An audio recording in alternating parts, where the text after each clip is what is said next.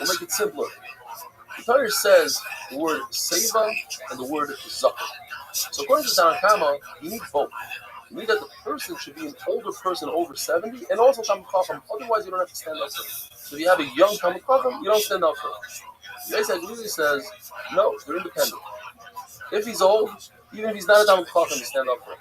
And if he's a Talmid Chacham, even if he's not old, you stand up for him. The Yisrael says a tremendous thing. If Zaken is a Russia, you stand up for him because he's a Zaken. If he's a Talmid Chacham and he's young, you also stand up for him. And guess what? The Gemara Paskins, like Isi ben Yehuda, you stand up for a Russia. The Gemara says it's a comparison between Hebrew and just like Hebrew doesn't have to start kids, you don't have to come out of pocket. So too, when it comes to Kima, in other words, you don't have to stop work when a Chacham walks by, but you learn from this. A person who's actually working doesn't stand up for Talmid Chacham, but he does stand up for those who are coming to Yerushalayim with their first fruits of Bikurim, and he asks them how they're doing, because Chaviva mitzvah b'shaita, when you do a mitzvah, you're more chashuv than Talmid Chacham. Another Tzaddik Gemara says, because we don't want to discourage those who are bringing the Bikurim to Yerushalayim. We want them to come next year and have a great feeling, so let them feel good. Rashi says this, and if we keep shocking with this, what if the person is very chashuv? He's going to come next year anyway. So you don't have to just say Shalom Aleichem to him and everything. But if the shot is the mitzvah is more chashuv, then you do it. In a Beis America, it's the bathroom or bathhouse, you don't stand up. But the outer rooms that people are clothed in, you do stand up for Talmid Chacham. Well, this is a whole story that Shimon was in the Beis America, and they didn't stand up for him. No raya says the Gemara exactly where he was standing. It's possible he was standing in the inside room, and his father said maybe they're thinking and learning. Rabbi, the Rabbi said maybe they're thinking and learning. Because what he meant is somebody is very involved in learning all day, even when he goes into Beis America, sometimes he can't control his mind and he's thinking and learning. Torah says, be a racer. You should have fear about this Baruch. Baruch knows what's going on in your mind. So don't play games. Don't close your eyes as the Talmid Chacham is coming into your heel, into the Dalet Amos, and as he comes to the Dalet Amos, oops, I don't see him. My eyes are closed. Hashem knows that you're playing games, and don't try to get it out of it. You stand up for your Rabbi Muva, your permanent Rebbe, when he's within Dalet Amos, and the Av Bezdin, as far as your eye can see. You sit down after Dalet Amos. When it comes to a Nasi, you have to wait until he sits down. It says, Bayu Ahayah. The Lord tells us you only stand up for your Rebbe twice, once in the morning, once in the evening, because even for HaKadosh Baruch Hu, you only say Shema twice. Nevertheless, the Talmid Chacham should be careful not to make people stand up for him. In fact, if the Talmid Chacham goes out of his way, make sure they don't stand up for him. Look at Arichas Yomim. But if you're a Talmid Chacham and you don't stand up for your Rebbe, you're considered a Russia, you don't have Arichas Yomim, and you forget the learning. Rabbi would be upset to curse those who were learning Torah and say, oh, I don't stand up for my Rebbe because I'm learning Torah. You get cursed for that. The people from Muslim Chasio, they were so used to coming to Chachamim that they didn't even put on a head covering when they walked in front of Chachamim. The Yochanan would give honor and stand up for a non-Jew because all elderly non-Jew went through a lot in his life and realized the nisim that his Baruch Hu did for him. Abai would give old man his hand, the Baruch Hu would send the shliach, or Nachman would send his officers. Nachman said, if not for my Torah, I'll be just another Nachman in the marketplace. Therefore, it doesn't befit someone that learns Torah to help the non-Jew. I'll let my officers help. And why has a suffix? If the son is the father's Rebbe, does the son stand up for the father? Does the father stand up for the son? Why is a suffix? In fact, Shmuel told his Talmud, Rabbi Yehuda, you should stand up for your father. But on the other side, his father's Rabbi Cheskel. He's the big Talmud, so maybe even Shmuel stood up for him. Maybe everybody should stand up for him. The Gemara says that a Chacham that's on an animal, there's two ways to look at it. You can say that Chacham is sitting. If you look at it as the animal standing, does he have a halacha somebody sitting? Yeah, halacha somebody walking, maybe you have to stand up. So the Gemara says that somebody that's on an animal is likely to stand. You see this halacha by Evan Amidaz, the Evan of the Mitzvah that has tzaras on it. It's Mekame B'Layla. If it's in a room or under a tree, everything under the tree becomes Pana. But that's only if the person holding the stone is sitting. Like a Mitzvah who's sitting. The Pasuk says you have to be in a sitting position.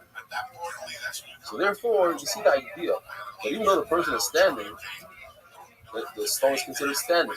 If the person is sitting, the stone is considered. So too, the person is on an animal, it goes by the animal. If the animal standing, the person is considered to stand. We all stand up for Sefer Torah. Why? Because we make a Kavachaymer, we come from the learns from the Sefer Torah, we stand up for him, we stand up for Sefer Torah. The boy side, have a wonderful day and an unbelievable year.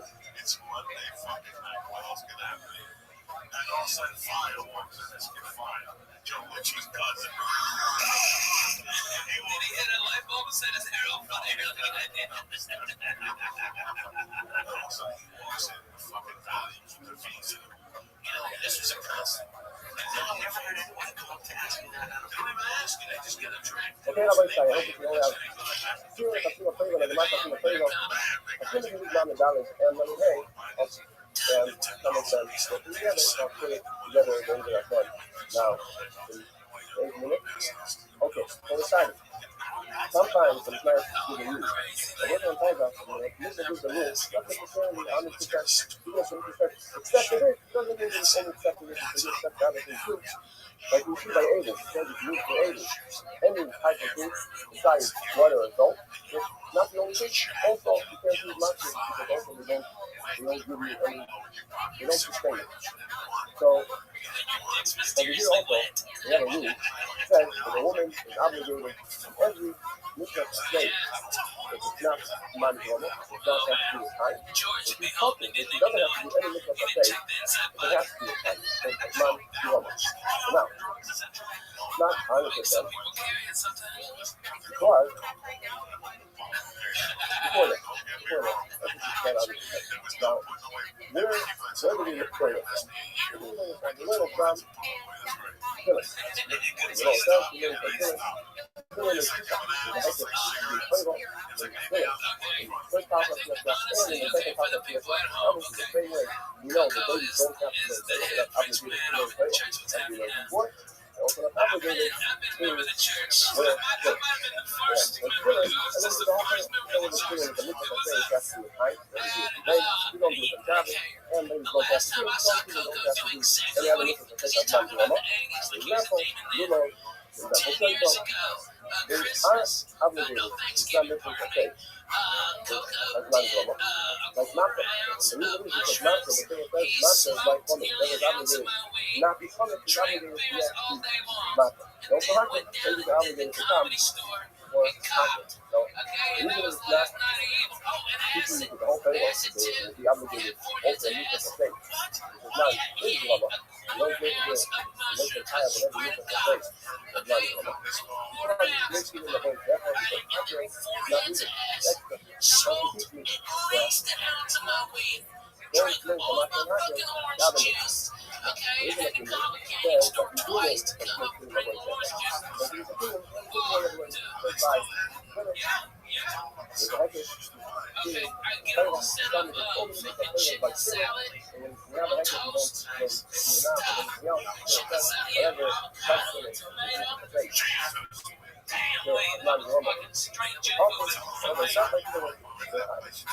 Point that I was made, they hold the ceiling all the time.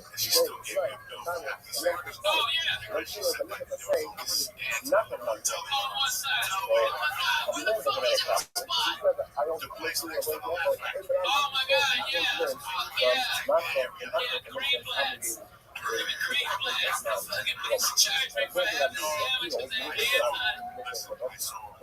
and obligated. Not to make together with that, they also have to look for people maybe the old obligated rich and open the face that's not normal. That's not like a buyer says the ladies are not obligated to look at people. The obligation of the husband to make happy, that's when we find the mitzvah by Almana, who is supporting in Almana, the obligation to also make sure he's happy. Now, the mitzvah of feeding, man don't do it, man woman. And the mitzvah of the Iyah, also man woman, both of them, ladies are focused in the female, don't want to be happy. Ladies are focused, why don't you say it's missing the whole thing?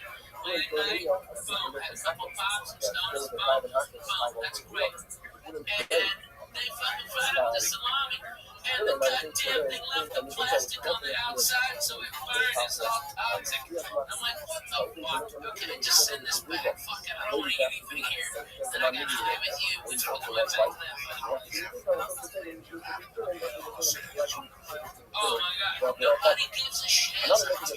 even if it's not one of the things like to talk to the people.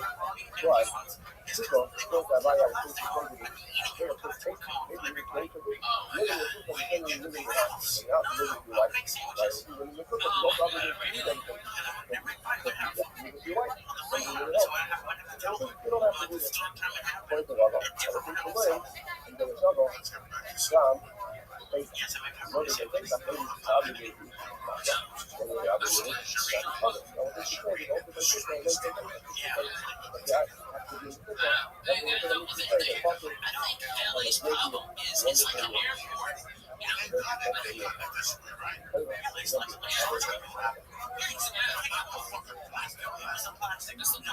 a difference between the wrap case and casing. I'm used to that.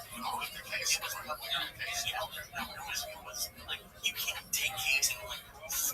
Like, I've had people trust me, I've had people there's no that. And I told them, when you tell them that, you can see a difference, but that's why I can't. Okay, ladies are talking. Some Muslims say, even though it's not a Ramadan, this is Torah, speaking of them, and three of the videos. So that's how we learn the Muslims and Muslims say that are not as Ramadan because only these and not the others. Or we learn it from feeling not in the Torah, because the Torah says it's only feeling the Muslims. Yeah. Or we learn it from feeling. That feeling, our Muslims say as man Rama, and the Torah says they're called. Meaning, every Muslim say which are not as man Rama, so are not all the time, they are obligated to do. Now, first of all, let them work with the interesting thing. He holds the of the video ladies are obligated. You know? Okay, so now you have one mitzvah, which is not as man Rama, which is higher. Now he has another mitzvah that everyone agrees to, is Moiva Ava, Kudava A, which is saying that not as man Rama. And ladies are also obligated in that mitzvah. So now, if you're not married, now they have two mitzvahs, I say, which are not as man Rama, but they're obligated, so why isn't that to make sure about that and don't teach this anywhere else? That's what the Gemara is telling you, that they're both needed. You can't one from the other, you need both, so it's not considered to make sure you're avoiding that one. Okay. Now we're moving to mitzvahs no tasa. And that's the mitzvah says that they're obligated with every single mitzvah no tasa besides you. So what's the reason they're tied no tasa? Well, there's a rule in the Prophet. The Prophet teaches that there's equals the men don't love no tasa. Mountain fell out. Also for meaning for any dealing which has to do with business, monetary issues, things like that. And also if anyone kills a woman or not kills a woman, and as you say, no love is killing many other people. There's no sense to kill the right all three. They look at right only because they're obligated in untruth. Criminal people to follow the right meaning because that's the only way they can live. And if it's right, like Musa, I would think that the thing like Hassan has brought right. That's why. Because it's there, and that's like the man, that's why I mean. The lady is also talking to the girl. Talking from the issue of too much money, now too much information, and she's allowed to be doing it because the focus the may have it, not the later have it. That's what is going to be done. Now, she's also focused on Hashtag changing the players or Hashtag is nice if you want to do it. And the reason is because you know you can pay out the way to the Hashtag because small doesn't have a deal, or if it's very trouble, you have the word chaos, you know you get a trouble. Now, you wouldn't have the word chaos, you still have a good thing. Then you would use it to the trouble for a different halacha, teach you only the way of teach you of shaving the beard. You're not allowed to shave the beard only with a knife, and not with something that's pulled it out or scissors. You're allowed to shave the beard with scissors, or something that pulls out the hair. So that's why the Torah wrote the word chaos extra to teach you that it's a full Zereshava, and don't think that the Bnei Aharon, which says by Tumah, which only on the Tumah, it also goes on shaving, which is in the same process. The Gemara says that we find a place, a brayso that says that if a lady or a savage have a beard, it's considered a beard. So what is it talking about? It's obviously not talking about the issue of shaving because she's allowed to shave it in whatever way she wants. The Gemara answers it's talking about tumas negoim. There's a difference in halacha between tuma of a nega, which is any other place in the body, and on the head where there's hair. So if she has a beard, it's considered like she has a beard. It's too much going that has this unique halacha for a place with hair. Have a good night, deal. Dude, I just hung out with Doug. He came and stayed with me. And Andy Andrus and fucking Junior Stopka. Alright, they all came and hung out at my house. It was fucking hilarious. Those motherfuckers. Oh my god. Okay, if anybody out there has any entertainment, put a camera on those motherfuckers. They're all degenerates. Kiddushin Daf Lamed Vav. How's everybody doing? Welcome to the 8-minute Daf. At the Markasim Kleva, Guti Ben Shior, sitting here on Tzim Gedalia. Hope it's a means fast for everybody. Is the Isser Deraisa of Karfa, which is if a person out of pain, losing a close relative or somebody that you know, rips out your hair from their head, you're over on the Isser Karfa. This he comes up with a big picture and says this Isser doesn't apply to women. Why does he say that? So they have a three-way machlokes. They also say because it says in the pasuk the word banim, and banim refers to sons and not daughters. The fact that the Torah says Am Kadosh, the entire nation, holy nation, is referring to another Isser called Gedida. Gedida and Srita are very similar. Referring to Isser, they're the same. Gedida is where a person takes a tool and rips his skin out of pain for the mace, and Srita is with his hand. Now, he holds that Gedida is in the entire body. Everybody holds it. It's on the entire body, all skin, whereas Karfa is only in the head. So therefore, he removes that Isser. Says that doesn't apply to women. Rabbi and Rabbi have this different reason. Rabbi and Rabbi both say that the word banim doesn't refer to sons, rather refers to children.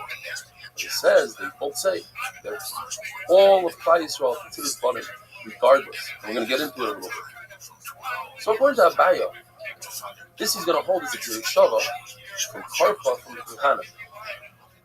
Now without the Jerishava, we would think that, as you see in the parasha, it says, in the beginning it talks about the sons of Aaron.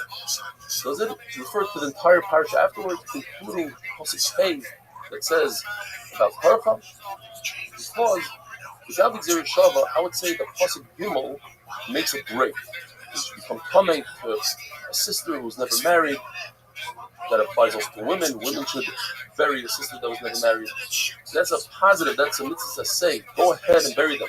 So perhaps it's a hefsek for all the lois essays that come after that.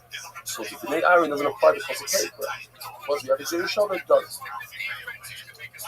According to Rabbi, this Gzir Shava only comes to teach us that Karcha is not just being innate like the Pasuk says. It's referring to the entire head, all hair, in the back, in the front, and the sides. And if a person rips out 5 different places of his head simultaneously, he's chayav 5 times. And it only applies if you rip out your hair for a mace. Rabbi doesn't hold like a bag. You can learn a second Gzir Shava from the extra pay of Karcha. So Rabbi learned the Gzir Shava being innate from Tefillah. Just like tefillin, women are taught from wearing tefillin, so too they're taught from the Isser of Karfa. When Rabbi uses the Shabbat being innate and teach us that tefillin must be put on the head where there's hair. And in fact, we brought in the shir that if you put your tefillin shorosh slightly below the roots of your hair, in other words, if somebody has long hair coming down, that's not the muffin. The muffin is where the roots are. If it's slightly past that, the Shur says it's not Yaitza, and it's a bracha of Akala. It's possible a person wears tefillin his entire life, he's never Yaitza, according to Yehuda, Klal Yisrael are considered banim children only when they act like children. Do the proper thing. According to the mayor, even when they act the shtus, or they're not loyal, like Amon, or mashkisim, even if they do have a desire, they're considered banim. A person does tshuva after he does have a desire, not only is considered a ben, but he's considered a ma'aliyah, a great son. The Mishnah tells us, brand new Mishnah, there's a chassid that the following things don't apply to women at all. These are avodas in the Beis Hamikdash. First one is smicha, where when you bring the carbon, you lean your entire body weight on the carbon. You see psukim that doesn't apply to women. Tnufa, take a mincha, and you shake it like a lulav. Go forwards, backwards, up, down. Besides, a mincha soita and a nezira, which do apply to women.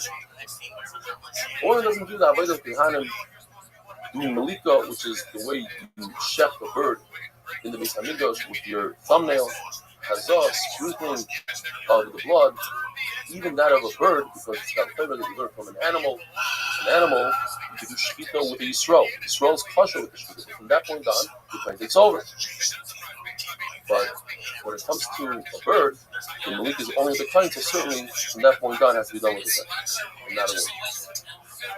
The hazah of the paraduma is sprinkled towards the Samina by paraduma, and the parapini and the kippy being that's kosher, that's something that's only the kind.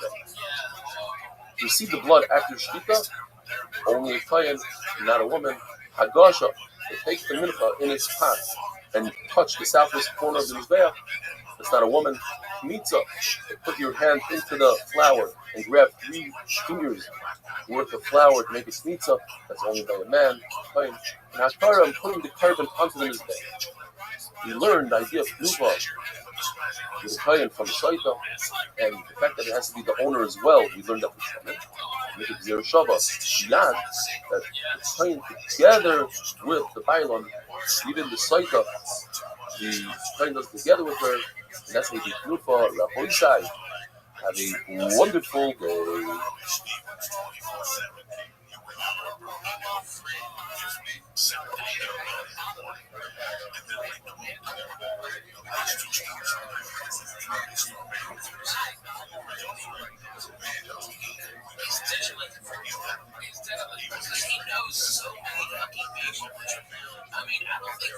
Kedushin Daf Lamed Zayin. How's everybody doing? And welcome to the 8-minute Daf.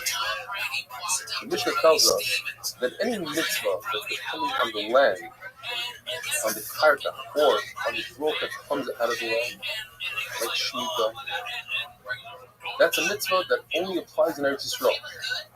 Besides 2 mitzvahs, Arla and Isser, to have any benefit, any hana from fruits that are less than 3 years old, and Klayim, that's putting together 2 species of plants. And that's how Allah Mishmesina that those 2 things also apply in Chutzlah. According to Lezer, the word Moishad means every single place. Therefore, the Isser of Kadosh, and that is that all grain that took the root before the second day of Pesach is Asur until you bring the carbon oimer. And that Isser applies every single place, even a Chutzlar is according to the Lezer. And that's how most Rishonim are passing today. The Isser Kadosh applies in Chutzlar as well. Rabbi Shmuel says that the word Moishad means after you inherit Eretz Yisrael and you settle in it, Yerusha and Yeshiva. Therefore, the Isser of Kadosh only applies in Eretz Yisrael and not in Chutzlar. In other words, according to Lezer, when it says the word Biyah and Moshe, V'yacha, and some say that it applies also when the word Biyah is by itself. Why? Because we learned from Bikurim and to make yourself a king. And it's not considered Shnei Ksuvim Abayim Kachad. Typically speaking, when you have one halacha in the Torah, you take that one halacha, and you learn the entire Torah from that one halacha. When you have 2 psukim saying the same exact thing, Shnei Ksuvim Abayim Kachad ain't melamdim. Because both are saying it's only these 2 places. However, if each one of those places has a chief result, there's a reason why the Torah said this and this. So now you can learn from them. So what's the chief result? By the Purim, the person has hana, immediate satisfaction when he has fruit. So you think, why wait for 14 years until you inherit Eretz Yisrael and divide up Eretz Yisrael? Bring the Purim right now. Does the pasuk know? You wait for 14 years. I would think that Purim is like Chala. Chala, the Torah says B'vayach, and immediately when you come to Eretz Yisrael, you're chayiv and Chala. The Purim is also something you give to the Torah. On the flip side, king, I would also think that it's something that you should do immediately when you go to Eretz Yisrael. The king leads the war. I need a leader. I need a general for the war. Marshal, no. You wait 14 years. That's why you learn that an individual who brings Nesachim, when you bring the carbon, any carbon is required, you bring oil, you bring wine, Nesachim, you bring wine. That only applies once you have Yerusha Yeshiva, 14 years in Eretz Yisrael. But according to Rabbi Kiva, that an individual was already bringing Nesachim in the Midbar. So when the Torah says that when you come into Eretz Yisrael, what's going on when I come to Eretz Yisrael? What changed? I already brought this up. And the kiva means that when you have a bamas yachid, you have your own private mizbeach in your backyard. When you come into Eretz Yisrael, what changed is that now you start bringing the sakim on that private bama, whereas in the midbar you did it. Any mitzvah that's dependent on the person, not on the ground, like Shabbos, Mila, etc., that you have to do all over the world. Zara, the Torah says it straight out, all over the world. Now it says Moshe Sefer, Moshe Shabbos, to teach us that this applies everywhere around the world, but that you don't need to do Kiddush, you don't have to do Kaddish. All other Yom Tovim, Rosh Hashanah, Yom Kippur, Sukkot, it's dependent on Bezdin being Kaddish the month in Yehuda. Once you know when there's Kiddush HaKodesh, you know when Yom Tov. So I would think that maybe every Shabbos is dependent on Bezdin saying, oh, the days of Kiddush? No. That Kosh Baruch was Mekadosh Yisrael and Shabbos. The issue that we have to eat Taylor, fat, blood, today, not only in the time when it's Kurbanis, even though it says the halacha by Kurbanis, because we have this idea of Moshe everywhere. Matzah Mara, even though there's no Karban Pesach, same reason. Now it says the word Bia like tefillin and Kedach Hamar to teach us that you're supposed the mitzvah, you're supposed these two mitzvahs of Kedach Hamar, which is to redeem the firstborn donkey. You give a sheep instead of the donkey, if not, you have to cut its head off. Tell us that these two mitzvahs is why we were Zoicha to go into Yisrael, the Hoysai, having a wonderful day.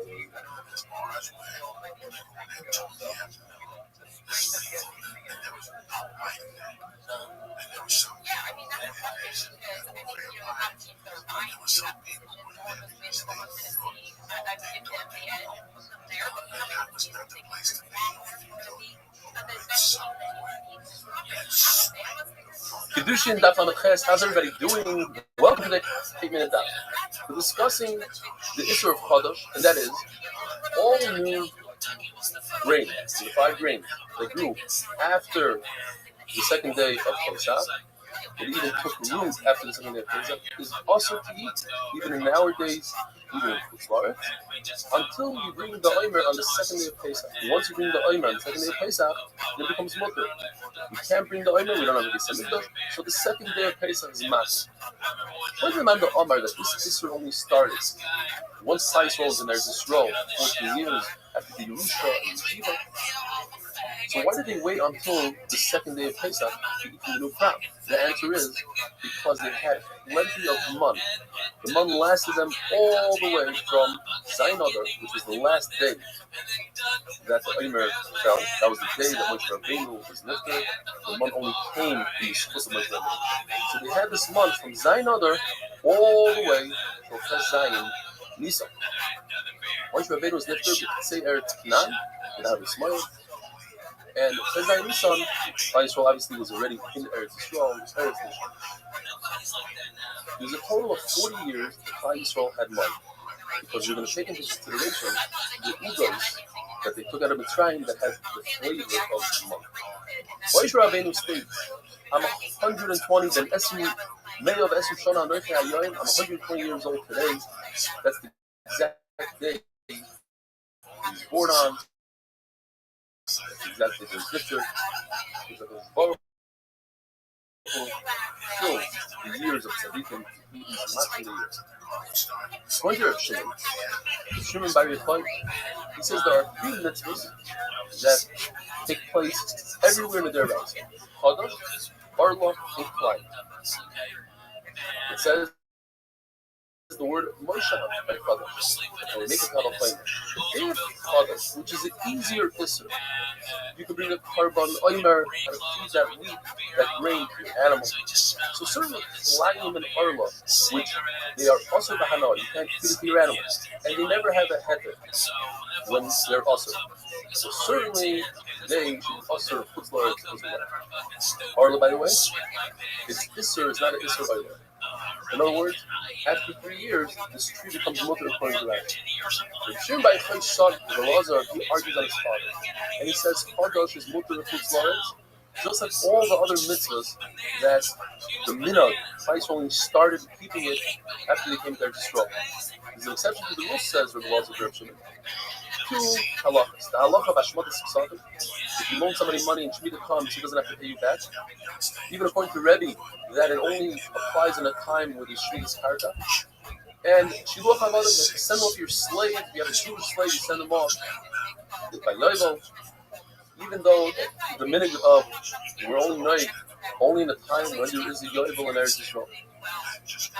There's a Mishnah that says, anonymously, that Chodesh is Asur Mid'Oraisa, and we learn that Arla is a halacha l'Moshe Sinai, although there are those who argue and say that Arla is not halacha l'Moshe Sinai, rather it's something that finds full accepted. Lion is the Rabbanim, according to the Mandamar of Doubt. Arla will hold both Chaim and Arla are the Rabbanim. Therefore, when you have a suffix, is this Arla? Is this flying to Syria, it's Muslim. Gets even better. When it comes to Arla, as long as nobody sees him going, picking it. And flying, you're not allowed to pick it yourself. The voice side, have a wonderful day. See Chicago get him like that. Sam Kinison get him like that. But fucking, I'm telling you, man, the kid's dead. Yeah, Dougie's still beating. Yeah, and again, you still and it was murder. It was something that way. It was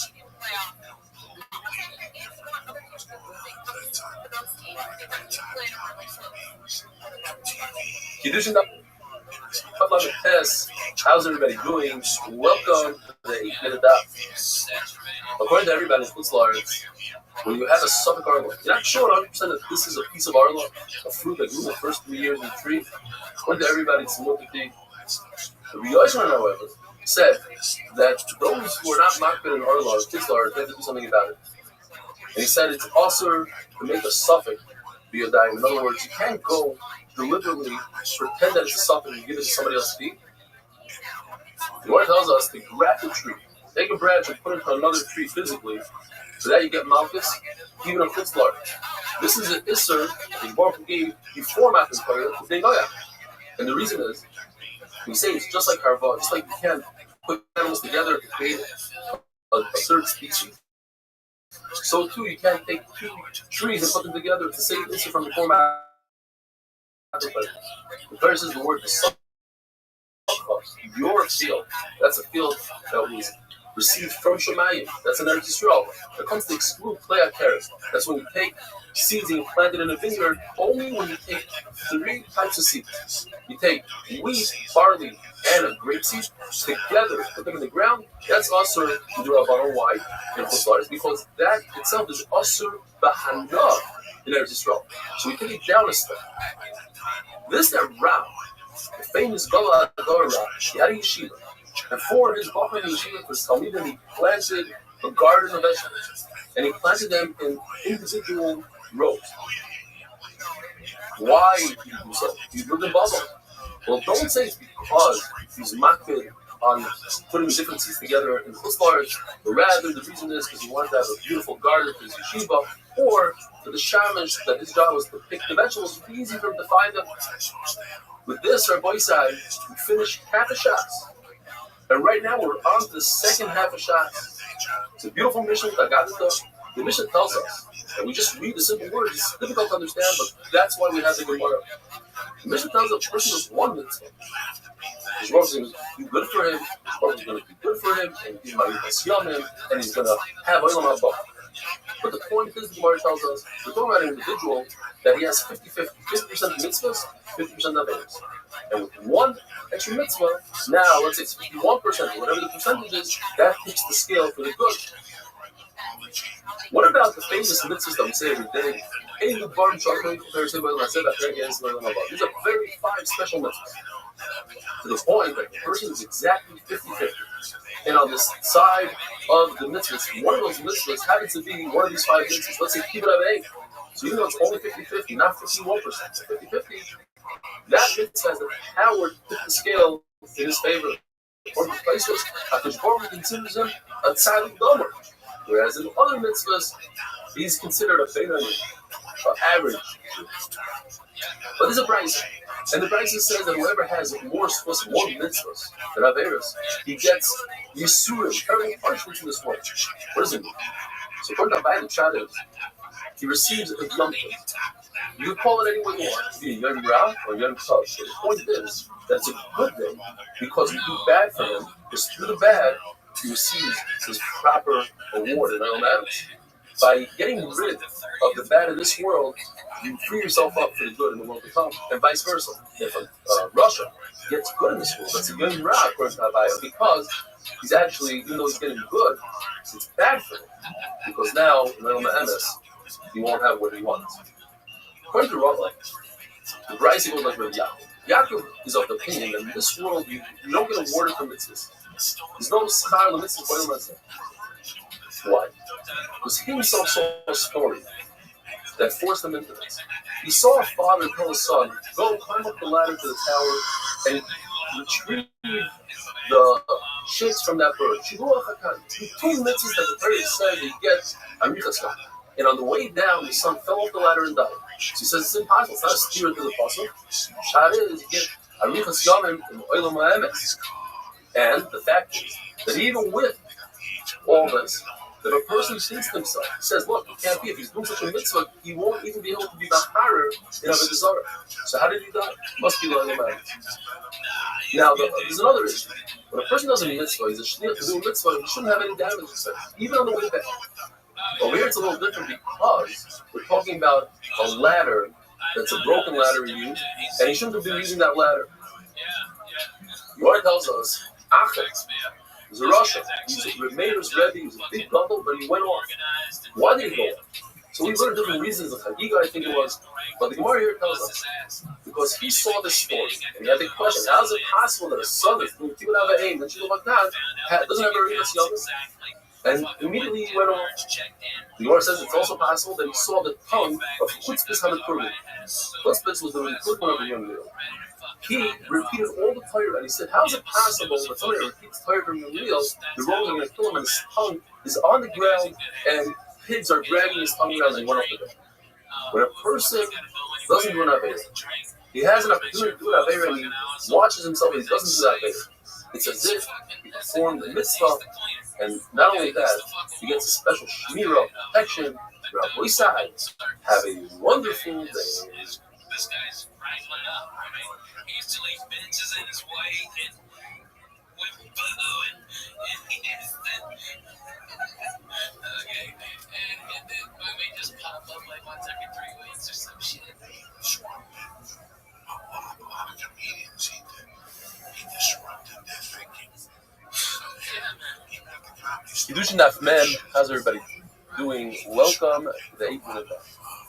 Gemara tells us that if a person is faced with an Aveira, and he controls himself and doesn't do the Aveira, it is the greatest mitzvah a person can do to his the greatest mitzvah. In fact, Gemara brings 3 stories, one with Rabbi Chanina, the other with Rabbi Tzadok, the rest of all 3 of them faced a situation where a woman invited them to do an Aveira. Rabbi Chanina jumped into a bathhouse, even though he was Mazikim, and he was saved.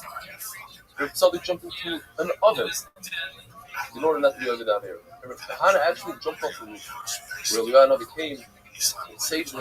And because of Eliyahu Navi, the reason why I got into this to begin with is because I was selling baskets to women, and she called them poor. So Eliyahu Navi gave him money. The point is that when a person saves himself from doing an Aveira, it's a tremendous thing that both later on does needs of such a person. The famous Mishnah, even Dvar Shalom Mechaper, same by Mazed, I can't get in my book. Gemara wonders why isn't Shidduch HaKen one of the mitzvahs in the Mishnah? Shidduch HaKen, as the Torah says, you get a Arichas Yamim, you get a Mazed, you get a Mabak. And the answer is because the Mishnah is only bringing things that you're good with your Rebbeinu Shalom and with your fellow Jews. You do Kibbutz Avayim, you do Gmilos Chesed, etc. With Shidduch HaKen is between you and your Rebbeinu Shalom. Gemara tells us that a mitzvah has dividends. Hashem pays it more than the actual value of the mitzvah. Whereas in Aveira, Hashem pays exactly as the Aveira is. There's one exception. If a person does an Aveira where other people learn from him, he's an important person, for instance, and other people do that Aveira because he did it, so now that Aveira that he did has dividends. Other people are mimicking him, and therefore he'll receive a punishment for the dividends that he has. It says in the pasuk of Cheshbei Shemai that a mitzvah Baruch Hu's mitzarev machshava l'maisa. A person thinks about doing a mitzvah and then he has some sort of illness and he can't do it. Hashem will give him the safar. In Aveira, typically speaking, if a person thinks about doing an Aveira and he doesn't do the Aveira, he doesn't get an oynish unless it's one of the following exceptions. If he follows through his machshava, he had a machshava, then he did an Aveira, he gets punished for the machshava. Or if he had a machshava of Avodah Zarah, even though he didn't do the Avodah Zarah, as we had yesterday, he gets an oynish. And also, if a person does the same Aveira over and over, to the point where he becomes so used to it, he thinks that it's mutter. It's as if it's mutter. So just thinking about that Aveira, even though he didn't follow through, he receives God. The Gemara tells us it's better for a person to do an Aveira in hiding, where there's no chil Hashem, rather than do it in public. A person who controls the Yitzhak, does the Aveira, and he's hiding, then that's a big slap in the face of Yahweh Rebbeinu Shalom. Because now he doesn't care about Rebbeinu Shalom. According to Rabbi, it's referring to the issur of looking at a rainbow. When it comes to Chil Hashem, the Baruch Hu doesn't wait and doesn't let the person build up credit, so to speak. The Baruch Hu takes care of the Aveira very quickly and swiftly. And not only that, if the person has 50% Aveiras, 50% mitzvahs, then the Baruch Hu will use that Aveira of Chil Hashem and tip the scale in the wrong direction. The Lord gives us eight such. The person should view himself or the world as if he's 50-50. So anytime he does a mitzvah, he's tipping the scale in his favor, in the world's favor. And if Chas v'Shalom is an Aveira, he's tipping the scale in the wrong direction. A person who feels bad for the mitzvahs that he's done in the past or the Aveiras that he's done, he erases those mitzvahs and erases those Aveiras. It's a tremendous yisod. A person goes his entire life doing mitzvahs, and the last minute he feels bad for everything that he did. Gets erased. Brand new Mishnah. The Mishnah tells us that a person who has these three things, he learns Chumash, he learns Mishnah, and he has their Eretz, he won't be fight the Sultan, he won't sin that way. When a tzaddik has surim, it's as if he's a tree that's in a makom tahara where its branches go to a makom tuma. And when you take off the branches from the makom tuma, then everything, the entire tree remains in a makom tahara. So too the tree. A tzaddik is complete tahara, but he has a little bit of a problem, a little bit of tuma. Hashem chops off that place so that he completely is tahara. When it comes to Rishon, it's the opposite. They're completely tuma. You have a little bit of tahara, so Hashem gets rid of their tahara in this world to give them it's safar, so that when they come to Olam Emes, they don't have. The Tarfin held that doing a mitzvah is greater than learning Torah. Mimni v'gamru. The Rabbanim came together, Hanan came together, and they said that Torah is greater because Torah brings a person to do mitzvahs, and therefore you have both. You have Talmud Torah and the mitzvahs. Even that Torah came 40 years before Kala, 54 years before Tunis and Meisers, 61 years Shemitah, and 103 years for Yovel. That's Mishkan in the beginning. And when a person goes up to Shemayim, the first thing they take care of, the first business they take care of, is have you learned Torah? How much Torah? Why did you learn Torah? And the first safar they give him is for Torah. Why? Because Torah comes before myself. A person who doesn't have these three things, Mikra, Mishnah, their Eretz, then he's not Bnei Yishuv. He doesn't belong in this world. He's Pasalaidus, just like a person who eats in the marketplace, in public, is similar to a dog, a boyside. Have a wonderful day.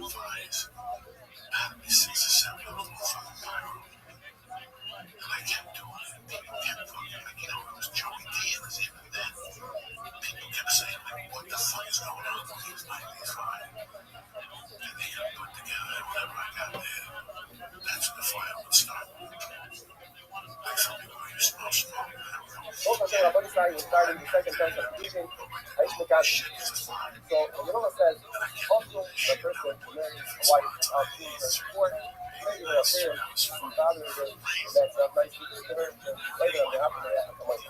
Therefore, you can go, it's not supposed to come to see after which is important. A woman doesn't have this problem. If you're not worried when something in appearance that will bother her, like, later happy, whatever appearance you have for her, she's kind of married in the family.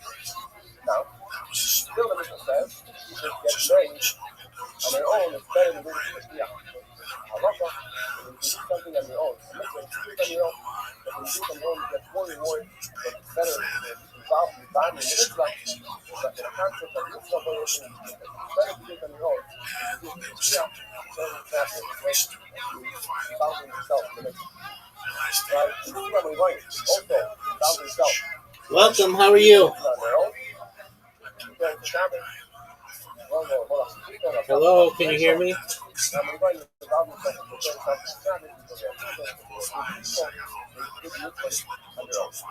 thing in the Mishnah, the father can introduce his daughter to the donor with his and uses the daughter being an idol.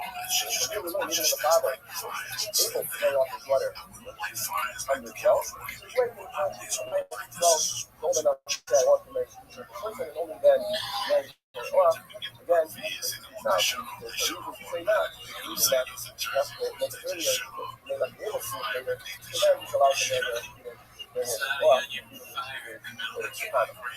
Now we're going to the next topic of coming to Rabbi, which is how do we know this? It says by this word, the word Sholah, is the Shishon. So he says the Sholah from the word. That means that man can get this again from the extra A, the Shishon. You know, the woman can go Shia, but from the back, the Torah says the word the Shishon twice. You know, the Shia, you make the Shia for the full of the Shia. That's how we know in Hebrew. How do we know the Hebrew? It's not happening. We offer the right stuff, whatever. When you can see the Shia, then the other way around, so the Shia is to make the Shia, and make the Shia.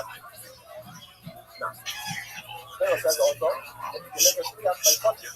Like the woman, you can make a Shia, but you know, when this almost learns it from, is now, learns it from. It says like over based off the Shofar to also is called Aladas to the right? So one person checks the other to see if you can make a Shia.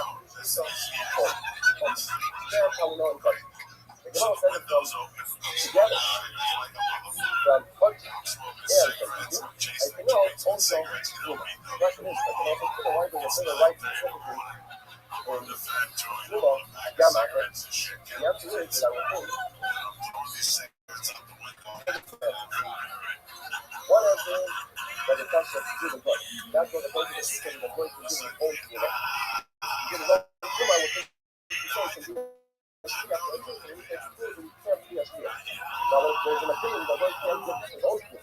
Therefore, he can take him. So, if you look at say a public Yuma, the Yamaka, like if you say, you can't have a Yuma. Why? Because public is Akim. The word Akim comes to sleep, that you have to see yourself. Either Yuma, not your worker, not your partner, not the purpose of your family, not the whatever the reason that you're supposed to do, that's the Gemara. But to get Yuma, everything goes that you see enough to look at doesn't have to make it. Now, what is also you can do, yeah, that's what the Gemara is specifically that you should make a Shia by Yuma also. Now, when a person is a Shia by Yuma, what does he do? If he knows what that person is going to use is, what person who appointed them to a Shia, but that Yuma usually is. If he doesn't know what he did, he thinks anything he did 2%, one other thing. And if he gave one of the 40 or one of the 50 try, that the person would want to give, the halacha is that it's also okay, but because that's what I thought, don't worry about it. Okay, one fourth thing about the different and very different things. So, Tshuva is realizing that the Lord is not against us.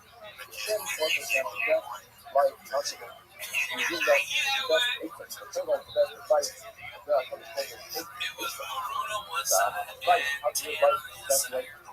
And you realize the greatest thing that you're coming down, saying Hashem, here, and then you say, when it's a mistake, the very mistake, when this is you, there's a mistake. I realize now that you want the best for me. You want me to succeed in life. You want me to have a good, happy life. I want to come back to you. You want me to have a good life on my butt. You want to make it good for me. I want to come back and regret some of the bad things I did against your will. And I want to, from now on, do only what you want me to do. So it's just that, oh, I need to work. That's why I know you do it. And after you have to believe that the person doesn't believe in the call of the people, doesn't get it.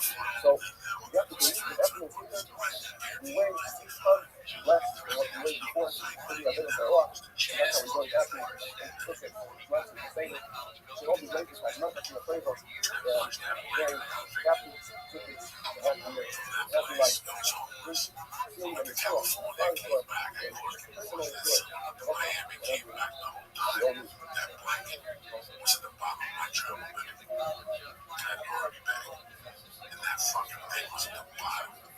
Some places I went, they had a blanket. Yeah, man, they always got blanket. I had that fucking blanket. I had that blanket when I was living in the fucking rocket ship. I would take it back to the Kedushit in Daf Mem Beis. How's everybody doing? Welcome to the 8-minute Daf. It's Erev Yom Kippur right now, just a few hours before Yom Kippur. I want to wish everybody a year of health, of nachas, harnasa, and all the best things, a year full of Torah. We're in the middle of a sugya of shlichus. Shliach shalom kamoisa. A person sends an agent, the halakha is it's as if he himself did that action. According to Rabbi that learns from the pasuk in Korban Pesach, the Shachatu, that the pasuk is coming to say not the idea of shliach, but rather that all of Klal Yisrael could be yotzei from one single animal, even though it's impossible to give each person a kazayis. So how do you know the idea of shlichus when it comes to korbanos? That he's not a shutuf with the other korbanos. We learned it from V'yikulahem. It says it twice by Korban Pesach the idea of shlichus, and we know throughout Shas. They made an ilazeh, they Indian after. I can't use this pasuk here because I already have another pasuk. Let me use it for something else, for other korbanos. The fact that the Torah says ish lifi achloi, he learns ish means an adult. That if an adult finds an object in the street, he could have in mind, let me be zoich on this object for my friend Shimon somewhere else. But a cousin cannot do so because it says ish, an adult. Pasuk says the nasi echad nimata, that from each shevet they appointed a nasi, a prince, take care of the Yerusha, the Chalukas Haaretz. And the Gemara learns from here that Bezdin can appoint an apotropos to the Yisayim. So let's say there's 3 brothers who lost their father, Rahman al-Islam. Then Bezdin appoints an apotropos for each one of the 3 boys. Divide up the inheritance, the Yerusha. Even though they intend for the good of that child that they're representing, nevertheless it's possible that it won't turn out so good. According to Shmuel, if they made a mistake in the side, in other words, one of the boys, let's say, inherited from his mother previously a field. Now, the apotropos gave him from the father's field, he gave him a different count. Now, even though it's the exact same value as his brother's field, it's not good because he wanted the 2 fields to be close to each other. So it's a mistake in ruchos inside. That's something that you can go back and annul. According to your Nachman, you can never know anything, even ruchos. Why? Because of the idea in pain like Bezdin Yachid. What power are you giving Bezdin? Bezdin has to have power that whatever they do, regardless if it's a mistake or not, it's a good division. Yet, if they made a mistake in value, they gave another person. So let's say the case was, you have somebody that borrowed money, and Bezdin said he has to pay back, and he runs away. Bezdin would take the loiver's property, sell it off, and pay the lender. If they made a mistake in a shtus, which is a 6th, but Nachman himself says that sale is off. But you just said that Bezdin has power. Well, that's because they made a mistake. By Yisayim, they didn't make a mistake. It was a perfect division. Just one of the Yisayim didn't like it. So that stays. Rabbi says that when Bezdin make a mistake, the sale or the division is good. It's a good division. It's kind of. even if they made a mistake in more than a shtos, where typically the purchaser he would annul the sale. The Rabbi says that brothers who divide up property, they have a halacha like a purchaser. The halacha is that if somebody purchases an object for more than a sixth of the market value, the halacha is it's a good purchase, but the seller has to give back that sixth. And if it's less than a sixth, it's a good purchase. So when it comes to brothers, that's exactly what the halacha is. Besides, if one of the brothers sent an agent, then he could say, no, even if it's less than a shtos, I don't want this. Because I sent the agent to I sent you to do good for me and not to harm me.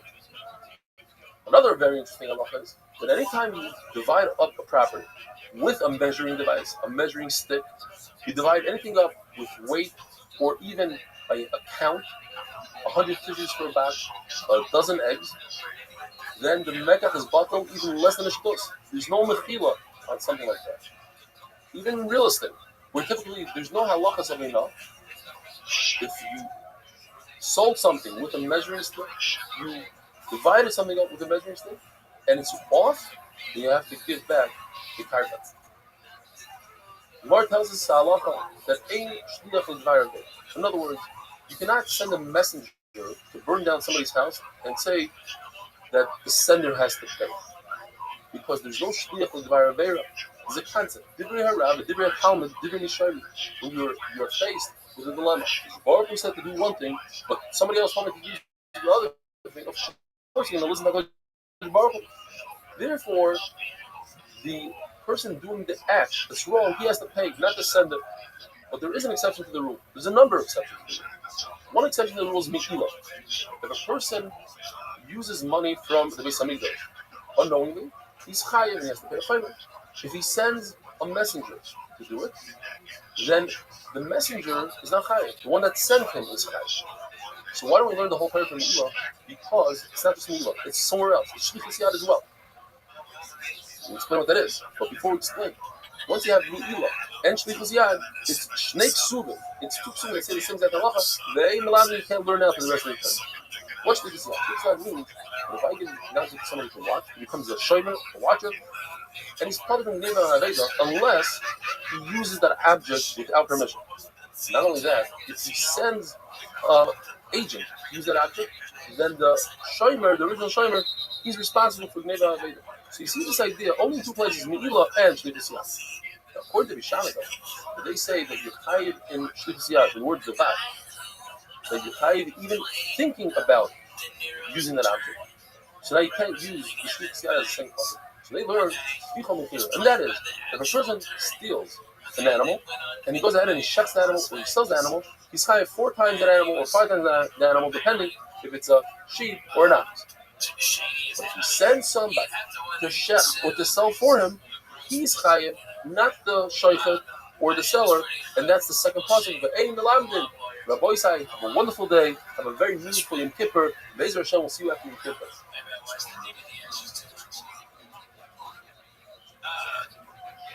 Well, I'm in town doing a benefit tomorrow. Actually, one that Wounded Warriors won at the Comedy Store early, and then my show at 10 o'clock. Kiddush Daf Gimel, how's everybody doing? Welcome to the Daf. Today we have Yom Kippur. Have a good Bible year. Rabbi say, we're in the middle of the sugya of Shluch Shalom to Rabbi. I appoint a shliach, an agent. He just fits right in as if I did it. The Gemara says, typically speaking, I cannot send somebody to do an affair for me, but there are exceptions to the rule. And one of them is mi'ila that we said yesterday. So today we're talking about tifa u'mutzir. And that is, if a person steals a sheep or an ox, and then he goes ahead after he steals it and he sells it, or he shucks it, he's chayiv 4 or 5, depending if it's an ox, if it's 5, if it's a sheep, he has to pay 4. The halacha is that a person who sends a shliach, you shech this ox for me, the shaycha doesn't have to pay, the ganav has to pay. Why? Because it's just like material. When you sell something, you need two parties. You need a purchaser, you need a seller, so too by tvicha. But here's the concept of gay shliach. Here is a case where I send a messenger, and the sender has to pay. Shammai holds, and you say a lashon, and we have to explain it. If a person sends somebody, he hires a hitman to kill somebody. The one that hires is chayiv. What does it mean chayiv? So one shot is Shammai will hold that shnei ksubim abam ke'echad u'melamdim. Typically speaking, when we have two psukim that say the same halacha, in melamdim. But in this case, Shammai will hold it Yehuda and melamdim. Like Meila and Yicha, two psukim say the same halacha that yesh shliach v'vayreya, and we learn from the rest of the Torah yesh shliach v'vayreya. The problem is, there's another pasuk that Shliach puts, and if you take a carbon, like the oil of chatas, instead of shechting in the Beis Hamikdash, shechting outside of the Beis Hamikdash, you are the sender. The sender is not chayav. The guy that does it is chayav. Why? Ain shliach v'vayreya. We have two psukim on this side, on the right side. We have one pasuk on the left side. Which one do we learn from? Well, Shammai won't learn from Shliach because they don't directly work with Ahud. What does it do with Ahud? He's saying that when two people shut the same animal, they hold on to the same knife, they shut the animal outside of the Beis Hamikdash, they're potter. Also, they say that for shogeg oinus or a mistake, potter. You can also explain what Shammai meant to say, is that, yes, when it comes to murder, the sender is higher. It's a special halacha by murder. It says by David HaMelech, he sent Uriah to the front line, and Nassan HaNavi accused him of murder, even though he didn't murder, David HaMelech didn't murder, the Philistine murdered him. Do the murder. According to Chachamim, David is not chayav at all, because Uriah was a murdered the Malchus. He used the lashon of Adoni, not to the king. In front of the king, he said Adoni, my master, somebody else. So the guy alone is chayav. Misa, so David HaMelech is potter for killing Uriah. Another shot is that Shammai meant that if you hire somebody to kill somebody else, you're chayav. What does it mean chayav? They show nice. So what does Hill say? Potter, obviously not.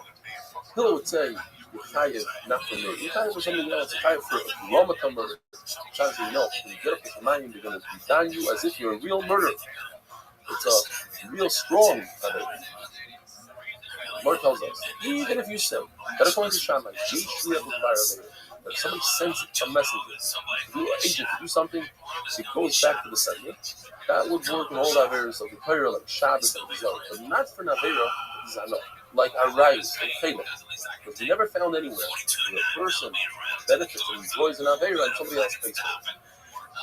So there's a sheet in the Gemara that according to Beisila, if somebody sends 3 people to be Mekadosh a woman, they cannot be able. So this is a sugya of Shliach Nase Egin.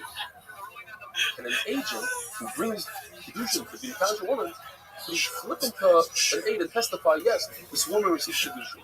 Yes, this malva was paid back by who? By myself. Could a Shliach become an aid? There's another Shita in Beisil that says no, that a Shliach could become an aid. Bottom line is, we pass him Shliach Nase.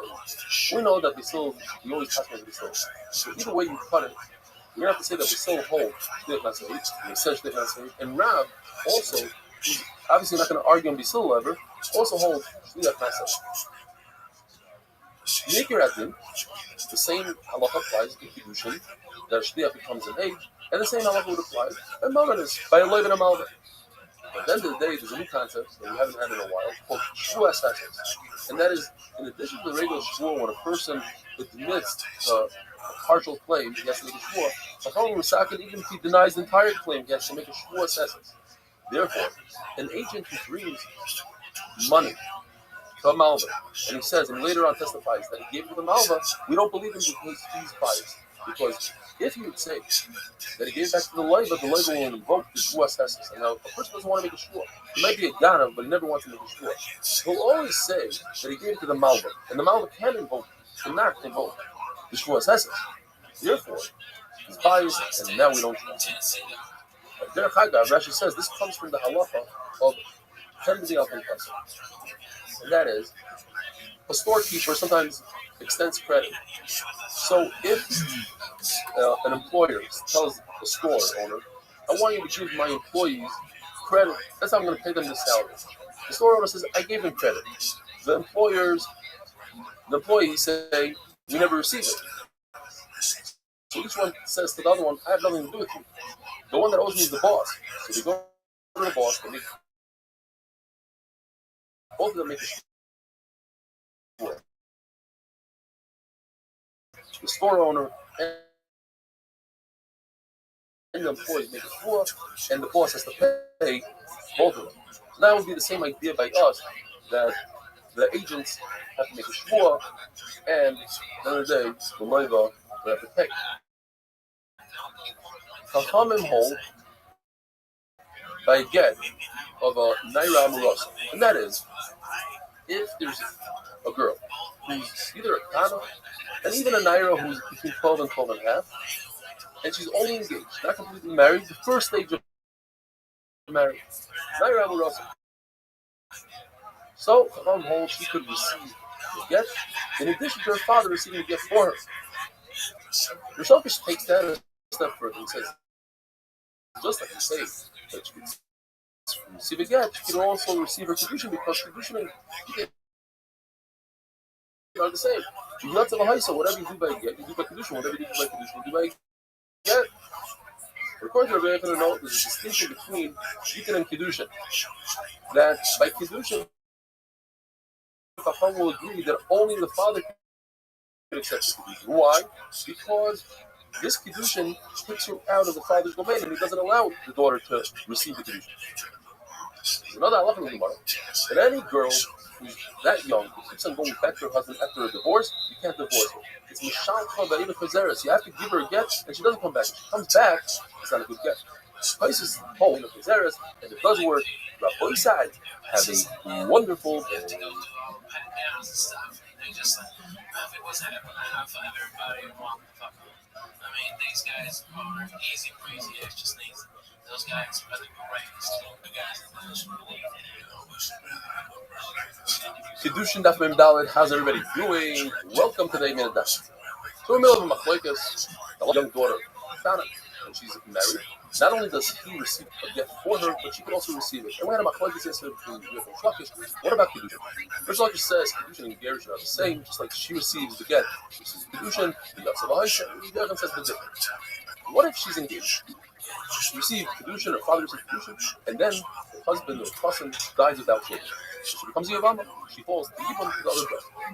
Goes one of the brothers and wants to give her a ring that's called minor, because it only is effective with the Rabbanon by Yavama.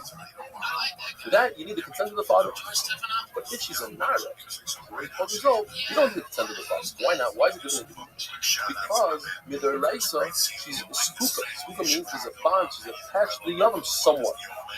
The Yavam is only finishing it off with this ring. So for that, you don't need the consent of the father. Even Rabbi Yehuda holds by a get. He argues on Chacham what he said before. He argues on Chacham that the girl cannot receive a get. Over here, he'll admit that the girl could receive a minor because she's already speaking.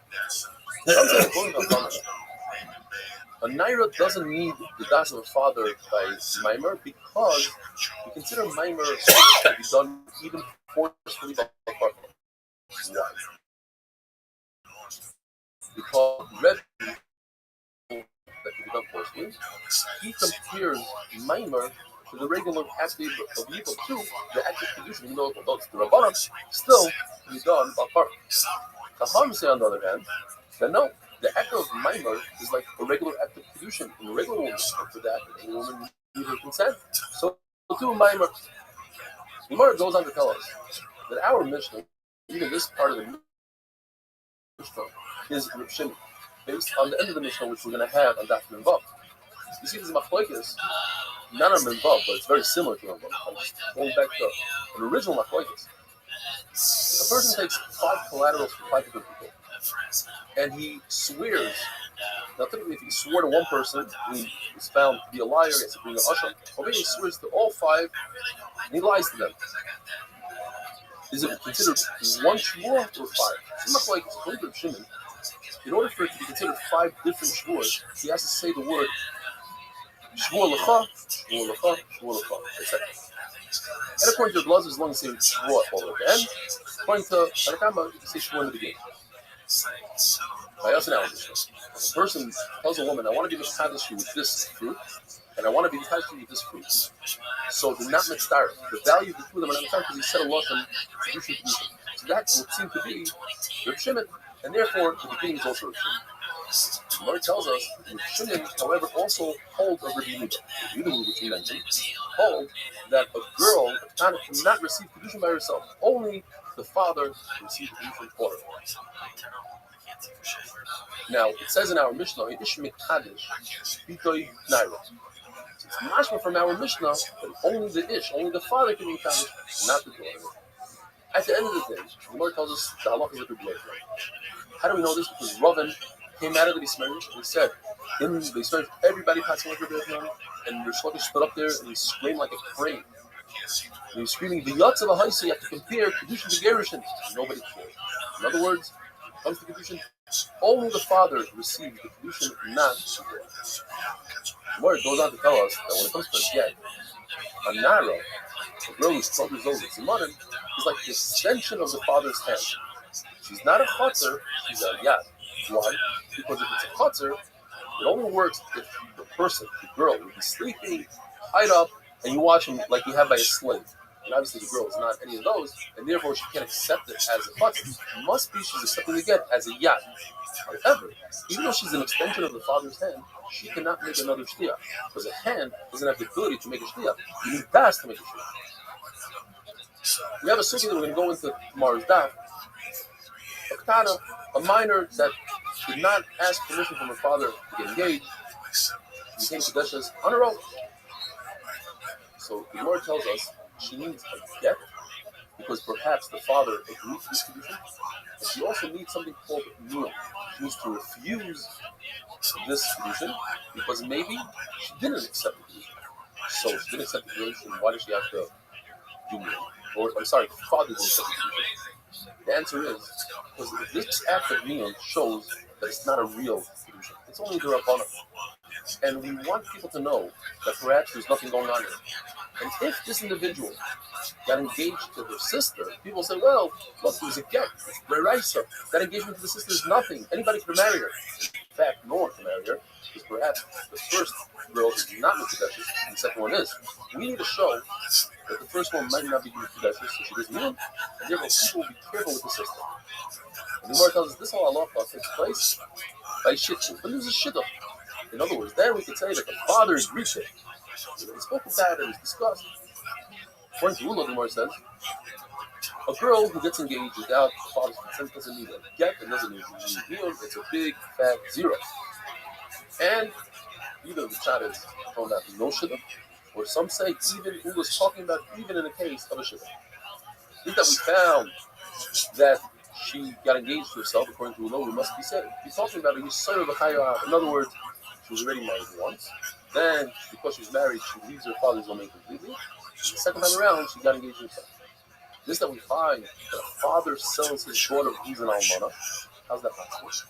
Let's be talking about that he sold her as an alma, and her master married her. So he had some sort of consent to the marriage, but it's not really as if he married her off and never received anything, and therefore he's able halachically to sell her after she was already married. The boy side, have a wonderful day.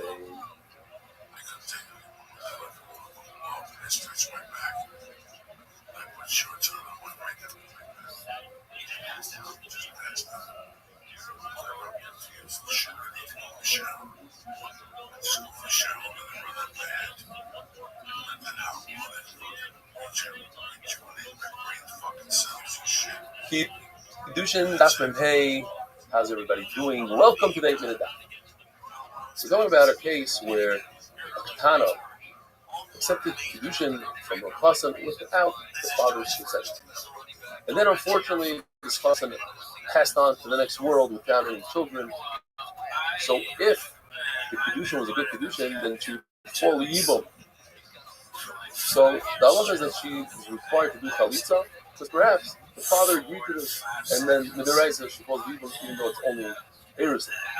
But she doesn't have to refuse the marriage, because everybody knows that a sister of a chalutza is only also in the Rabbanan, and if somebody goes ahead and marries her, let's say the Yavam would marry her, everybody knows that the Kedushin is good Kedushin. And we'll explain. Because if this Yavam guy goes ahead and gives this Tana, the original Tana, gives her a ring, That's called minor. It's Kiddushin only the Rabbanon, and Look at because we require that he gives her a get for that minor, that becomes a problem. Now people think, hey, they were married midiraisa, why did they have to give her a get?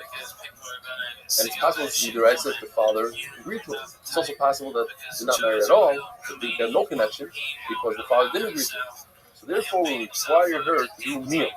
That meal shows that there's problem. Meal is only the Rabbanon.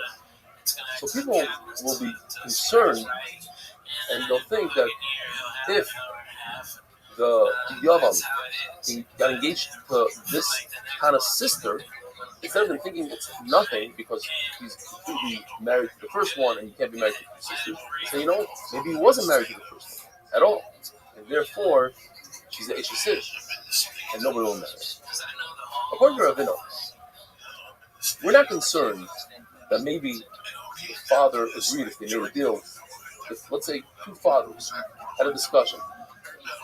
I want my son to marry your daughter. Now, when it comes to a son, it's a lot worse than a daughter. By a daughter, there's a possibility that a father sees his daughter get engaged without his consent, and he's happy with it because Kavla Mesa can do Mela Mesa Varmel. But a boy is always in a diet. He wants to make sure he doesn't want his father to marry him off. So therefore, in that case that a father marries off his son to somebody else's daughter, you don't even need to get. Another halacha, if somebody gives a young girl without the father's consent, gives her a bundle of vegetables in the Kaddish, according to everybody, it's not a Kedusha. That's a desire. And if he's Kaddish in a marketplace, it's a desire. The Gemara tells us a story. There was a couple who had a big argument. The father wanted his daughter to marry his relatives. Oh, my relatives are the best. The wife says, no, my relatives are the best. I want her to marry mine. At the end of the day, the father was mevater. He agreed with his wife, okay, let her marry your relatives. Let's make a big party. Before they were even engaged, during the party, the father's relative went ahead and was mekadosh. So Rabbi says, in this particular case, because they made a big party, nobody wants to lose a party like that, so therefore the kedusha is not there. Rabbi says, no matter what, once the father told the wife, let's marry off our daughter to your family, She'eris Yisrael Yasalamu. The Jews don't lie like that. And he'll never intentionally agree to it behind his wife's back. We know that marriage has two stages, Kiddushin and Nisur. If the father agreed to the Kiddushin, stage one, the money part, the ring, and then he went off overseas to do some business, and the girl lost patience and she married the chassan without her father's consent. According to everybody, if she dies, the chassan doesn't get the inheritance. It stays in its proper place, goes to the father. However, there's a machlokes whether she could eat, meanwhile, until the father comes back, if she eats truma, if she marries a kite, because in the Raisa she eats truma anyways once she's engaged. Or perhaps, you have to be concerned that when the father comes back from his business trip, he'll disagree to this marriage, and retroactively she wasn't allowed to eat truma. But if the father is present, Here he is. and he doesn't say anything, he sees his daughter getting married. According to Ravuna, you don't eat. She doesn't eat truma. Why? Because even though he's quiet, the reason why he's quiet is because he's furious, he was angry. Other man says no, she can eat. Why? The fact that he's quiet proves that he's okay with it. But what if even the Kiddushin, the first part, was against the father's will? And he's here. He's watching it. Ravuna says the opposite. Now Ravuna says she couldn't. Because nobody's going to be quiet through two stages like that. And the reason why he's quiet is because he's mafshir his chus, as if he agrees to the whole thing. And Rabbi said, have a wonderful day.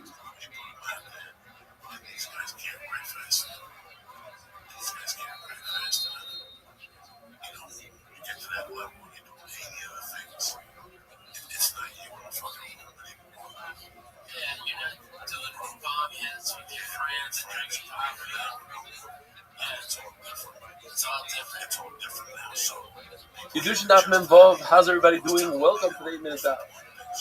We're kind of got engaged without her father's das, without her father's consent. Well, machlokes between Rav Asi and Rav, whether or not she could renege on this engagement. She accepted it, but her father didn't accept it yet. According to Rav Asi, she and not reneged according to the Rab, she could. You want to call, maybe you could bring a ride from the past.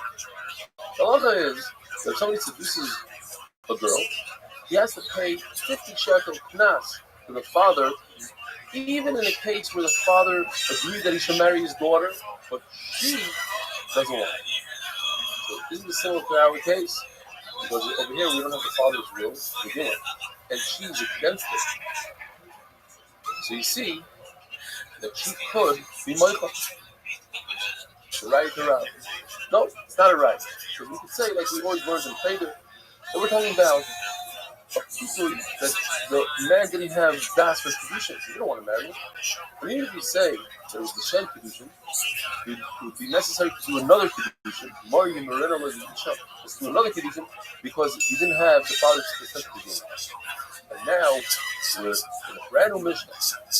If a person uses a lashon, he says, takes a fruit, he takes a date, and he says, "Is actually the Torah zoo," and then she eats the date, and then he gives her another one. So if one of them has a shavah kuda, it's a good kedusha. We have machlokes. What exactly is this? It's according to Rabbi Shmuel, according to the beginning, where a person says a double lashon, "Skachili bezu," "Skachili bezu." He breaks it up very strongly with the words "Skachili, skachili," and the chiddush is, even though she's eating something and she has an immediate satisfaction enough, nevertheless, there's no kedushin with less than a kosher. According to Rabbi, it's talking about the end of the name. It doesn't say skachi, but rather it says skachi bezu, ubezu. All of the dates together. Shavah pruta, then there's a kedushin, and the kedushin is. And if she eats it right away, then you need the last date to have a shavah pruta. And from here, the word says, you see a number. First of all, you see, if somebody gets engaged, he tries to make a kedushin with a milva with a loan, it doesn't work. Because over here, you see, it doesn't work unless there's a full proof at the end. You can't use the previous dates because they're already gone, they're consumed, they're a milva, they're a loan. Yeah, in addition to the forgiveness of the loan, there's a proof. A guy forgives this woman $1 million, but he gives her one lousy date that's worth a pruta. Her das is on the pruta, and it's a good kedusha. What if the kedusha is nacha? What happens to everything he gave her to the beginning? All the dates that he gave her, does she have to pay them back? Yes, because if it was matana, it would be a good kedusha. But obviously, it's only a milva, and that's why she has to give it. If a person does something very bizarre, he goes to his sister, he says, he gives her money. Now everybody knows he can't get married to your sister. So what is he trying to do? According to Rab, she has to return the money because all he's doing is he's trying to give her a pikadon. He wanted her to watch it, and he figured if it doesn't say it in a funny way, she won't accept it. According to Shmuel, if it's a gift, she doesn't have to return it. The reason why he didn't say, "Here's a gift," and he said it in a funny way, he didn't want to embarrass her. He figured she's not going to accept it. The halacha is that when a person separates challah from his dough, that's great, he gives it to the kohen. But what if he separates challah from flour? The halacha is the kohen must return the flour. The Gemara wonders why. Why does he have to return the flour? So the Gemara tells us because of concern that the kohen is going to fall in a trap.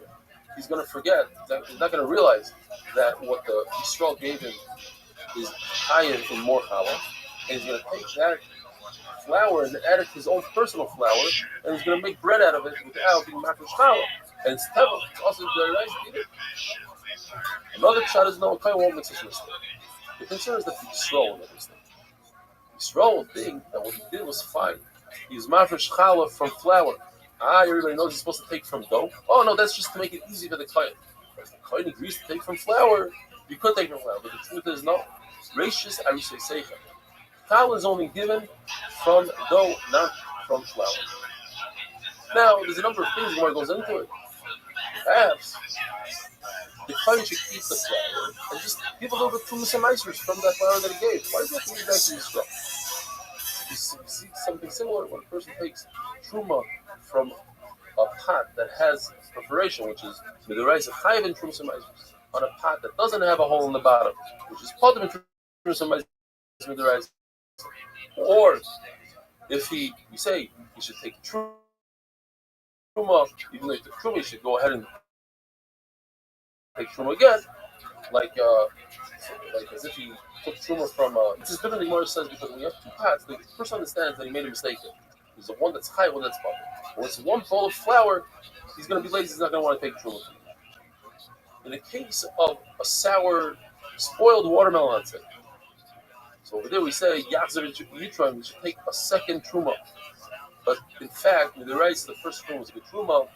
Rabbi Sai have a wonderful day, and also a beautiful yad.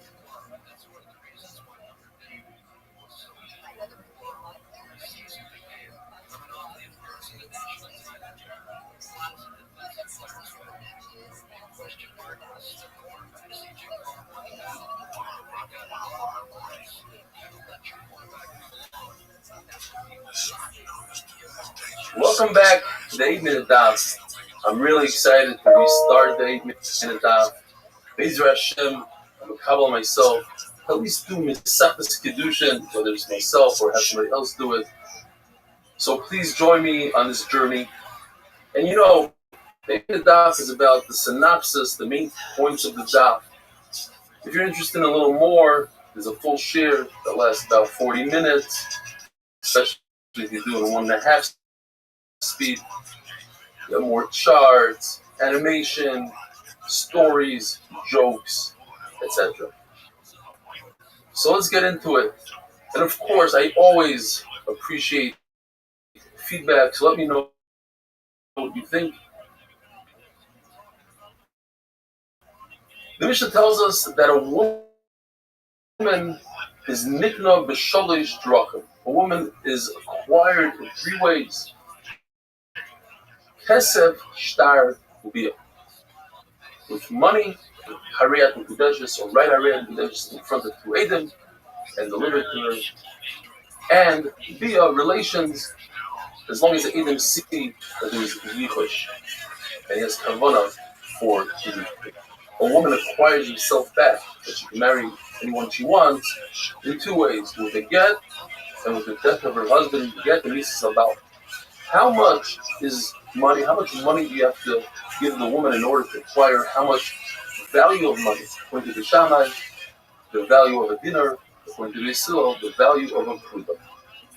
The Yivama, that's a woman who lost her husband and they didn't have children together. Her brother-in-law either marries her or she performs chalitza. The only way he can marry her is bebiyah, which is relations.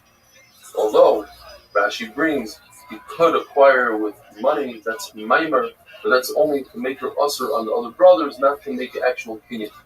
How does she acquire herself? That she's mutter to marry anybody she wants with chalitza, by removing the Yavim's shoe and going through the whole process, and with the death of the Yavim.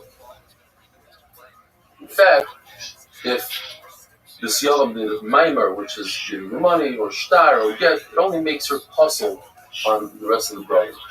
Now the Gemara is going to go into the Lashon. There are 4 words here, and each word the Gemara wants to know why were those words chosen. It says, Ayisha, why does it talk about the Meg? Nickness, why does it talk about Kiddushin? Like in the second parak, Shalosh is a Lashon Nekeva. Usually the Torah speaks in a Lashon Zachar. And why does it say the word Drachim instead of Devarim? So we'll start with the word Nickness. It says the word Nickness, which is a Lashon D'Oraisa. That's how the Torah speaks. Kiyika ish isha. We're learning Zer Shava Kicha Kicha from the Ephraim, that a woman can be acquired with money. And the word Kicha that the Torah uses is actually a Lashon of Kinyan. So that's why our Mishnah talks about Kinyan. The second parak, Oyesh Mikadesh, it's a Lashon Chachamim. Kiddushin is a Lashon Chachamim that he makes his wife usher on the rest of the world like Hegdesh. Why doesn't our Mishnah use a Lashon of Ha'ish Kaina U'Makna? He acquires and gives her over to herself, because one of the ways that a woman acquires herself is with the death of her husband, and that the husband doesn't do. He's not giving her anything. He's not giving her a gift. It happens in Hashemayim. Another reason the Gemara says is to teach us that a woman can only be acquired with her will, medaita, and not bakarcha. Now let's move on to the word shalish. Shalish is a lashon nekeva, and the rest of the Torah is lashon zachar, or most of the Torah. Says the Gemara because it says in the Mishnah the word derech, the way. And derech is a lashon nekeva when we're talking about the Torah itself, when we're talking about women. But for instance, when we're talking about war, it's the way of a man to go to war. So over there we use a different derech is a lashon zachar. When we talk about a zav, it's also a lashon zachar because the ziva to check how a person became a zav is only possible by a man, not by a woman. Now, why doesn't the Mishnah use the lashon davar? Davar is also a lashon zachar. The Gemara explains because we talk about bia relations, and that is called derech, and chesed and shtar are there to achieve the bia. Another pshat the Gemara says is because it's the way of the man to go look for a wife. Like other Mauritian lost his bone, so a man looks for what's lost, and he's looking for his wife. And with that, we finish the very first daf of Kiddushin. Rabbi, have a wonderful day, and I'll see you tomorrow, Lezer Hashem.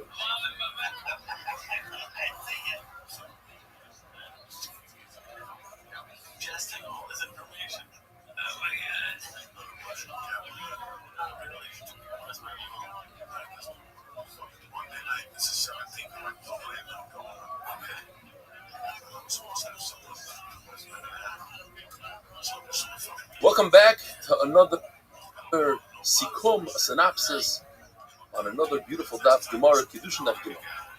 We're talking about the language in the Mishnah. The first 4 words, Vayisha, Niknes, B'Shalosh, Ra.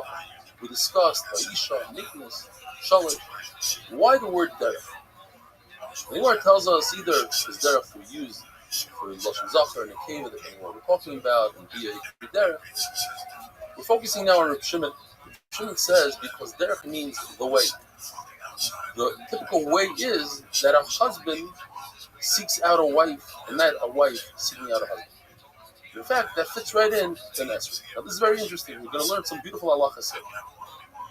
The esrog tree cannot survive just on rainwater. It needs added irrigation, just like a vegetable. With other trees, it's enough just rainwater. And therefore, an esrog tree is similar to a regular tree for 3 things, Arlo, Rabbi, and Shita, and similar to vegetables for Meiser. What is Meiser? We're talking specifically Mashemi and Meiser Bunny. That is, if a person has produce, he should give approximately 2% to the kain, that's called Truma, 10% to the lady, that's called Meiser, and then whatever's left over, he takes 10% and either gives it to himself on years 1, 2, 4, 5 to the Shemitah cycle, or he gives the 10% to a poor person in years 3 and 6 in the Shemitah cycle. Now, a tree goes basar chanaka when it blooms. So we determine the year, how many years Arla is a 3-year period where you can benefit from the fruits. We determine the year by when it starts blooming. A vegetable we determine when you pick the vegetable. So an esrog goes by when you pick it. You pick it, let's say, the 2nd year of the Shemitah cycle, then you give yourself the 10%. If you pick the esrog in the 3rd year of the Shemitah cycle, then you give the meiser to the ani. Because when it comes to meiser, it goes like a vegetable, basar, with kita. So the word derech makes sense here because the derech, the way of the esrog tree is that it uses irrigation water, not just rainwater. However, the Gemara doesn't like this because when it comes to a kai is an animal, according to one cheetah, that had a mother who's a deer, and a father who's a goat. And the Gemara tells us that it's similar to a behema in one way, similar to a kai in another way, similar to both, and that is, a behema, you don't cover its blood after shkita, but you're not permitted to eat its chayla, its fats. A Chaya is the exact opposite. Venison. You can eat venison fat. And you must cover its blood. So we're going to go the chumrah and everything. We don't know what a chaya is. Is it a deer? Is it a goat? So you must cover its blood. And you cannot eat its tail. So it requires shtuta, like both of them. And you can't do harva and make them with other animals, not like a goat or a deer. So here, the word derech doesn't apply. It's not the way of anything. The same thing is that we have a derech, that a get of a woman is similar to the get shipper of a slave. There once again, the word derech doesn't apply. The way of a get is similar to a shipper. So therefore the Gemara goes into a whole other shot. When you have a distinction in things, like in our mission, a woman can be acquired in 3 ways, but not chuppah. So therefore we use the word derech. Now if it's similar in everything, then we use the word davar. The Gemara goes in and says, why does the Mishnah tell us a number? A woman can be acquired in 3 ways. You know how to count.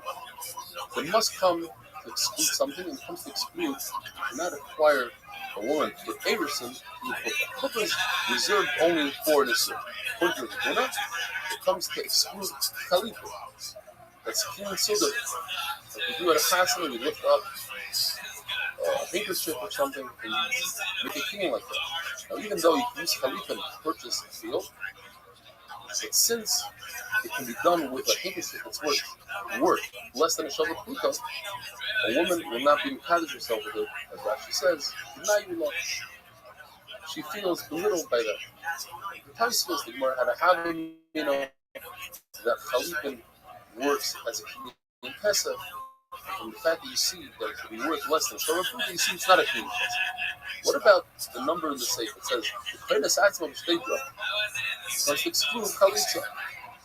Chalitza is how a yavama get out of being the yavam by removing the yavam shoe. That doesn't work by a regular woman. Why? Because it says in the pasuk, "Sefer creases." The only way to divorce a woman is with a sefer with a get. You think you're doing it from the yavama? We don't. How do you know they could acquire a woman with pesach, with money? Like we said yesterday, we learned from the Yotza Chinam Ein Pesach. Chinam, free Ein Pesach means without money, which is redundant. So since we have this redundancy, we have extra words. We learn when a Omer Vriya leaves her master, she leaves without money. But there is a situation where a girl will leave her master, meaning her father. The father does receive money. Now, certainly if she's a katana, less than the age of 12, then the money goes to the father.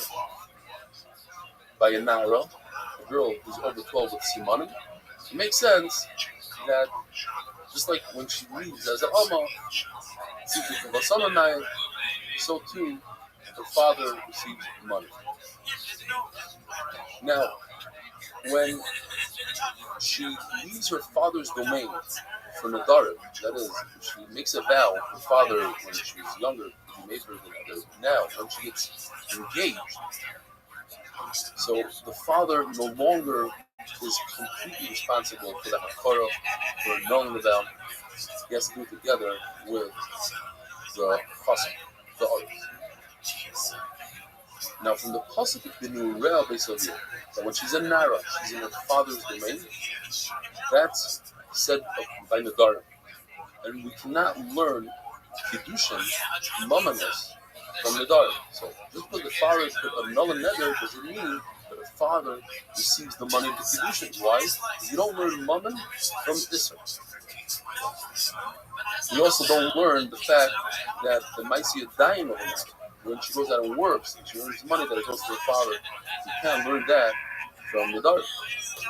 What about the fact that when if somebody violates a girl, he has to pay the father 50 pesos? That's a knas. A knas is a kiddush. It's not something that's self-understood, and therefore you cannot learn from there kiddushin.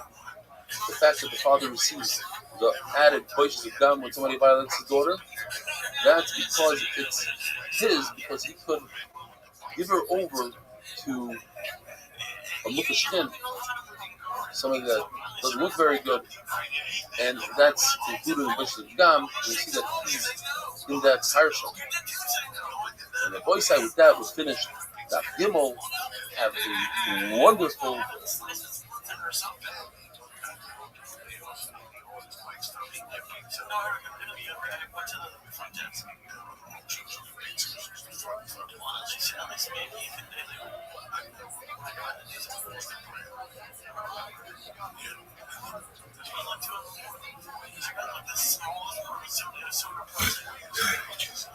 How's everybody doing? Welcome back. Kedushin Daf Dalit. What the fuck you doing, Daf. man? We try to give the full synopsis of the Daf in under 8 minutes. Thank you for being here. We're in the middle of a sugya of a Yatzah Chinam Ein Kasa. You see, a woman has 3 stages in her life.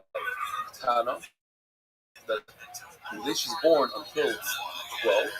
Nara is from 12 with Simanim until 12 and a half.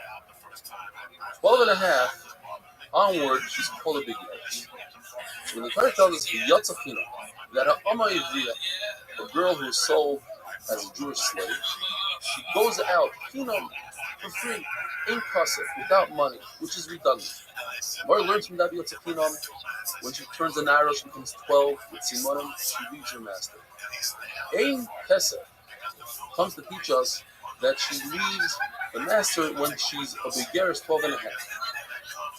But it's impossible to be a begaris when you're 12 and a half if you're already left when you're 12. Mar teaches us an idea, something that Torah says 2 concepts, and the only way we know the original concept, Nara, is because it says begaris. It doesn't say either of them, but it says Yatzah Chinam and Kesef, and therefore we know both concepts. Now, a very similar thing we have, and this might explain it a little better, is by Kaishat and Safar. You see, when a Kayan has a a non-Jewish slave, that slave can eat truma. But if he has a Jewish slave, he cannot eat truma. The Torah tells us that a Kaisha and a Safar cannot eat truma. They're types of evidivim. What's what? What does a Kaisha mean? What does a Safar mean? One of them is a typical Eved Ivri, which he could only work for 6 years. The other one is an Eved Nirtza. It's an Eved that decided he wants to stay with his master, even though the Torah recommends not to. And he becomes a Nirtza. You take a ice pick or something, and you make a hole through his upper ear on the door, and like this, he can work until the Yovel. Now, and we call him a Taisha because he's there, he's a resident, he stays there for a very long time. Now, if he can't eat Truma, certainly an Eved who's only there for 6 years can't eat Truma. So why does the Torah have to tell us both? We don't know what a Taisha means, we don't know what a Safar means, but now that we have both of the words, we know we've covered all our bases. The same thing with a Naira and a Begaris. We don't know which one is what, but if we have now we've covered our bases, we're talking about a Naira and a Begaris. Now, what kind of begaris needs? It tells us we're talking about an island. That's a woman who has money islanders. She has a very deep voice. She has a different type of body that cannot have children, and therefore the chiddush is that an islandess can be sold as an amma, even though she never comes to Narus, and she goes out when she becomes a begaris. When does an islandess become a begaris? When she's 20 years old, says Rashi. That's some say 18, Rashi brings 20. Very interesting that the Torah sometimes says the word me'ein without a yud. Me'ein bilam, me'ein yavami. And that comes to teach us that when the Torah says the word me'ein, or ein, which is not, with a yud, you can take that yud and learn something from it. So by us, ein kesef, we're going to learn from the yud that the father gets to keep the money of Kedusha. We find something similar by the pasuk of Truma. It says, V'zera Eina. Halacha is that a daughter of a Kohen can eat Truma. Once she marries a Yisrael, she no longer eats Truma. If her husband divorces her or dies, and she doesn't have children, V'zera Eina, she goes back to her father and she can eat Truma. what if she has grandchildren? Is that considered as if she has children and therefore she cannot eat truma? What if she has a child or a grandchild, according to Taisvis, that's a mamzer? Is that considered a child, which would prevent her from eating truma? So the fact is that the grandchild, we don't really need a pasuk. We learn they banim harein kubanim. That grandchildren are like children, and therefore she cannot eat truma. It's as if she has a child. But the extra yud teaches us that even if her grandchild is a mamzer, she can no longer eat truma. Abaye argues. Abaye says there's a concept called milsa da'asa b'kavachaymer, something that you can learn out logically from a kavachaymer. Nevertheless, the Torah will go ahead and write about it. This idea that milsa da'asa b'kavachaymer is only when we don't have a better answer to say. But if you do have something better to say, you don't say milsa da'asa. In other words, you say that the person is coming to say the better idea. Now, the Gemara tells us, so we have to say that the Maisiyah Daim, all the earnings of this girl go to the father, and also the Kesef Kedushin go to the father. Why do I need both? The Gemara tells us because Maisiyah Daim is something that she worked hard for, and therefore I would think that she deserves it. On the other hand, she gets room and board from her father, so therefore he has das and he wants to take that money in lieu of the room and board. So I would think that's why he gets the Maisiyah Daim, but he shouldn't deserve the Kedushin. That's why I need a pasuk for both. You can't learn from a Kavachaymer from Amar Riya. Amar Riya is bought with money, so too a woman. Why? Because she has something special. She actually leaves her master with money. If you pay up the remaining years, she goes free. The Torah says, Allah, and from there we learn the opinion of Bia relations causes erusin, the first step of marriage. Now, you need a pasuk. You cannot learn it from a kavachaymer from a yevama. The reason is because the yevama has something called zika. Zika is a bond that automatically happens when the yevama's husband dies. She becomes zakuk. She's bonded to the yavam until either he's miyavim her or performs chalitza, and therefore she's making a bia, and you can't learn from her, the regular wife. The hoisai, have a wonderful day.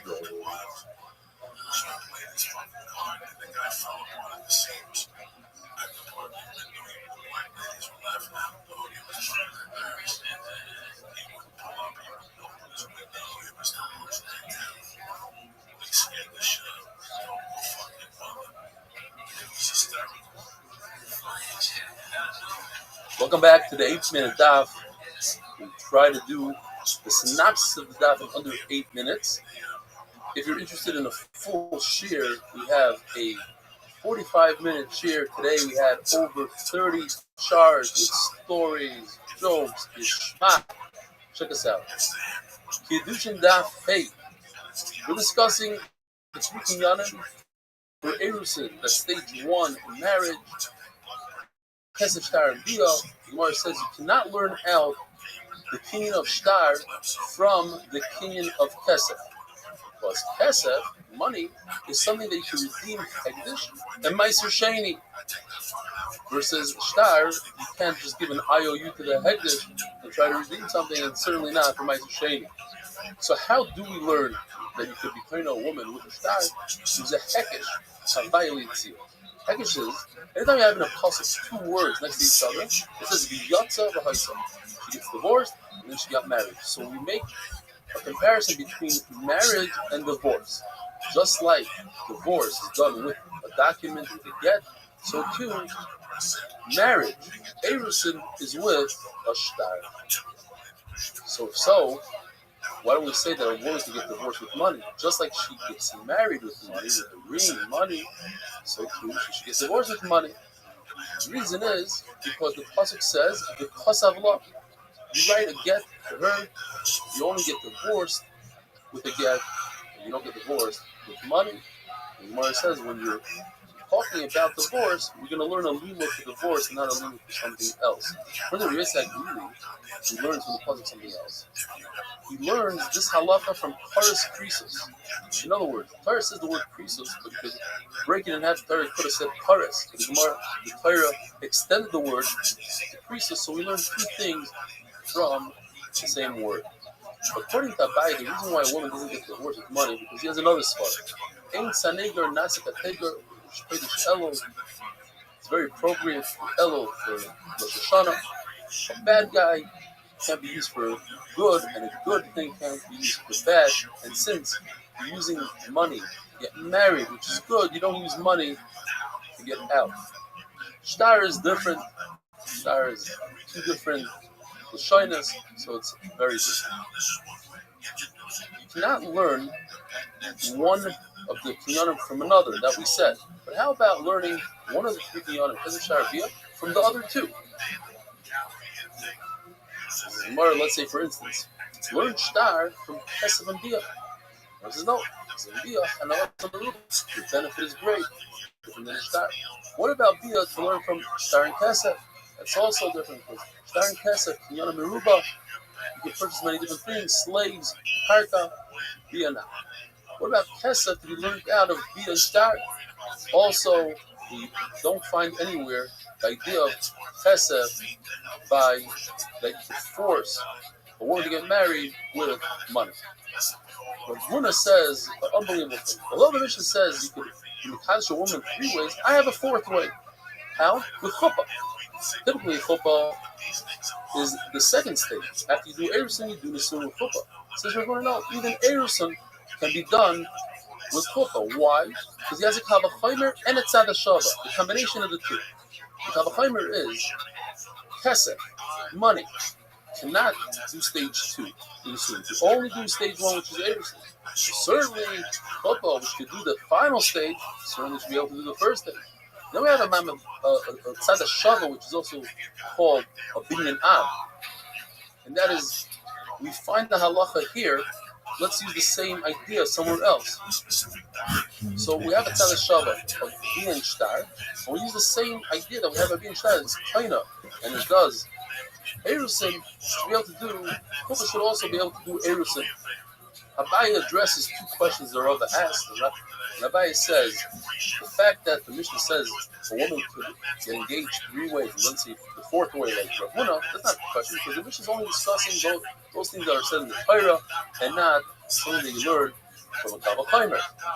And addressing the second question of Rava, that is exactly what Rav Huna's kavachaymer is, that Kesef could not complete the second stage, even though it was Kesef in the beginning, where chuppah could complete the second stage after Kesef in the beginning.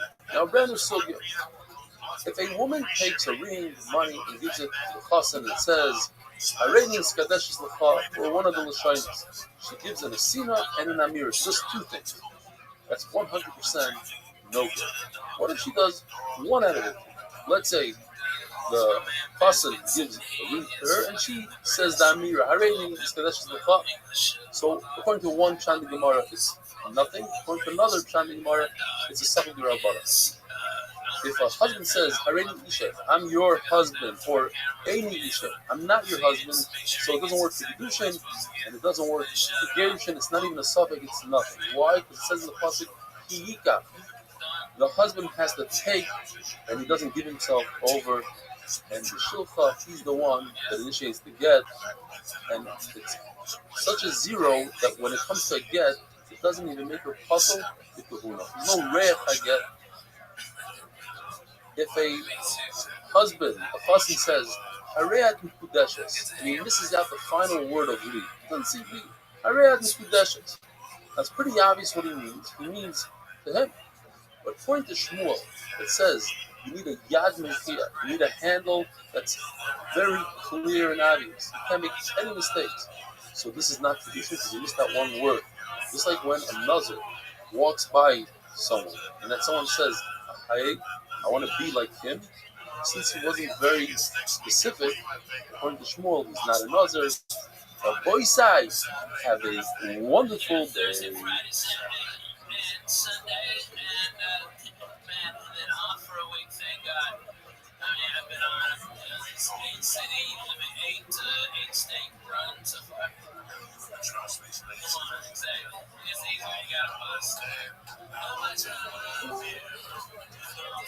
Yo. Kiddushin Davav, another amazing classic daf. We're doing the synopsis in under 8 minutes, hopefully. The Tana learned 3 Lashonos of Kiddushin at work, repeated it, hazarded it, put it in his repertoire, then he added another 3. Harei Atishti, Harei Dosasi, Harei Kuyali, in work. Harei Achali, Harei Tishusi, Harei Tkukali, it also works. The Gemara says, if he says Harei Atuchasi, that fits in with the pasuk Yichishisha, and it also works. But the Gemara has a suffix. He says Uchedeslim, Yuedes, Ezrasi, Nigdasi, Atzurasi. These are all the shoyness that are in the Torah. Tzalasi, Zgurasi, Tachti, Tfusasi, Charufasi, V'shivcha nechrefes leish. Says the Gemara that works only in Yehuda, because in Yehuda they call an arusa a charufa. According to the Mandama that says that a shivcha charufa is referring to, that's Rabbi Kiva, a chatzi baskar and a chatzi shivcha, so it's possible that in every place that lashon of charufa would work. If a person is talking to a woman about Kiddushin, and even a get, and then he gives her a ring without explaining to her what it is, she is mekudesh. Allah is like Rabbi Yossi, that you don't have to say Aret Mekudeshes if you're in the middle of discussing the Kiddushin. According to Rabbi Shimon, even me'inyan le'inyan ba'oisai inyan, which means if they're talking about Kiddushin and they went off to speak about how much money there is involved and how much this, and then he gives her the ring, then she is mekudesh.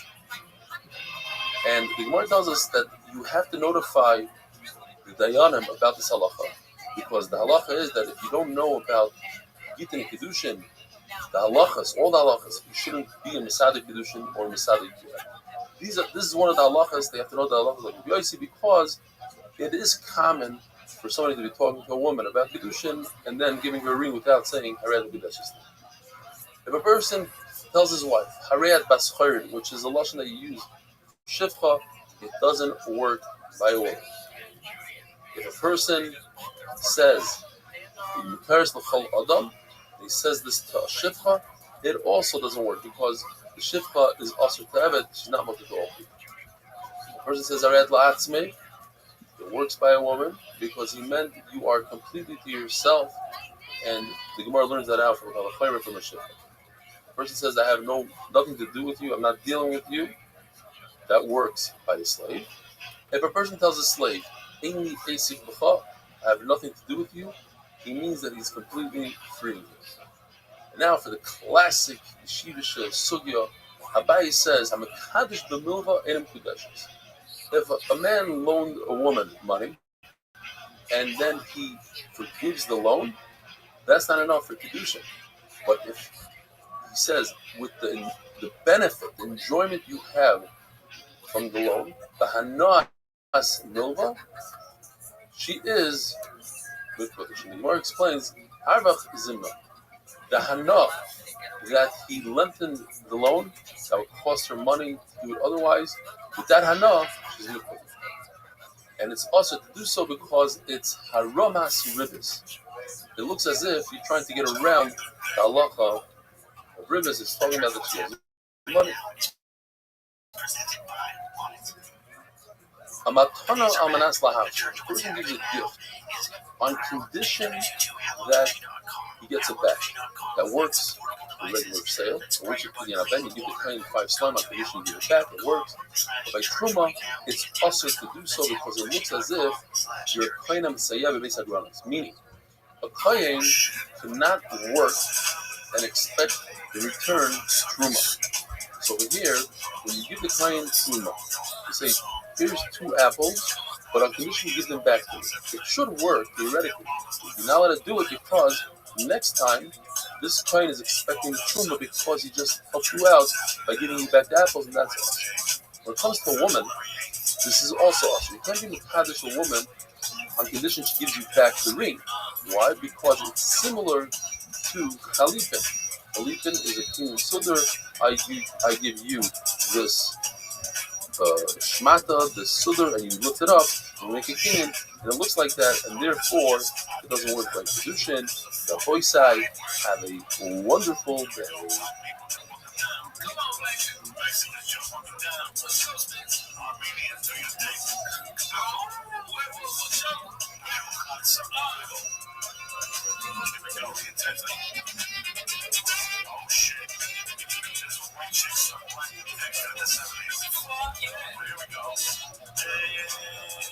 Welcome back. Saving the daf.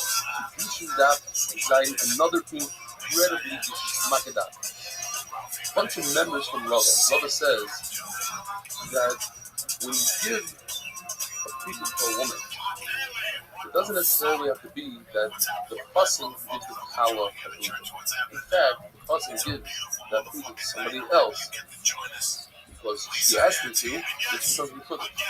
Another halacha that the fussing himself doesn't have to give, it could be the fussing's friend that gives. And therefore, you take these two halachas, come on, incredible halacha. So the first halacha is team man on the plane. The woman tells the cousin, give this money to somebody else. The woman doesn't have to receive, she comes with it. This we learn from a guarantor. A guarantor, he could be mechayiv himself even though he didn't receive anything. Another halacha, if the shliach of the cousin gives a pruta, his own pruta to the woman, in other words, nothing came out of the cousin's pocket, he's also mekudesh. That we learn from an evet. Evet, go free even though you didn't give anything. If we take these two halachas and put them together, so we have like this.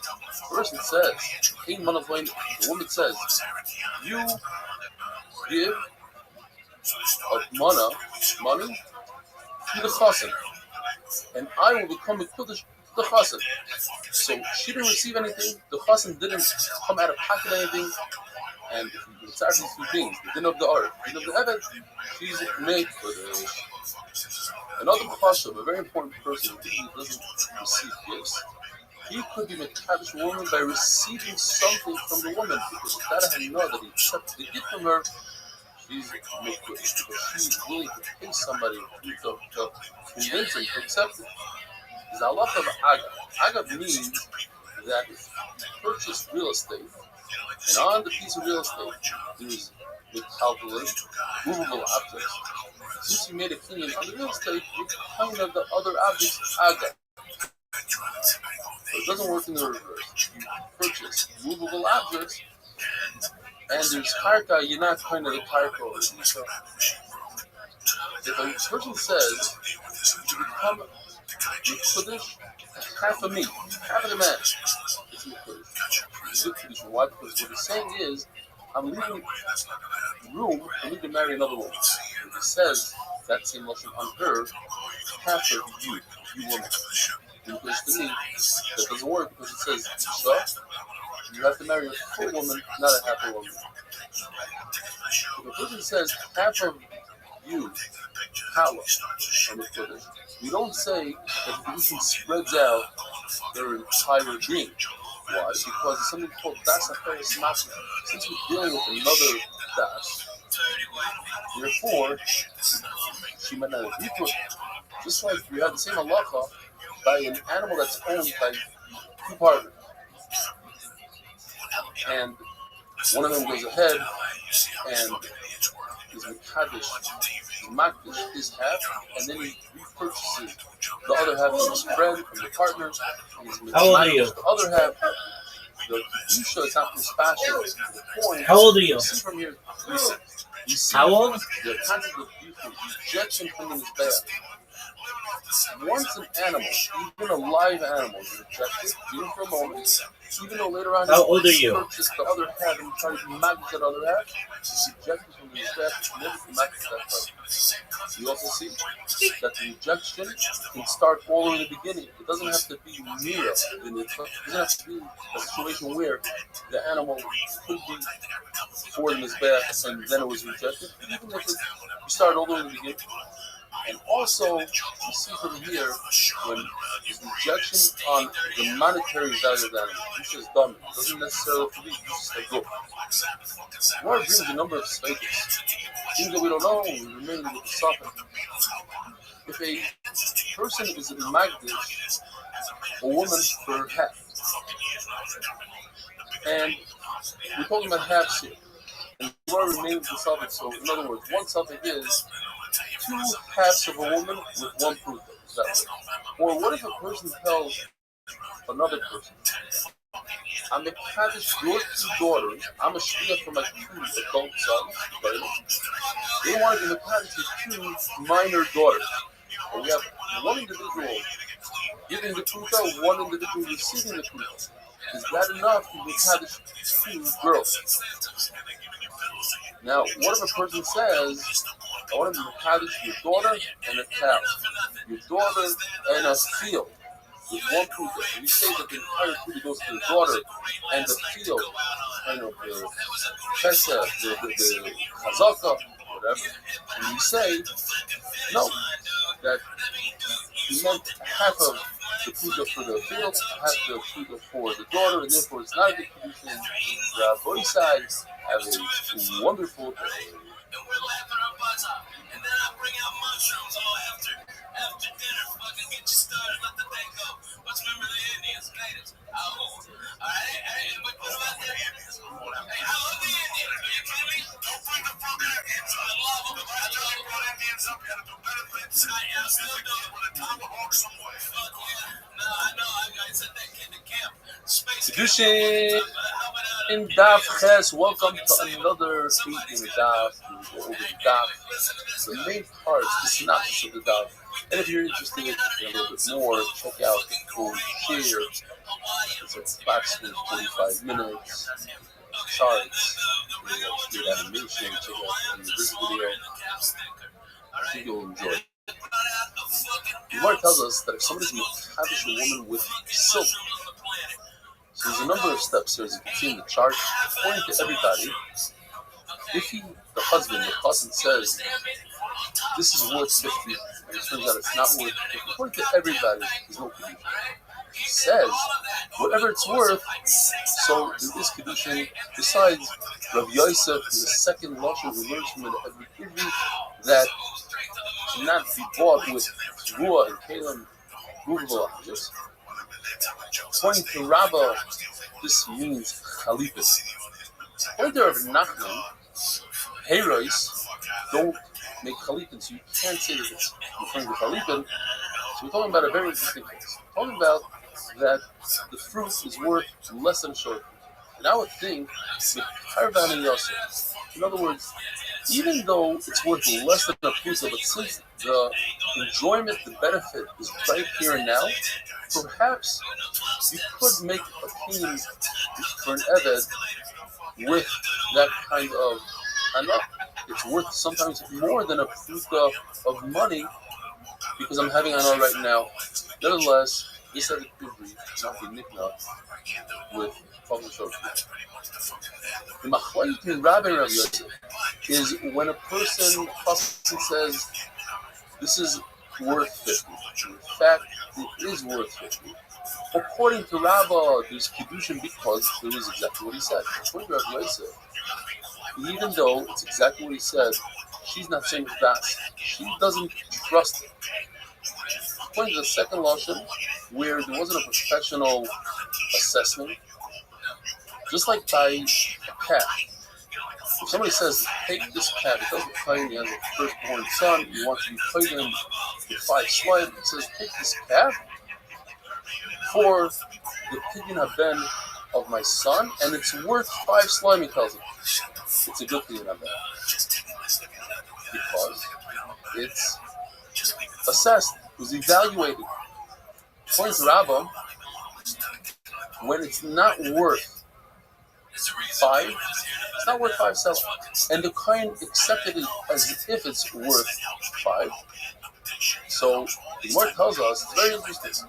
If it's something like a sudar, a yarmulke, a head cover, and he's a very important person and he really needs it, so he can take something that actually has a market value of, let's say, 2, and for him right now, it's worth 5 because he really needs it.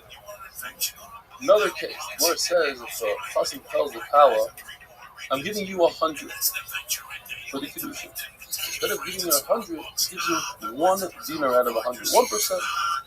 Halacha is the kedusha takes place immediately, and he just has to give the rest because we say, "Hello, it's as if he said, on condition, I'm going to give you the rest.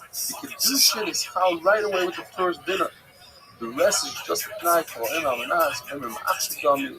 begins right here and now.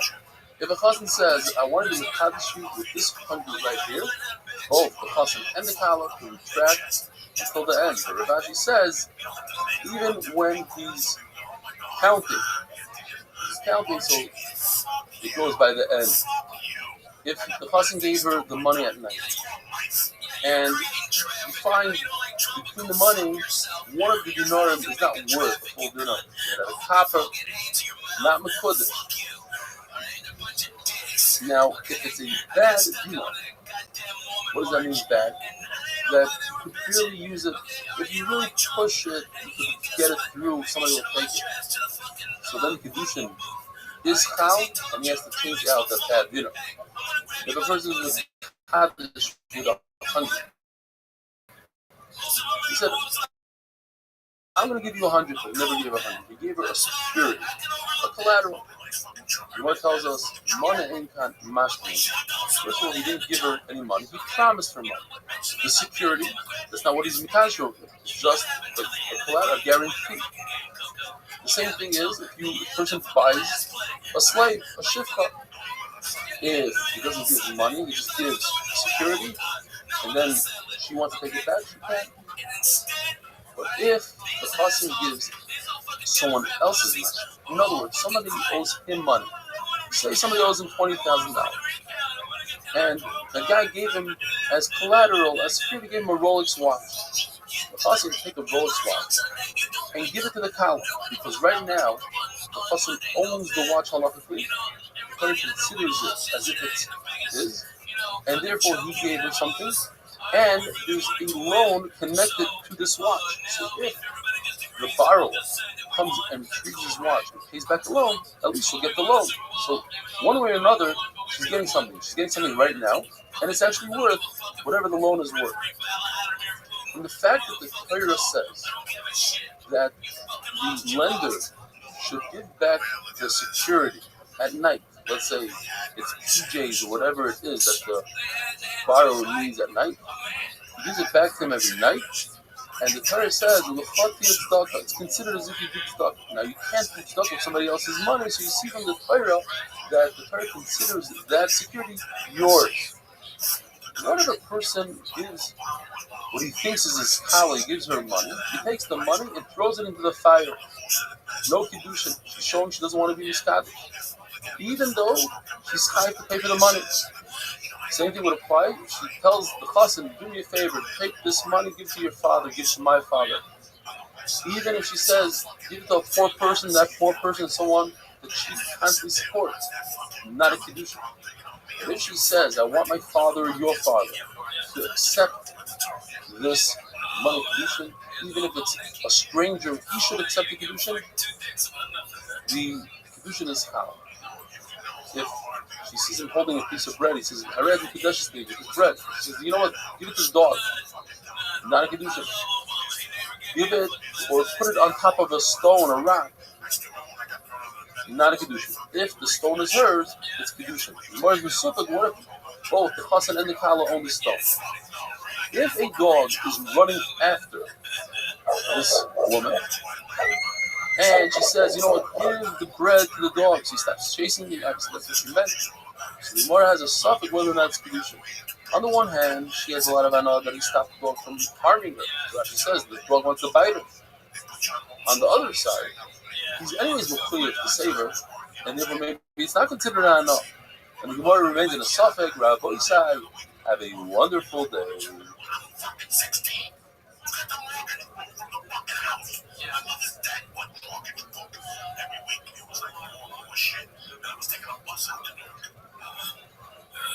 Sometimes I get a ride, but most of the time I take a bus at 3 o'clock in the afternoon and come back at 7, 8 o'clock at night and learn about bureaucracy that our government don't work fucking with. Kedushin Daf Test, how's everybody doing? Another 8-minute daf. The word tells us if a woman asks a merchant to have one of your necklaces, can I have a drink of wine? Can I have a date as in fruit? And he says, yeah, I'll give you them on condition that you marry me. Just give it. The word tells us even if she only uses one lashon, she doesn't say have. She just says have. Halacha is she's not the Kurdish people. What she's saying is, just give it to me, do your job, I'm not getting married. The word just tells us what halacha is. That's what he's sugya.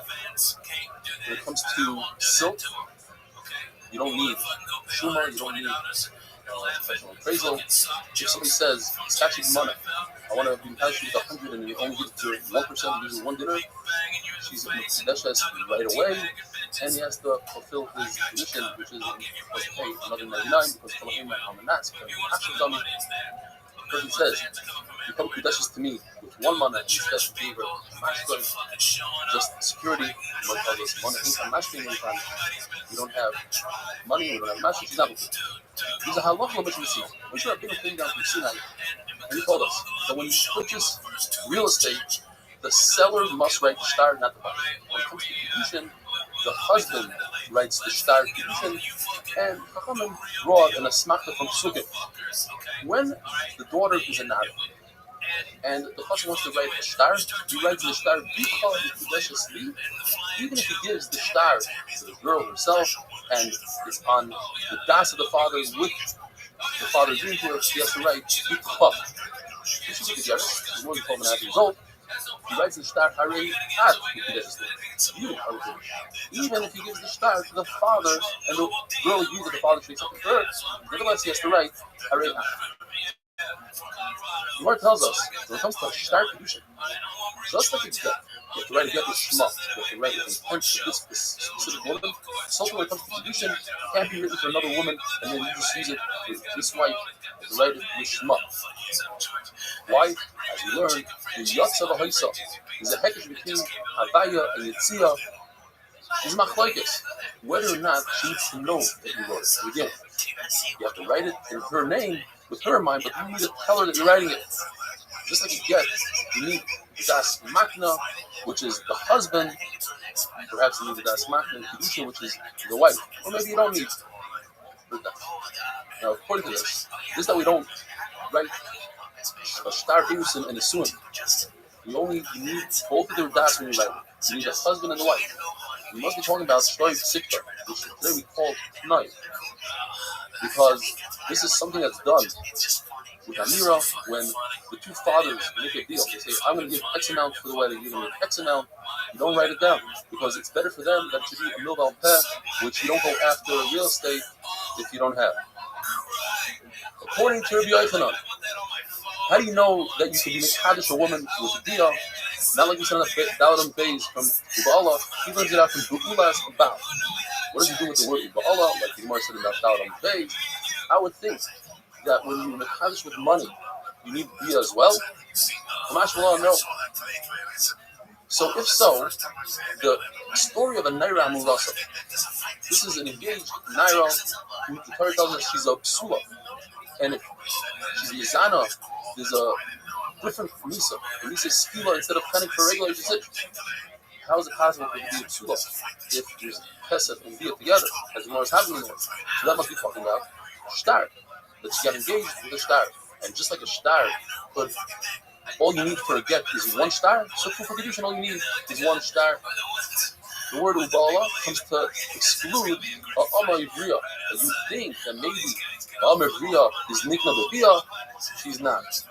And we don't learn a hekesh. It says in the Pasuk by Amma Ivriya, like Ina Cheres, maybe she should be like a regular woman.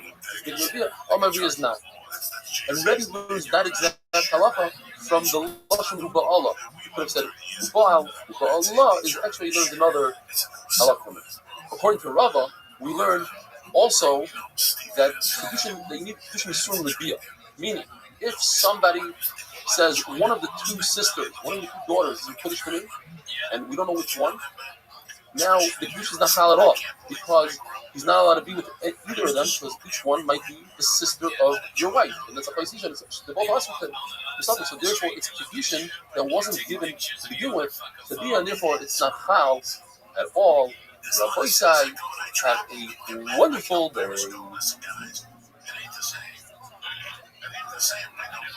don't run away, you can't. There's some places you can sit behind outside and smoke a joint with the fucking phone on the fence and nobody sees me. There's some places they're watching you stick out like a fucking sore thumb. They're watching you, man. What's my name? Nothing's the matter. Just let it go through changes. Kedushin not good. How's everybody doing? Another wonderful day with the Eagle. How do you know that a woman is nikna b'Yediyah? Rabbi brings it out from the word Ba'ala. And what does he do with the word to do like vows that if your son learns out that a woman is nikna? That only a husband could create a situation where his wife is considered a Ba'ula even though she has Ksula because she's lived out to look at dark. And that's when it comes to us not. Skiba, it's not extra because the Torah says, only one person could create this situation. But according to our even when it comes to Skiba, everybody's tired. So what do we do with the word? But even in this situation, it's amazing how when this woman, not a woman, Hannah, and he violates her, he's high Nisa, and not like the Mandama that says that he's potter because she's potter. The Rabbi comes to say that he's chayiv misa. Where's Rabbi Yochanan? The husband makes her a Ba'ula because it doesn't say Ba'ula Kish, it says Tula. More goes to the whole discussion, and what comes out that Soy Bia is claiming that a person has das and wants to make the kingdom. So when it comes to the Surah, for instance, the over and a rice, the over and a shit, it's also the over on the first stage of it, the beginning of it. But when it comes to the king, it has to do with what he has in hand. Where's his das? Where's his das is that it's married. Therefore, it comes out a tremendous afternoon. A Chayin Gadol can only marry a Psula, cannot marry someone through Bia, because since his das is on the end of Bia, and the beginning of Bia creates a situation where she's no longer Psula, she's a Bia, it's also going to do with it. The person just did stage 1 of Bia, and she went ahead and she accepted the Kedushin from another man. So she's Mekudesh to the second person. Why? Because the first person's Kedushin was only found at a later stage of Bia, whereas Das is. Gemara says we have to suffer whether or not Bia creates the sin or creates only the stage 1 of marriage, which is Aries. That's community. When you're married to somebody, you have a full soon, you inherit her nice dying, the earnings are the husband has the right to make her. So when it comes to 3-year-old, that is a time that she's ready to be up, and so yeah, for all school of halachas. Kedushin, Yibon, the Yavim Villas over 3 she requires a get. If she dies, the husband is claimed Kama and another halacha is, let's go into this a little bit. So, there's a halacha that a woman who's a Zav or a Nida is in the Kama, which have a Moishat Elyon in Kama. So she's sitting on a pile of mattresses. All the mattresses below her have a very severe thing. She is in Aratoma. And all the mattresses are Aratoma. And they don't lose any power in the thing. Everything above her, she wears a bunch of cat's clothing, so they are just a Rishon. When it comes to the Bayah, the one who is with her, he acquires from a very severe thing. He's actually going for 7 days. And when he sits on, all the mattresses become coming as a Rishon, not out of the woman. And above him is also a Rishon. So that's if this girl is about 3 years old, if she's less than 3 years old, then she's only coming from us until the night. If she's 3 years old and she had relations with the mamzer, it makes her puzzle and as a side note, chuppah only works for somebody who's ready to be it. So even if a 2.5-year-old had a chuppah, it means nothing. Even in Seder hold that a woman eats truma when she's engaged with their from Kedushin, and he learns it from a shifter. A shifter doesn't eat truma through Bia. She only eats truma through Pesach when the master gives her money. So, in other words, Bia creates a situation of this. Or maybe the Kabbalah is from Bia and chuppah together. And the Bad holds that a shippa is different. Why? Because when you put the shippa, you want to shine the key, you get everything you have, all the stages, money's everything. Actually, anything by a woman, there's two stages. There's age and the suits. When you give money, it's very different. You only accomplish half of what you need to accomplish. According to Rabbi, everybody holds that the Raisa, an engaged woman, Arusa, eats truma. And the Machlokes says that according to the Yidden and the Seira, he makes the Machlokes from the Shifra, that we're not concerned with simcha. Simcha means that there's something that comes at a later stage that cancels, let's say, this engagement. The person finds out that this kala has a mom that he didn't know about, so retroactively there's never confusion. But what happens is that during this engagement period, she's in the truma, and it comes out that she was also concerned about it. He's not concerned. But what we are concerned about is the zero kula. Who is concerned that if you give an engaged woman truma, and she's permitted in the right state, and she brings it home, she shares it with her brothers, they might be over on this, but that's why you don't give an engaged woman truma. Have a wonderful day.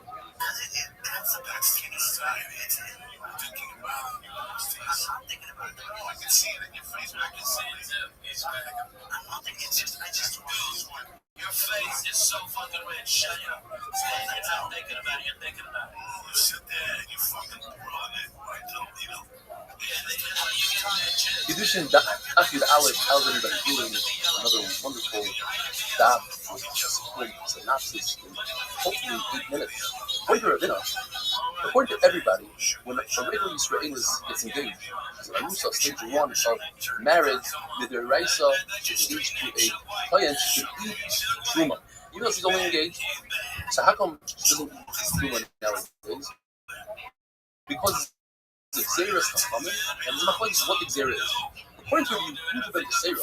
You basically have a claimant from the Shifra. A Shifra, we're not concerned with Simcha and Simcha. What's that? Anything that cancels a star, a marriage, is called a Simcha. In case of, let's say, a woman, she's engaged, she eats truma. Cancel the engagement, but retroactively she shouldn't have been eating truma, and she's over the answer. And by Shifra, the same thing applies.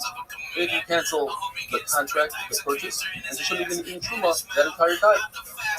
But according to reviewing Sarah, the concern is not simcha, the concern is ula. The concern is that if she's still living by her parents' house and she receives a gift from her cousin, which is truma, she might give it and share it with her brothers and sisters. And they'll be over this way. The Bhagavad says no. By a shifra, there's no chashash for simcha. He says, let's figure this out ourselves. What's the concern? He sees the shifra and he sees that she has a mom. He'll retract the sale. So think about it. He saw what she looks like. If it was something visible to the naked eye, then he accepted it. If it's something he couldn't see, what does he care? He's not marrying her. Elamai, she's a Ghana, she's a kidnapper, she's a useless, right? He says a kidnapper, he says a gambler. Well, guess what? Most avadim are ganavim, useless. So that can be a good reason to cancel the sale. What about a person who they said he must die? He did something terrible. The king said we have to kill him. Off with his head. Or he's an armed robber. That he didn't know, or he should have known. He's a fight. Everybody hears about these things. Now, but both according to Yudhim Seira and Ben Bhagavad, they both hold that nowadays she doesn't do truma. One for this reason, one for that reason. So, where's the nafkamina between them? So the Gemara in 3 cases: Kibo, Masar, Pala. Kibo means that the husband accepted by himself no matter what, any woman in the world is going to marry her. That gets rid of the problem with simcha. You can't say, well, I saw a mom, I don't want to marry her. You already accept it. But the problem of being in her parents' house and feeding her brother still exists. The other two, though, Masar and Halaf, are very similar. When the father gave his daughter over to the shliach to go get married, she left the house, or the shliach gives over to another shliach, but this girl is out of the house, there's no concern that she might feed her siblings. But there's still concern that the husband sees her, will see a mom and he won't want to marry her. That's the end of that sugya. Now in the Mishnah it says that a woman is mikna b'kesed. One of the kinyanim. Today, how much kesed? They still say puta b'shama say dinner. The question is, why do b'shama say dinner? Puta is everywhere. That's the sheer usually. But why do b'shama pick up dinner? We have a number of reasons. But Zera says that a woman is makbid. It's not proper for her to say, I'm accepting I value myself at a puta. You value yourself at more than that. But that's only when a woman accepts kedushin at night or through a shliach. Then You need a dinner. But what if she saw what it is? She saw that her cousin gave her food and she said, of course, it's good Kedusha. And that will explain also the daughters of Nana, a little bit of nothing we could call them, they only accepted 3 kav of golden coins. Well, if they accepted less, they accepted it's a good Kedusha. The guy said the reason is because when the Torah says Kesef, Torah means Kesef Tsuri, which means silver. You're not going with the Kuda. Kuda is Nefashis, it's copper. So Shimon says that we learned this idea from an Amma. A Jewish slave, the halacha is that if you purchase a Jewish slave, an Amma is real. Let's say you purchase her for 6 years, 600. So that means every year she costs 100. Now she wants to buy herself back after 3 years, so she prorates it and gives you back 300. You have to have the ability to do that. That's called the Ryan test. And if you don't have the ability to prorate, then it's not a sale. Similar to yield. Yield is that you can marry this Amavriya, you can give her over to your son. If you don't have the ability to marry her, then you can't purchase her. How do you not have the ability? She's your sister, so you cannot purchase your sister. Now, in order to do the Ryan Kesef, you have to start off at a higher number. You can't start off at the lowest. If you start off at a Pruta, you can't go lower than that. There's no money lower than a Pruta. So you must start off at a dinner. But why a dinner? Maybe 2 Prutas, maybe 10 Prutas. But why a dinner? She's Rashi. Once the Torah says we're not using Pruta, the Torah is telling us that we use something important like a dinner. Rabbi has another reason. The reason why he's trying to say you use a dinner, Shalai Yibinus Yisrael has. You cannot treat Jewish women as hefker. According to Silla, any time Torah says a very specific amount of kesef, so it's suri. It means silver. For instance, the 5 shekel of a ben, the 30 of a slave that is killed by an ox, Ravasi adds, he says that when it comes to the Rabbanon Kesef, it means Kesef Medina, which is an 8th of what we're talking about, the 8th of a tzur. For instance, when a person blows his friend's ear off, he ruins his friend's ear, he has to pay him a seller. The Gemara tells us, we'll talk about it here just for a moment. And when it comes to Shua of Moedav Mitzvahs, that is, a person admits the part of the claim. Somebody claims against him, you owe me 100, and he says, I owe you 5. How much does the claim have to be? How much does the commission have to be? So Machlokes Rav and Shmuel, if it's the commission that has to have 2 mu'ahs, or the claim has to be 2 mu'ahs. But it has to be 2. And that's very interesting, because the Torah says, Kesef, but in this case, since it's Kalim, the Torah talks about Kalim, and Kalim is plural, so we say it's 2. Rabbi side. Have a wonderful day.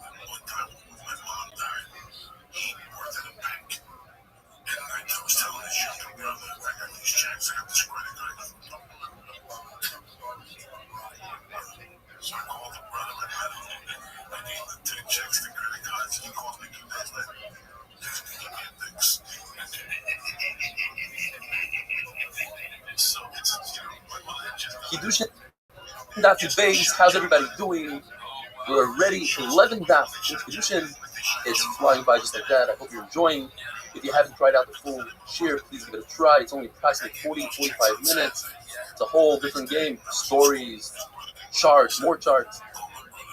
We're talking about she does be still. How are you Mekadosh a woman? The Kesef. How much Kesef? This will say. What does a Pruta mean? There's 2 ways to understand it. Either Pruta is the smallest denomination in that country. So say you live in America, in the UK, 1 penny. Or perhaps it's a certain amount that Moshe Rabbeinu had in his generation, all generations, a certain amount, half a barley corn, silver. Rabbi Yosef says that it's the smallest denomination. Why? He says because it says that if somebody's moyel in Hegdish, that means if somebody uses something in his Hamikdash, even if it's 1 kugel, he has to pay 2,000 times the amount. He has to pay a Karban, a Sham, Ne'ilah, which is worth 2 slimes. It's worth 2 slimes. That means it's 2,000 kugels when you go into it for a second. You see from here, unbelievable concept. That how careful a person has to be from doing an Avera. If he miles an Avera, and if he doesn't Avera, he might be liable for 2,000 times that amount. But Rabbi tells him that a Pruta has a shear. It's not sweet. Every Pruta has a certain amount. It's not the small denomination. As we see in our Mishnah, it says in our Mishnah, it's Echad Mishmani. So you calculate. So it has a certain value. It brings other items. So what's the shot over here? The Geula is talking about a pruta. Because over there, it's close to 2,000. It's a little bit more than 1,500. And we'll explain. See, a dinner, everybody knows, a dinner equals 192 prutas. And a sela has 4 dinars. So we're talking about 2 slayim, that's 8 dinars. So, easy math. 8 times 192, new, how much is it? 1,536. So why does the Gemara call it 2,000? Because anytime you go over a certain number, you're pushing the next number, you round it out to the next number. So over 1,500, now we say it's close to 2,000. According to Rabbi Leo, a pruta is worth more because there's only 6 prutas in the Isser. And according to the Tanakama, a pruta is always worth the same amount. It doesn't go more or less. A pruta is always 192 prutas per din. Just what changes is the Isser, another denominator for the Isser. Sometimes it's worth 24 per dinner, sometimes it's 32 dinner. Shmuel says a tremendous thing. Anytime a person is mekadosh a woman, let's say with a fruit, or even a branch of a hadassah, and it's not worth a pruta in this city, we always have to be concerned that perhaps this fruit, this branch is worth more than a pruta somewhere else in the world. Who knows? Maybe it has a lot of value somewhere. And therefore, this woman might be mukadeshes, so she's mukadeshes to something. But if the argument says you don't have to be concerned that somewhere else in the world is worth more, not only that, Rav Chiz himself wasn't concerned if somebody came along and said, listen, I know for a fact that day it was worth more money. Or if they say there's Adim that say it's worth more. Abai and Rabbi said, you do have to be concerned with Adim. What about the case of a woman who was captured? Over there, we're not concerned what the Adim say. There's Adim that come later and say, yes, she was captured. We believe the women that if they said that they were captured in their tar, we believe that. Why? But the woman that's captured, she's menabel herself, she makes herself disgusting in the eyes of her captors. And therefore, you don't have to be questioned. Changing execution. And we explained that Rabbi Yosef was concerned for Shmuel. You wouldn't have to be concerned that even if you have something that's worth less than a pruta and a person who's in with it, perhaps it's worth more than a pruta somewhere else. And also, he said that we have to give this person malchus. Why? Because in our case, the person was mekadosh a woman in the middle of the marketplace with hadassah. That's already a zilzal. It's putting down the institution of kedushin by doing it in a public place like a market, and therefore he gets malchus. That is to be that Rav gave malchus on a number of things. One, a person has mekadosh in the marketplace. A person has mekadosh a woman with bia. It's also a zilzal. A person is mekadosh a woman without shidduchim. A person who sent a shliach to divorce his wife and then he's mevatel it. A person who was forced to give a get and then later on said, "Hey, I was forced to give a get." He's being motzei shemra on the mamzerim, on the children. It's calling them mamzerim. Shliach Bezdin comes and summons somebody to the Torah, and that person beats up Shliach Bezdin, he shoots the messenger, he used to give malchus. And if somebody was in the Torah for 30 days and didn't do anything about it, he used to give malchus. A son-in-law who lives by his mother-in-law's house, since mother-in-laws like your son-in-laws, he gives them malchus. And if somebody has a special shame, like people know that this mother-in-law likes the son-in-law, just walking by your house, he also gave malchus. Some say the only time Rav gave malchus is on somebody who's mekadosh a woman to bia, and some people say even if that bia came after shidduchim, he gave malchus. Rabbi said, have a wonderful day.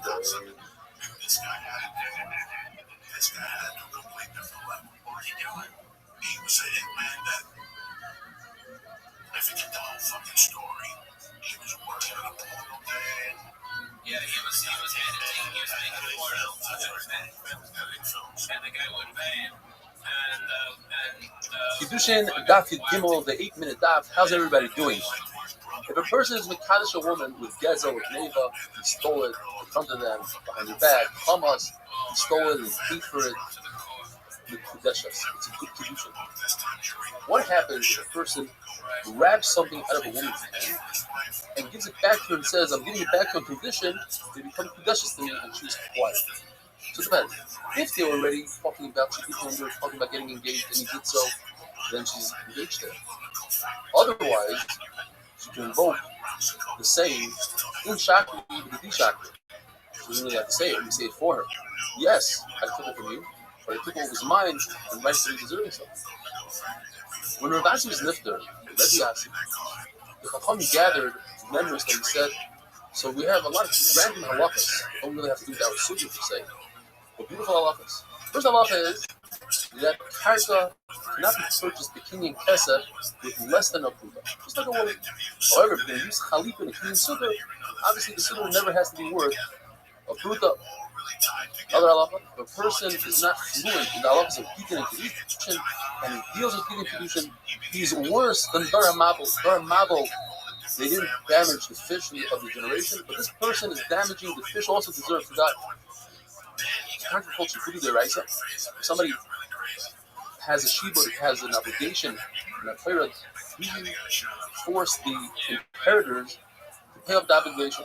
So we say that shibud is deraisa, whether it's a mitzvah that's in the Torah, or it's something that the Torah says you should do so specifically. For instance, like the carbon of the Yuledes, a woman who's bird that's Kurbanis Chatzis and Oila, where she brought the Chatzis but not the Oila, her children are obligated to bring the Oila for her, even if she didn't designate a bird for that cause.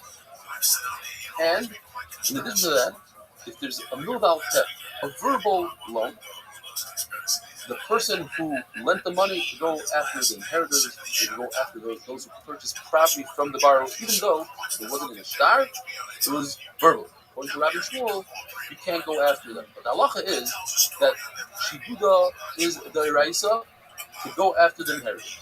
But you cannot go after the purchasers. Why? Because you can't fault them because they didn't know about it. Since it's a verbal loan, nobody knew about it. And you could say that he himself, the borrower, ruined it for himself, and Takana made a special takana for the purchaser. What does that mean? He ruined it for himself. He should have put it in writing, and he did it. The Mishnah tells us that a woman acquires herself back when her husband dies. And the Gemara tells us a number of beautiful things here. First of all, we don't say that after the husband dies, it's also to marry her, the Isser Asay. In other words, since the Torah says the Yatzav Haisa, that he sends her out, gives her a get, and she marries somebody else, so I would think that there's a mitzvah for her to get married, but that's all they get. And if her husband dies, she has an Isser to get married, and the Isser turns into it's a lav that turns into an Asay. So Isser Asay. But the Gemara says, since it says in the pasuk that the person just got engaged, he shouldn't go out to war. Because if he goes out to war and he dies, somebody else will take her. So you see that she's allowed to get married to somebody else. And the word acher cannot be a yavam. So therefore it means that anybody can marry her. So here's your source that after her husband dies, a woman should get married to anybody she wants. Another thing you want to say. It says in the pasuk, the pasav, he gives her a get, a yamos. The Gemara says we have a hedge between death and a get. Just like Gerushin finishes off at 7th day of tie, she can marry anybody she wants, so too the death of the husband.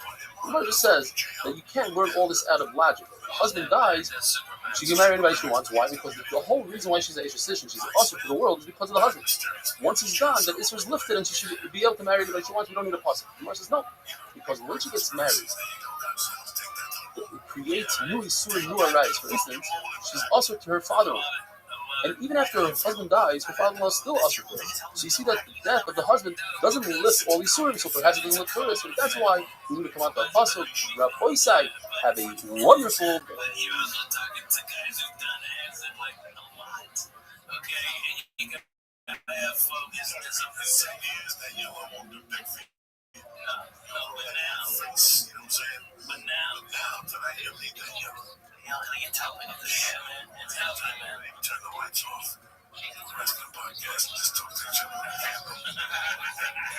Kedushin Dafi Dalit, how's everybody doing?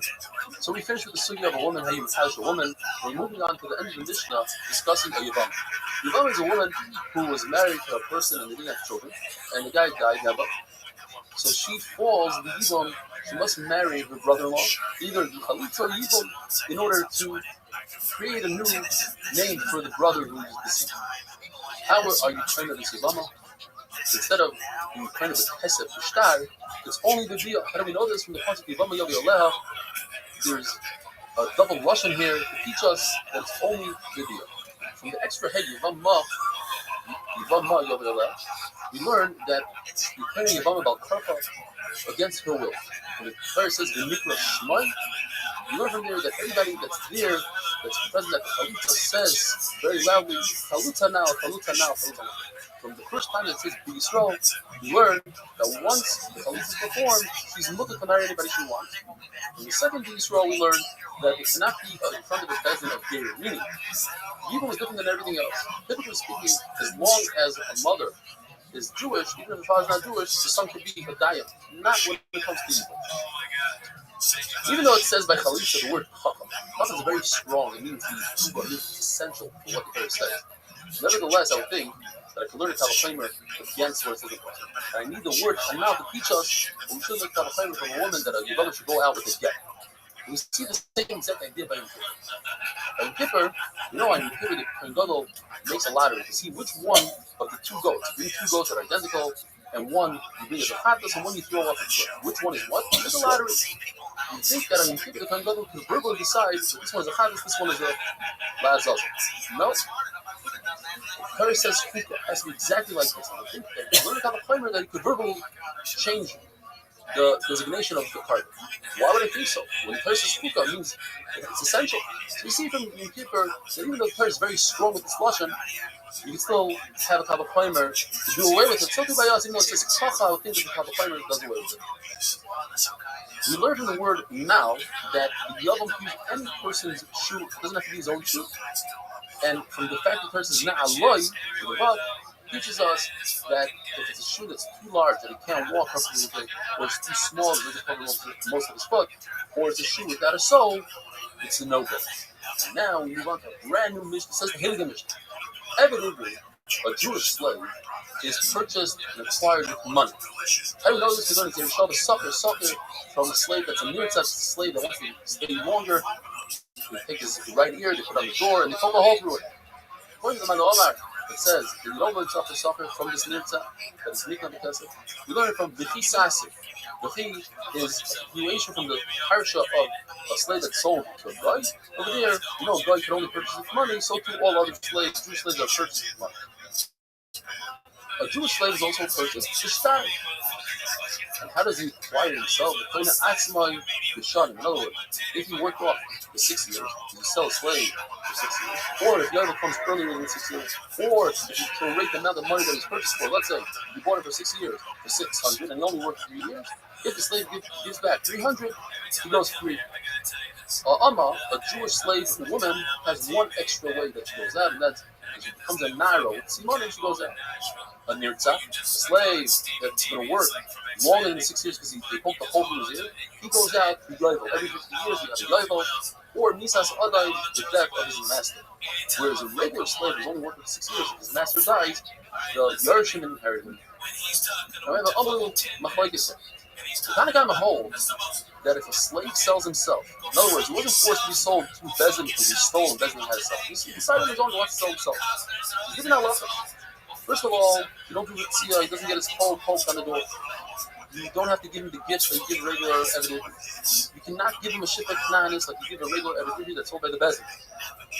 In addition, he can sell himself to begin with for more than 6 years. If he decides he wants to sell himself for 12 years, he sells himself for 12 years. The bezin is limited to selling the evid for only 6 years.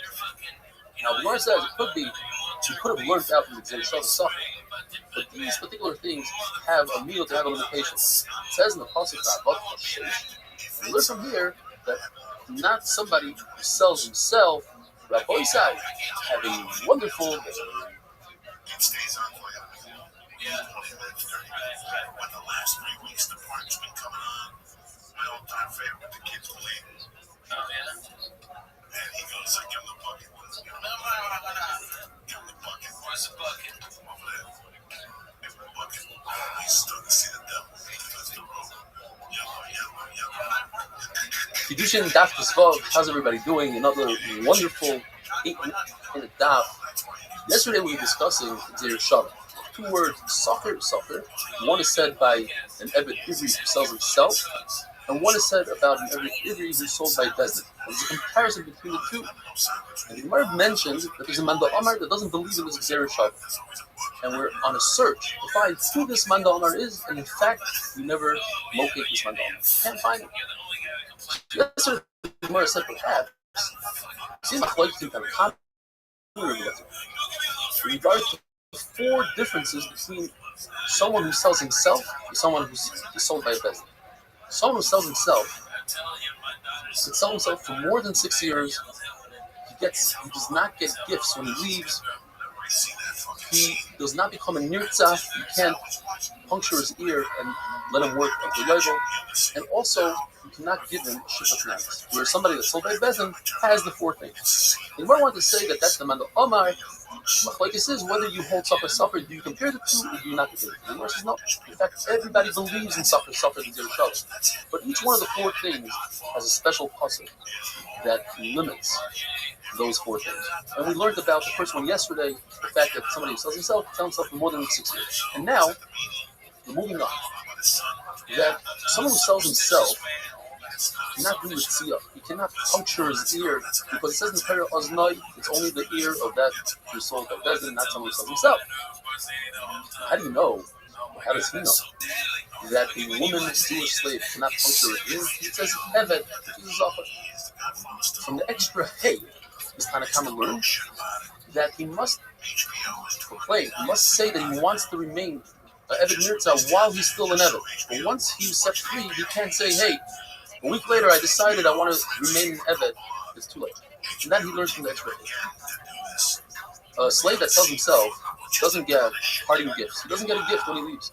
Again, because his amiyah says, Lord, there's a concept called Shibuda de Rabbi. And that is that if a borrower borrows money from a lender, and then that borrower goes ahead and lends money to a third party, the original lender goes directly to the third party and takes his money back. That doesn't work by another. If a slave, a Jewish slave, owes money to a third party, that third party cannot go and get his gifts instead of the Evet. Why? Because this man, the Omar, doesn't believe in the whole Reb Nosson concept in general. Now, finally, the fourth halacha, the difference between a Moicher Atzmai and a Moicher Bezin, is that a Moicher Atzmai does not get to have a ship of knives. How do we know this? From the meal of blood. It's not because this man, the Omar, doesn't hold himself a suffer, but he has a special meal of blood. And the fact that a master could give the shivatanis to a slave about karchach against his will, that we learn out from the pasuk that says that a evidently works for you double the amount of time as a regular employee. How's that? How's double? Because at night he has a shivatanis and he produces slaves. So you see from here that it's against his will. The Rabbi Yaakov learns that all slaves, all three that we're going to discuss, all three slaves go out at night. Now, in fact, there's no raya that he doesn't hold of the Safra Secretary Shabbat. He could hold it. Gemara says that each one of these slaves has a special reason why we need a special custom. The slave that was sold by Bezdin, the reason why he was sold is because he stole something. So if he did an Isser, so I would think that he doesn't need the Yovel, which should punish him. The slave that has his ear punctured, the Nirtzah, also did an Isser. He's over on the pasuk Avadei. Hashem says, Klal Yisrael, you're my slaves. You shouldn't be another human being slave. So why are you going to the master and saying, hey, you want to work extra years? That's it. On the flip side, he already worked 6 years, so the master doesn't really lose. Gemara says perhaps it's Rabbi who doesn't hold of the suffer. Gemara says no, Rabbi also holds of suffer. What does Rabbi say? Rabbi holds the regular every works for too. It says in the pasuk Yigolanu that only a slave that's sold to a goy can be redeemed by relatives, and not a slave sold to a yid. Now, the fact that he doesn't really hold that he doesn't leave after 6 years, he learns that from the word ba'ila. Yes, I agree with Akiva. They take the word ba'ila and they learn something completely different. They hold that a slave sold to a non-Jew leaves after 6 years. And you take the word ba'ila, according to Reis Agili, if a complete stranger redeems the slave, says Reis Agili, yes, he's redeemed from the non-Jew, but he has to go work for the complete stranger. See, it's a combination of ba'ila, but he learns it in Svar, he learns it from logic. He says, why would a stranger want to go redeem a slave if he doesn't benefit from it, and if the slave doesn't come work for him? Or Rabbi Akiva says, no, there's a complete opposite line. It's only when a relative redeems the slave, then he goes works for the relative. But if a complete stranger redeems him, he doesn't work for the stranger. He's completely free. Why? Because if you don't allow him to work for the relative, then he'll keep on reselling himself over and over, and he'll rely on the relative to redeem him. According to Rabbi, whether he's redeemed by a stranger, whether he's redeemed by his relatives, he works for himself. In other words, he's completely free. Rabbi Isai, have a wonderful day.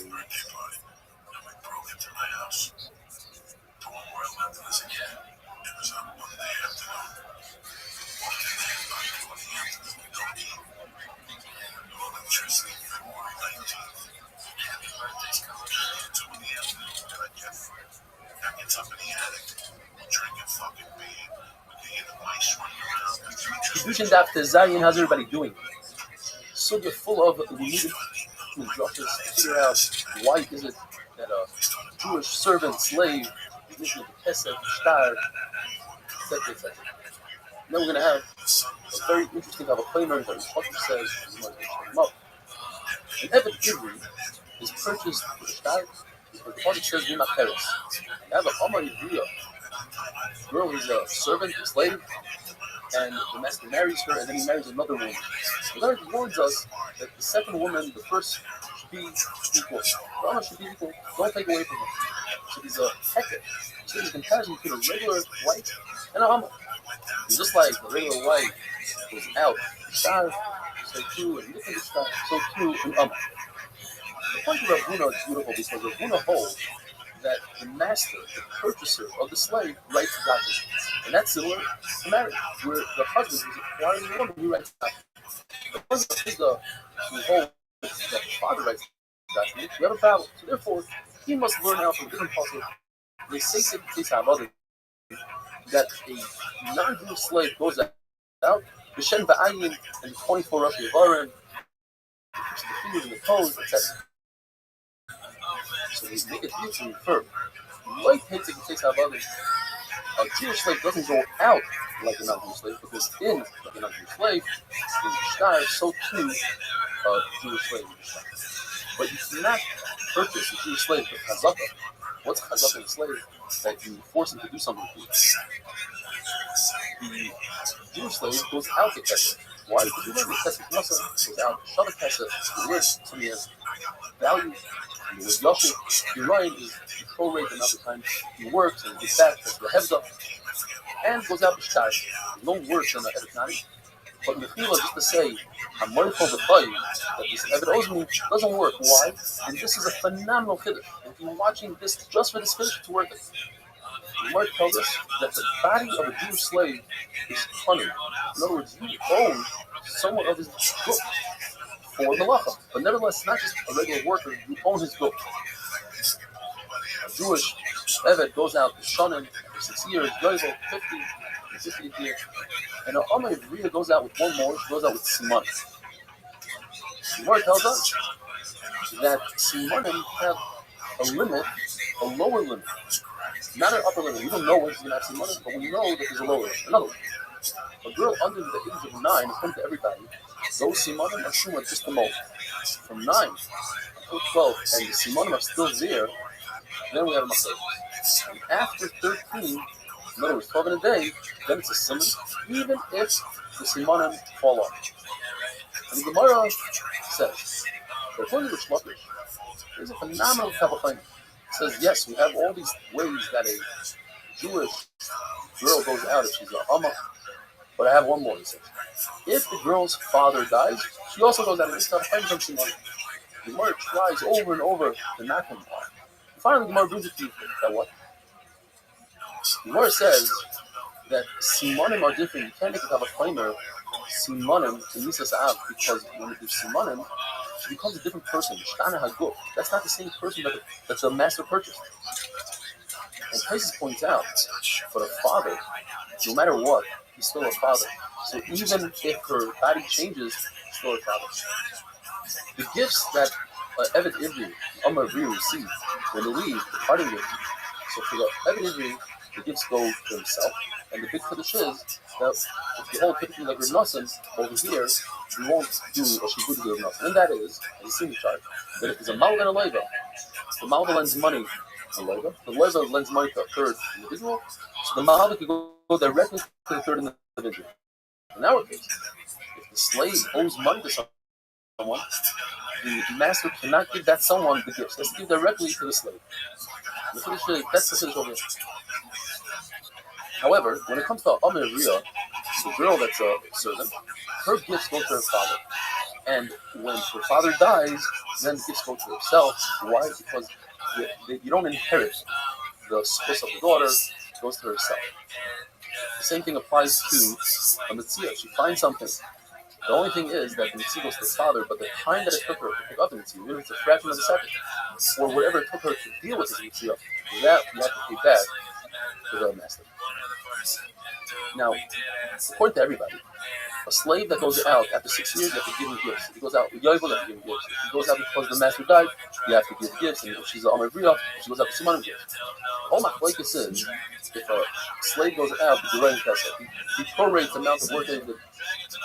If it's considered that you mishaleach him, or perhaps he causes his own freedom and therefore he doesn't get gifts.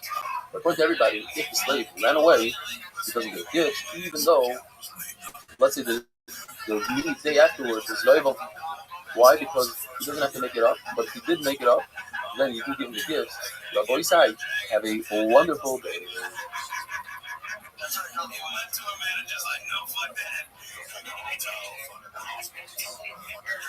Just took church communion over here for the first time. Went to a manager Ben and he's smoking a cigarette, drinking water, getting a little feeling about it. Don't wonder no one's there. Kedushin Daf Yud Zayin, how's everybody doing? We're doing the 8-minute daf. It's a synopsis of the daf in just under 8 minutes. When an Eved Ivri works for somebody for 6 years, in the middle he was sick. You have to make it up. Not. More tells us, it says in the Torah that regardless of if he was well the entire time, not he goes out in the 7th. However, if a slave was sick for more than 3 years, 3 years in a day, he must make it up, unless he did a very minor type of work, like Maisa Machat, needlework. He did that, then he doesn't have to make it up. Torah tells us that the gifts that he gives to a departing slave, he gives him the tzoncha and the garnish from sheep, wheat, grain, and wine. So we have a few machlokes. How much do you have to give him?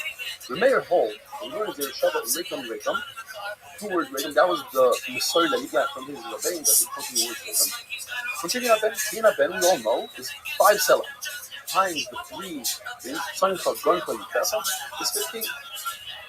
And since the word Rekam is in the previous pasuk before tzoncha, garnish, so we say it's 5 of sons, 5 of garnish, 5 of yaakov, a total of 15. Now, it doesn't have to be exactly 5 from each type. It could be a mixture. 3 from this, 7 from that, etc. Rabbi Yehuda learns that it's 30, and he learns it from the goring of an ox. If an ox kills a slave, then the owner of the ox has to pay the owner of the slave 30. And the Gzeir Shavin is seen in the Sino from the Eved that was gored to the Eved that gets a gift. And the reason why he says 30 and not 50 like Erickson, because that's faster than the faster being grabbed. You grab the smaller thing, you have more of a chance of holding on to it. The other thing is that it's much better, says Rabbi to learn, Eved from Eved, giving of a gift of Eved, and the death of Eved, then Erickson. What's the connection to Erickson? However, the Shem says, listen, I don't believe in this, I didn't get a Messiah of your Gzeir Shavin, I got a different Gzeir Shavin. My Gzeir Shavin was Micha. And it says by Erickson, Micha, the word of mouth. And therefore, I say you have to give a slave 50. Why 50? Because Erickson is a scale, depends on how old you are, if you're male, female, sometimes it's 3, sometimes it's 20. Give the most, because it says it should be wrapped for the biggest problem. The reason why it says the word sign, it teaches that it could be a living animal. Goren could be the type of fruit. Yaakov comes to exclude something that doesn't reproduce, or doesn't have bracha. So, according to Reb Shimon, a mule actually grows, it gets bigger, so that's considered a shvach. When it goes in Yaakov, money, you can do deals with, you can grow your money. There's one sheet that says that you only give a slave these gifts if you saw a bracha in the house because of the slave. So you see that before he came in, you earned X amount, now it's more, so you give him a special gift. And there's those who learn, tiny, doesn't matter, no matter what, you give him the gift. But if you brought bracha to your house, give him an extra gift. But Eved Ivri only goes to the son inheritance, and because the son goes instead of the father for Yibum, he could be there together with the father for Yibum. And we don't learn from a brother who does Yibum. Why? Because there is no Yibum when there's a son. And because of this same svara that there's no evil when there's a son, that's how we learn that when a son redeems a field of a nachla, that it doesn't go back to the Kohanim. And therefore, since it's this exact logic that teaches us that halacha, we don't consider the Achuzah as something that will give us reason to go with the son over the brother because it's the same svara. So we're not going to say it's 2 against 1. Okay, you understood that, great, not. We'll move forward. The Gemara tells us that a mirza, a slave that you puncture his ear, and a slave, a Jewish slave that was sold to a guy, doesn't even work with the son if the master dies. And we learn from Mirza, in the same passage it says, Ba'afla Mosfa, and also, and furthermore through your Amma. So we learn from that she goes out to Mises Adam, but from the word Kasa, we learn that you should give the female slave servant, you should give her also a Hanok, you should give her these gifts. What tells us that Goy inherits his father, Midoi Raisa. And a Ger inherits his father only the Rabbanan because we're scared that if you don't let him inherit his father, he might become a Goyden and leave the Derech. Therefore, before it comes to the Ger's hands, he could switch off with his brother and say, listen, you could have a desire the Ainesa, and I could the regular stuff. But boy side, have a wonderful day.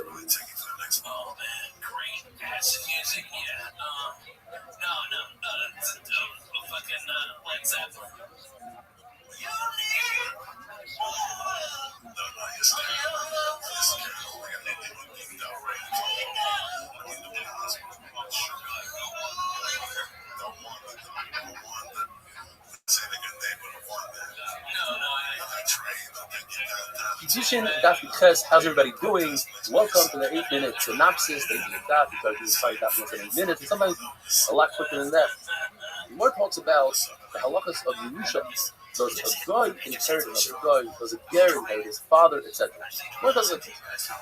A guy, a non-Jew, inherits his own father, Midoi Raisa. One guy to the other. However, a ger, a convert, does not inherit his own father, Midoi Raisa, because he's a cotton shenoiladam. Like a brand new baby, he started the whole life. Halachically, he's not related. The Rabbanan, they said, listen, if you don't give him the Yerusha, he stands to lose a lot of money. He might go back where he came from. We don't want him to do that. So Rabbi said, you know what? He gets the Yerusha. Therefore, before the Yerusha became his, before he took possession of the Yerusha, he's allowed halachically to switch with his brother different items. For instance, if they inherit Avodah Zarah, tell his brother, hey, you take Avodah Zarah, you take the Ainesa, let me take the solid path, the things that have no issues with it. And it's not as if he's dealing with Avodah Zarah because it's never his with their rights, it's only the Rabbanan. A ger, or another ger, there's no Yerusha. Even the Rabbanan. So in other words, let's say a father and his son become gay later on in life, and somebody owes money to the father and the father passes away, that person doesn't have to give back the money to the son. It's not halachically related. Chachamim, the Gemara says, in other words, Chachamim won't give you a shayach, they won't congratulate you on the fact that you're giving back the money. Chachamim will be happy with you if you give the money back to a ger that is born into a Jewish family. In other words, his mother conceived his but she gave birth to him to Kedusha when she was a Jew. Then Chachamim are happy because you don't want people to mistake and say, oh look, you don't have to return a loan. Chachamim is real. There's a halacha of Jew that is, if a person sells his daughter as a servant of another Jew, that master can marry her without even giving her present Kedusha. Once he invokes that, he says, I want to marry you. He says, I read you Edison with the money that I got. We'll see exactly if it's the money or the hamna that he has right now, she has right now, but she doesn't have to work. Then she no longer goes out with the ways that Amma goes out, speaking the grand test, etc. The only way she go out is with the get. But if he didn't perform the year, just a regular Amma, then she goes out after 6 years, yovel, etc. And also, in addition to the regular man, she goes out with Simon. Interesting halacha. If the father of this Amma has money today, so we could force him to redeem his daughter. Why? We don't want bad name to the family. It's not nice that the family has a daughter that was sold. However, if he's a slave, a male slave, or he's called a servant to Evan Ivri, you don't force the family to redeem him because of the reason that he might go ahead and sell himself again and again. Because he takes the money, he's the one who's going to benefit, they'll lose. Amma, on the other hand, you can't sell him more than once. Idarchin, like we see, the Torah tells us, without a yud, with Nekudas Zigdoi, without a sense you could possibly read the Vagda. The difference is one is a lesson of Teged, marriage, one is a lesson of betrayal. So it depends. If it's a lesson of marriage, the Torah tells us in this passage you can't sell her after marriage. If it's a lesson of betrayal, then the Torah tells us you can't sell her after you sold her. In other words, you can't sell her twice. According to the Shimon, B'dashin is both. You can't sell your daughter after she's married, you can't sell her after she was sold as an Amma. For the Tanakama, it's only after Yishos, for the Lezer, it's only after Shipper. The Gemara has a discussion. What does Yud accomplish? Is Yud like the first stage in marriage, which is called Erusin, or is it like the second stage, that accomplishes both Erusin and Nisuin, and she's completely married? The meaning is, does he inherit her? Does he come to her? Does he go to the funeral? Does he meet in the garden? So the Gemara proves from the fact that he could sell, a father could sell his daughter, who's an almana, we know that almana cannot marry Kangam. But he could sell his daughter as an Amma to Kangam. The problem is that in order to be sold as an Amma, you have to be able to invoke the idea of you. But a Kangam won't be able to invoke the idea of you because he's an almana.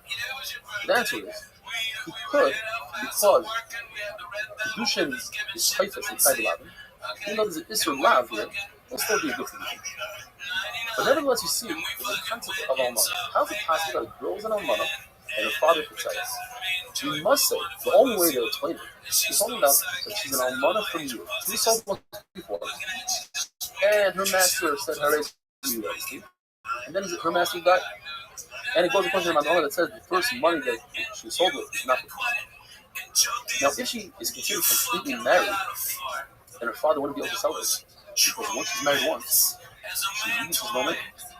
However, according to the Manala, that the original money of the purchase of this Amma was given also with Kedushin money. We must explain this going according to the Lezer. The Lezer holds that a person can sell his daughter as a shifcha after marriage. Both sides have a wonderful day.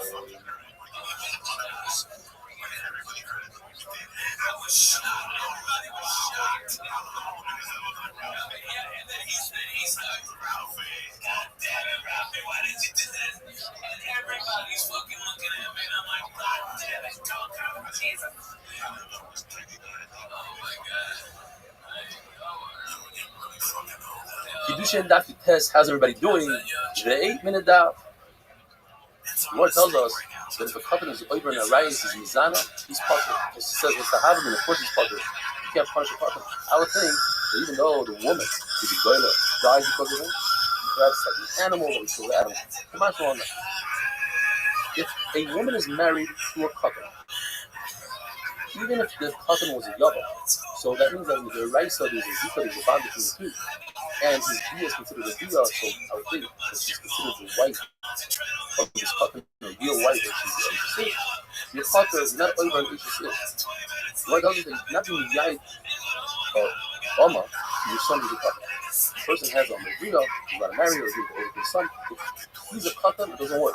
Because yield only works by a brother, because you need his das, you need his will. And another kind of Gemara is you need also her das. According to the Manana holds that the first money that was used to purchase the other Bia doesn't work for the Kedushin. The Kedushin money happens later on. In other words, the girl herself is accepting Kedushin. So you see, you need her das. You need her will. According to the Yosef of Yehuda, he holds that Kedushin is showing him the money that was given to purchase this Amma is not with Kedushin. He holds that you need that at the end, when the master is miyayed the Amma, he's miyayed with work that she's supposed to work. He says, you know what, Amma, you don't have to work. You need at least a Shabbat Kufa. You need that work should amount to a Shabbat Kufa. Again, because he holds that the money that the father received has nothing to do with the Kedushin. You need something here that has value for Kedushin. According to Rabbi, even if you hold that the first monies are for Kedushin, or to refer to new Kedushin, and if there's yield, so it's as if the father already married her off, and the father has nothing to do. You can't say it. But since the Torah uses the gears of custom, the Torah says the word vehefta means that you should be able to be Giroin Chesed, you should be able to prorate it and give money back to the master. So that has to be at least a Shabbat Fruta. Nothing to do with Kedusha, says the Gemara. This has to do with halacha of Giroin Chesed. That has to be enough of Shabbat. The Gemara proves that a person could tell his daughter, who's a kana, go out and accept your own Kedusha without the father's will or anything like that. And the reason is because now it's should you see that the yid has nothing to do with the father. The girl herself is accepting the Kedusha. So you see that the father has the ability to tell his daughter, she's a kana, she doesn't have the right to make the In this case, it works. Well, it tells us that a person is established alone. In other words, he loaned this woman money, and his collateral. You can tell the woman, that money that you owe me, I'm going to you. And if that hamna that you had, I'm going to you, I want you to replace it. Even though these are massive, even though there's collateral, it doesn't ruin it. The person says, I want you to become Kurdish to me, if you should work after 30 days. And the second individual came and was Mekadosh this woman, then she was Kurdish to the second person. We learn from our soldiers. In other words, even though he didn't tell her, by us, this since he could be Yair, he says, if he told her, you should be Kurdish to me after 30. He bought her 30 days ago, he never said he was going to marry her 30 days, and it still worked. And nevertheless, the second guy comes along, is Mekadosh this Amma, because he's the second person, so the same thing by us. But at the point of a comment, that you Mekadosh the Amma with the first initial money that he's supposed to serve, it's as if the master said, me actually, it should work retroactive. And after 30 days, no one else can be Mekadosh. And even if there's not enough time in the day to work out a fruta, you still do a review according to Chum because it works in the first week. The Gemara Darshan from the Pasuk, and then it says he sells his daughter for an Amma. We learn from this that a person can sell his daughter on condition that the master doesn't marry her. And we don't say this is considered master not master plus Torah. It says in the Torah you could be Yair and we're making a position against it because you have a special Pasuk le'am. And he learns also that you could sell, a father could sell her to someone that's a pasuk like a mamzer. Why? Because it says in the pasuk that the marriage is bad. A husband learned that you could sell her to someone who's pasuk like a mamzer from the word law. And the Lezer says that you could sell her to someone that's pasuk from the pasuk law, and you could sell her to somebody who's related to you. That you learn from La'ama, Rabbi side. Have a wonderful day. Closing up the planet.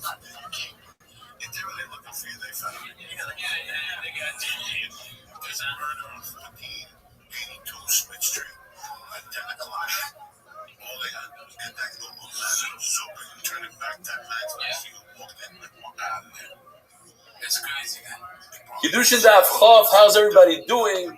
I'm here with my Rabbi, my Chavrusa, Rabbi Kramer, who Be'ezer Hashem is going to take over once in a while, hopefully at least once a week, do the Sikkum, and Rabbi Sai, here he is, Rabbi Kramer. Thank you. Okay, Rabbi Sai, this will be Nuschot, all those who watch, cheer, minute. Okay, so today, Be'ezer Hashem, we're going to do Daf Chav. So in Daf Yud Tes, we saw because the Machloikes, moving into Daf Chav, there's a Machloikes whether the father can sell his daughter, his relatives, to Klevi. Now the Gemara brings a Machloikes whether Where is this he can bullshit? sell his daughter according to the Shita of Chachamim, that the person is not allowed to sell his daughter to Klevi. The question is, can he sell her to his father? Why? No one said Kiddushin. Because when you sell it to your father, This guy's so he can sell it boring. to your brother. Sucks. It looks like he's mean. Kiddushin Daf Ches, welcome to another. Hey, where's your beard, asshole? You have a really great beard. Psych, you look like a fucking child. Hey, let's celebrate. I'm a grandfather. What is athleticism? It's full. Go fuck yourself. Yo, dog, what is this? Are you fucking doing that thing in your chair where it looks like you gotta pee again? This is the worst. Kiddushin? God, I don't want Kiddushin. I want Kiddushin Daf Chof Ches. How's everybody doing? Kiddushin. Oh, like douche. Douche. Kiddushin. Douche canoe. Kiddushin Daf Douche. Vav. How's everybody doing? Oh, what is Welcome this to the bullshit? Daf. Dog. Assholes Assholes develop this fucking software. It's the worst. This is the worst. Playlist. I want to hear about that fucking cat, the daughter of the black cat. The black cat that's the daughter of the black cat. That you gotta see its afterbirth and burn it and put it on your eyes. Why? That smoky look. Smoky eye look. Shabbos playlist. My pubes smell like fucking shit. My pubes smell like fucking shit. It's like shit, I smoke sweat. My pubes smell like fucking sweat down the road. My pubes smell like fucking shit. My pubes smell like fucking shit. Super Hellas that describe a person as he gets older. It says the pasuk that when a person gets older, his flanks, his ribs, his legs, everything deteriorates. His teeth stop grinding. His eyesight gets worse. His food doesn't grind the food. An older person wakes up from the slight sound of a bird. Songs of the boys and the girls annoy him. Barzillai Giladi, who saved David HaMelech. David HaMelech tells him, "Come live with me in Yerushalayim." He says, "I can't. I'm too old. I'm 80 years old." You see from here that as a person gets older, he starts losing his mind a little bit. He loses his taste in his mouth. His hearing goes. On the other hand, you see that Rabbi had a Amma who she was 92 years old and she was able to taste the food and tell Rabbi whether it was good or not. Says Rava, Barzillai was full of snus, so therefore you become older quicker. The Caesar told him, Shimon Shananya, why do you come to Beit Avidan as we had earlier this day? Debate us. Come debate us. He says to Shimon Shananya, I can't. The mountain has snow on it. In front of his head, he has white hair. The surroundings have ice, meaning his mustache. The dog doesn't bark. He doesn't have a voice. The teeth don't grind. He's getting older. An older person bends over as if he's searching for something on the ground, but in fact, it's his spine that's deteriorating. 2 is better than 3, referring to 2 legs is better than walking with a cane. And it's a shame on the younger years that disappear and go away and don't come back. When you're younger, it's like good smelling roses, and when you're older, it's like disgusting smelling filfa, which is nettle. When you see your food, you still have a bounce in your step. Until 40, it is good for the body. 40 on, meat is good. This debate, a Saris, one who can't have children, told, and he was a tznick as well. He asked for children, and says, from when I'm standing until the baldness, how far is it? In other words, he's poking fun as the True Karpa, as his name indicates that he's bald. So Yeshua says it's as far as from here to Searsville. In other words, your Saris should be talking. So he tells him, a goat costs 4. In other words, the bald one, a goat is a bald sheep, only costs 4. So he says, you know what?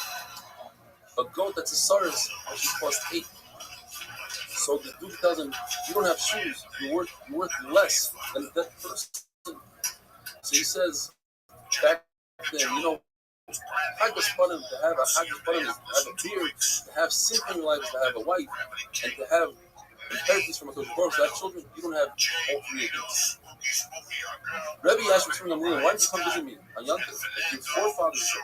And he said, the small stones became like mountains. In other words, we're getting older, everything seemed larger and harder. The closeness seems like it's far. 2 became 3 out of pain.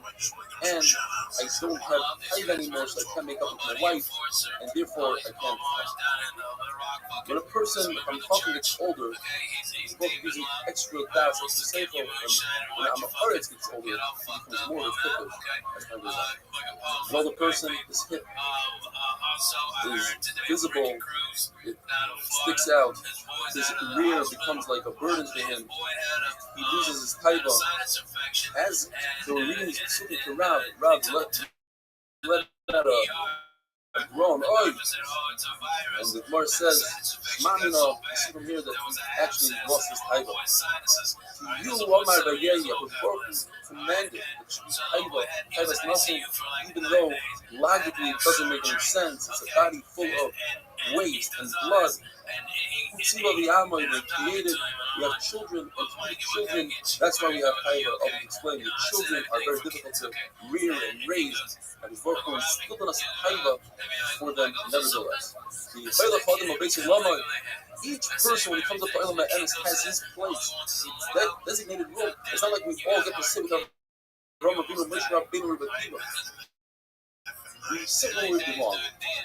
Like a king, says the Gemara, he comes with all his servants. When he comes into the city, he comes in together with them. Once he goes to the hotel, the king gets the presidential suite. Everybody else gets the super rooms. Snows causes the face to become darker as a person's older. Worm on a dead person. A dead person feels it as if he was poked with a needle. The soul of a person, the nefesh ha'adam, sits and has a virus on the body for 7 days. The person doesn't have someone be menachem, do a virus. He died without any family, so it's a mitzvah to sit here in the place that he died and bring people. But he did so, and the person came to him in a dream and said, "You should have a nefesh ha'neves because you gave me nefesh ha'neves." That person hears everything that's going on before the one shita until they put the dirt, the girdle on the coffin. And some people say, until the body decomposes, give back your neshama to the Rabbi Shalom, like he gave it to be nice and clean, marshal to a person, the king, who gave his servants big melech, he gave him his own clothing. The smart ones folded it up and put it away, and when his wife called them, they put it on, and it was nice and clean and ironed. The not so smart ones, they wore their clothing and they went to work, and it was filthy, and the king locked them up, so called his book, and locked up his Rishon, the soil, the neshama that he gives them, put them in Gehenna. Tzadikim, the neshama goes under the Kisei HaKavod, the Rishon, they come and tell they're thrown with a slingshot from one side of the world, they don't have looks on it. The Beinonim go to the Malach called Duma, he's in charge of the dead, just like the Russia goes to Duma. But the Beinonim, the middle, the average guy, even though he goes to Duma, he has Duma. Rabbi Mori says, Tzadikim turn into dust. The Gemara tells us a story that they dug in Rav Nachman's backyard and they heard somebody groaning. Rav Nachman came to check it out and he found out it's Rav Choy Bar Yoshim. He says, "Shouldn't you be dust?" And he says, "Whoever taught you Koheles didn't teach you Mishlei." What causes dust? Jealousy. So he said, "So come into my house, let's have a coffee." And he says, "Don't you know Navi?" I say, "You don't even know Navi." Because Baruch is the one that decides if you come out. We can't just come out of our grave. But what about the pasuk? The other after the lesson shouldn't you be dust? He says, "Yes." One moment before, yes, amazing. I will turn to dust, but until then, I will be whole. Have a wonderful day. This is fine. If I didn't have court drama, I'd take some of it. Save me some of the shit to finish the ice.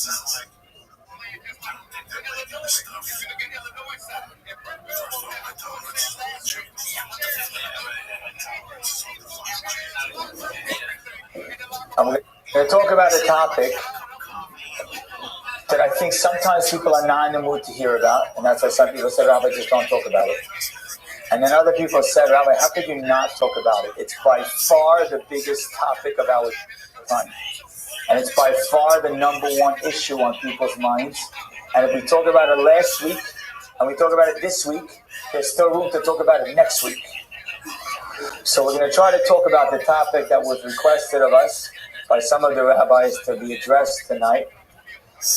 And we're going to talk about it, I hope, in a way that is clear and understanding, general and specific at the same time. What we're talking about tonight is technology. And like I said, there are some people who say, keep talking about it. And there's a few people right now who are thinking, how do I get out of the room? Our hope is that by the time we're done, both sides of the room will feel that the lesson was tangible and valuable. I'm going to start by reading a Gemara at the end of Masechet Kiddushin. Are you fucking I'm going to read serious? this Gemara, I'm telling you in advance. Are you fucking... It's one of the most unique sounding stories you've ever heard in your life. Are you fucking serious? At some point in the middle of me reading this story,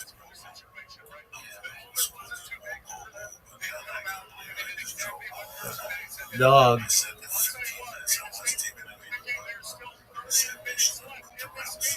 Dog. Dog. From Boynton Beach, Florida. No one fucking cares. You could be in Boynton Beach, Florida, or fucking Brooklyn, or fucking Beijing. No one gives a flying fuck about you right now. The only thing about which anybody cares is whether I can find this fucking Shabbos playlist and get it to play in the right order, so I don't see these other fucking jackasses. No one gives a shit about you. They just care about this motherfucker.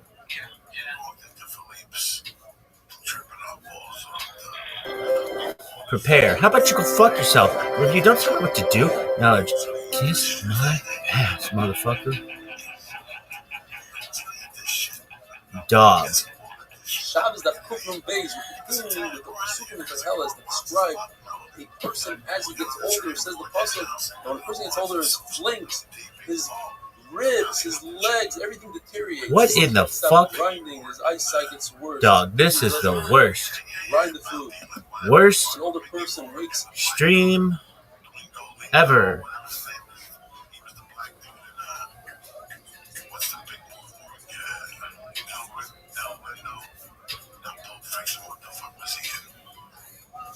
Look at this athleticism. We got footwork. I think I just tore my ACL and my MCL. MCL cafeteria, girls. Why? Just with the thing. Shabbos that Kufram Beis, continuing with the Pesukim and Kazelas that describe a person. What is this bullshit? Look, Eli Shafinsky, no one gives a shit about you and your baby face. The only thing about which they care is this motherfucker. Why? Just look at his body, girls. Oh, slight sound of the bird. What about the fucking black cat that's a daughter of a black cat? What about the fucking afterbirth of a black cat that's a daughter of the black cat? And burning that shit up and putting it on your eyes so you have smoky eyes.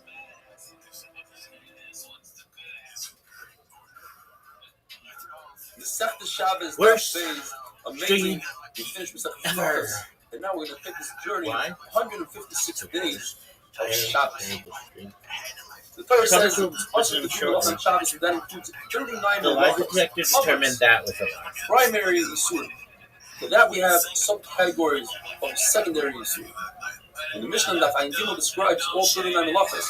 Dog. The last final malacha. What should we call is you? the malacha that Camp? our Mishnah That's what Shabbos camp. begins with. The malacha By of default, Yitzhak camp. to carry from one domain Dude, to I don't another. give a shit Transfer an object about your from the fucking Yachid cars to or Rabbi, Popeyes. or from the No one gives a shit about Popeyes. Rabbi, Motherfuckers at Popeyes should make Popeye a street fucking 16 hours wide, and many people go by there every day. So Yachid is a private domain. mascot. Property that's Why haven't surrounded they by done that? Why isn't Popeye the Popeye's mascot? Popeye instead does fucking spinach. Transferring from one property to the other is Like if the spinach company can in order fucking to be afford better, it, that is so why that can't the Popeye's the fucking chicken company? hero and No the one knows. the- What is Popeye? What does that mean? And You want a motherfucker like this? What is Popeyes? What is this? A nickname for somebody with bulging eyes? What does Popeye mean? But when we go from just a rabbit to just a yachid, that's called achnasa. Although our Mishnah describes both of those cases as Exo Mishnah starts off saying a deep sea dying. They are two, which equal four. When a person stands inside or outside, it's two that equals four for total. Why is it called The Popeyes? Mishnah starts off with Louisiana a person kitchen. that the This Mishnah describes motherfucker have a honey, not necessarily four, optical just issue? a character to describe him so we don't confuse him with the person standing inside called the Balabas. Person inside, outside, the honey, lifts up an object. He does an akira, and he places that object from the Shishra Rabbi, he places it into the Shishayafet. There's an hanacha over there, the sky over there. The second case regarding this honey that's standing outside in the Shishra Rabbi is he lifts up Why an is object it called in the Popeyes? Shishayafet Dog, it and should he say places it to why. himself in the Shishra Rabbi. There's an akira and a hanacha but in the opposite direction as the first case. Both of them. The Why does first this time shit cases, work? which is only 5 in their whole Why is it called Popeyes? Our case number 5 Jimmy and 8, Popeye Doyle, and that is when the onion does official New York City detective portrayed by The Gene onion Hackman. lifts up an object 1970 to which is killed. The French and connection? he extends his arm into Sayafid, but rather than doing another Sayafid, he lets the Are you Balabais do fucking it. serious? Now it's two The people chicken that did place one is inspired by the French Connection? Worst The 8 cases where the onion lifts name up an object into Sayafid, ever. but rather than transferring it into Sayafid, the Balabais sticks his hand out into Sayafid, and he does the transferring and the Hanafa. Get the fucking The sailor. next 2 cases in the ratio, case number 3 and 4, talk about a man who's standing in the Sayafid. Scott, do you know how many people would eat more fucking chicken if they got that fucking sailor? Instead of making a spinach, he just ate fucking chicken legs? My father eat chicken legs. Case number 4 is Dumb. he sticks his hand out. It's embarrassing. Grabs an option and Makes brings it into it the Sayafid, It's puts in the the rice worst. with the Akira Hanafa, and that's called Hafnaf. The What is corresponding this 2 cases bullshit? in this list in the Mishnah are case number 6 and 7, where the Balabayas lifts up an object in which is Sayafid, and the Ani Love that chicken from extends his arm Popeyes. into Sayafid, Oh, and the Popeye. I bet that Balabais has to sticks do his with arm like into the Ani's arm. the South or something, Not or only a sailor. but No, the movie, the 1970 movie, The French Connection. Huh? Does that movie even take place in fucking New Orleans? The final 8th case is weird. Sorry, the 7th case. The Balabais lifted up the object rather than waiting for the Ani to extend his hand into the Rishus Hayachid. He extends his hand into the Rishus Rabin and places it into the Ani's hand. Rather, the Ani takes it out of his hand and does the Hanafa in the Rishus Rabin. So here again, we have a case where 2 people did 2 malachas.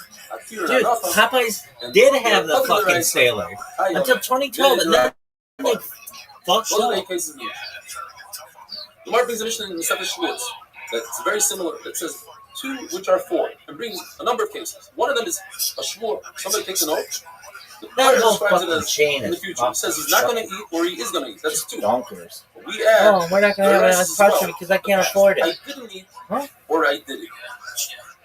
The other case Worst is name Midaraisa ever. talks about when a person forgets that he is coming and walks into the Beis Hamikdash knowing it's a Beis Hamikdash, forgetting that he's coming. I can just see that fucking boardroom. The other 2 cases that we have to that is when he forgets Right. that it's the Beis Hamikdash. He didn't So we realize got a it's chicken place, yeah. Cool. Nigayim is when somebody has What's a white it called? spot on his Popeyes. skin. Why? The Torah talks about a ace with a harris. Have you ever seen the movie The French Connection? No. And we add 2 more derices. One looks like Okay, well, lime, there's a the other one looks detective like in it, the membrane. and he's like Popeye. But when the Huh? Mishnah Shavuos describes Shabbos, Well, you see the founder of this fucking business who was just off his rather rocker, 4 that apparently, are 8 like an hour. got the, Rav Papa attempts to make that a shot name, says Popeye, that our Mishnah is encompassed the hard-nosed, gritty attitude of our chicken establishment, which used to be and known as therefore chicken on the run. it talks about things that are also positive, not just positive. Whereas in Shavuos talks about. So you're named after a fucking We detective? have to realize, like we explained Yeah. before, that Alright, well, guess what? There's like this super popular cartoon named Popeye. Eats spinach, so we change that around. I know some Popeye eat chicken, but they could make it that way. Put it everywhere. They got fucking people to sell their children for fucking sandwiches. Anyway, whether they're going from get this. We move away from Popeye. The sale. Finally, Rabbi says, when our mission talks And we about go with nothing. Stein is referring to Oh yeah, domains. There are 2 domains and we in the can't rights. afford the apostrophe apparently. So we just look cheap as fuck. For Oh, this motherfucker is gone. And our Mishnah includes 4 additional mitzvahs which are only us. This is an ass kicking. Have a wonderful day. Yeah, couldn't put a fucking dome on that in the fucking stadium, so now I don't even get to see that fucking game. This is the worst. Wrong business.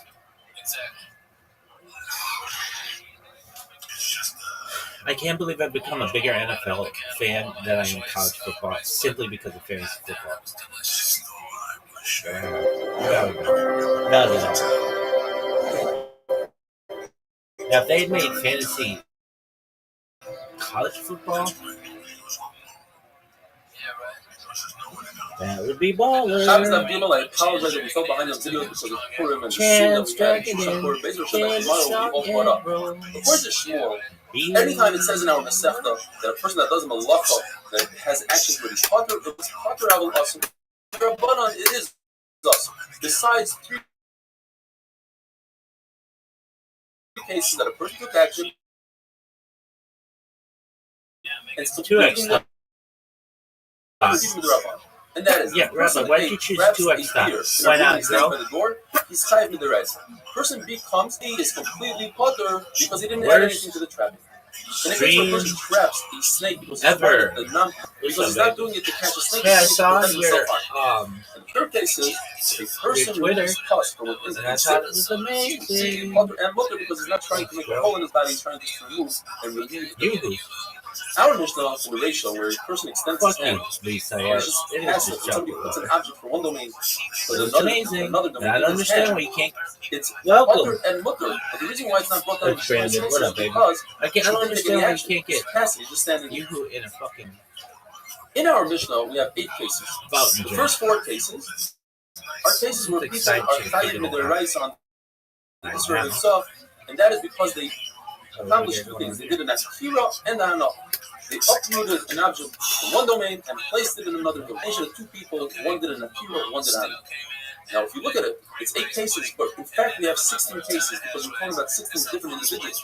And in some cases, one individual did an akira, the other individual did a hanacha, and it's 2 different cases, 2 different isurim. Why does the Mishnah count them as 16 cases? Well, the first 4 cases you can't count as 8 cases because the second individual is completely potter and mutter. He's not doing anything. He's just standing like a statue, holding out his hand. So we're not going to count those 4 cases as 8 cases. But what about in the Sefer that the 4 cases are 2 individuals? One is doing an akira, that should be 1 halacha, and one is doing an hanacha, and that should be 2nd halacha. We should count those 4 cases as 8 cases. The answer is because the Mishnah is only counting cases that can lead us to Issa Deraisa that you would have to bring a card. The only person that can get to that case of Issa Deraisa is the person that starts the malacha. The person that does the akira, he can also do hanacha. But the person that does the hanacha can never get to Issa Deraisa because he didn't do the beginning of the case. He only did the end where you have to do an akira and hanacha in order to tie to the Deraisa. Even though 2 people did one malacha, there's no reason to have them bring a korban because the pasuk says, "Mi'am haaretz ta'aseh so." One person who does the entire malacha brings the korban. Shnayim sha'asua, there were 2 people that do malacha. Rab asked Rabbi, "What's the halacha if a person doesn't lift up the object, rather his friend puts it on his shoulder and he starts walking?" Says Rabbi, walking is considered an akira. You lift up your feet and you move outside. However, a hand is not considered an akira. Why? Because the hand never moved. The hand is part of the body. It's moving, but the body never moved anymore. Says Rabbi, who is Rab's uncle, he tells Rab, didn't I tell you many times, don't ask Rabbi questions in another Masechta where he's not holding. You might embarrass him. What if he doesn't know the answer? And he might say something wrong.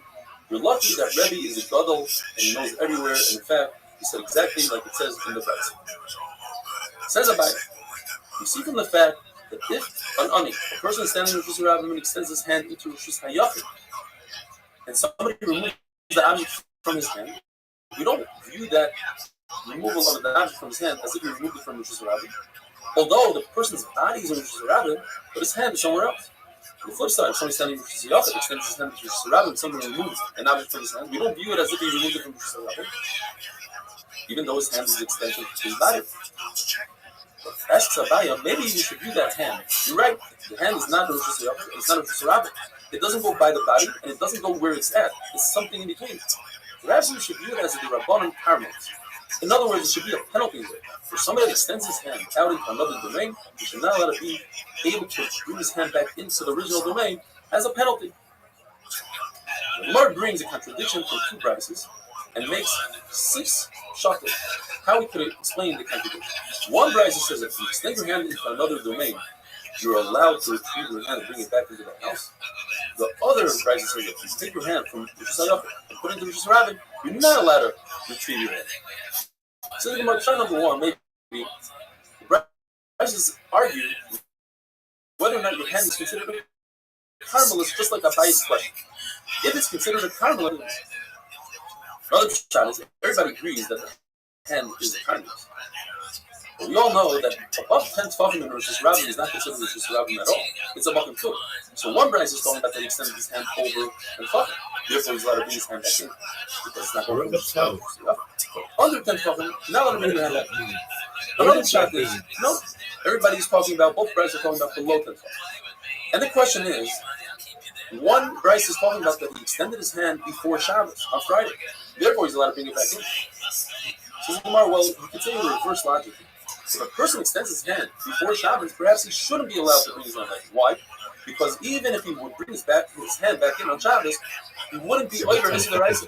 Even if he put the object that's holding his hand down in Rishus Rabbi, he wouldn't be over his deraisa. Why? Because he started that Akira on Friday. In order to be over his deraisa, you have to do Akira and Anach on Shabbos. Whereas if he extended his hand on Shabbos, put the object down, you got tired, let's say.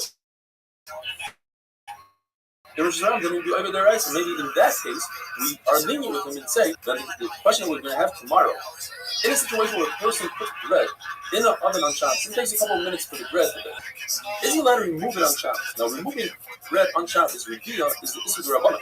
You're allowed to do this Rabbanan to save his life. By the way, you just told me, you're allowed to. Rabbanan didn't say that a person should lose his life because of this is Rabbanan. The Gemara goes into that. Who we say that kind of story? Another explanation to explain the contradiction in the prices is one price that says you're allowed to bring your hand back is talking about that he did it by accident. But the price that says that you can't bring your hand back out is talking about he did it amazing. Another shot is both of them are talking that he did it with The question is, do we penalize somebody for doing a shaydik because he might lie in the case that he did amazing? Anytime somebody does amazing, they'll say, well, I can bring my hand back in because I was a shaydik. And finally, the Gemara says everybody might agree that we don't penalize somebody shaydik or amazing. So what's the question? The question is, in a case where a person extended his hand and put the object in his friend's chutzner, that's when it's up. But if the person brings it back into his own chutzner, that's when it's mutter because he didn't accomplish anything. He didn't remove something from his domain. Whatever he tried to do, it went right back to where it was, and therefore, that is mutter. Have a wonderful day.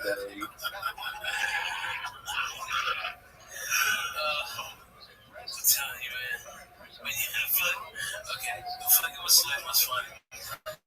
But when Joey doesn't like somebody, let's hear a funnier torture. Okay, I'm about to tell the story. How you torture by Jack Wilson. Shabbos Daf Dalet. Rabbi has an amazing question. The person takes a piece of dough, and in order to bake the dough, he puts it in the side of the oven, like they bake today, latcha. Now it takes a few minutes for the dough to bake. Once it bakes, then and only then will it be chayav in the deraisa baking. Is he permitted to remove the dough in order not to be over Issa deraisa? But by removing the dough, he's over by Issa Rabbanan called the deer. And the question is, in order to prevent him from being chayav, korban chatos, can we allow him to be over Issa Rabbanan? Now a korban chatos comes only for a shayik. And a shaygig is only if a person is unaware of what he's doing from the beginning of his act until the end of that. So how is it possible that he had an awareness and he came to and he understands that he's doing the Isser and therefore he wants to remove the dough? It has to be that we're not talking about him, we're talking about his friend. His friend wants to save him from chatos. But that's also very problematic because in Oimrim La'adam Chatei we don't tell a friend, you perform a minor avera in order so that your friend is not over a major avera of a chatas. Therefore, the Gemara explains, we must be talking about that we don't want this person to be over an isser amazing and did it on purpose. The only issue is that Rabbi, in his question, he uses the language of a chatas, which means shayik. So we have to amend that and say he didn't mean chatas, he meant amazing. In fact, there's a brayso that says in the first, so that a person is allowed to be over the issue of the idea of removing the dough from the oven, which is the rabbanan, in order not to be over the issue of the raisa of skila. The Gemara brings the Mishnah, which says that the ani, a person is standing in the Rishus Harabim and extends his hand, he takes an object, does an akira in Rishus Harabim, and places it in another person's hand in Rishus Harabim. Hanacha in Rishus Harabim. He's chayiv deraisa haitzah. He's the akira and hanacha. The question that Gemara addresses right now is why is the hand of the person standing in Rishus Harabim enough for the ani to be chayiv? A hand is not 4 tefachim, and in order for a person to be chayiv the hanacha, he has to place an object on an area that's larger than 4 by 4 tefachim. The Gemara makes 7 attempts to explain this, and the Gemara in the Maskana, the last pshat, the 7th pshat is, and that's what we go with. This Rabbi explains that a hand of a person is considered 4 tefachim. You're right, it's not physically 4, but it says if it's 4 tefachim, it's tashel like 4. But before we get to that answer, let's go through the different answers. Answer number 1 is that it goes according to Rabbi Akiva, who holds that you don't need 4 tefachim. Because Rabbi Akiva holds in a case where a person throws an object from a Rishus HaYachid, a private domain, another private domain, but it travels over a public domain. Says Rabbi Akiva is chayav for himself. It says it landed in the public domain. How could it land in the public domain? It traveled right over. The answer is because he was in a concept called Huta Kamishon Fadam. We consider it as if it landed in the Rishus Harabim. In slow motion, as it's passing over Rishus Harabim, it landed for a millisecond in Rishus Harabim, and then it continued traveling to Rishus Harabim. And therefore, he's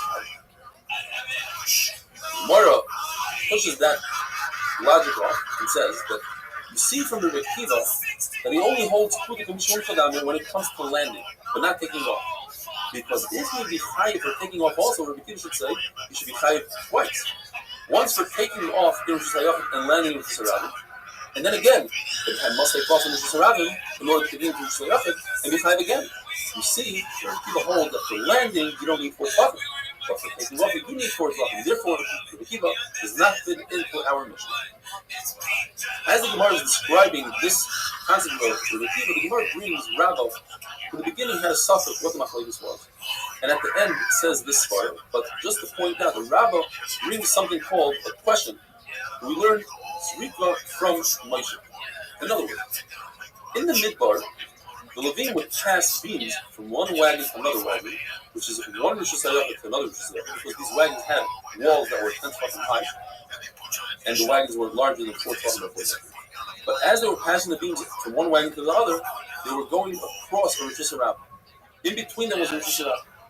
So therefore, it's usher to pass an object from one Rishus HaYachid to another Rishus HaYachid if you're going above the Rishus Harabim. And the question is, do we learn throwing from passing? And Rabbi went through that question, but at the end he decided to Akiva holds Kuta Kamishon Fadamya, below 10 tefachim, he said Kuta Kamishon Fadamya. Gemara makes another attempt. Perhaps it goes according to the Shita, our Mishnah, that says that if placing an object in somebody's hands, that's considered 4 tefachim.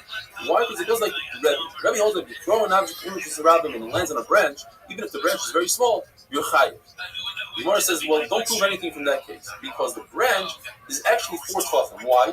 Even though you're looking at it and it's less than 4 tefachim, because the trunk of the tree is more than 4 tefachim, and the branch is attached to the trunk, so it's as if the branch is 4 tefachim. So perhaps there's another Rebbe. Rebbe says in a case where a person throws an object from one Rishus Harabim to another Rishus Harabim, from one highway to another highway, traveling over a private domain. Rebbe holds of the concept of this traveling over the private domain, landed in the private domain, halachically. But he adds another. He says you are in fact chayav twice. It travels from Rishus Harabim and passes over Rishus HaYachid, so it's landed in Rishus HaYachid. And then there's halachic as if it took off again from Rishus HaYachid and landed again in Rishus Harabim. So what happened was you had a hachnasa from Rishus Harabim to Rishus HaYachid. Then you had a haitzah from Rishus HaYachid to Rishus Harabim. Therefore you're chayav twice. And the Gemara pushes this attempt as well. It says only in that case Does Rabbi say you're chayiv because the Rosh Hashanah we're talking about Rosh Hashanah has a ceiling, and if you have a ceiling, it's as if the whole Rosh Hashanah was full to the top, and therefore it landed somewhere. Anywhere it lands, it has 4 fucking to land. But you can't say the same logic in Rosh Hashanah because Rosh Hashanah cannot have a ceiling.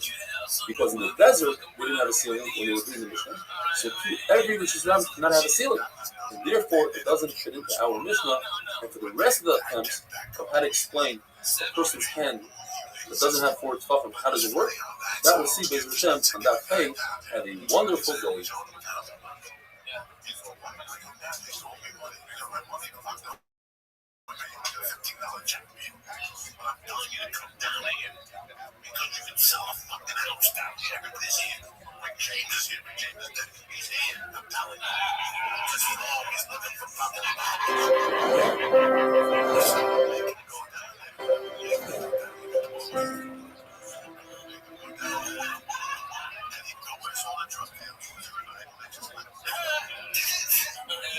Shabbos Daf Hey. Yes, you heard right. We are holding to the end of the Zion, but I'd like to go back to Daf Hey. One of the biggest concepts that we have in Daf learning is, if you miss a daf, don't try to make it up. Jump ahead and do the daf that Klal Yisrael is doing. You fall behind the few daf and it might happen in our situation today, which is Corona. You might not be at your regular shir. Don't give up. Just start where everybody else is. Write it down, and when you have the opportunity, come back and do the daf. So on that page, the Gemara is discussing the concept of Yad. The Mishnah, where there's a poor person in the Surah who brings an item into the Shayach and then places it in the hand of the Balabayas, the person standing in the Surah. Then an Akira and then an Anah. Why is it the hand of the Balabayas is not 4 tefachim or 4 tefachim? And the Gemara makes many attempts until it finally comes to conclusion. The Gemara's first attempt is on that page. We have a if you take a ball and you throw it to the catcher, and he catches it in his mitt, you are chayiv because you did the akira by throwing it, and the hanacha, the catching of the catcher, that's your hanacha. You see from here that even though the mitt is less than 4 tefachim by 4 tefachim, you are chayiv. Says Gemara, you're right. That's a great raya for hanacha. But where does it say that the akira, if you pick up an item from the balabai's hand and you bring it into the Shirah, you're also chayiv? It doesn't say anywhere that akira could be from a place that's less than 4 by 4. In addition, how do you know that the catcher's mitt is not 4 by 4? So Rabbi Abba has another attempt. Perhaps we're talking about baskets. When you put the item in the Balabai's hand, it's referring to a basket, and you have to read it as basket, not hand. Well, that would be very difficult because if Yoshi Rabbi says that a person has a basketball hoop in Rosh Hashanah and it has a basket on top, throw a ball into the basket. It's as if you threw it into the Sayafah. You see a basket from the shoot by itself. The Gemara has another attempt. Perhaps this hand that the Mishnah is referring to is referred to a hand that's really close to the ground. It's within 3 tefachim of the ground where you can invoke the concept of lava to your hand that are the ground. The ground is obviously 4 tefachim. The issue with that is that it says in the Mishnah that he's standing up. How does his hand reach the floor? Well, perhaps he's kneeling over. Perhaps he's in a pit and his hand is by the surface of the pit. Maybe you're talking about a dwarf. Says Rabbi, that doesn't make sense. The Mishnah is talking about all these things in person. Therefore, Rabbi comes up with a final check. A person's hand is considered halachically 4 by 4. So going back to that case that he said, a guy throws a ball into a catcher's mitt, he's tired. He does that here and up. If the catcher gets up and moves towards the pitcher, then the pitcher is puzzled because it's Shnayim Shosu. All the pitcher did was that here, but the Nacha is not where he wanted it to land. Somebody else got involved here and made a different Nacha, and therefore they both did this Nacha and the both. Ask with Leifman, an unbelievable question. What happens if Paul and throws it? Let's say he tosses the football. And he runs really quickly and catches his own throat. In a way, he's acting like 2 different individuals, and perhaps he should be talking. Or maybe no. It's he is creating two different malachos. It's one person, and therefore he should be chayav. The Gemara actually remains in the page. If a person puts his hand into his friend's backyard and grabs water, and then he put it back, he's chayav.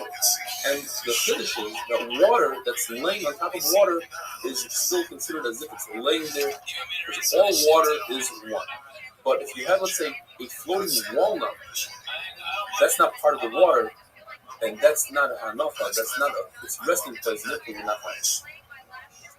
A person who received the rain as it was raining in his hand, that's not considered as if he did an akira, because what's the difference if his friend put the item in his hand and we said that's not considered an akira? Or it came from the sky, that's not considered an akira. What if he pushes the water with his hand? That's also not considered an akira because it didn't come from a 4x4 place. Now if, let's say there's a roof on a slant, so it sort of slows down the descent, but that's not considered a stop. Whereas if it's an item like a Megillah, when we roll down the roof and it's into a stop, that's considered as a stop. But water that continues to move, that's not its resting place. The Gemara says, what about a walnut inside a small little boat, a fleet, a vessel? It's on the water. Do we view the walnut as if it's in its resting place in the vessel? Or perhaps because the vessel is still on the water and it's moving, they are both not considered in the resting place, the water remains moving. If you have oil that floats on top of wine, and somebody who's coming, who went to the mikvah, but he's waiting for the evening, and we're discussing truma, touches the oil. Is it as if he touched the bottom wine as well? It's liquid that's above liquid. Or perhaps we view each liquid as an individual entity. The oil is by itself, and the wine is by itself. So according to the Rebbe and the Muri, they're both connected, and if you touch one, you touch them both, and they're both coming.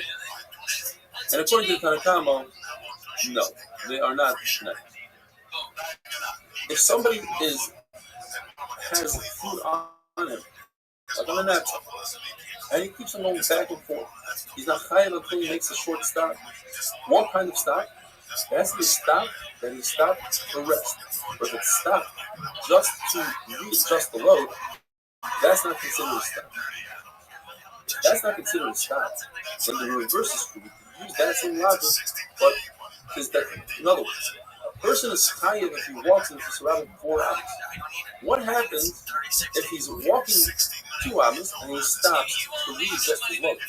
Since it's not considered a real stop, so then when he continues and he gets to 4 hours, he'll be chayav. Because what happened was he walked 4 complete hours. The fact that he stopped in the middle is considered a stop. But if he stopped to rest, then he's not chayav for walking Daled Amos into Rabbi because he didn't do it in one shot. The stop was a real stop. And the same thing Rabbi says in the name of Yochanan, that the person lifts up a chayfetz, he lifts up an item, and his intent was to put it somewhere in his hand. And then he walked outside, then he never did an akira, because in order to be over an akira in itself, you have to have intent to lift it up in order to take it outside. But over here, his intent was to lift it up and put it on the shelf. Therefore, he's not chayav. Have a wonderful, safe day.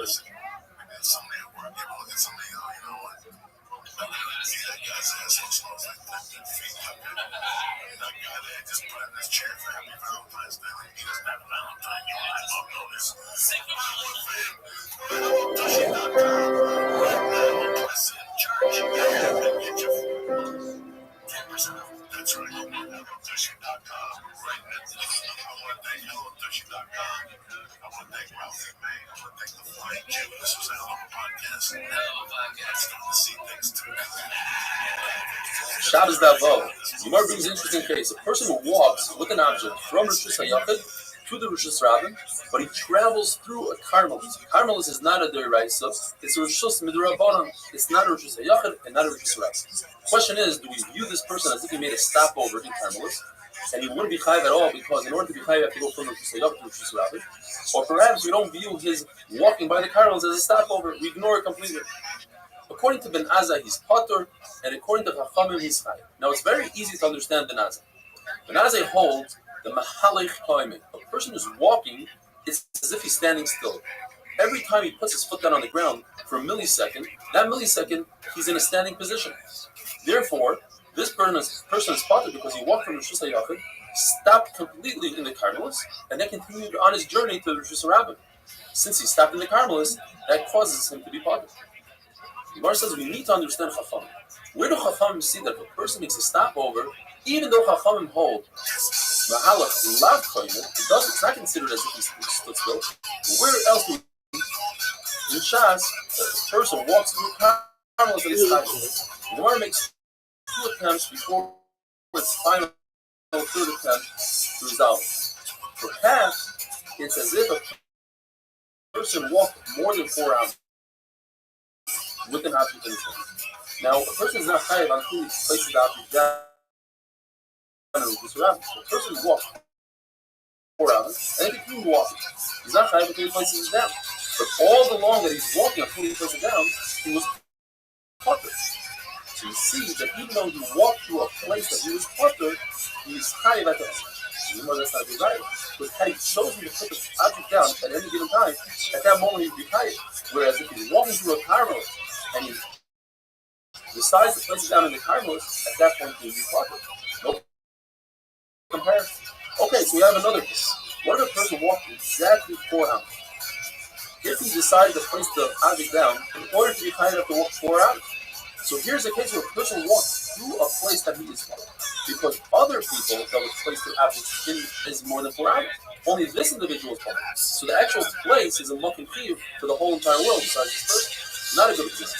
But what is a good example is if a person walks through Tzidei Rishus HaRabbi. For example, if a person's fence falls down into Rishus HaRabbi, if Rishus HaYachid fence falls into Rishus HaRabbi, he is chayav as if he went from Rishus HaYachid to Rishus HaRabbi. Now, that fence that's in Rishus HaRabbi is considered a Carmelis. I'm up through exactly how it says. So here you have a case where a person walks from Rishus HaYachid to Rishus HaRabbi, and he's chayav even though he passed by the Carmelis, and that's where Chachamim got their halacha. The Gemara brings a very long brisa and goes through every single step of the brisa and takes about 4 daf to explain this brisa completely. We're going to go through it step by step. Very simple brisa describing the 4 rishuyos, the 4 domains. These are Rishus HaYachid, the private domain, Rishus HaRabbi, the public domain, a Carmelis, which doesn't have these different categories and statuses of Rishus HaYachid and Rishus HaRabbi. And then you have Makom Tzuri, it's completely putter. You can put an object in and take it out and you're not chayav.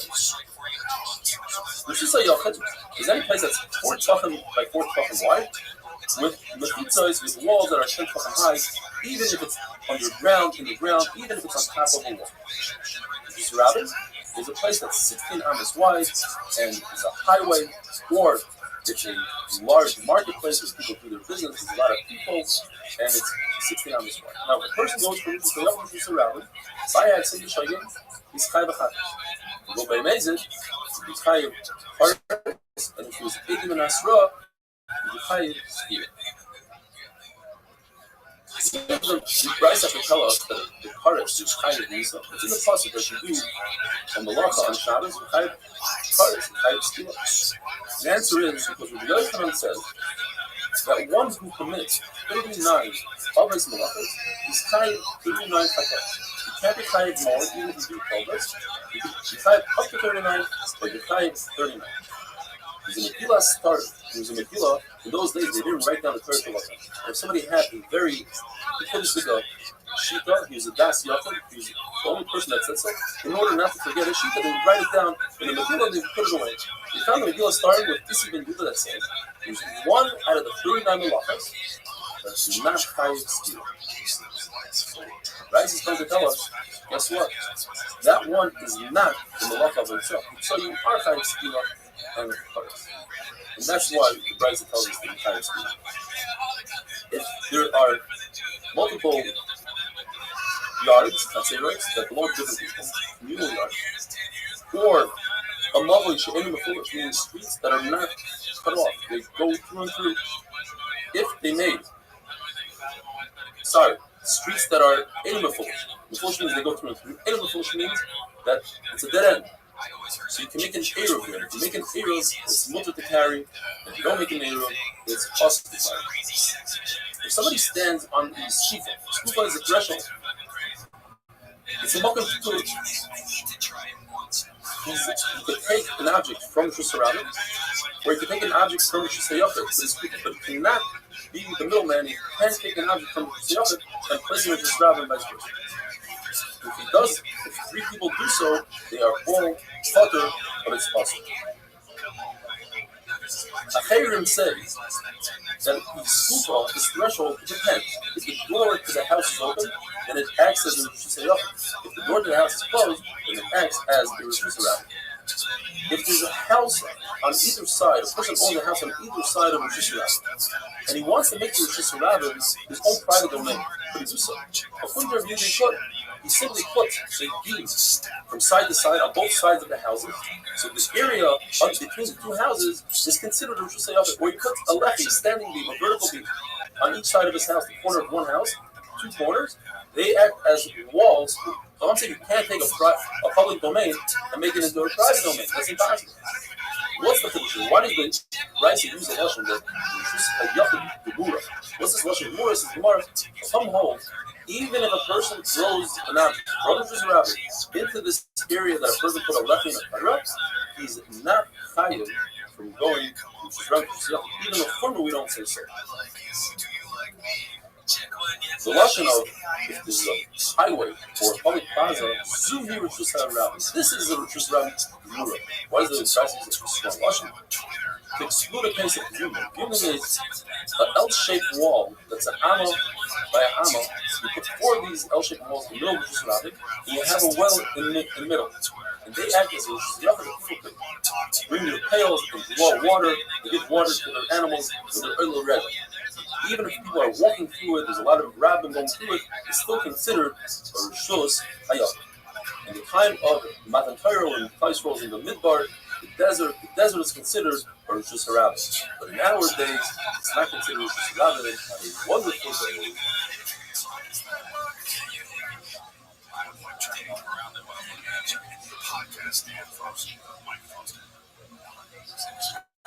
So, you gotta use the Twitter page for people. There's a lot of people who want to talk to me.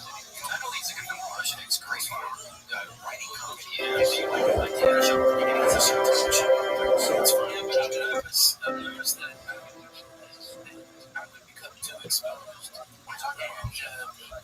Shabbos Daf Zayin.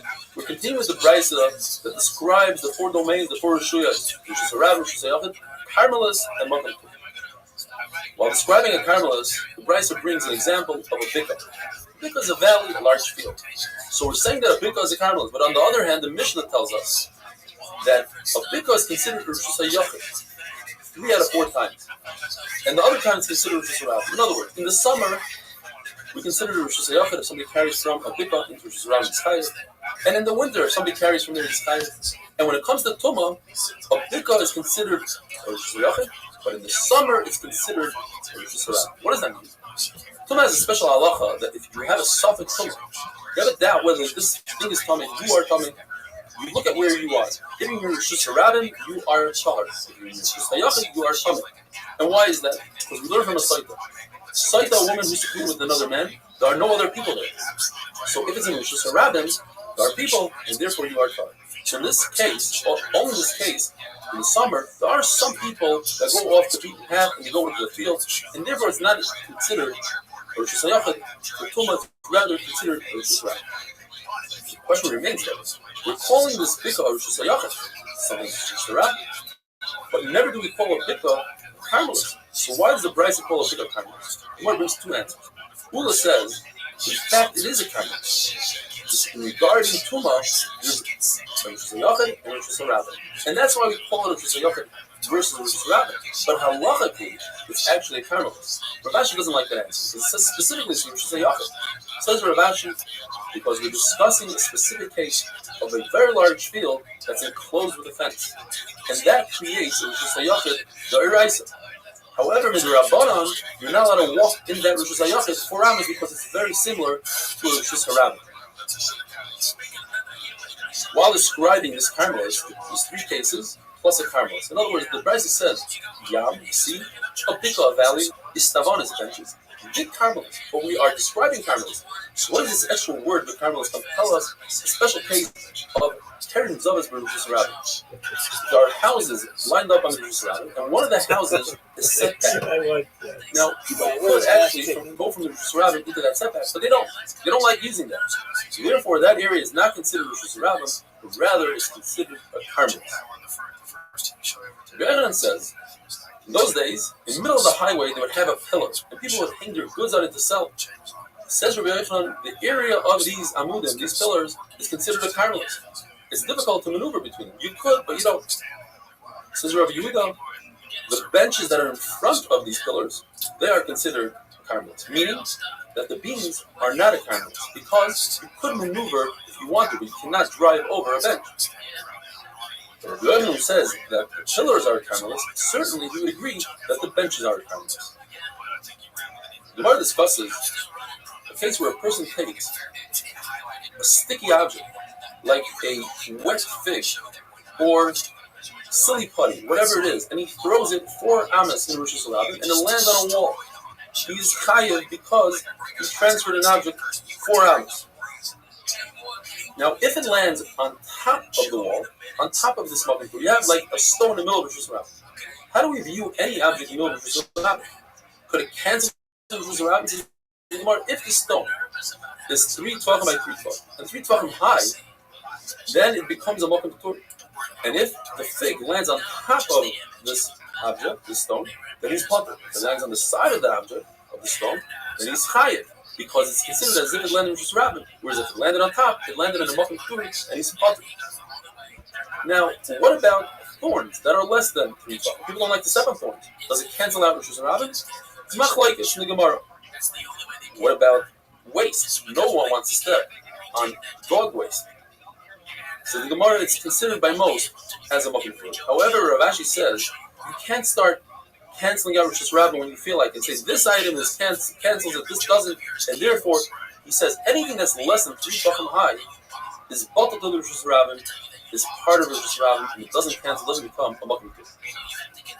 The Gemara says when Chachamim invented the concept called Carmelist, they took the best halacha from Rosh Hashanah and the most kula halacha from Rosh Hashanah, and they brought in the Carmelists. And they said, just like Rosh Hashanah, there's a special halacha that in order to be Rosh Hashanah, you have to be at least 4 tvachim. So too, a Carmelist must be at least 4 tvachim. Anything less than 4 tvachim is still considered a mokum ketur. And just like in Rosh Hashanah, it only extends the Rosh Hashanah up to 10 tvachim. Anything above 10 tvachim is a mokum ketur. So too in a Carmelist, anything above 10 tvachim is a mokum ketur. However, Rosh Hashanah, you know, can extend all the way to the sky. You have a giant pole. The top of that pole, it could be 100 tvachim, will still be considered a Rosh Hashanah. Gemara brings an interesting case. A person has a house. Some might call it a dog house. Very short, only 3 feet tall, let's say, less than 10 tvachim. But the exterior walls actually are 10 tvachim because if you count the roof and everything, you have 10 tvachim. Inside that house, everything is a Carmelist.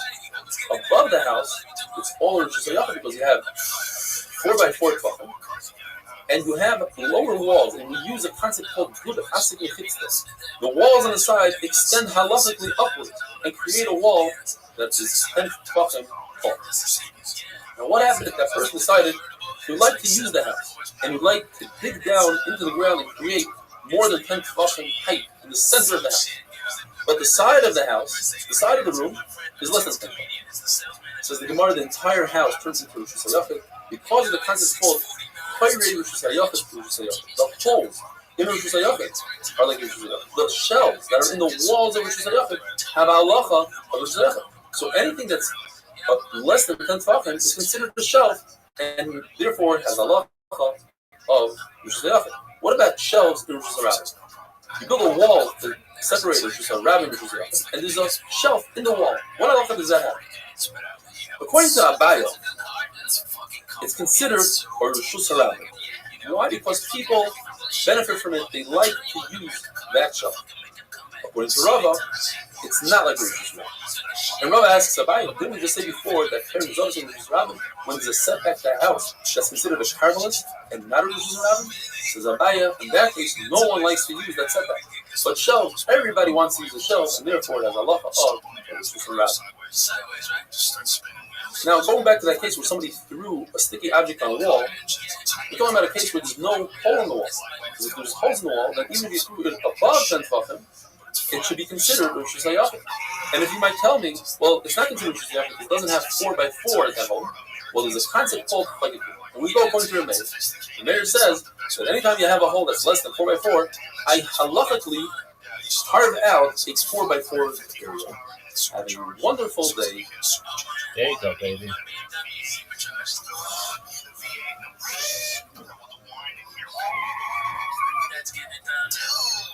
It's like a different thing. It's not just driving. It's not just getting in your foot. They're working. Fight. It's like James Bond. Like some dangerous shit can happen anytime. Shabbos Daf Tes, Achenu Kol Beis Yisrael, we're in very trying times. There are many of us that are in quarantine or something post-quarantine. I want to give you chizuk, have be tough on, learn a little bit more, dive in a little bit stronger, and retrospect. Let's think, why is this happening and what can we do to become better? If you are in quarantine, looking for a share, we are still live streaming 7:15 a.m. from Israel, and then it goes to YouTube, WhatsApp, all that, or any time, and on our app at 8minDaf.com. The Gemara says an amazing concept. Take an entire Rishus, take a Rishus HaYochas and transfer it into Rabbi or Chachas. How do you do so? You need an object that's 4x4 tefachim by 10 tefachim high. The best example will be if I take a basket, a converse. Now, a basket is typically round, and this Rishus is 4x4 square. How do I get a 4x4 square into a round basket? Well, the Gemara is very simple math. If I have a 1x1 square, the diagonal is 1.4 according to the Gemara math. Very simple math. So if I have a 4x4 square, the diagonal is 5.6. In order to get a 4x4 square into a circle, I need a diameter of 5.6, which is the diagonal of my square. So my basket needs to be 5.6, or Rabbi says, let's make it 6 tefachim to be certain you have the right sheet. If I have a 6 tefachim basket by 10 tefachim, now my basket is in Rishus HaYochas. Says Rabbi, I don't need 6 tefachim, because once you have a basket that's 10 tefachim, automatically it's more than 10 tefachim, because you have something called kulis. You have these little pieces of unwoven straw or whatever that sticks on the top. And it goes above my 10 tefachim to Makom Tur, and once it's in the Makom Tur, then my whole basket is considered in a Makom Tur, and I am. What if I take a basket that's 7.5 tefachim, flip it over, and bring it within 2.9 tefachim of the ground? Now I can say lover. Anything within 3 tefachim extends my makitos, it extends the walls of my basket all the way down, and now my basket is slightly above 10 tefachim. Once it's above 10 tefachim, once again it's in the Makom Tur and 9 tefachim. But let's say the basket is exactly 7 tefachim. I have to go a little bit less than 3 tefachim in order to get lover. Now my basket is slightly less than 10 tefachim, and it doesn't work. Rav Ashi says, even if I flip my basket over, I can't extend my makisos and walls. Why? Because the basket is not meant to be flipped over. The usage of the basket is when it's flipped upright and I can store things in it. Therefore, there's no lover. Now, what if this basket that's upright is 2.5 tefachim away from the ground? I still don't say lover to extend the wall because there aren't any walls that are visible. All I see is a flat bottom. The halacha is, if I take an object and I throw 4 amos in Rishus HaRabbi, I'm chayiv if it lands in Rishus HaRabbi. What if I have a little bump in the road that's less than 3 tefachim? That's all part of the Rishus HaRabbi. It's less than 3 tefachim, people step up. What if it's 4, 5, 6, up to 9 tefachim? That's a makom because people don't step on it and people don't use it for anything. But anything above 9 tefachim, people use to readjust their load, and therefore it becomes part of the Rishus HaRabbi. What if I have a hole in the ground that's exactly 9 tefachim? According to Rabbi, just like I say, a beam that's 9 tefachim is considered part of Rishus HaRabbi, so too a hole in the ground is considered part of Rishus HaRabbi. Rabbi says no. A hole in the ground is hardly used. It's very difficult to use, and therefore it's not considered part of Rosh Hashanah. And I'll prove it to you. There's a mission that says later on in that book that if there's a stream of water that goes through the Rosh Hashanah and somebody throws an object into that stream of water, and that stream of water is less than 10 feet, it's considered as if I threw it into the Rosh Hashanah. Because people walk through it. The question is, why does the mission repeat itself twice? Well, the first part I can explain easily. The part that talks about the water, because some people use it in the summer to cool themselves off. And I think in the winter it's not considered part of Rosh. That's why it repeats itself the second time. They say that even in the winter, when people do go into the water to clean themselves off, perhaps in the summer they don't. Therefore it says, but why does it say, which is Rabbi Malech's book? It says, Rabbi, I'll tell you what. It tells the concept that when you walk, when people don't really like to walk through the water, it's still considered walking, still considered Yisrael. But usage idea, so if you use a hole in the ground, that's not considered part of Yisrael. Now the Gemara brings the concept of Erev. We know Erev Kumin. If I want to walk 2,000 amas outside of the city limit, I place a meal consisting of a bread and an egg, and I say, okay, that's where I am residing on Shabbos, even though I'm not there. So I walk towards my bread, 2,000 ounces, and from the bread, I get another 2,000 ounces. Says the Rabbi, so what happens if a person puts that meal in a pit? Now, we must say the pit is less than 10 tefachim, because if it's more than 10 tefachim, then it's a Rosh Hashanah. And he, in his mind, thought he's going to reside in Rosh Hashanah. So his meal is not where he's residing. Therefore, it's less than 10 tefachim. But it's a question on Rabbi, because you see, people use a pit, people use holes in the ground. It's considered hard usage, yet it's part of Rosh Hashanah. Says Rabbi, no, we're not talking about Rosh Hashanah. We're talking about a karmelis. The reason why it says Rosh Hashanah comes to exclude or Rosh Hashanah is an error in either have Rosh Hashanah or Rosh Hashanah, but he happens to be in the time. Another very interesting comparison you want to say is that in fact the man himself is in Rosh Hashanah. His Eruv is in a karmelis. And you ask if it's in two different domains, then he can't really use it. The answer is because since a karmelis is only Issa the Rabbanim weren't makbid when it comes to Ben Hashmas. It's considered a shvus. A shvus is an Issa the Rabbanim. Issa the Rabbanim doesn't apply during Ben Hashmas. And since during Ben Hashmas, he had his Eruv in place. So that wasn't an Issa thing to go fetch it. So he was considered as if he resided in the karmelis. What happens if you have an object? Let's take an object, and it's in Rosh Hashanah. And he takes it and he goes like this, and he flips it over. Now, if you see this point is stationary. It never moved when he flips it. The Gemara says it was never over on an accused. He never lifted it up and affected it. When he took this object and he rolled it in Rosh Hashanah, then he's high. If he dragged it in Rosh Hashanah, he's high. Because he moved the entire object while he's dragging it. When he rolled it also, the entire object moved. Whereas if you just lifted it up on its point, it never moved. When the Brisa discusses in a skufa, the threshold, the Brisa is discussing a threshold that's a muffin. It's less than 4 tefachim wide, and therefore, if somebody's standing on this skufa, he can reach into a Rosh Hashanah and grab something from someone, or he can reach the Rosh Hashanah and grab something from someone. But he cannot act as the middleman and bring something from the Rosh Hashanah all the way into Rosh Hashanah. The Gemara asks, what's the difference? Rabbi says if somebody carries something above his head in Rosh Hashanah, and above his head is above 10 tefachim, and above 10 tefachim is a muffin push.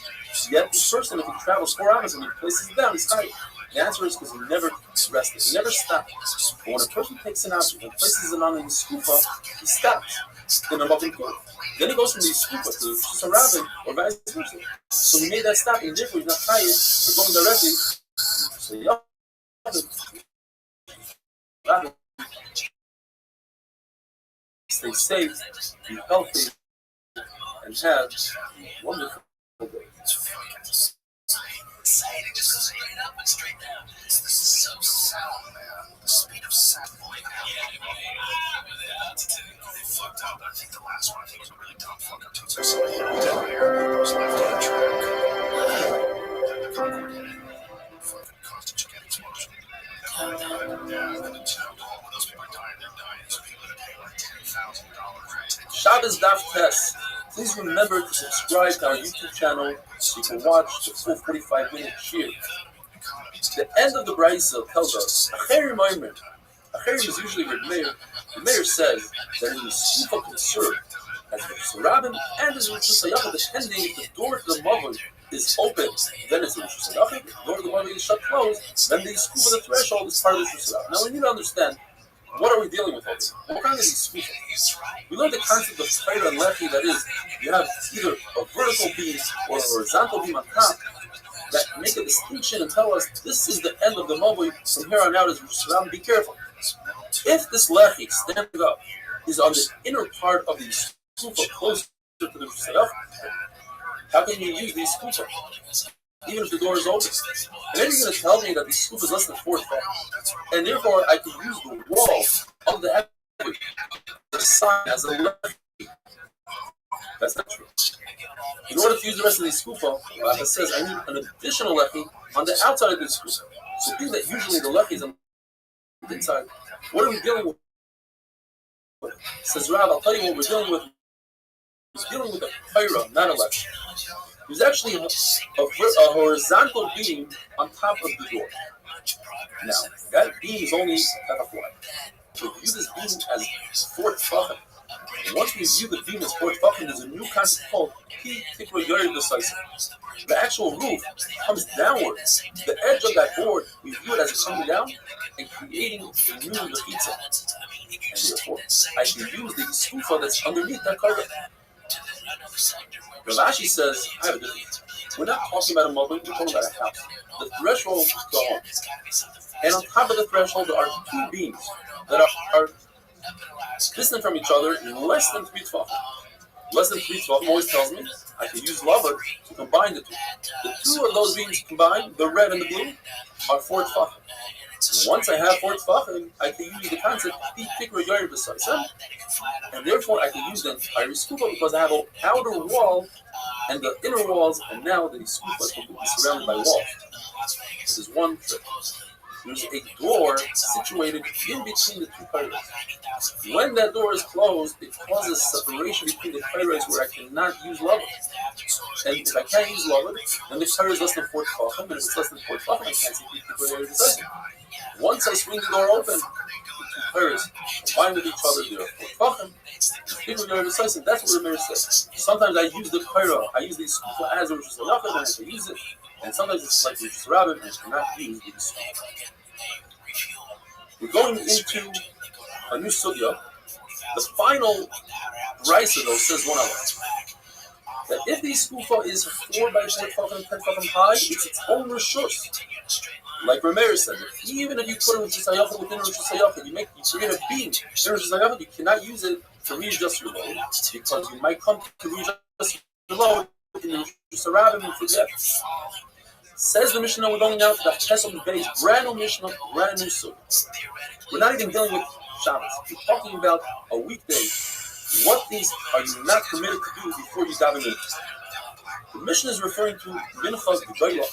That is a half hour after midday. Let's call it 12:30. We're talking about Thursday morning. You divide the day into 12 perfect hours, not hours.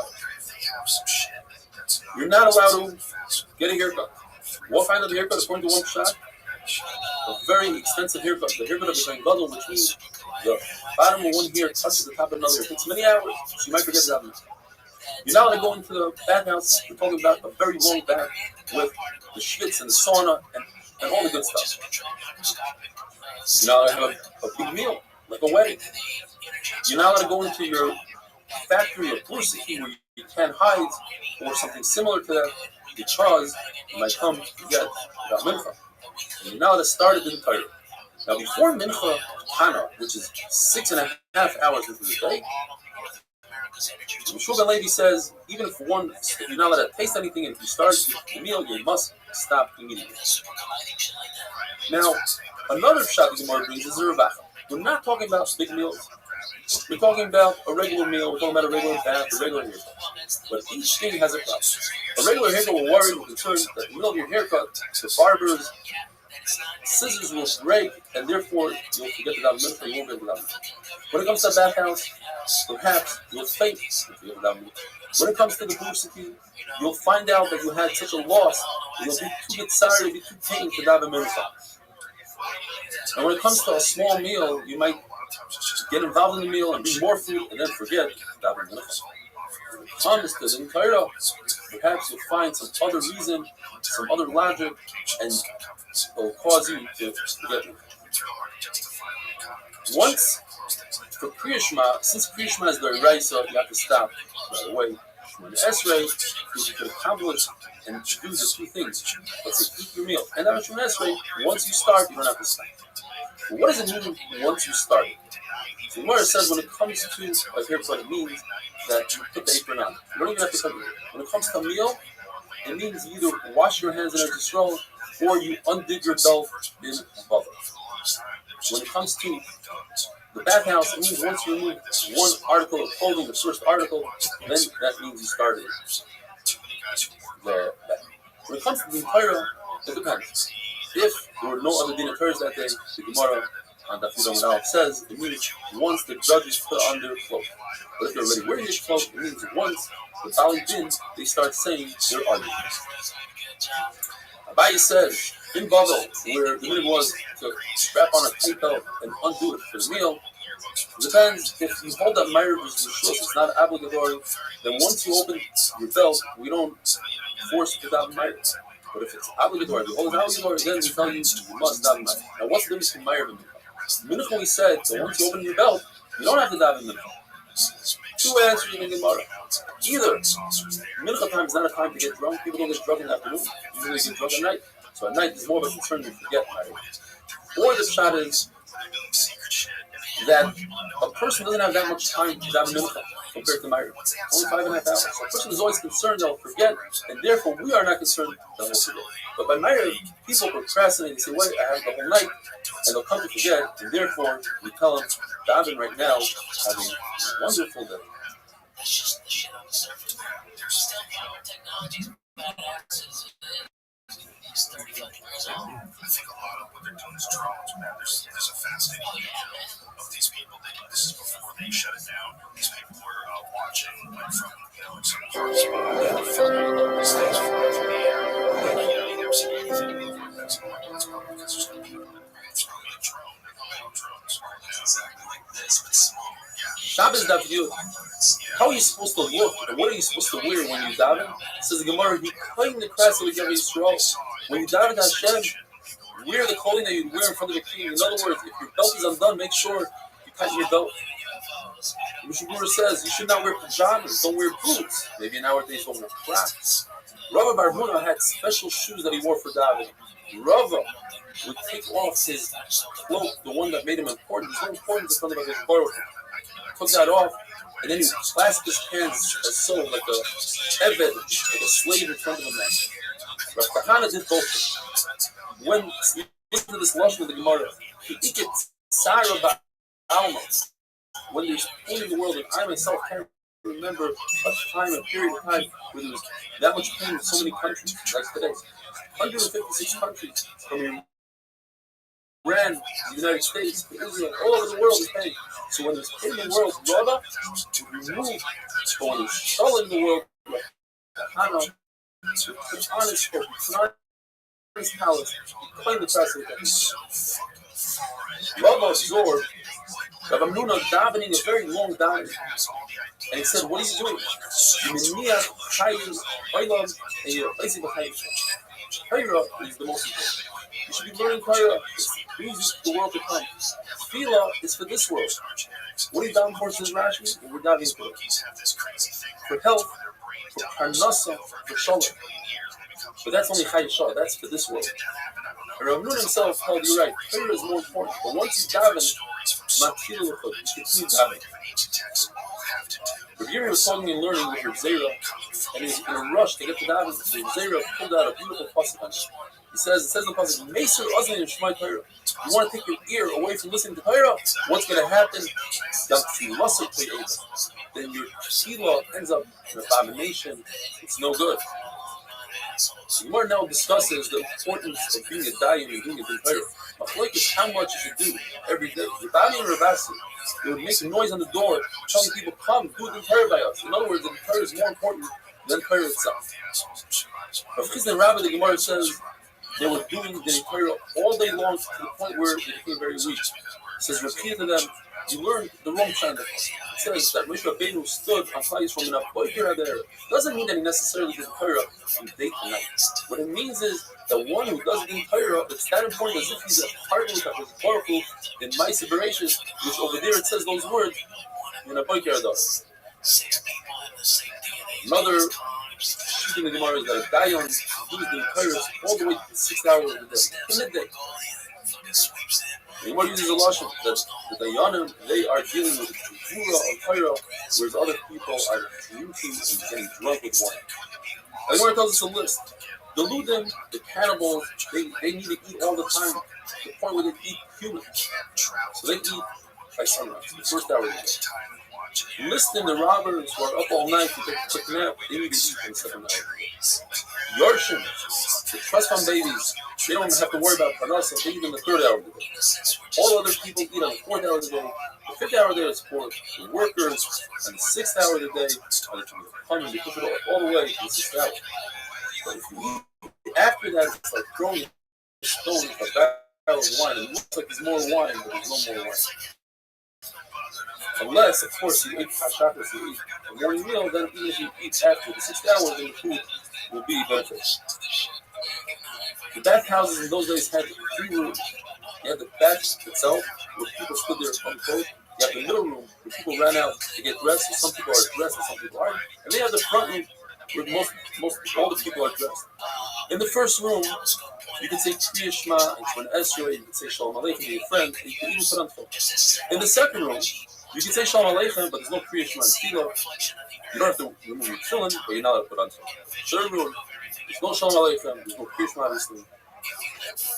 There's no Kriya Shema and Tefillah, and you must remove your tefillin. Now, the reason why you can't say Shalom Aleichem is because Baruch Hu's name is Shalom, and because it says Hashem Shalom. But the word Ne'eman, faithful, that's not Hashem's name. Hashem is faithful, but that's not his name, so you're allowed to mention that in the Beis HaMikdash. If a person designated a bathhouse, who's never used as a bathhouse, you're allowed to dive inside the bathhouse. But if a person designates a bathroom without using it, that thing might have a touch. Once you use the bathroom or the bathhouse, even if you clean it out completely, it's awesome to dive in both. The Gemara brings 4 different sayings from Rabbi Bar Machasi. If a person gives a present to his friend, he must notify him that he's about to give a present in order that the friend shouldn't be embarrassed. You see, HaKadosh Baruch Hu gave a beautiful present. Because Baruch Hu says, I have a matana teiva pidnozai. I have a beautiful present, Shabbos, and I want you, Moshe Rabbeinu, to tell him the Sechar of Shabbos. In other words, HaKadosh Baruch Hu notified the recipient of the present what the present is. If you were to give a piece of bread to a child, make sure you notify his mother so that there's peace and harmony between people. How do you do so? Not recommended to do so today, but you paint his face with some glue, with some oil. If you're concerned about witchcraft, you then sprinkle his head with whatever item you gave some bread, sprinkle some crumbs on his head. A present that's eventually going to be known who gave it to you. Like when HaKadosh Baruch Hu gave the glow to Moshe Rabbeinu's forehead, he didn't tell Moshe Rabbeinu they gave it to him, but someone from Klal Yisrael actually went up to Moshe Rabbeinu and said, hey, your forehead is glowing. And Moshe Rabbeinu realized by the way, so Shabbos, that the Sechar wasn't going to be known, so both had to notify Klal Yisrael. The Chizda said the Gemara had Matis Tuna, had Zoel Chaim Kedo that Chaim gets. And he said, I will give this, I'll distribute this to someone who will give me a Barfayr from Nas. Comes along, Rabbi Machasio, and he said, I'm Maisi Machana, the Chaver, it's up to Levi, I love him, he said, you give the present to your friend, you have to notify him. It is a beautiful spirit of it. Says, Rabbi Machasio, you love these Barfayr? He says, of course. Rabbi Machasio, you're like a person who wears these fine garments, only he enjoys it, only he likes it. You are so used to Rab's Barfayr, you love them. Who said this? Rab. He was very impressed. He said, really? That's what Rab said. I like the second saying of Rab more than the first one. I wish I had more madness to community. Another saying that Rabbi Machasi said is, don't treat one son differently than the other. Don't give him more Yerusha. Don't give him more presents. Look what happened to Yosef and Tzaddik. Rabbi gave him nothing, just a little garment, and it ended up that he had to go to Mitzrayim and the whole dose. And one other halacha he said, if you're choosing a city, pick a newer city, because the time of a city accumulates. Look, David says, let's run away, like it says, to Mitzvah, to Tzoya, which is younger than Zdain. Zdain was 52 years old, and Tzoya was 51, as the Prophet says, in Malta, no. And one last thing, Zdain sat in peace for 26 years, whereas it was in turmoil for 26 years, having a wonderful day.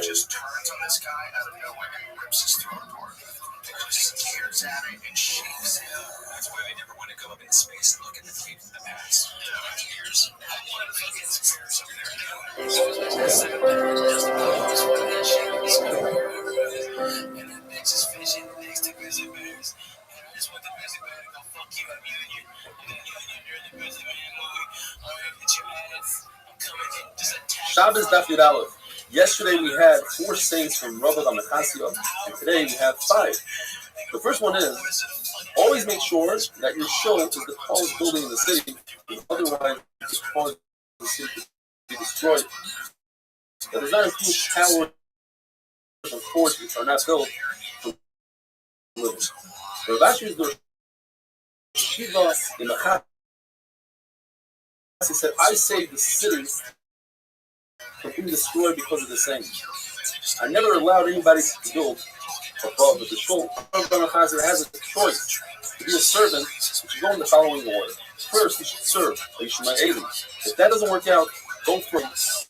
If that doesn't work out, only then serve a Talmud Chacham. Because if you set a Talmud Chacham, the consequences can be disastrous. And the worst set a Talmud Chacham is a Yosem al Machana, a widow or an orphan, but the Baruch is very close to and listens to their crying. Another saint says, the worst disease is the disease of the intestines. The worst short-term pain is that of the heart. An ache, the worst one is a headache. And the worst thing that a person can have is a bad life. Rabbi says, and I'm trying to explain what this one means. Rabbi Makashi says, if all the oceans were ink, and all the heavens were paper, and all the reeds and wood in the world were pen, and all the people were writers, they wouldn't be able to write down all that is going on in the king's heart, because he has so much to deal with that it's impossible to write down. And so I'm trying to explain, it means that you should never judge the government because there's things going on. You should down to the government. Rabbi Makazi says, if a person has a very bad dream, there's nothing like a good fast to get rid of that dream. Just like fire destroys linen, or fast destroys a bad dream. In fact, Gemara says you should fast immediately, don't push it off, even if that means to fast on Shabbos, which typically you're not allowed to do. What tells us that Yeshua went to visit Rabbi, and he brought out in front of him the best veal possible, Igla Tilta. And he refused to eat it. He said, I'm fasting today. He said, well, you could always push off a fast. Be mashal on it, do it on a different day. He said, not a tainis kalayim.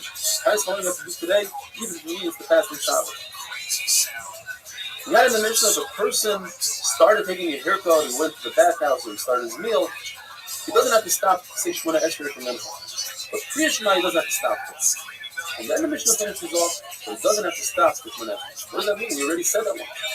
So the Gemara, we're talking about somebody who's learning Torah. You don't stop learning Torah to daven.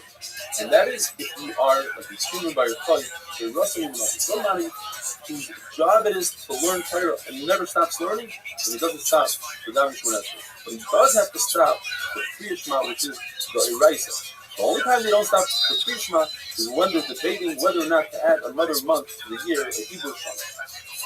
The Mishnah says that a tailor should not walk out with a pin.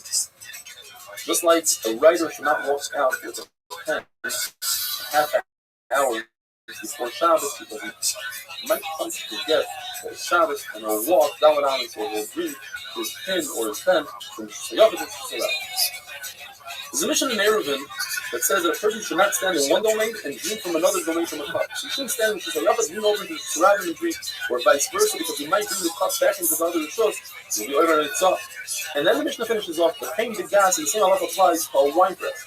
Abaye learned that a wine press is a caramel. In other words, we discussed already Rishos Halacha and Rishos Rabbi. Now we're talking about a third Rishos, which is the Rishos Midrabanan, like a sea, a valley, a smaller street, not 16 hours. The Mishnah is telling us, don't stand in a carmelist and bend over and do some yachid or vice versa and drink. Rabbi says no. that would consist of zero, and we don't do zero. It's a double safeguard, meaning a carmelist is a safeguard that you might carry into Rabbi. So that's one safeguard. Now I'm telling the person, don't carry something before Shabbos because you might carry it on Shabbos. That's a double safeguard. We don't do it. So what is the mission talking about? Meiser. Before I drink wine, I have to take 10% and give it away to Meiser. That's only if the wine is a finished product. But if he drinks it from the wine press directly, his whole body's in the wine press, then it's a non-finished product, it doesn't have to pay for Meiser. That's what the mission is talking about. We have a similar Mishnah that says the mayor holds that if you dilute wine, it doesn't matter if it's with cold water or hot water, and you drink it casually, meaning it's a TSRI. You're leaning over into the wine press. Rosh Hashanah, most of your body's in the wine press. You don't have to take money. The Rabbi says no. Once you dilute the wine, that's the finished product. You have to take money. And Chacham make a compromise. They say it depends. If it's diluted with cold water, I can always pour it back into the wine press. If it's an unfinished product, I don't have to take money. If I use hot water, then I can't put it back in the wine press. It'll spoil the rest of the wine. Then I must take money. There's a Brisa that says that a person should not take a pin. Unlike our Mishnah, we can't prove exactly what it's talking about. Maybe he's holding it in his hand, and to walk with a pin in your hand would be a deraisa. Putting a pin in your clothing is only the Rabbanan. So here it says there's a zero. Don't put the pin in your clothing. That's 1 0. Walking with that is only the Rabbanan. And the second zero is you might forget. So the more we must say, in order to explain Rabbi, we said there is no zero. Because according to the Yehuda, that holds that a professional, a tailor, since it is the way for him to walk out with a pin in his clothing, then that's not considered a zero anymore. Now we're down to 1 0. Similar to what we have in the Brisa. It says that a tailor should not walk out with a pin in his clothing, nor should a carpenter walk out with a pencil or a piece of wood in his ear, or a money changer that used to walk around with money in their ear to show people that they're money changers. And if he does so, he's putter, but it's awesome. That would go according to the name. But the Buddha says that a professional person, that's his profession, he's higher. It's only everybody else who is. And there's a contradiction in the Brises. One Brise says that a Zov that has emissions, and he wears a pouch, a kiss, a diaper, to see whether or not he has additional emissions. It's also for him to walk out like that on Shabbos because it's awesome. It's awesome, no more than that. The other Brise says not only is it awesome, it's chai v'chatos. Perhaps we can reconcile the Brises and say, Brise that says that it's also goes according to Rabbi Yehuda. This particular person, it is his way to wear a pouch, and therefore for him, it's also considered the derech to wear it. The other Brise goes according to Rabbi that says since most people don't wear pouches, it's potter. Says Abaya. Even Rabbi agrees that it has to be that no one wears it like this.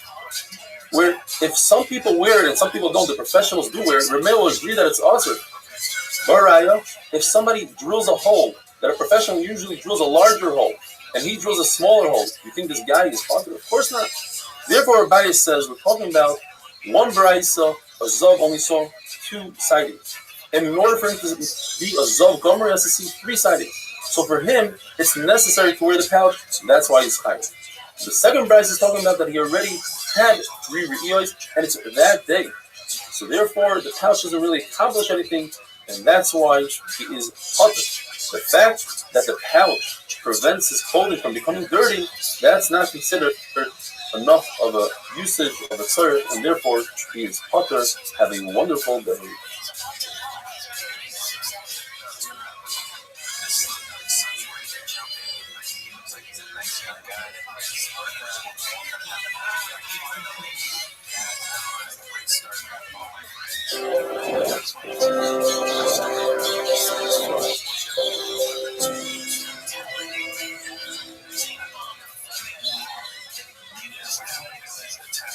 Shabbos Daf Beis continuing with the contradiction we had yesterday in the Brises. One Brise says that a Zav who walks out with his pouch is only over this is the Rabbanon. The other Brise says he's over this is the rice, and if he didn't betray it, he's high of a chat.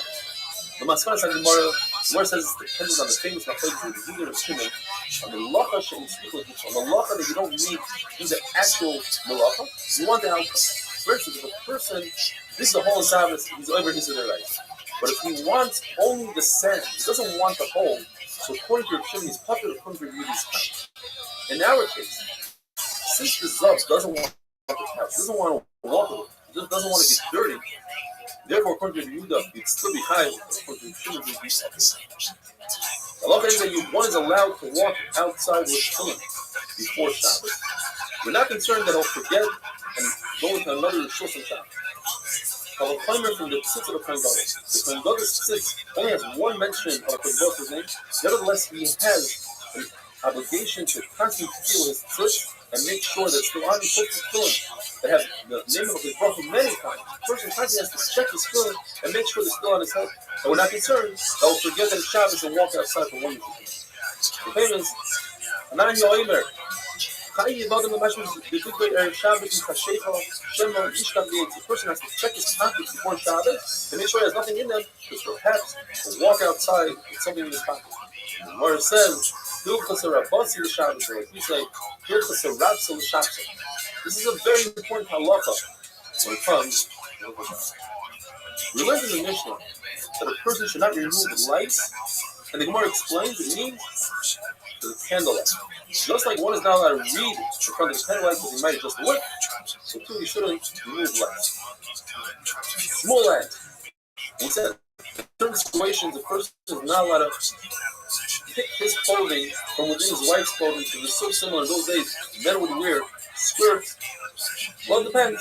If he's a guy that doesn't really work, so his skirts are different. They are wider. They're different than his wife. Or if they're young women, they have wider skirts, so it's easier to differentiate. Older women, they have narrower skirts, harder to differentiate. Also, just an act. The Gemara teaches us proper etiquette. It's also to remove causing one to vomit in public. The question is, are you allowed to kill?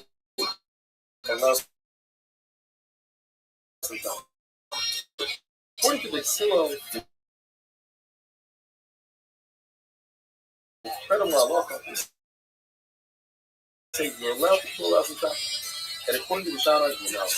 These are one of the Gemara's very difficult to understand. They still say that anything that's not part of the Rabbi, it is created through the sweat of the human, you're allowed to kill. And there are those who are revealed, and therefore it's allowed to kill on Shabbos. The Gemara goes on to say that Rabbi Shol would just take the louse and toss it. He wouldn't even use it, toss it to get weak. And Rabbi would pull it to the water, there was not going to go step further. And he told his daughter, I want to hear my enemy die, I want to hear them pop, I want to hear that sound of death. Some explain because he wants to show that he's not being over into their rights by killing, you're actually his enemy, and that's why you're allowed to kill him. Unlike the popular song the Shaman holds, you're not allowed to do a shidduch on Shabbos. You're not allowed to teach or kinnuk the lamdei sefer on Shabbos. You're not allowed to send your kid to the tutor or to teach him a profession. Because it says in the pasuk, you're not allowed to do your personal needs, and these are your personal needs. In addition, says the Shaman, you're not allowed to do the Bakapayla or Yichim Aveilim because you'll cause another person's pain.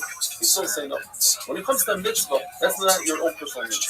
So all these things, shidduchim, teaching your kid a profession, that's all part of the mitzvah. It's not considered Bakapayla, you're allowed to do Bakapayla and Yichim Aveilim. What do you tell a sick person on Shabbos before we have to? Shabbos is the famous. Shabbos is the reason. You're not screaming, crying, being pain on Shabbos. You're still the lovers. The healing is coming soon. Remeir would say, you could, Shabbos itself could cause the healing if you are not in pain on Shabbos. Shevna Ishvi Yerushalayim would say, when you walk in, you'd say Shalom. And when you would leave, you'd say Shabbos, you would leave and then you would add the word. The Rachamah Merubah is Baruch, the Rachmanis is much. You should say the Shalom and you should sit in peace.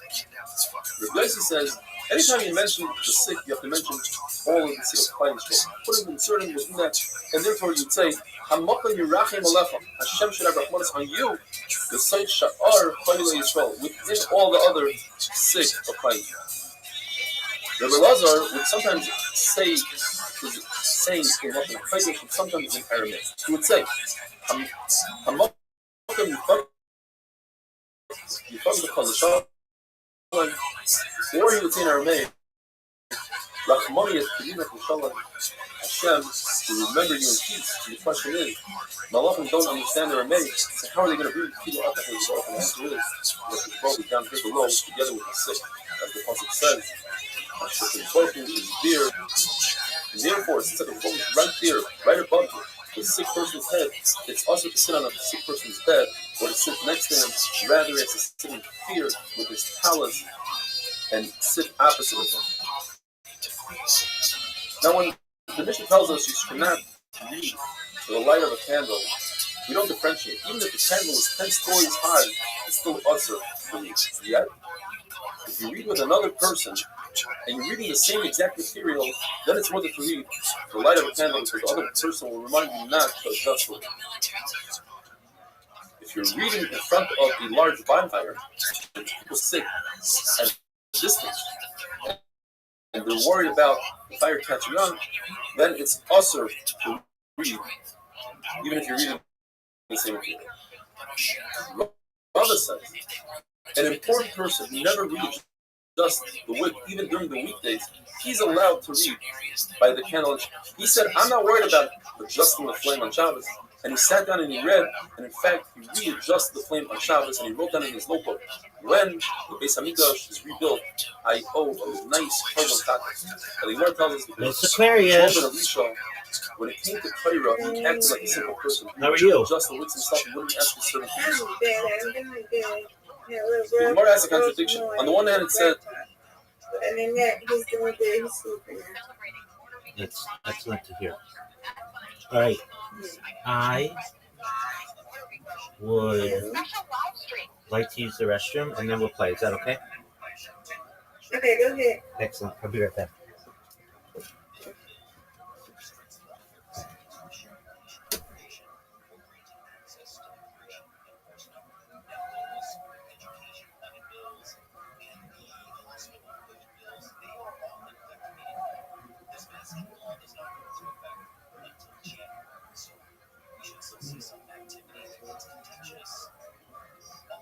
She was like, don't do that, don't do that.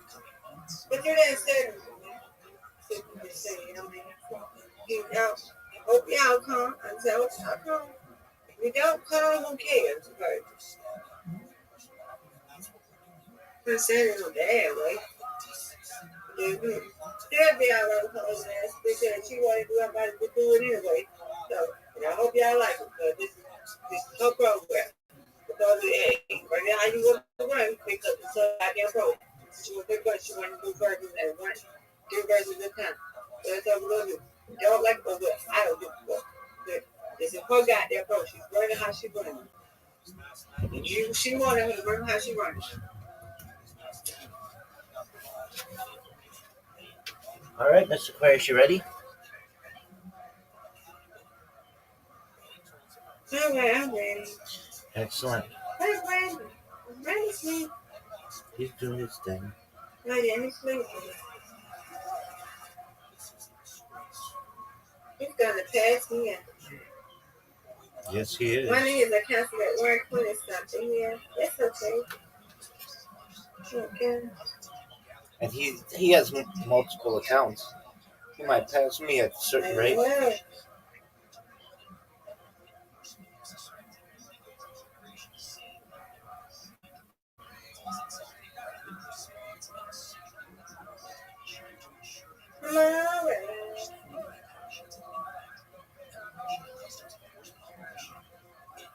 Oh, that's what I'm talking about.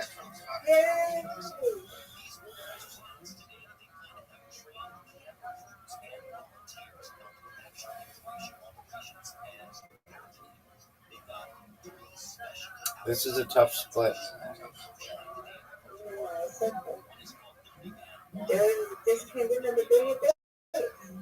That's good. Okay. Come on, Rabbi. This is also a tough split. I think all splits are generally pretty tough. All right, here we go. Oh no! Yeah. I I tried. think you did that too fast, Rabbi. Your finger slipped. I tried. I was trying to get fancy. Yeah, you really did it. Oh, look at you! Look at this girl's comeback, folks. Look at this girl's comeback. Give it to me. Oh man, another split. Another split.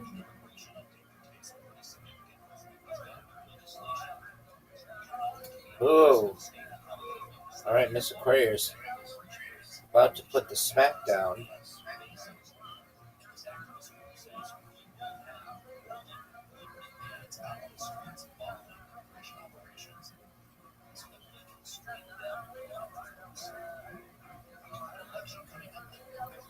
Alright, here we go.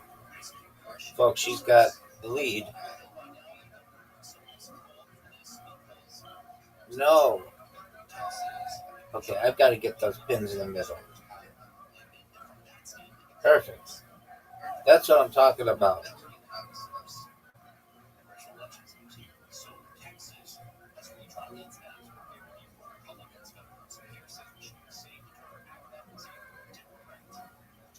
Okay.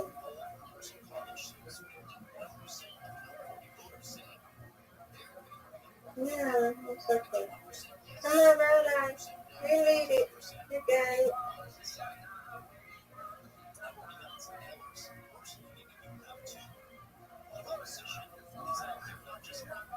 Give it to me. Alright. Give it to me. I'll take it. Yay. Good job.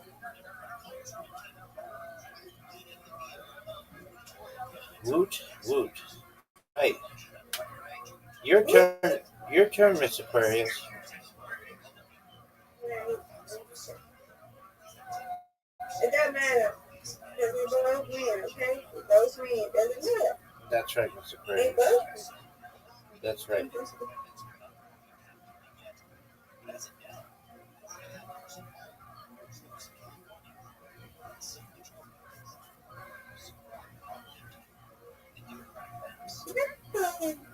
I did too fast. I felt my thumb did that. It's okay. Come on, Rabbi. You're distracted.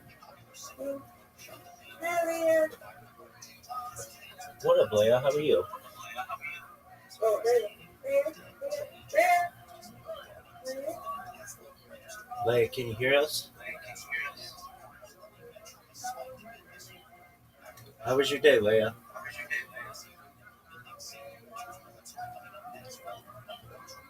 Well, we hope you had a good day. We're just playing a game together. Feel free. No.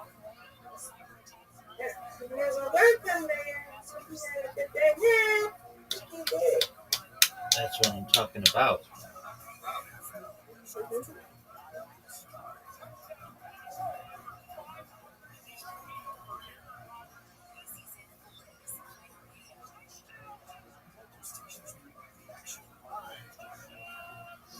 Get it, girl.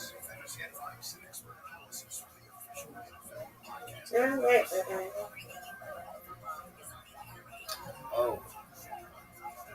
Alright, I'm going to get these 3 on the right. And hopefully it gets the 1 on the left. Oh, man.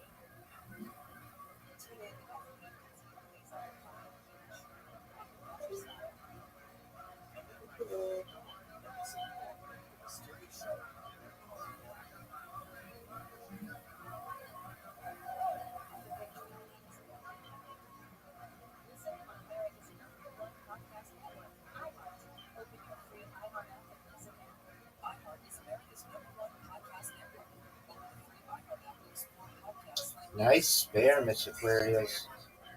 Hey, That was big time.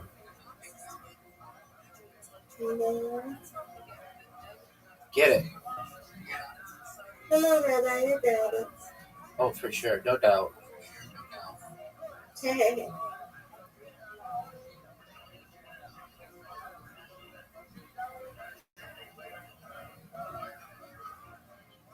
Oh, come on.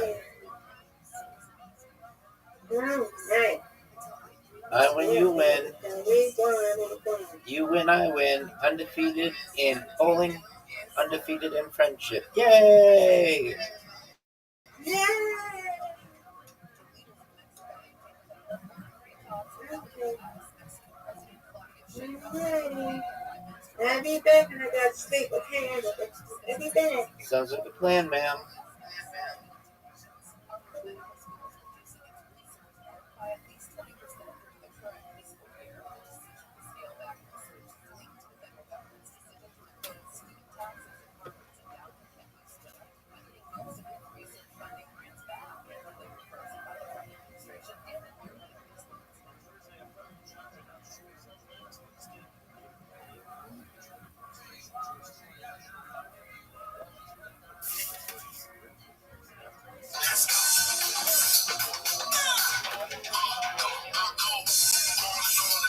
It says that a servant is allowed to look at his dishes to the light of the candle in his hand.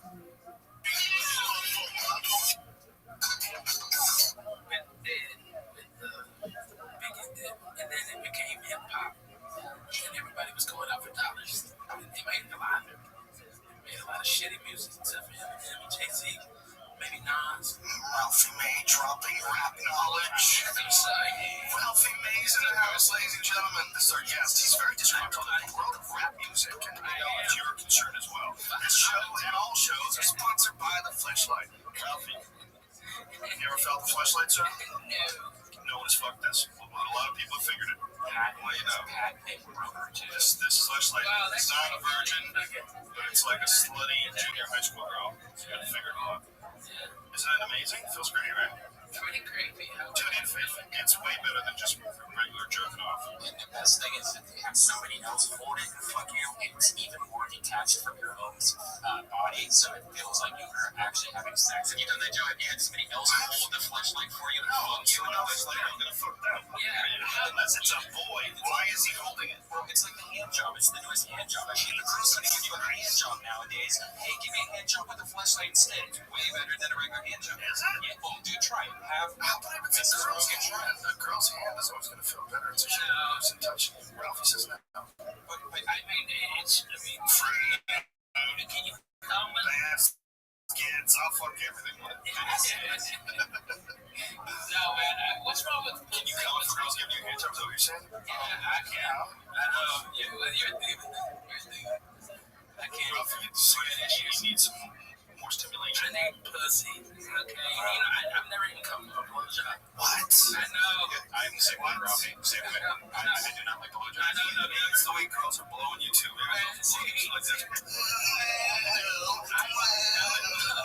That's great. I would love the option. I'm married. I'm single, man. I like all that shit. I just That's not what I'm saying. What I'm saying is even her, even the owner. Oh yeah, man. Oh yeah, man. Yeah, my wife, she love a blowjob. Let's be honest. I mean, she's a gym ride. It comes with the territory. You know, they nag, but they're good with money. They get great kids. It's Jewish girls. That was the reputation that they like to get blowjobs. No, this one. Back in politics. Yeah, that's what I always thought. Yeah, If you go for the stereotype. never heard of that one ever. Oh my god. Really? That's some shit you can keep. Yeah, I've heard that. Man, Hanukkah. Finally, something good for the Jews. I'm lighting a candle just for that one today. We got a menorah that we've had for seriously 9 years, 10 years. I found it in the garage. I went and got a candle. Alright, and the kids just gonna sing happy birthday because that's all I know. I don't know any Hanukkah songs. I don't really think about it. My wife's not a good Jew. Alright, but I'm like the candle just for that one. Just letting my daughter know she's got a good rep. I always heard that Jewish women are just the craziest in bed. Anything, they're just this crazy sexy shit. She is. And she did fuck me, so that makes her fucking crazy. I need to try it once. You never tried a black girl? No. I might get De Niro, son. There was this like hit bingo. You might get De Niro, so you're not even into white chicks anymore. You might start talking like Rabbi. I was at BW. You might start gangsta out. Come on, baby. No, there's this black chick at BW3's last night. That next move is so beautiful. Dude, keep on going at you. What the fuck? You don't have to tell him that, man. You tell him white dude likes black chicks. Yeah, just believe, son. Embrace your inner love of black chicks. That's the next move for you, sir. Yeah, I see. Some hard-ass black chick that fucks the shit out of you and tells all your ex-girlfriends to step. That's like little Kim. Well, so if you have any issues with ex-girlfriends, then just scan that black bitch. That crazy bitch, that big long nails. The girl at BW3's in Irving, the bartender, you are cute. Whoa. Are you a fucking 5-year-old? Come tell her in person, bitch. This is a faggot train. I don't even know that word anymore. Check one, yes. I want to take you to the Olive Garden. God, tell her you're the Olive Garden. Jesus Christ. This is their sponsor. Prime, how dare you? How dare you? How dare you come off like a 12-year-old on the show? I like you. Do you like me? Check one, yes, now. Please, AIMC. Just give out your AIM. I know you got one. You're a fucking weirdo. Ralphie May rocks it so old school, he doesn't even have a Twitter. How do you like them apples? Yeah, what's up with that? It's almost non-existent. I mean, I do it once in a while. You text on? Yeah, I'm sick of Ralph, what's this text? You gotta get on the Twitter. There's people out there, Ralphie, that want to talk to you, man. You're on the show, and they go to my shows and they say, what's up? Oh, yeah, there's a lot of people, actually. Today, I got a lot of phone messages that people say, just look at my comments. Yeah, cool. Yeah, man, outside. Back a little bit. Right away. You shooting a gun. It's right. Can you hear me? I don't want to dig around in my podcast stand, folks. Microphone stand. Yeah, so you gotta use the Twitter. It's very important. There's a lot of people who want to talk to. Not only is it good for promotion, it's great for writing comedy. It gives you like show from beginning to show talking shit about things. It's fun. Yeah, but I'm nervous. that I would become too exposed. What are you talking about? I would become too exposed as like a go-to guy for free. You know what I mean? It's like, am I gonna? I write hours and hours of material. Right now I have 3.5, maybe 4 hours in rotation that I do separately, and it's all different stuff, and it's all the same basic thing. And so I found myself just writing the same thing over and over again in a different form, in a different subject. You know what I mean? The same formula, and I'm nervous that I would get polluted by other comedians. I just don't want to open myself up. Polluted by other comedians. You never follow anybody you don't want to follow, and you can. Some people like out there really CK for the longest time didn't follow anyone. Bray Olsen, 0 followers. Really? She's never replied. Has never replied to anybody. 0 followers. You try to make her reply, she will not do it. She almost seems like she's like an app, like typing. It just automatically puts something sexy mixed with something. You might be absolutely right about that because I've read some of those that she writes because they like been featured on websites and shit. They're crazy. Yeah, they're all like, I'm gonna go down to this high school and try to get 5 dudes to shoot loads at me. Right. I'm at the airport right now. I have Dryden Calm in my face. Yeah. But if you watch her videos, I'm like, well, she's obviously for real. I don't know. I'm not familiar with who y'all are talking. Bray Olsen. She's funny, very popular young porno star. Oh, man. With a wonderful personality. Excellent sense of humor. She gets it. She gets it. Take me. She can take me. It's weird, man. We've talked about this on the podcast. Is she one of was she one of the girls that in like the biggest slut contest? Maybe, yeah. I think you're wrong. I think so, yeah, man. She was talking about that she's fucking retard. Dude, those I love it. Yeah. Like retard, that's awesome. Those girls that do those gangbangs, man, that's a different species. It's a weird thing, man. That's another human, bro. That's another kind of human. Speaking of another human, I saw Jay London picking up trash on Laurel Canyon. Creeped me out. When he was picking up trash for somebody who's working. Man, he had an orange jacket on. An orange vest on, like Sammy vest. Something. He got arrested. I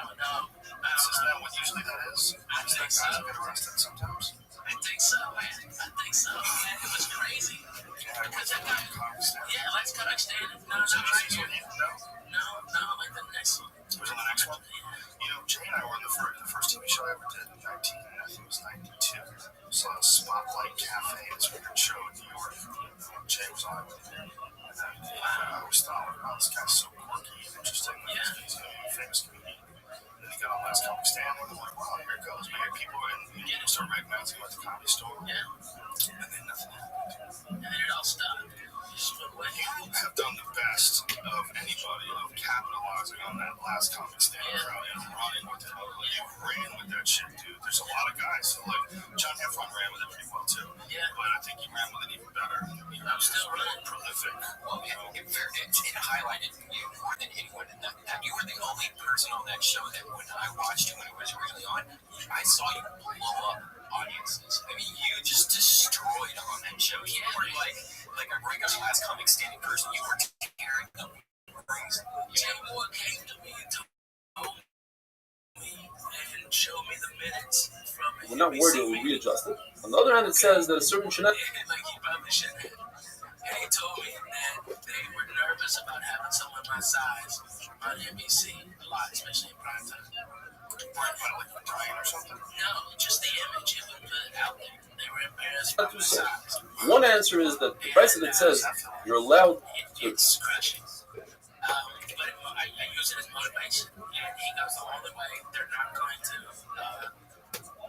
get you off of this is if you get a standing ovation every show.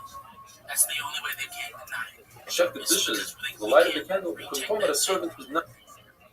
And he goes, we won't be able to, if every joke kills, we won't be able to show you bomb. Not a permanent servant. A permanent servant is so worried about losing. If every joke of yours kills, then we won't be able to show that you bombed. To tell you that you lost. To show the audience that you lost. So you have to get a standing ovation every show. And every joke be your hardest that you've ever delivered. That's the only way these people are going to get you out of here. Wow. So we're plotting to get you out from the beginning because of the way you Losing his job, that he'll readjust the flame check. Another answer is we're talking about a permanent servant in both prices. Just one price is talking about olive oil, we're worried he might readjust it. And the other price is talking about neft, kerosene, where we're not worried since it smells so bad, he won't readjust it. Rabbi says the halacha is that a servant who's not permanent can check with olive oil, but don't tell people this halacha. We don't say this halacha in public. And Rabbi says you do tell people this halacha in public. And wonderful day. You wouldn't throw me in your Acura and there was no fucking getting in? That NSX was not happening. It was sick. It was a sick car, but there was no way I was getting there. And I'm like, I love you too. I love your car. I love your car. You have to be careful what cars you get. Not anymore. No, pretty much. You know, I mean, listen to them. I got into a ridiculous $600,000 Mercedes-Benz. Shabbos after Gimel. We are hunkered down here in quarantine or a Mapet Shemesh, but nothing's going to stop us. We have Torah. The Mishnah tells us that about Torah who has to lane the following morning, we walk over to the children that are reading from the Torah to the candlelight and peek inside. The pshat is that he's only looking for a Rashi Prophet. Begin his Torah, and that will remind him and make it easier the following day. What about the children themselves? How are they reading from the Torah to the candlelight? The answer is either they are only reading Rashi Prakim as well, or since the Rebbe is standing over them, they'll be aware and they won't readjust the flame. When Nisim Dayan says on the side of the Gemara, he says a beautiful shot. Children, they rather the flame go out. They don't want to readjust. They want to run home. The Mishnah tells us that a Zav should not eat a meal with his Zava wife because he might come to an Avera. The Mishnah doesn't say anything about a person whose car should not eat with his wife's Tmeya because that we don't have to make it zero. People are very makbid on Tumah and Tahara. Another halacha, a person who's a Zav party, a person who's makbid to eat food in the Tahara, he should not eat together with a Zav who's Amar. Rabbi says the shot is because the Amar is my feeling. This is athleticism, folks. I've never So really just one thing. been able to that later on when this Zav becomes starved, the Amar is Forget feeding him food that's... We know the answer to this question. Gemara asks, husband and wife. The wife is a needle, and he is fully clothed. The answer is no. Why? Because the Torah tells us in the Pasuk, talks about an Eish HaSish, and right afterwards a needle. And we say, just like an Eish HaSish, you cannot be in the same bed with him, even though you're both clothed. Rashi says, no, because he says it's just logic. So two, a needle is also. The Gemara says, perhaps, we should bring a raya from the fact that we still say it's also to eat chicken when on the same table there's cheese. And chicken and cheese is only the Rabbanon, none of us will say it's awesome. The other reason is because it's only one person. There's nobody there to remind you. Whereas with your wife, she'll remind you. Whereas you can bring a raya from two people that are eating on the same table. If they don't know each other, they're allowed to eat even meat and milk. If they do know each other, it's awesome. So here's a case of two people that know each other and can remind each other. The answer is, it's different. In our case, since they're both wearing clothing, that's a hecker, that's something different, and perhaps it's different than you would be like. What about our Mishnah? We learned a zav and a zava should not be able to eat a meal together. And the answer is, there is no hecker then. Yes, it's two people, but there's nothing different about this. With Das, he's mechulk on this whole thing. He says the only Issa Deraisa is Gilui Reis, Hashmi. Everything else, especially if you're wearing clothing, is not even an Issa Derabban. The Gemara tells us that when Ula came back from learning from the Beis HaMedrash, he would kiss his sisters on their chest, and some say on their hand. But Ula himself is mechulk on himself, because Ula holds, just like we say the famous saying, tell a Nazir, Leich Leich, Amir Lenaziro, Sechar Schar, a person who has to abstain from alcohol, from wine, from grapes, you tell him, don't go through the vineyard, go all the way around, because you might come to an Issa. So too, when it comes, Harai is the concept of Harchaka. The Gemara tells us an amazing story. Hanan de Eliyahu was once a Talmud who was a tremendous Talmud Chacham. He learned all day Mishnah, Torah, and he was Mishamish Talmud Chacham. Yet he died at a very early age. His wife was very upset. She took his tefillin and ran around the Beis HaMedrash, and she asked, it says in the pasuk,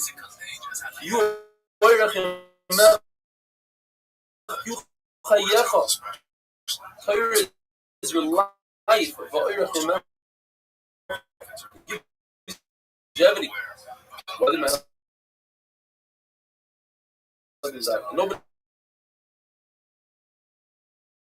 knew the answer until Velio told her,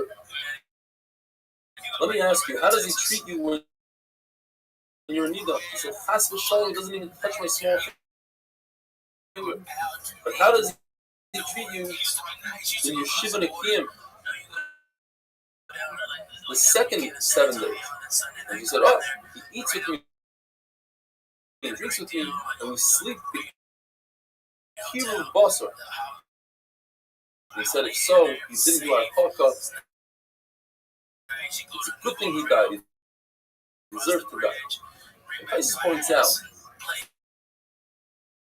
that in those days, perhaps, after 7 days of Nida, a woman would go to the mikvah once, and then do Shiva Nekim and go to the mikvah a second time.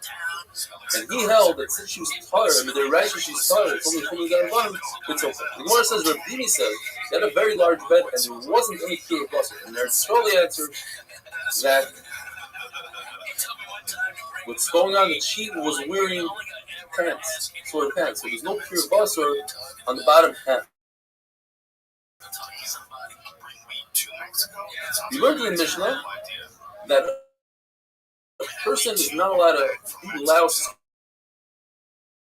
clothing or read or safer right there the candlelight. It says that these two halachas are from the 18 halachas that Hananya ben Talmidim and Bishami got together, and Talmidim and Yisrael got together. There were more Talmidim and Bishami than Yisrael. Moses Hananya ben Chizkiah, he wrote a brayso called Megillas Hainas that goes through the calamities of terrible tragedies that happened in Klal Yisrael, and then the Nisim, the Geula that happens in Klal Yisrael. And Rabbi Shimon says we could also write a sefer like that already. Or the Pshat is, the Gemara says that a shaita, a crazy person, can't feel pain. He doesn't know. Or the Gemara says a person who's alive, who has dead flesh, you could run a knife through it and he won't feel anything. And by the way, the Gemara says a dead person's flesh is like a needle into a live person. Hananiah also saved for us Sefer Yechezkel. Without him, Chacham wanted to destroy Sefer Yechezkel. There's too many contradictions, and he gave him 300 barrels of oil, and he set in his attic, and the Gemara continues, and we're going to learn in great detail. Have a wonderful day. Stay safe. Stay healthy. And I'll see you tomorrow. And I put that in the middle. I made a joint Diaz Cuban sandwich. With the OGs on the sativa on the top, and then big fucking chunk of hash, about over a gram, and an OG finish. Okay, yeah, that's it. I was one of the most fucked up I've ever been. And I'm walking, and so much some people are from the pier to the edge, overhead helicopters, I see a cop on a fucking horse. And I'm like, and he was within 20 feet of me, and I'm like, Shabbos Daf Yudalet. We're discussing the 18 halachas that Bishamay and Basil agreed upon. 9 of them have to do with Psulei Truma. That's exactly what we're going to be discussing today. It's very relevant to the current events today. When you understand Corona, you could have a better appreciation for Tuma and Tahara. How you have to distance yourself from the Tuma, how spit could be Matana you, etc. Paisei Truma means you designate fruit for Kayin Truma. If one of the main deraisa touches the fruit, you have to burn the fruit. Chachamim instituted another 9 things that could possibly truma. Pasal lashon of psul means the truma becomes usher to eat, but it doesn't have power to be mikama something else. It's possible. Stops right there. What are these 9 things? Well, yesterday we discussed 10. The Gemara in our daf removes 1. That's full yoim, somebody that went to the mikvah and is waiting for shkia to become completely tar. That is the deraisa. If he touches fruit, truma, it becomes puzzle. So we remove that guy from the list. We start off with 2. Somebody that eats a rishon l'tumah. Rishon l'tumah means the way it works with tumah, you have an avat tumah, let's say. If it touches a fruit, it goes down 1 level. It becomes a rishon. If that fruit touches something, it can go down to another level, to a sheni. If a sheni touches something, it could possibly go down, not always, to a shlishi. And if shlishi touches something, it could possibly go down, depending on what it is, to a revi. It always goes down 1 level. So if a human being eats a rishon, the tumah, if he touches it, nothing happens. But if he eats it, ingests it, he himself, according to Yeshua, becomes a sheni. It goes down 1 level. Here's a big chiddush, according to Yeshua. If he eats a sheni, rather than going down 1 level, he remains a sheni. Now this can't go according to Eliezer, who says that you are what you eat. So if you eat a rishon, you remain a rishon. If you eat a sheni, you remain a sheni. If you eat a shlishi, you remain a shlishi. However it goes, according to Yeshua. Says Yeshua, a person eats a rishon or a sheni, and then he touches truma. With the Rabbanan, he makes that truma possible, and you have to burn it. That's a big chiddush. You have to burn the truma. It's like a deraisa. Why is it? Why do they institute that? We were worried, Chacham said, that maybe he'll eat something that's coming, and he'll be, let's say, hot in his mouth, and he'll try to rinse it down with wine of truma. Only wine is what we're discussing here, truma. That's the only thing that you have to take truma from, and you can possibly ingest wine. And you're not allowed to do that, because now you're making the wine that's truma coming. So they instituted every time a person eats something that's coming, even a rishon or a sheni, and then he goes out and touches truma and makes it truma. The 3rd thing on the list is, and it's the same kind of zera, somebody drinks something that's coming, a liquid that's coming. And why is it? Because perhaps he'll drink something that's coming, and then he'll put something in his mouth that's truma. So why do I have to say it? Isn't it the same as 1 and 2? No. Most of the time when people eat something that's hot, they'll try to wash it down with some cold liquid. But most of the time, rarely ever do people drink something and then they try to stuff something in their mouth. So that's a big shift. The 4th thing on the list is, let's say somebody went to the mikvah and he was a full yard, he has to wait until the night.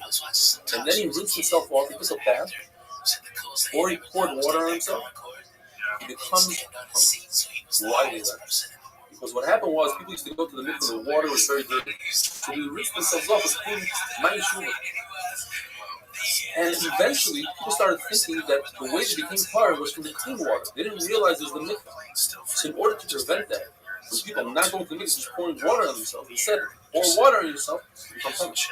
And in order to make sure that this Zera holds, they instituted another Zera, and that's number 5 on the list. That even a completely tahar person that clean Mayim Shuvim pouring him, he becomes tahar. Otherwise, the first Zera would fall apart. And the 6th thing on the list are all Sifrei Torah and Nevi'im and Ksuvim, all parchments that they themselves are coming, that if they touch Truma, the Truma becomes puzzled. And why is that? Because people would hide the Truma right next to the Sifrei Torah. They said, the Sifrei Torah is Kadosh, the Truma is Kadosh, let's keep them together. Mice would come to eat the food, and by doing so, they would destroy the Sifrei Torah and Nevi'im and Ksuvim. If you have hands that weren't washed, they are tumbled in the Kamet Truma. Why? Because your diamond studying yourself. Your hands touch all over your body, like Corona, they keep on touching things. And people might touch Truma and get disgusted by the Truma after you touch a certain part of your body. So the instituted, if you don't wash your hands, Truma becomes possible. Rabbi Parnach says, hands that touch the Sefer, they pass it. Rabbi says that if you touch a Sefer, with your bare hands, you will be buried naked, meaning without that mitzvah that you were dealing with. So let's say you were learning from the Sefer Torah, and you touch the Sefer Torah, so all you learning that you do with that Sefer Torah flies away, you don't get that mitzvah.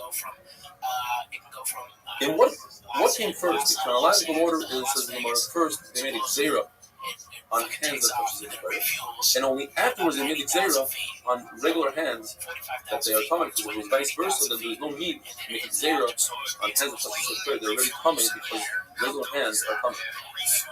Number 8 on the list is food that became coming from liquid.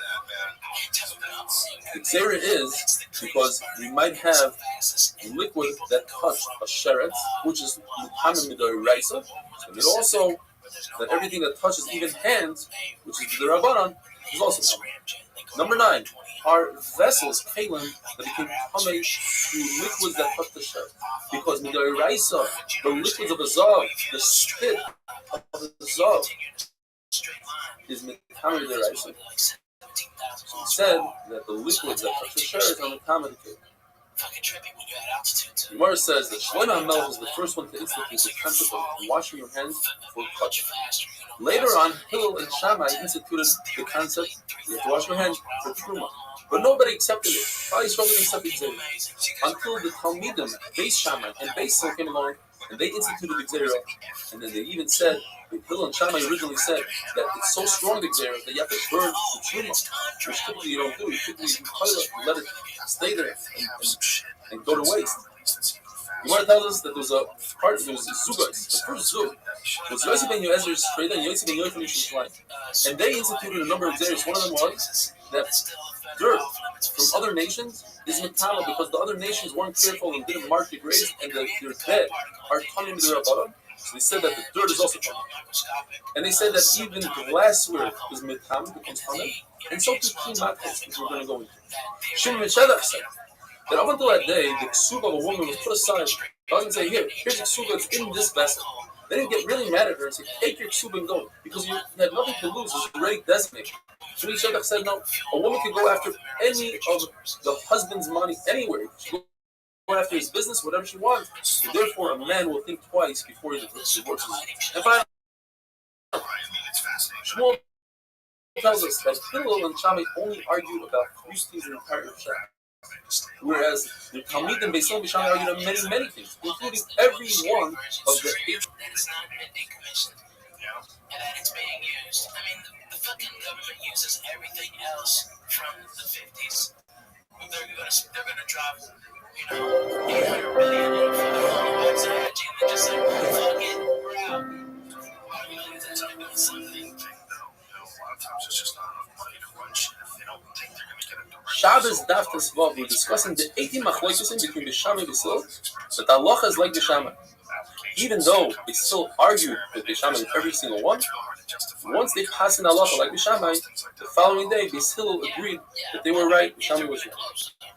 There are 300 machlokesim between the Shammai and Beis Hillel, but there are only 3 machlokesim between the Rabbi, Hillel, and Shammai and Beis Hillel. The first one is how much dough does one have to make in order to be chayiv in a first challah? According to Hillel, it's 2 kav. According to Shammai, 1 kav. They're machmer even in a lesser amount. And according to Chachamim, it's 1.5 kav. The Torah says you bring challah on a oimer, which is asir so ephah. It's 1/10 of an ephah. An ephah is 432 eggs. A tenth of that is 43 eggs. How do you remember that? Challah, ches lamed hey, 43. That's 18 kav. 18 kav is 432 eggs. A tenth of that is 2 kav.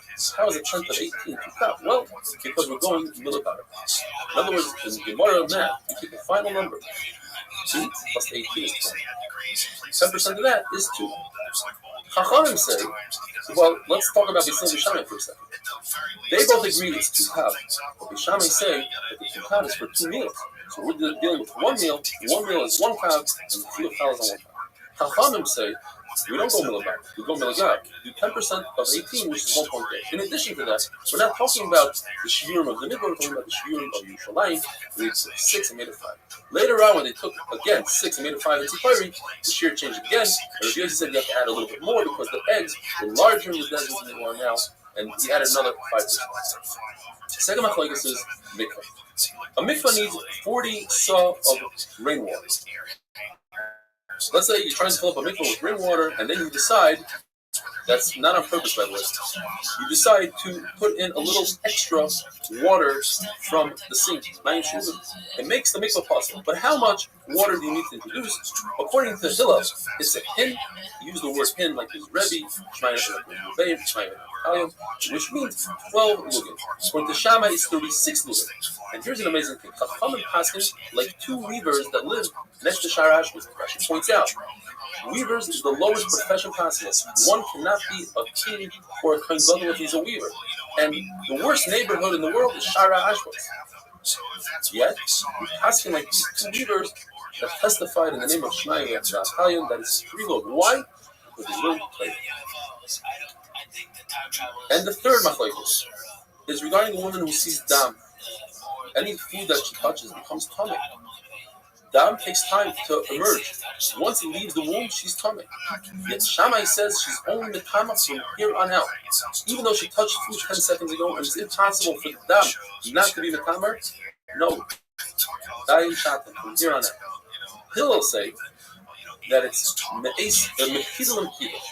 the last time that she saw dam. In other words, from the last time she did a bika, could be months ago. Everything in between is every food she touched. And Chachamim come along and say, it's me'es leis 24 hours. But if she did a bika less than 24 hours, then we go to the bika. Whatever is less, the bika or me'es leis. There's seemingly a fourth machlokes, and that is, if a person brings a carbon ion, is he allowed to do smicha or not? No. The reason why it's not included in the we only have 3 machlokes, not 4, is because this is a very old machlokes. This is actually the first machlokes in Klal Yisrael. And Shammai and Hillel just repeated the machlokes. There's another machlokes. Somebody who takes his grapes for wine, and some of the grapes leak wine or grape juice. Is that considered mashkin, a liquid that make the grapes susceptible to tumah or not? According to Shammai, yes. According to Hillel, not. But since Hillel later on agreed to Shammai, this is not considered a machlokes. The Gemara just tells us there's 3 stages when it comes to dirt that comes from Chutzlar. As we mentioned the other day, dirt that comes from Chutzlar, since the guy don't mark the grapes, it's possible that in the dirt there's fragments of bones, and therefore it's metama. There's 3 stages. Yosef and Yoezer, Yosef and Yochanan, the first zuk, they made the first stage, and they said that if that dirt touches truma, you cannot eat the truma. You don't have to burn it, but you can't eat its full place. And the ear space, they didn't do any kind of xera at all. They cannot say that they said that you have to burn it, because the only thing that was burned right away is something that was truma that was touched by somebody that had hands that weren't clean. Later on, the Rabbanim of Shmeim Shana, meaning 80 years before the Korban Habayis, they added, and they said that the ear space is also toilet. It also has tumah. You don't have to burn it, but it's tummy, you can't eat the tumah. Later on in Usha, one of the 6 zeros that they made in Usha was that the dirt from Chutzlar that touches tumah, you must burn the tumah. But the ear space remained the same. Just Rabbi said that 180 years before the Korban Habayis Sheni, the Romans came in, they started to conquer. And 80 years beforehand, that's when the Rabbanon of Busha, the Rabbanon of the Rabbanon of 80, which they called, they said the Tumah, and they said what we said before. And they guys are also on glass. 40 years before the Churban, the Sanhedrin moved from Lushkas Hagazes to Chanuyos, and they stopped doing capital punishment. 100 years before Churban Abayis, it went Hillel, Shimon, and then Rabbi Gamliel, and Rabbi Shimon. We have Beis HaPras, that means, according to Rashi, if there's a grave that's in a field and we don't know where the grave is, so any truma that touches that field has to be burned. As we discussed, the second thing is dirt from Chutz La'aretz. Third thing is clothing of an Amoritz that his wife neither might have sat on them, and it was the time of the Medrash. If you find it clean in the street, you have to assume his tummy, his tummy touched it. If you touch fruit to spittle, you have to assume that it came from a zav, and you have to burn the truma. And finally, may red light. Yossi says that you burn this truma in the shusayachid, even if you're not sure that you touched it, even though it's a spec speaker. So let's say you're not sure if it came from a Chutz La'aretz, you're not sure if there's a bone in there, and you're not sure if you touched it. Double say, since it's in shusayachid, you burn it. Chacham say shusayachid, you don't eat it, you don't burn it. And shusarabim, it's tahar, because safekum shusarabim is tahar. Now, why did they make a gzera on glassware? Because glassware is created from sand, and sand is similar to what we create earthenware from. If so, how can you put glass in a mikvah and be mechayiv? The answer is you can't. The only time you put glass in a mikvah is if it has a hole in it and you fill the hole with lead. Now we're looking at a key that's made out of lead. Like Rabbi says, anytime you have a maimed, something that makes the key function, over here it is the lead, then the whole key turns into lead, and therefore that's the only time you put such a glass in the mikvah. Have a wonderful day. It's a million miles away.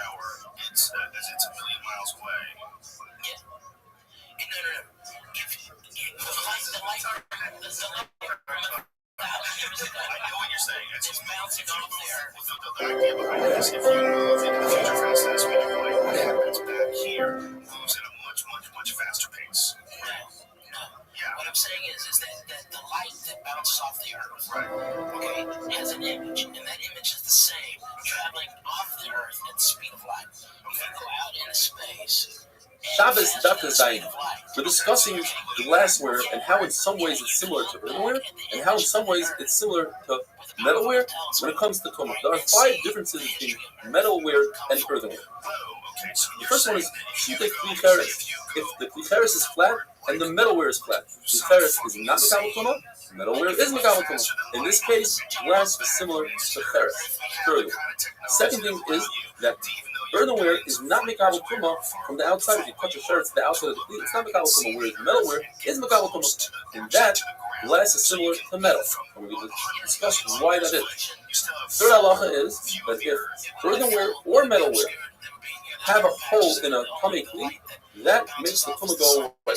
What happens is when you stir the hole, if it's earthenware, the tumah does not come back. If it's metalware, the tumah comes back. And a glass, the tumah does not come back like earthenware. Fourth halacha is tefillah. If you take a kli that's tumah and you put it in the mikvah, if it's earthenware, it does not become tar. If it's metalware, it does become tar. When it comes to glass, it does not become tar. And finally, the fifth halacha, the amazing concept of aver. The ear space of a earthenware cleat is Mekabel Tumah. You put a sheret without touching the cleat into the ear space of the cleat, the earthenware becomes tumah. Whereas metal does not become tumah. Another halacha, once a cleat is tumah, you put a fruit that's tar into the ear space of the earthenware cleat, that fruit becomes tumah, whereas in metal, it does not become tumah. Glass is like metal. It does not become tumah through the ear space. Now, why is it that glass is Mekama Migabo? It's Mekama if you touch something from the outside. If glass is similar to earthenware, it should not be Mekama Mikabel. The answer is because glass is similar to metalware in the fact that if glass breaks, you can melt it back and make a new glass, just like you do to metal. You melt the metal and make a new plate. So in some ways, glass is similar to metal. Now, why is it that if you repair a hole in glass, it does not become tummy? That is like earthenware. Shouldn't be similar to metalware. And the answer is because the concept of repairing and recapturing tumah is d'Rabbanan. And the whole idea that a glassware is tummy is d'Rabbanan. That's two d'Rabbanan. That doesn't go. You don't do two d'Rabbanan on one item. Now, why is it that glassware, if it's flat, is not mekabel tumah, just like earthenware is not mekabel tumah if it's flat? And the answer is because the Chachamim wanted to make a distinction and show people that glassware is d'Rabbanan, and therefore if glassware touches truma, do not burn the truma. Just let it change as is, let it destroy itself, but you don't go with your hands and burn it. There are only 6 things that you burn, like we discussed yesterday, such as dirt that comes from chutzlars, that you burn truma, even though it's d'Rabbanan. Rav Ashi says, glassware in fact is exactly like earthenware. Besides one thing, besides the fact that glassware becomes tummy if you touch the outside of it. Why is that? Because glass is see-through. So the outside has the same halacha as the inside. And just like the inside becomes tumah, so too, the outside. New sugi, midaraisa, metalware is mekabel tumah. That's in the first shapaz. Shimon HaShazach came along and said that metalware, if it has a hole, midaraisa becomes tumah. But if you repair the hole, Shimon HaShazach said, it recaptures the original tumah and remains tumah. There's a story with Shimon HaShazach's sister, who was Yana Melech's wife. She made a big feast for her son, and during the feast, all the dishes became tummy tumas meis. Perhaps somebody died at the meal, and they all became tummy through oil. Instead of waiting 7 days for all the vessels to become colored and go through the whole process of sprinkling them on the 3rd day and on the 7th day with mechatas, she had a great idea. She punched holes through every single one of the vessels and sent them to a professional to repair. Says the Shem Shach, that's a no-no. People are going to forget the whole concept of sprinkling the mechatas on the vessels. So instituted a takana. Now, what if Shimon HaShazach said at that time that all tumas, even tumah sheretz, for instance, and you repair the kli, the tumah is recaptured? We don't have the idea that people might forget about mechatas. There is no mechatas on tumah sheretz. 2 answers. Abai says, because perhaps we're concerned that people won't poke a large enough hole in the kli, instead of it being the size of a pomegranate, to do less than a pomegranate. Rabbi says that we're concerned, because even if you put a kli in a mikvah, and it's tar, you still have to wait until nightfall. Whereas if you poke a hole in a kli and then you repair it, you can use it immediately. So people might come to think that if you put a kli in the mikvah, you don't have to wait till the night. You can use it immediately. So Shimon HaShazach is misakin that no, if you repair a kli, it's not even tar at all. What's the difference between Abai and Rabbi? In a case where a person broke the kli completely, flattened it out, and started from there. In that case, nobody's going to confuse that and say, oh, you don't have to go to the mikvah, you don't have to wait until nightfall after you go to the mikvah. Because people see you're dealing with a brand of fruit. But people might think that you don't need a full shear of a pomegranate to make a hole. When we're discussing the 18 halachas, that halachas like Bishamai versus Basil, so we discussed so far the 9 that have to do with Sulei Trumas, and 2 in the Mishnah where you shouldn't read the candlelighting, you shouldn't be loud from holding it. And now the Gemara continues with number 12. And that is the concept that a mikvah needs to have 40 saw of rainwater. And yesterday we discussed that you have 3 of mayim shuvim, rain water, before you get to the 40, and you introduce those mayim shuvim to the rainwater, it passes the rainwater. Now we're discussing what constitutes mayim shuvim. Machlokes Bisham Yisrael, a person takes any type of vessel, a very large vessel, a very small vessel. In other words, vessels that are not mekabel tumah at all because they're so large and so small, or they're made out of material that's not mekabel tumah, such as mud. And you put it under a downspout to catch water. You do it on purpose. You want to catch the water, even if it didn't rain immediately. But you see that there are clouds in the sky, and you think it's going to rain, but it didn't rain immediately. And you went to work and you came back and then it rained. According to everybody, that's considered mayim shuvim, and that makes mitzvah chas. If there are no clouds in the sky, everybody breathes, that's not considered mindfulness, because you have to have das. You have to think, I want to capture the water. So where is the machlokas? In a situation where there were clouds in the sky, but those clouds went away, and new clouds came.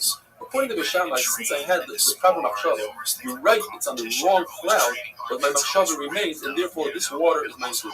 According to Beis Hillel, it's not considered my shuvim, and the halacha is like Beishamai because they counted how many people there were, and there were more Beishamai than Beis Hillel. The halacha is like Beishamai.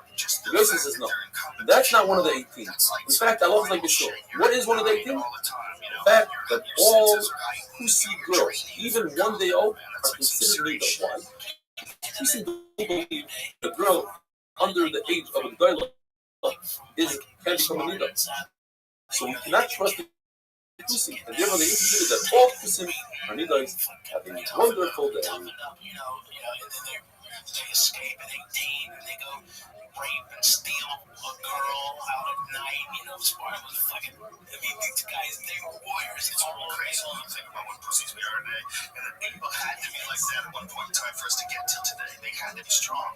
They had to be able to fight off fucking hordes of invading tribes. They had to be strong and stand alive just a few thousand years ago. It's crazy. 3,000 to 150. Shabbos David Zayin. If a person were to take any vessel, any kli, and hold it over a dead body, that kli becomes tamei as oil. But that kli doesn't have to have a shear to be the size of a pin.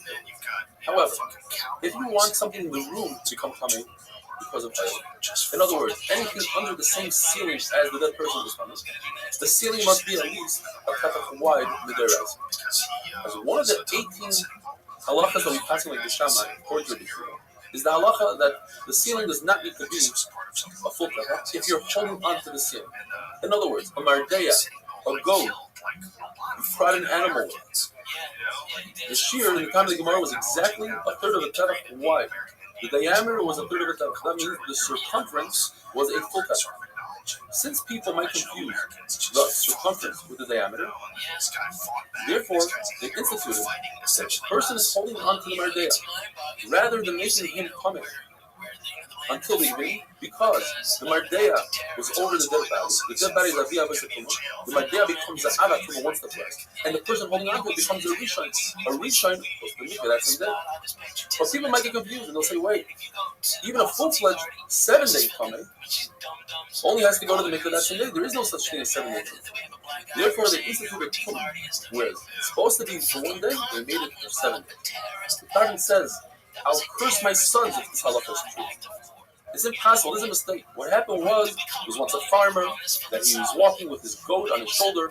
He was touching it, yes, but he went over in his mouth over a grave. And that in return made him a rishon. But he thought that he's coming for 7 days. It was a mistake. There's no reason for the institute of Hashanah. Nobody's going to get confused and mistake a circumference with the diameter. So according to a Targum that doesn't hold that this is one of the 18 Hachanas, we have to institute another one. So he's going to hold, like we said the other day, the nice Kusim. Kusim is the 18th one. But all daughters of Kusim, even if they all have Tumas Nida. There's another halacha that they instituted that day, one of those two, and that's Haboitzer Lagash. If you harvest grapes for wine, and some of the grapes, they ooze out grape juice, that grape juice is enough to be considered petrotoma. Now the grapes can become toma because, say, Beis Shammai was concerned that perhaps he'll harvest them in a waterproof container and he'll try to save that juice. Since he wants that juice, it's as if he had intent to use that juice. Mar tells us that day that Shammai convinced Philip he happened to be the Nasi, and they forced him into agreeing to their halacha. So it was like the day Klal Yisrael did the Chet HaEgel. They should have listened to Aaron before, but they didn't. Well, here Klal Yisrael should have listened to Hillel, who's the Nasi. Yet they embarrassed him, they put him like a student, and they forced him to agree to their halacha. Another one of the 18 halachas, where it says in the name of Tavi Rishba, Tavi the hunter, he says in the name of Shmuel that if you take truma, that's tamei, you give it to the kohen, and the kohen, instead of burning it, he takes it and he cleanses it. He won't gain anything because the truma that comes out will have a halacha of coming truma. Why is that? We're concerned that instead of him burning it, he's going to keep it. Now, he would be allowed to, when they write to plant it. We're concerned that he might use it the wrong way, and therefore we should burn it right now and don't wait. Another one of the 18 halachas is decided like Yishamai. If a person is walking Erev Shabbos with his wallet, and all of a sudden it stops. Midaraisa, he's allowed to walk less than 4 amas and Rosh Hashanah and stop. Walk another less than 4 amas and stop. And do so until he reaches home. But we're concerned that he might take more than 4 hours. And we'll be over there. So the thing is, give it to a guy, let the guy carry it. Usually you're not allowed to do so, but it's better to give it to the guy than to walk 4 hours with you. Another one of the Eigen halachas says that the guys are on fast axle, on the bread of a guy, on the oil of a guy, the wine of a guy, and the daughter of a guy. In other words, is a Isser Yichud for guys. All these 4 halachas are considered one. According to the guys had yesterday, who doesn't hold that one of the halachas is catching rainwater in a tree and creating mayshuvim. So we say that the nice Kusim is one of the 18. We're still missing one. The nice Kusim we count as one of the 18. If he counts the nice Kusim as one of the 18 and not Shuvim, how does he get the 18?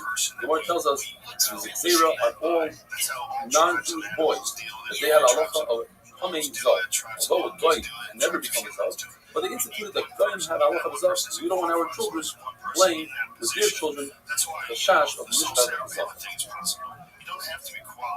Now, according to Rabbi, we must say that the 2 halachas of food that becomes coming through liquid and vessels that become coming through liquid, those are 2 out of the 9 halachas that we learned from Sugi Tumah, they are considered one, and like Mr. Meir has a total of 18 halachas.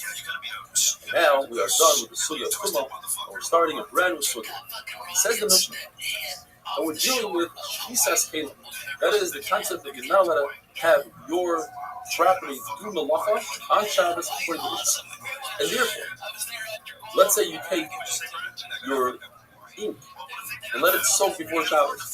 That's a Malacha on Shabbos that would be also the Raisa, Malacha Slisha, you need it.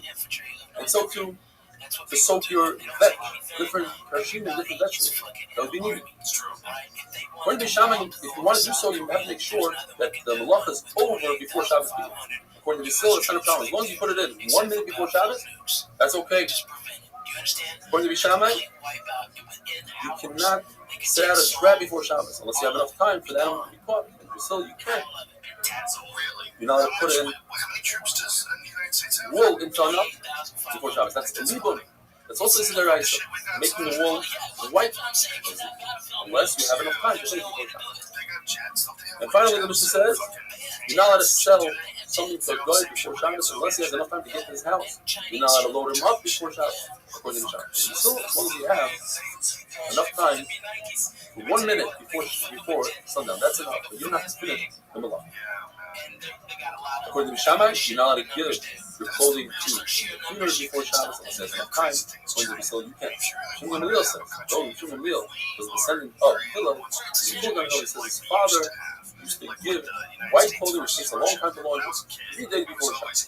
There's one halacha that everybody agrees upon is that a malacha that you're allowed to do on Shabbos. In other words, you're not over Isser L'Rayis on Shabbos, such as putting a weight on your grapes because the grapes are already crushed, but you want to piecemeal. You want to make the juice come out quicker, so you put a big stone on them, a pyra, a pin. That you're allowed to do according to Shammai before Shabbos, even if you don't have enough time, because if you do so on Shabbos, you're not over the Raisa, having a wonderful day. Just a little while ago, man, we kind of forgot what that's like. But China is in the position to be that again. Yeah. They're ruthless people. They're ruthless. And there's so many of them.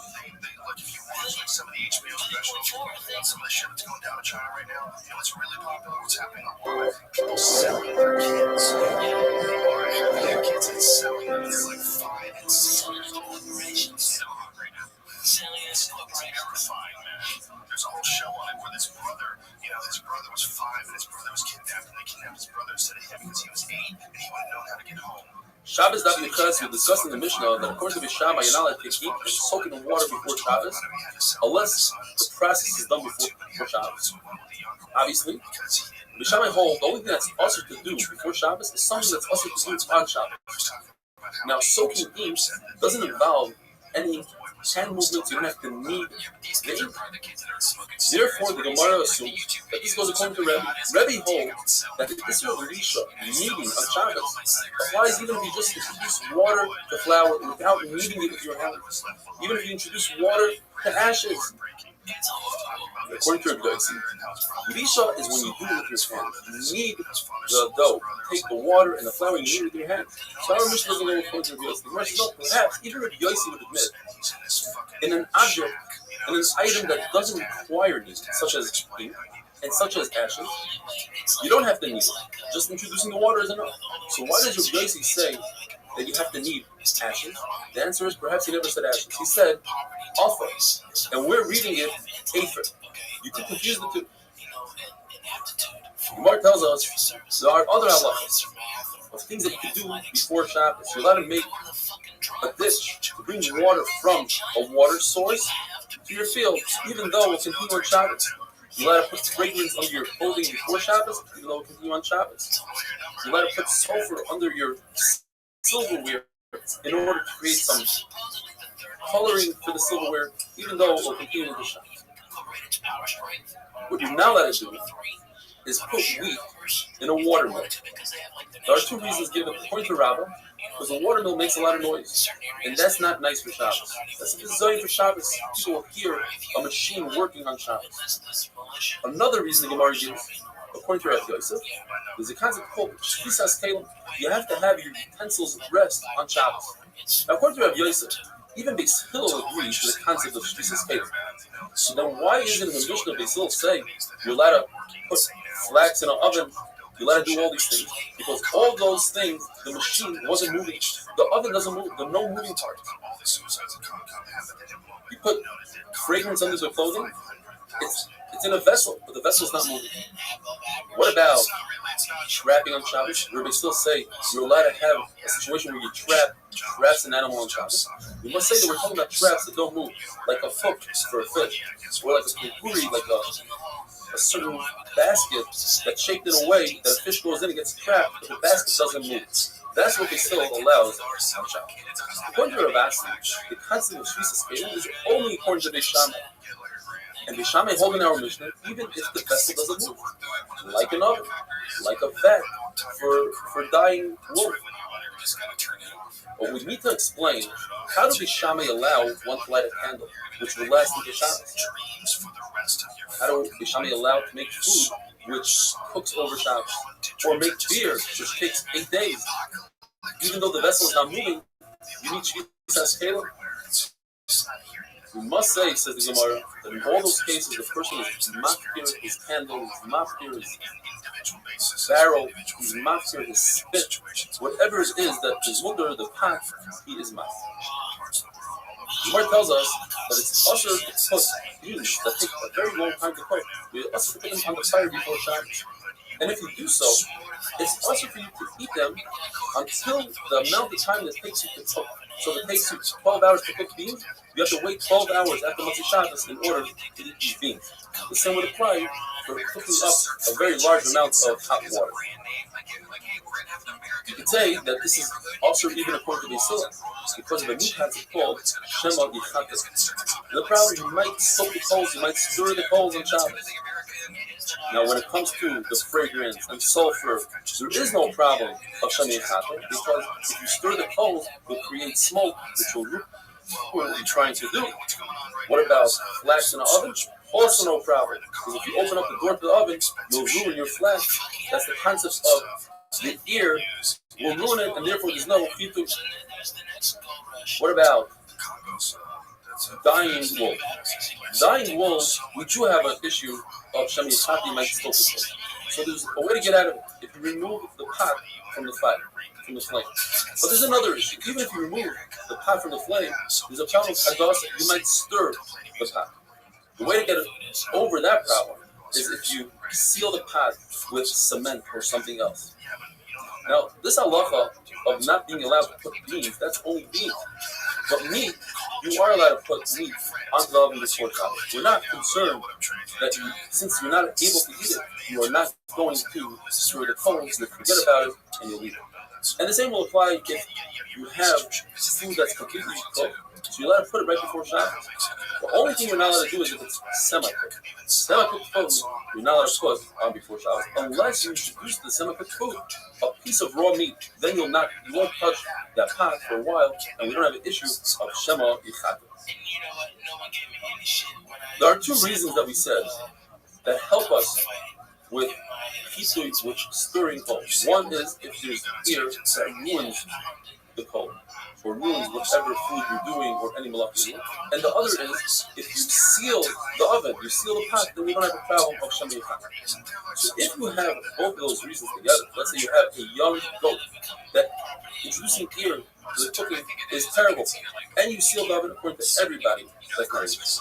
What if you have one out of the three reasons? According to one lashon, that's exactly the place for Rashi and Yirmiyah and Different. According to Rashi, it's mutter, and according to Yirmiyah and Different.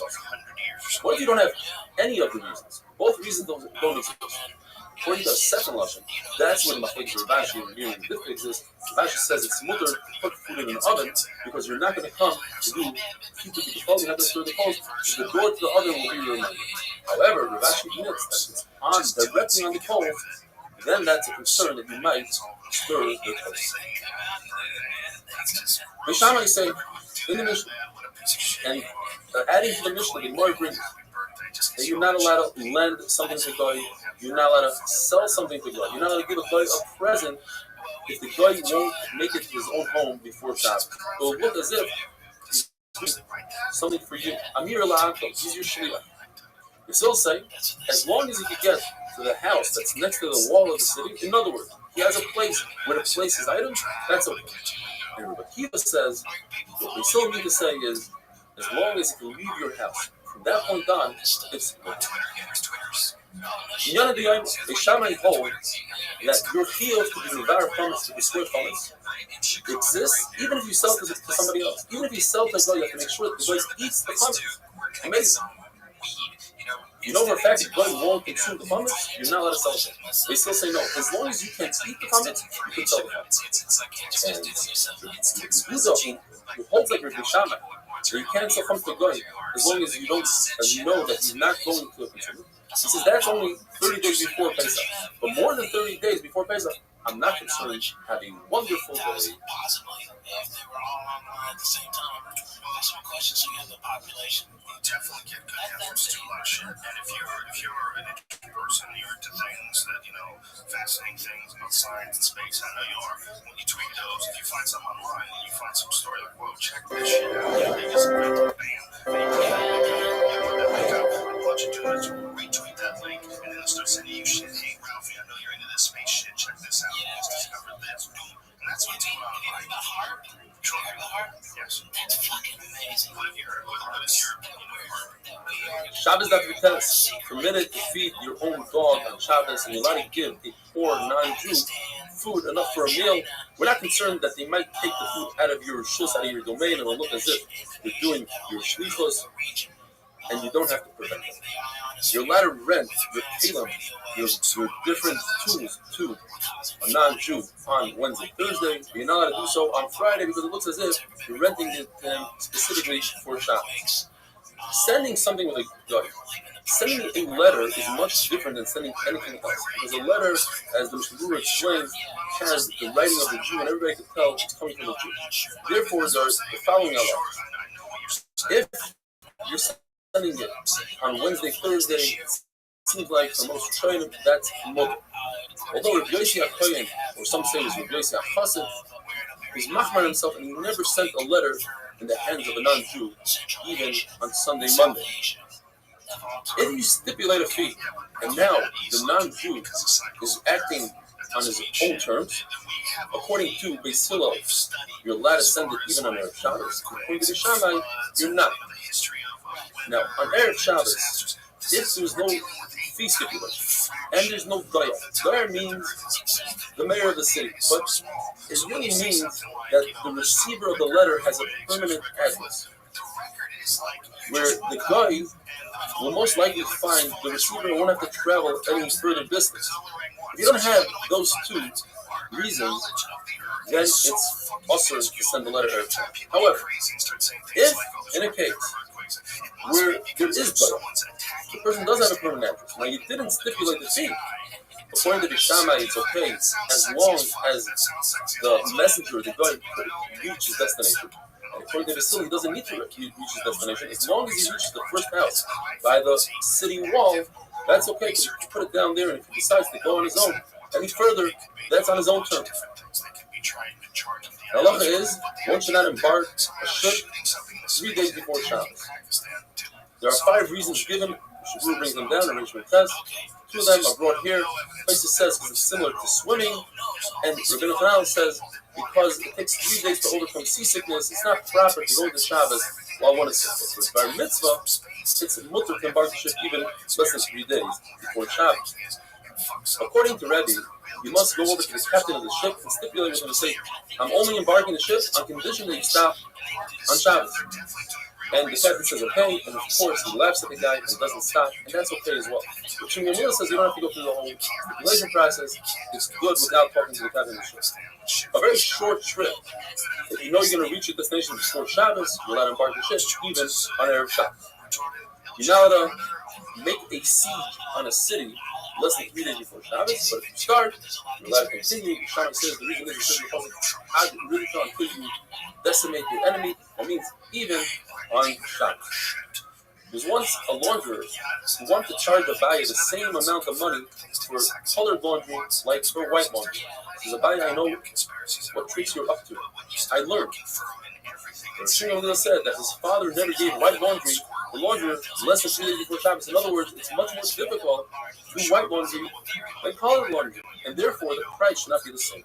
Rabbi says before you give your laundry, the launderer always measure before and measure when it comes back in case you decided to shrink your clothing or stretch your clothing. We learned that Shammai hold that you're not allowed to start a process before Shabbos. It's something that's also in the rights to do on Shabbos itself. Therefore, when the Shammai say it's mutter to crush your grapes on Shabbos, to put heavy loads on them, the heavy beams and stones on your grapes and olives on Shabbos before Shabbos, that is because on Shabbos it's not even considered rice. Who does that go according to? The Gemara brings 2 sheepos. You can either go according to Rabbi Shmuel who holds, but once you start the process of crushing non-mature grapes before Shabbos, you're allowed to continue on Shabbos. Rabbi Akiva argues that's problematic because the Rabbi says that Rabbi Akiva and Rabbi Shmuel both agree that since it's missing crushing, it's also to do on Shabbos. So there's another shita. The Gemara brings the Amoira Rabbi Elazar says in the name of the Tana Rabbi Elazar that once you start crushing a honeycomb and the honey starts oozing out, you're allowed to continue the process of Shabbos to benefit from the honey. It's not, you're not concerned about speed on Shabbos. That would be the same as in our Mishnah that you're allowed to, once you start crushing the grapes before Shabbos, you're allowed to continue on Shabbos. Although it's slightly problematic because honey starts out as a salad and ends up as a salad. They're both food, whereas grapes are a salad and you make them into liquid. However, that's not such a problem because Rabbi Elazar himself was brought down in a brayso saying this exact same halacha, as he said, by honey, he says it regarding grapes as well. But Yosef Hanina says that halacha is like Rabbi Shmuel that says you're allowed to put a heavy beam or a stone on grapes and olives that are not completely ripe and on garlic.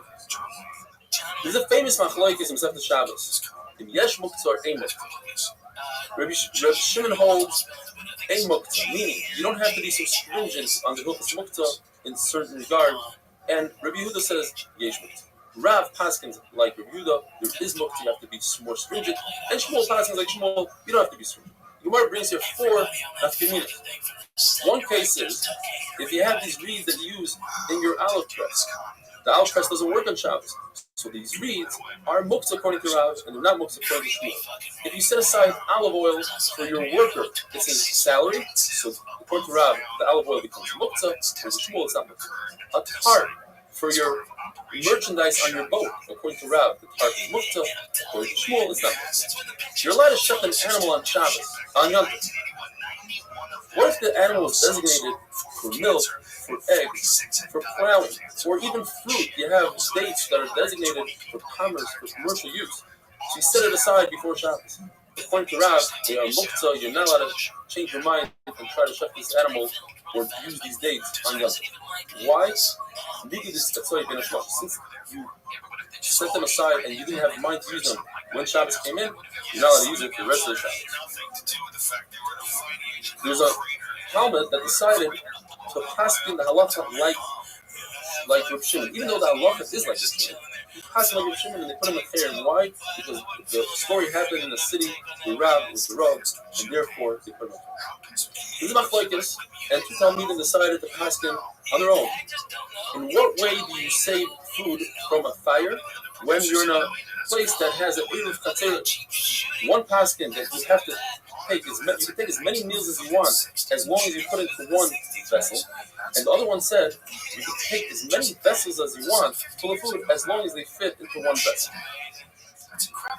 And then tomorrow we're going to discuss the Mishnah of Ein Psoilin Basar Batzal Etzer. Have a wonderful day. I totally go back there. I think the place we just shower, curled up in the fetal position. Yeah, I'm gonna kiss you in my mouth, kiss you in the cheek before I drive off in the back row. Take a look. Man, it will get very within days. Metropolitan areas will be with an interruption for basic service. I'd probably go right again.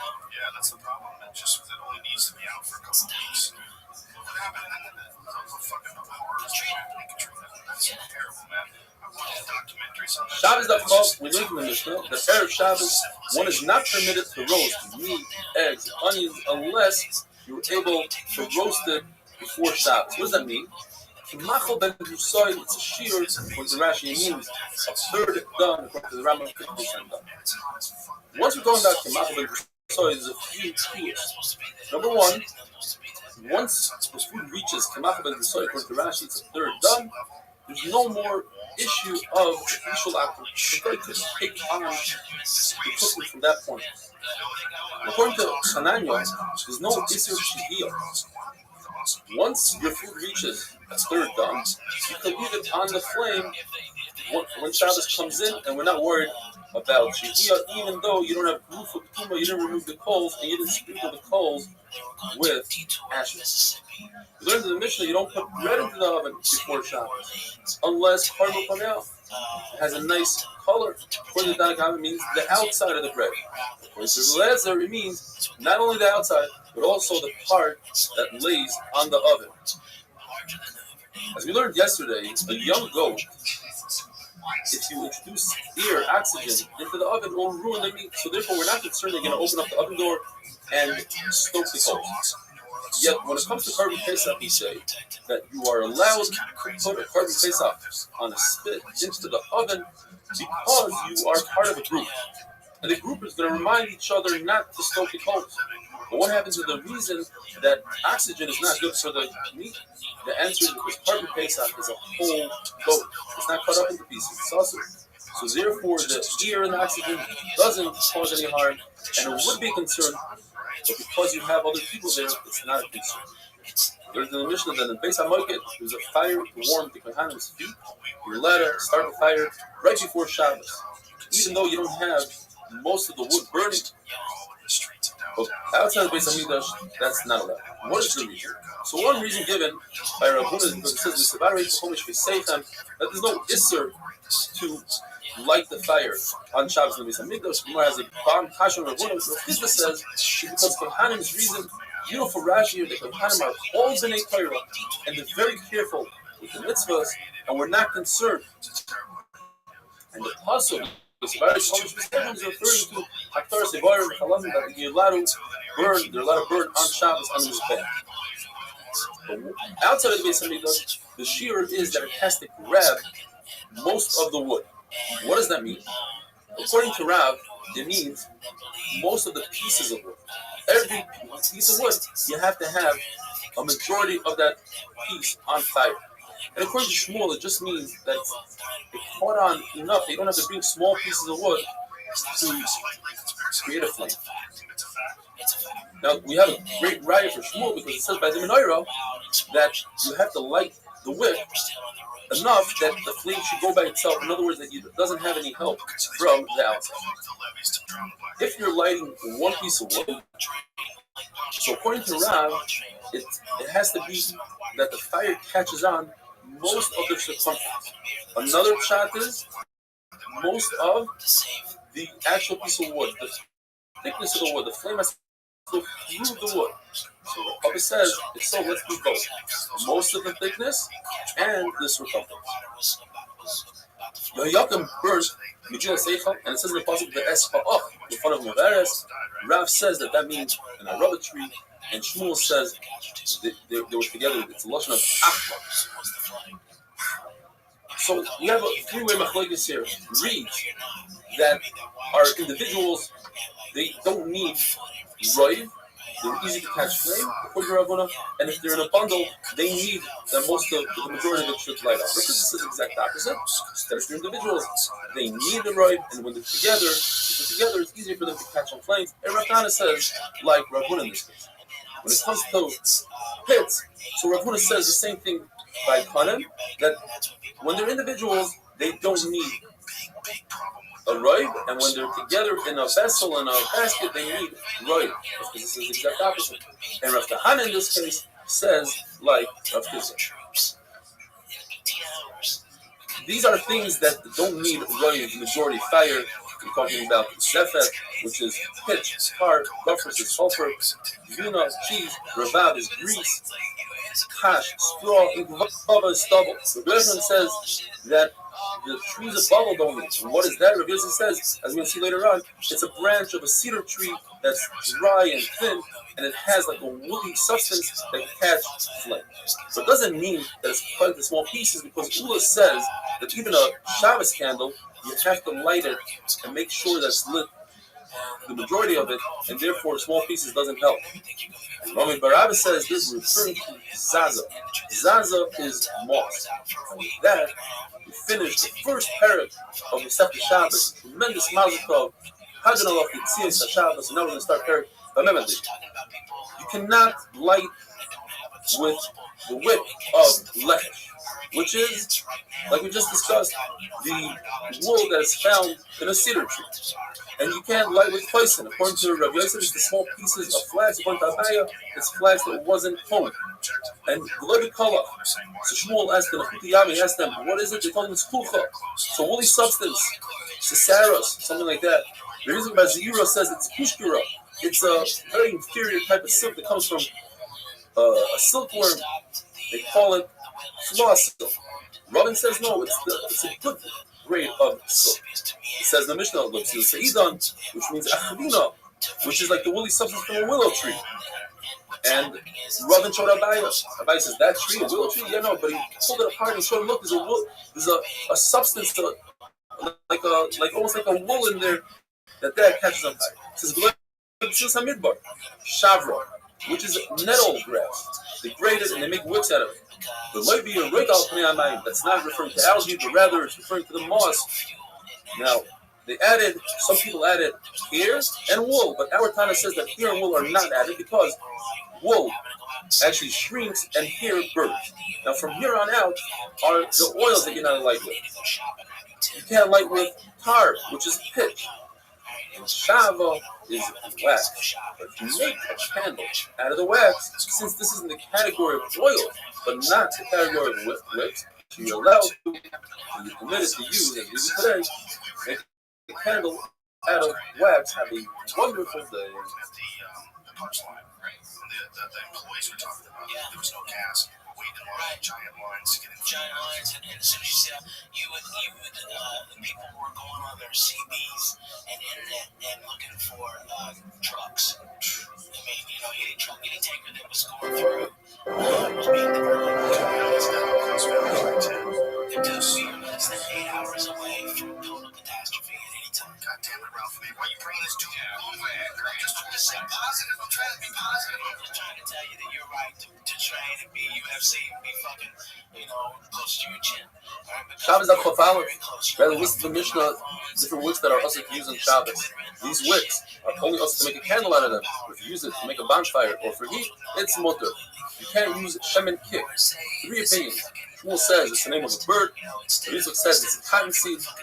And Rish Lakish says this is the kikoyan. Kik is kikoyan of Gaina, the leaf that protects the Gaina. From all these 3 things, you cannot make oil. The isser of using wicks on Shabbos is because these wicks flicker and you might fix it. This is to use the oils in the Mishnah because these oils are not very absorbed into the wick, and again you come to fix it. Now if you added olive oil and now it works well, it's still also because you might forget to use the olive oil. Rav Shimon Gamliel says the whole list of wicks that are also to use, if you use them for flotation devices, the mutter. The only time it's also is if you use it to be a wick and use it for the actual flame. Says Rabbi, melted fat and melted fish inner are also to use. Now, if you add oil, it's mutter to use. The reason is because now they are absorbed well in the wick. However, by themselves, they're also because you might not melt them.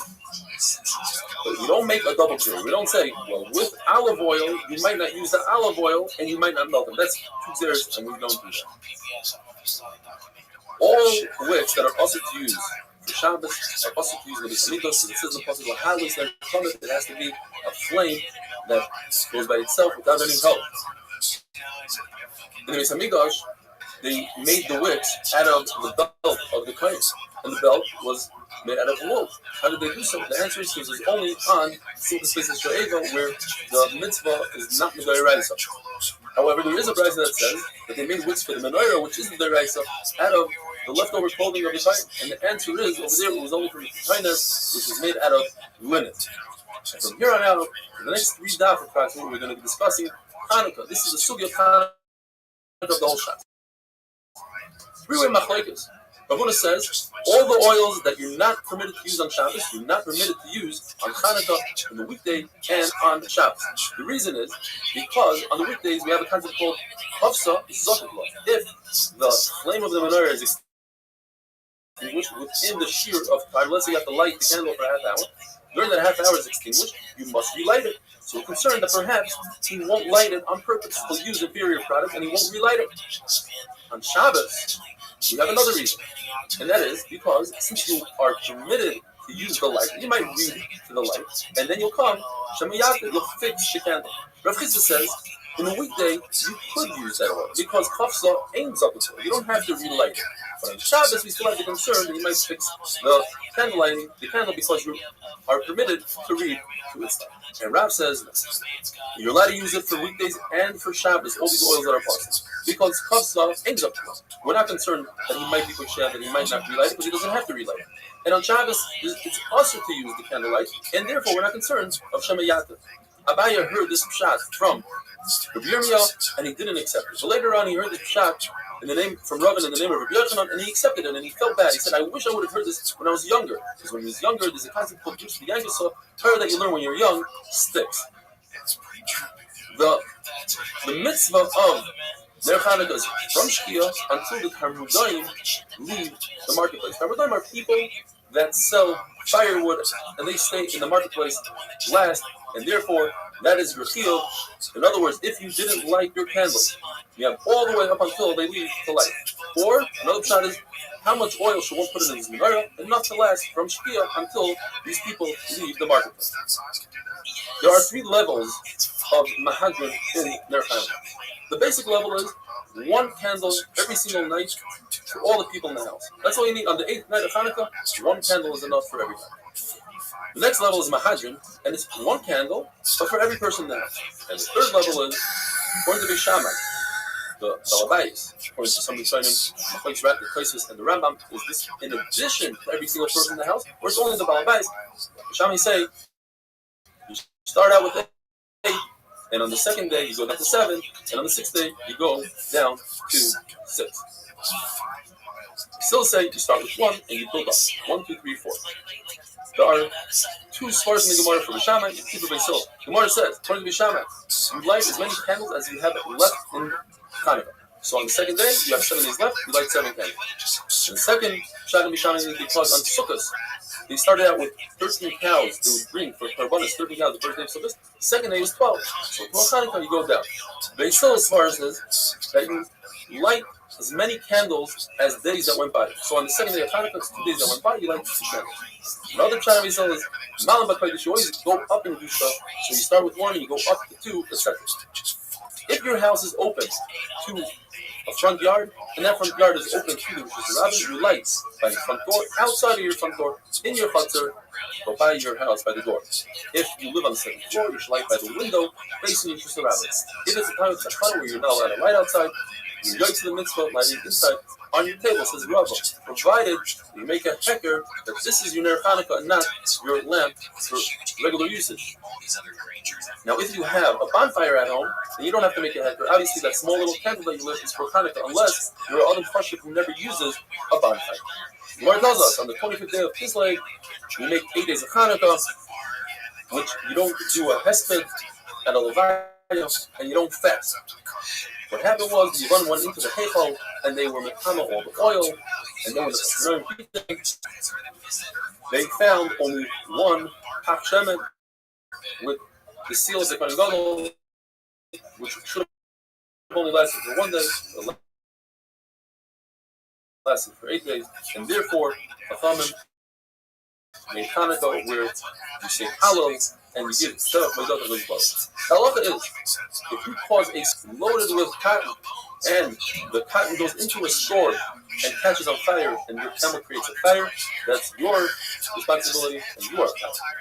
If it caught on fire outside of the store owner put his fire outside of the store, that's the store owner's responsibility. So when you need us on Hanukkah, since you have a mitzvah to light outside, then it's not the store owner's responsibility, it's the camel owner's responsibility. It says Rabbi. And here you see that the field of Ner Hanukkah is from between 3 tefachim from the ground, shouldn't be lower than 3, but not higher than 10. Otherwise, you would tell the store owner the lightest candles above 10 tefachim, so candles still go by. Says the Gemara, that's not a good raya. Perhaps you could be yaitza above 10, but we don't tell the store owner to do so because it's a tzircha, and you might not want to do it. A wonderful day. Like bear, for instance, here's a perfect example. It's very difficult to find dead bears. We know bears die all the time, but you don't really run into their bodies that often.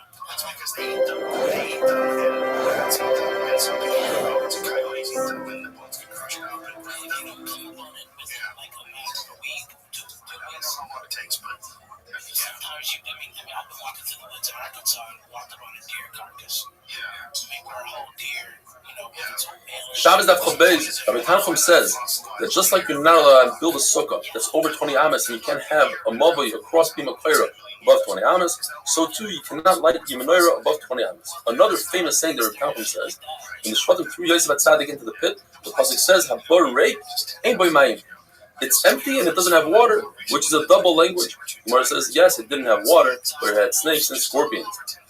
Rabbi says that when you light the menorah, make sure that you put the menorah 1 tefach within the doorway, not further away, because people might confuse and they won't realize that you are the one that placed it there. Rav Acha says you put the menorah on the right side of the door. Rav Shmuel says you put it on the left side of the door. Like this, you have the mezuzah on the right and the menorah on the left. Rav Yosef says you have to treat the menorah with respect. Even a very simple task as counting money should not be done by the light of the menorah. Where do we see this from? From Kisui Hadam. You're obligated to cover the blood of a chaya and a bird after you shecht it, not a behema. And you should do so with your hand, the hand that shechted the animal, rather than with your foot. Kicking dirt is a bazai. Rav Yosef, Rabbi Shua ben Levi asked, how do we know that you cannot benefit from sukkah decorations? Let's say you hung a fruit, you can't eat it. You learn this from the menorah. Says Rabbi Yosef, Marida Avram, as we would say nowadays, Rabbeinu Shalaylam, the master of Avram. It's a Mefurish Braisa that you can't use sukkah decorations. Hanukkah is not. Rather, the Mekar of this halacha is from Kisui Hadam, and we learn sukkah and Hanukkah from Kisui Hadam. In all of Shas, when Rav and Shmuel argue, the halacha is like Rav and Surah. But the following 3 halachas, Abayi's Rabbi, Rabbi Nachmani, paskin like Shmuel Lekula, and that is that you are permitted, according to Shmuel, to light one candle to another. You're permitted to untie your tzitzis and place them in another beged. And the halacha is like Reb Shimon, according to Shmuel, the Greira, that you're permitted to drag a heavy object on the ground, even though it might create a furrow in the ground, as long as you're not mechaben to make that furrow. Now, what is the issue with having a ner lener, lighting one wick from the other? One man Omar says this is a design of the mitzvah. You should not be using a mitzvah to light a match to light another candle. And the other man Omar says it's akushe mitzvah. You're taking away from the original mitzvah. It looks as if you're using some of the oil of the first candle. What is the difference between these two shatim? In a case where you go directly from wick to wick, in that case, there is no design mitzvah, because you're going directly to another wick, rather than going to a mundane thing like a match. However, there's still a kushe mitzvah. It looks like as if you're using some of the oil of the first wick. Now, the Gemara asks a question from Ma'aser Sheni.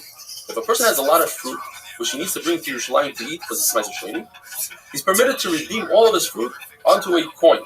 The coin becomes kaddish.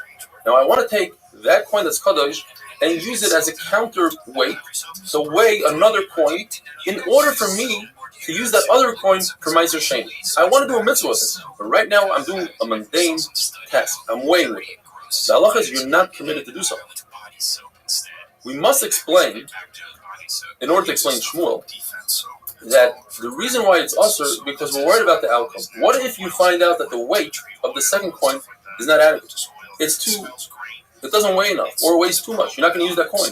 Therefore, you weighing it the first time, you're using a kaddish coin to do a mundane thing that never had a good outcome of a mitzvah. But in our case, when you take a match and you light one candle, perhaps that's okay, because the chances that you're not going to use that to light another candle are very slim. The Gemara tells us that the 40 years that Klal Yisrael was in the desert, HaKadosh Baruch Hu lit up and created light for Klal Yisrael. Therefore, it doesn't make any sense that we're lighting a menorah to help HaKadosh Baruch Hu, so to speak. We benefit from his light. He doesn't need our light. The menorah is a testimony to the nations that HaKadosh Baruch Hu is Shechina, is Shayr on Klal Yisrael. And how does he testify? How does it work? Because we use the Ner Ma'aravi to light all the other candles. The Ma'aravi depends. If the menorah is facing east and west, then the second candle coming into the Heichal, that's the one we light. If the menorah faces north-south, according to one man Omar, then the center one, the Emtsai, that's the Ner Ma'aravi. At any rate, we use that Ner Ma'aravi to light all the other candles, and that's the last one that we clean out. We must explain that the way it works, it was not that we took a match and went from one to the other, because that would be a problem of Pizun Mitzvah. We must explain that the wick was long enough to reach the other cup. Each cup's wick reached the other one. Yet the only issue that remains is, if you hold Akushe Mitzvah, it looks as if you're taking and diminishing the oil from the first cup. Over here, we still have that problem. Rabbi Yeshua says, if a cheresh shaita b'katan, people that are not able to light Hanukkah candles, if they lit it, are you yotzei if you pick it up and place the menorah after they lit it in its proper resting place? If you hold hadlaka is a mitzvah, that the mitzvah is when you light it, then you wouldn't be yotzei the mitzvah. But if you hold the hanacha is a mitzvah, then it's fine. Doesn't matter who lit it. The point is, you have to place it in the proper final place, and you are yotzei. Therefore, the Gemara says, I could bring a raya perhaps. If a person lit the menorah but kept on holding the menorah throughout the whole duration, he's not yotzei. Why not? He performed the hadlaka. Shouldn't he be yotzei? You see from here that hanacha is a mitzvah. The Gemara says no. Perhaps the reason why he's not yotzei is because other people don't see the Persuma Misa. They're going to think that you lit it for your own good. So the Gemara will have another raya. What about a case where a person lit it indoors and he brought it outdoors? The halacha is he's not yotzei. But why not? If hanacha is a mitzvah, I put it in its final resting place, it should be okay. You see from here, hadlaka is a mitzvah. Gemara says the same answer. Perhaps people will say that you did it for yourself. And finally, the Gemara brings a raya. If a person lights a very large glass bowl of oil from Friday all the way to Motzei Shabbos, and he wants to light candles. What does he do? He extinguishes the candle and he relights it. But if Hanocha is a mitzvah, he should have to lift it up and put it down again. That's one raya. Second raya is from the fact that we say V'tzivanu lahadlik ner Chanukah. You see from here that the mitzvah is in the hadlaka. We don't say V'tzivanu lahaniach ner Chanukah, but rather lahadlik. So from here you see that the mitzvah is lahadlik. Now the Gemara says, since we proved that the hadlaka is a mitzvah, therefore, if a cheresh shaliv katan light it, you are not yotze even if you place it in its final place. And a woman certainly could be yotze with the mitzvah, as we're going to see tomorrow. She could also be yotze to your husband, because afhein hoyu b'is haneis. Yehudis was the one who cut off the general's head, and it was a terrible decree tibal lehegman tchila against all women, all brides. Therefore, they were in the nace, and they could certainly light Hanukkah candles. Have a wonderful day. Suspected a lot of what this stuff comes from is people taking their antibiotics but not finishing the full cycle. So when you take like antibiotics, you take it for a couple of days and you go, I think I feel okay. Well, you haven't killed off all that bacteria. So the bacteria is stronger because of it. And then it goes to its walls and else, you know. Yeah. So are we, by fighting things off, we're creating even stronger things, and by our own stupidity, negligence, and using drugs correctly. Yeah. Shabbos Daf Gimel. A guest must light Ner Chanukah, and if he wants, he can participate by giving money to the host and being part of his candle. If he's married, he could be samech on his wife. Women are mechuyev Ner Chanukah like men because afhein hoyu b'is haneis. Yehudis is the one who killed the general, and they had other exeris against them. Therefore, a wife can be mighty a husband. The Shuma lady says the best oil is olive oil. It's clear and it's very bright. It's actually better than sesame seed oil, which lasts longer, but it's not as bright and clear. When you make ink, there are two processes in the making of the ink which require oil. Process number one is you burn oil and you capture the smoke in a glass, and that smoke is soup. You peel that smoke off and you mix that smoke with step two with oil. To make the soup, it's best to use olive oil. But to mix the soup, some say it's best to use olive oil, some say it's not necessary. There's another ingredient in ink, which is the sap of trees. The best sap is a black thorn gum. But the Gemara says you can use any sap you want. As we know, and this comes from Rav, the first night of Chanukah we make three brachas. L'hadik ner Chanukah, sha'asa nisim l'avoseinu, and shechiyanu. On the second night of Chanukah, we don't say Shechiyanu. But on all nights of Chanukah, you say Shas Nisim Laviseinu because there was a nace on every single one of the 8 nights. If you know for a fact that you are not going to light Neris Chanukah, you're on a ship, you're on a plane, you see from a distance, you say a bracha just for singing. You don't say Lahadlik because you aren't lighting. But you say Shas Nisim Laviseinu. And on the first night, you'll also say Shechiyanu, but on the second night, all you say is Shas Nisim. The question is, why do we say in brachas that are on mitzvahs derabanan, like Ner Chanukah, why do we say v'tzivanu? You Hashem commanded us. Chachamim commanded us. The Gemara explains because it says in Torah lo yisasur. You cannot deviate from what Chachamim tell us. So therefore, anytime Chachamim give us a mitzvah, it has the power of a da'iraisa. Another pasuk is Sha'al avicha v'yegetcha zikeinecha v'yomer lach. The zikein and the Chachamim will tell you, and you must listen. When it comes to the mais, these are fruit that you buy from an Amoritz. You're not sure whether or not he performed Trumas Amaisrus. He separated Trumas Amaisrus. Chachamim are mechayev you to be mafresh Truma Amaisrus. Why don't we make a bracha on that? It's a derabanan. We should make a bracha just like we make on Ner Chanukah. In fact, the halacha is you can take this dmai and make a bracha on it, make zimun on it, use it as an erev chatzeros, as an erev tafshilon, as a sheet of mavais.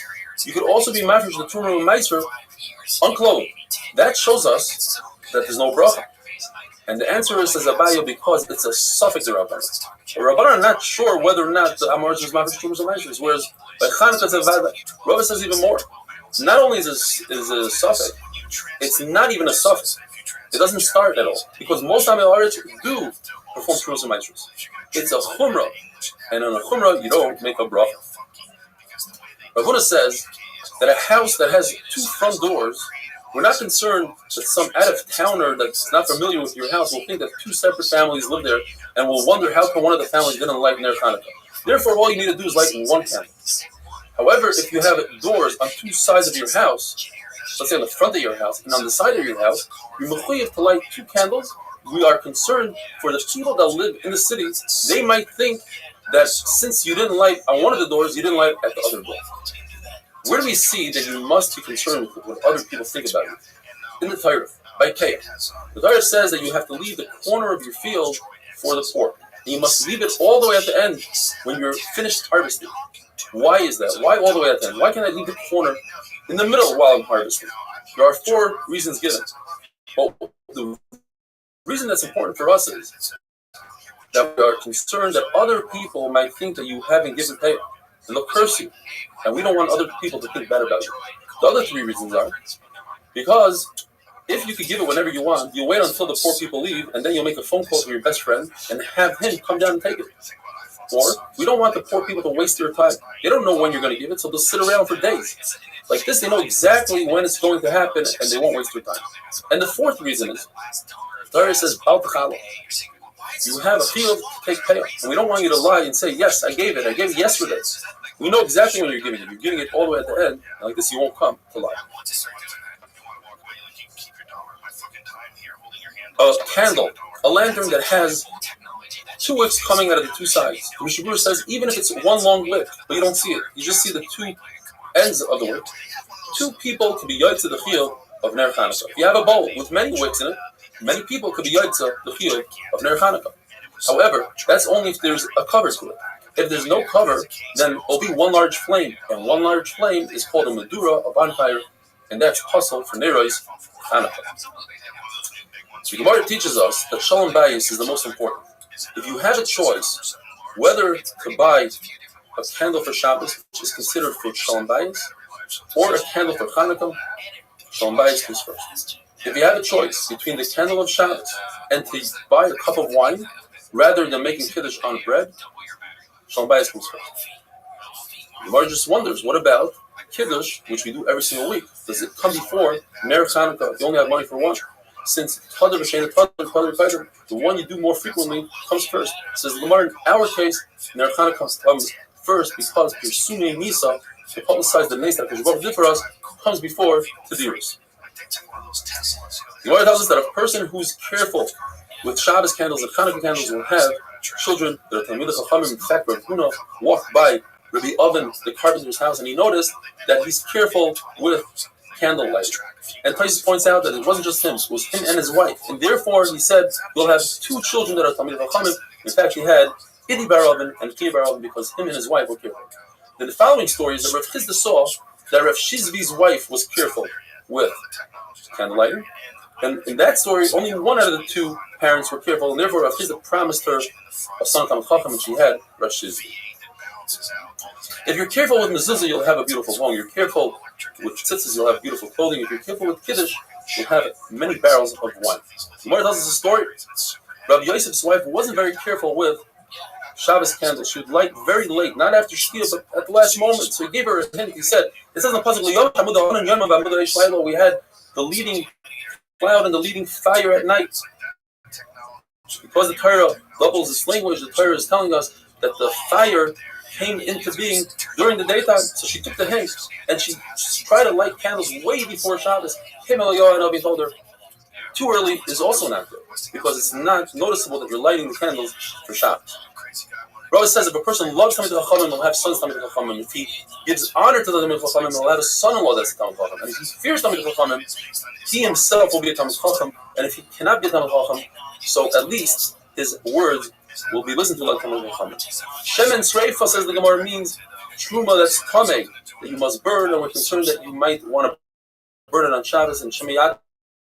Because it says we're not concerned with Shemiyata. The concern is that it might be Erev, Yontif will fall out on Erev Shabbos, and you're not allowed to burn Pachim like we'll see tomorrow on Yontif. Everybody gets it to our code. Yeah, still when you hear about it, you hear more code. He had like 100 different fucking things. Well, he was constantly big. They said he was like a autistic.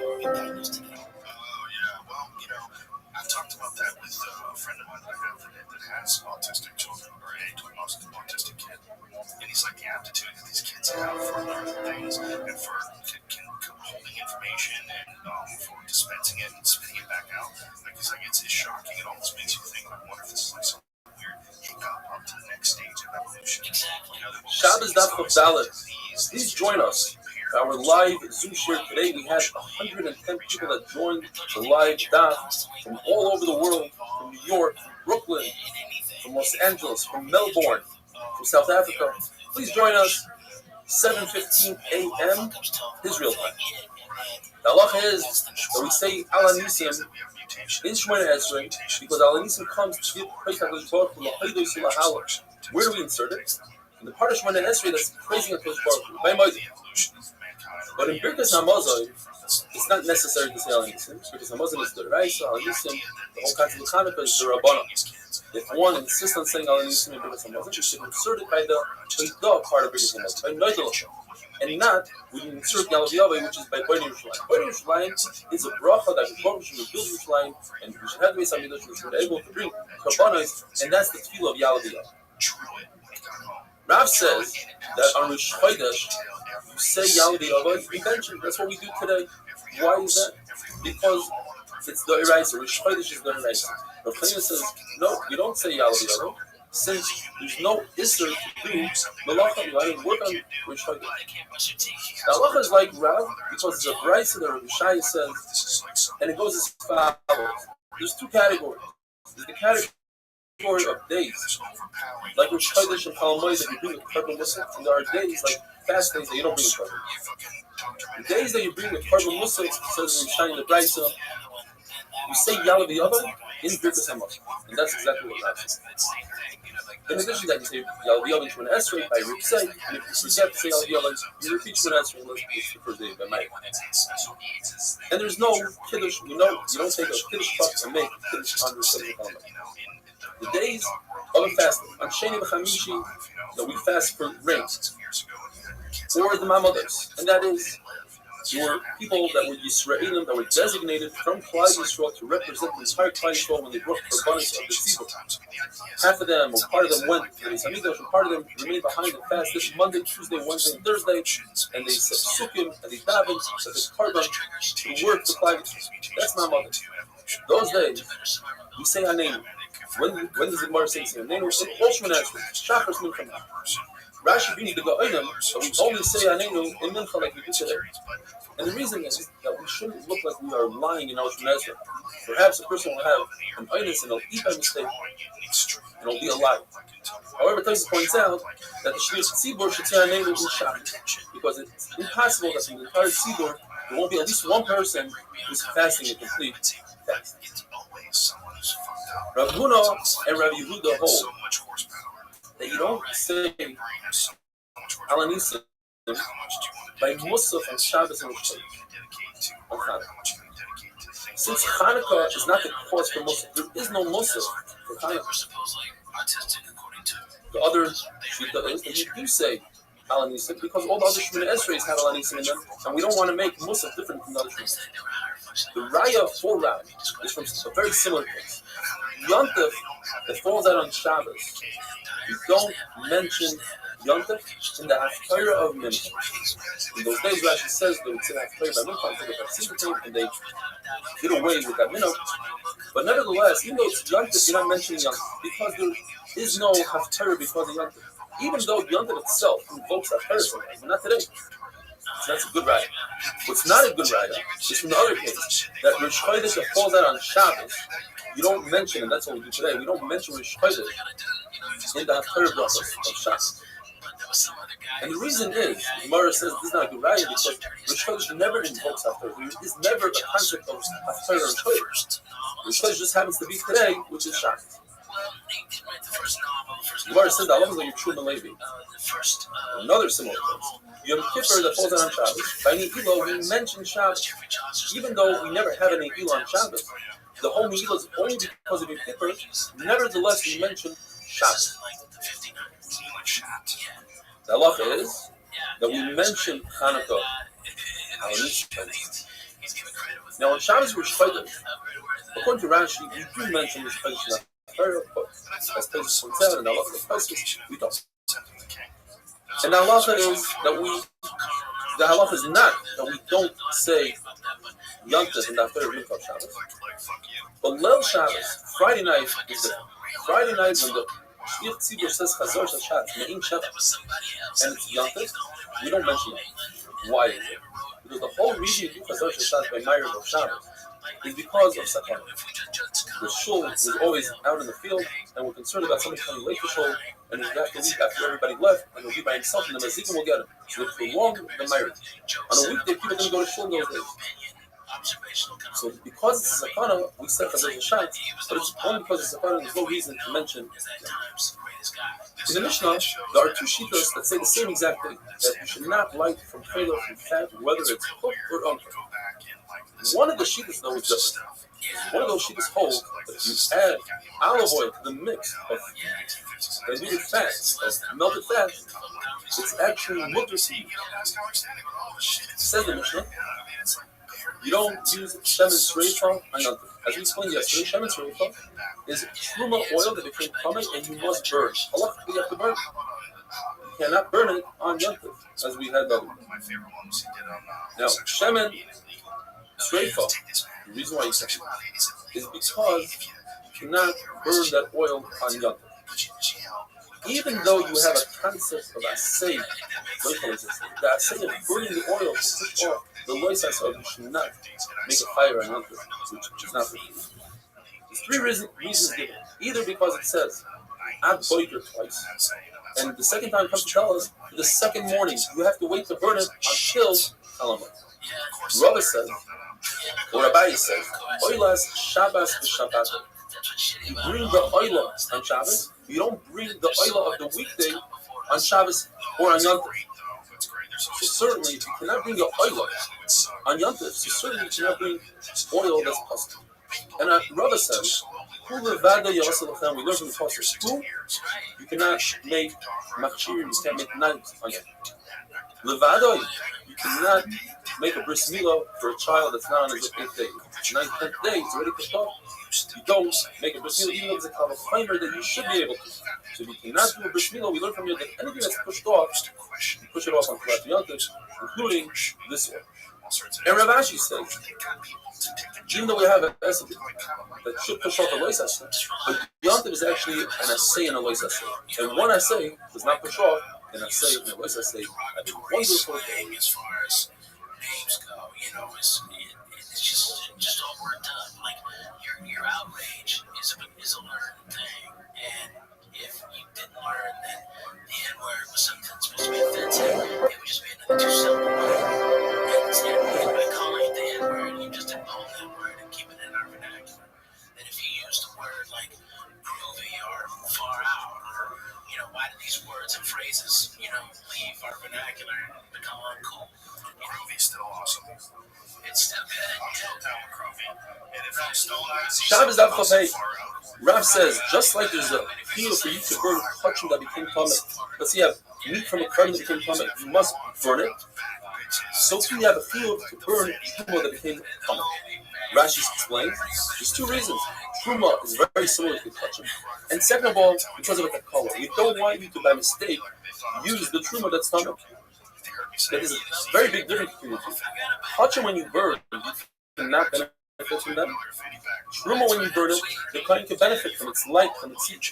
But how do we know this? The Gemara gives us three reasons. By Truma it says, Mishmeres Trumoisai, plural, the safekeeping of my trumois. Meaning, Truma number one is Truma that's tar, number two is Truma that's tameh, and we could benefit, the kohen can benefit through using the fire and the light, the heat and the light.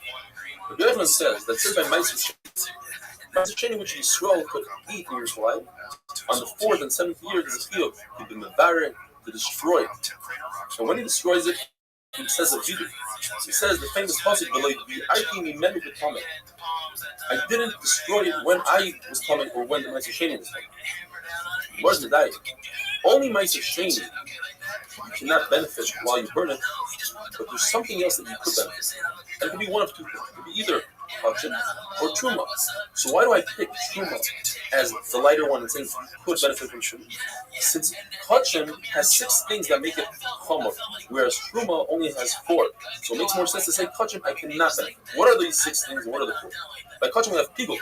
The Kohen thinks in his head while he's doing one of the 4 avodas, shchita, kabbalah, hilachas, and he's going to consume this animal, this carbon, outside of its allotted time. In other words, he's incarnate to eat.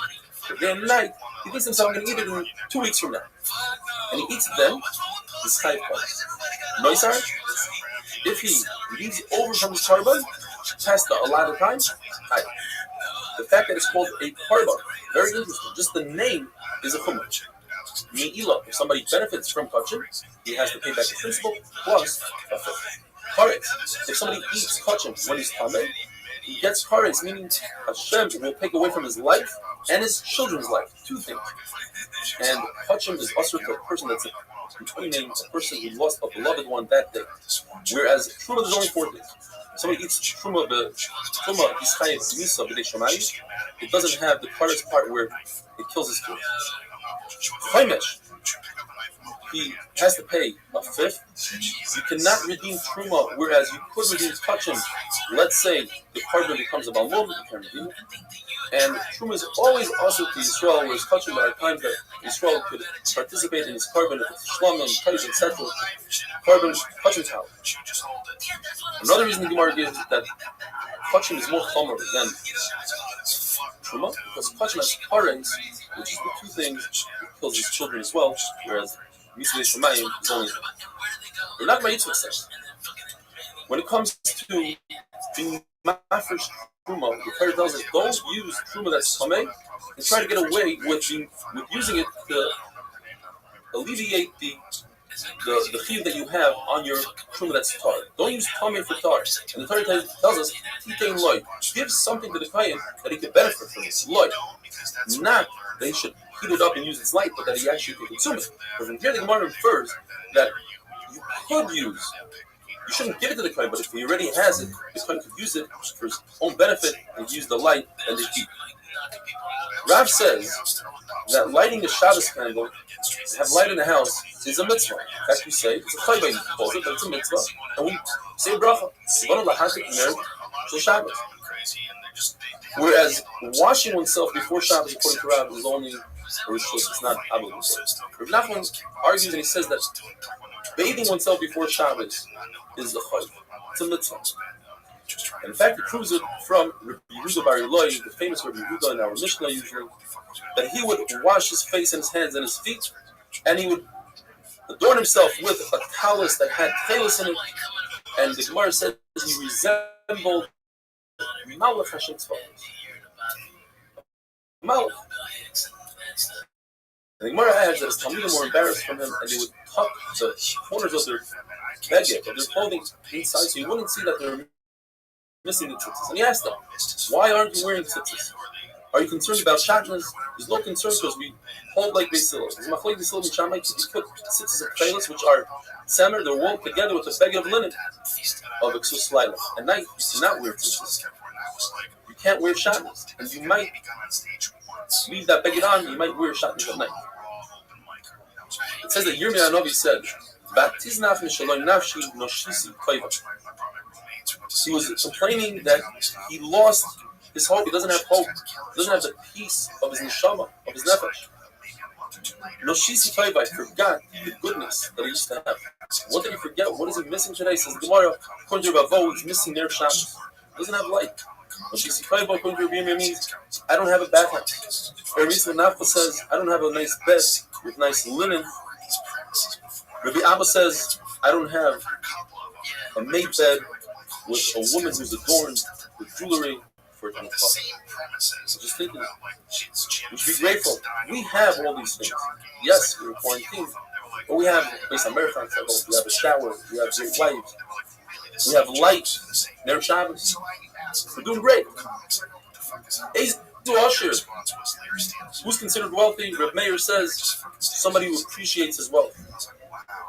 Reb Tarfon said, if a person has 100 vineyards, 100 fields, and 100 slaves, he has way too much. That's an usher. Rabbi Kippur says a person who has a good wife, But Isha Noah the Mason. She has good midos. Rabbi Yossi says someone who has a bathroom in close proximity to his table, meaning he has good hygiene, he has good health, have a wonderful day. I was 18. Was it 94? 96? I don't know. Sam died in 92. That made me cry this morning. That made me cry. When Power Stern talks about it in such a way. I have a connection with a couple radio guys like that. Where he talks about we had Sam over. We knew he was out of control. We knew that he was fucking, he was crazy and he was out of control. We knew he was gonna die, but we was on the road and we wanted to give him a home cooked meal, so we brought him home from radio. And we just never could. And I have a friend of mine, Cowhead in Tampa, that's just like that. And the fact that he died at 38, and I'm at my level in my comedy. Shabbos Dav Chavav. I hope you're all staying safe and healthy. And let's dive in one for another. You're not permitted to use sari, which is balsam oil, for Ner Shabbos. Since it smells so wonderful, one might come to remove some of the oil and try to use it somewhere else. And that is an Isra of Mechaba. He's causing the flame to extinguish earlier than it was supposed to. And another reason is because balsam oil is very flammable, and it might burn the house down. The Gemara tells us one of the craziest stories in Shas. There was a mother-in-law who hated her daughter-in-law so much so that she convinced her to use this balsam oil. It smells really good, she tells her. So she sprayed it on herself. Then she tells the daughter-in-law, hey, I need this candle. Can you please light the candle? And she went up in flames. When Buzar done, the Torah tells us that he sent all of Klal Yisrael to Golos, besides the Kermim and the Yoigvim. Kermim, says Rabbi Yosef, are those who know how to harvest Afar Simon. And they were able to harvest it from Ein Gedi all the way to Ramasa. Yoigvim are those who know how to trap the Filazon, the snail that makes Tchelas, from Sulamois Sur till Chayfas. We cannot use white neft, even in the weekdays, because it's so flammable, it's dangerous. It's certainly not on Shabbos. We can't use oil that's tevel. In other words, from fruit that you didn't remove trumas and maestros. You can't use it not on the weekday, and certainly not on Shabbos. How do we know this? Because the pasuk says mishmeres trumoisai, as we had yesterday. Trumoisai is plural. 2 trumas, tar truma and tamei truma. And just like in tar truma, you can't use any of the fruit until you mafresh the truma. If it's tevel, it's also. So too, if the truma is tevel, is also awesome. There are some who are more machmer than our Mishnah. Rav Shimon Elazar says you cannot use sari, as we had before, which is balsam oil. Rav Shmuel says you can't use any oil that comes out of a tree.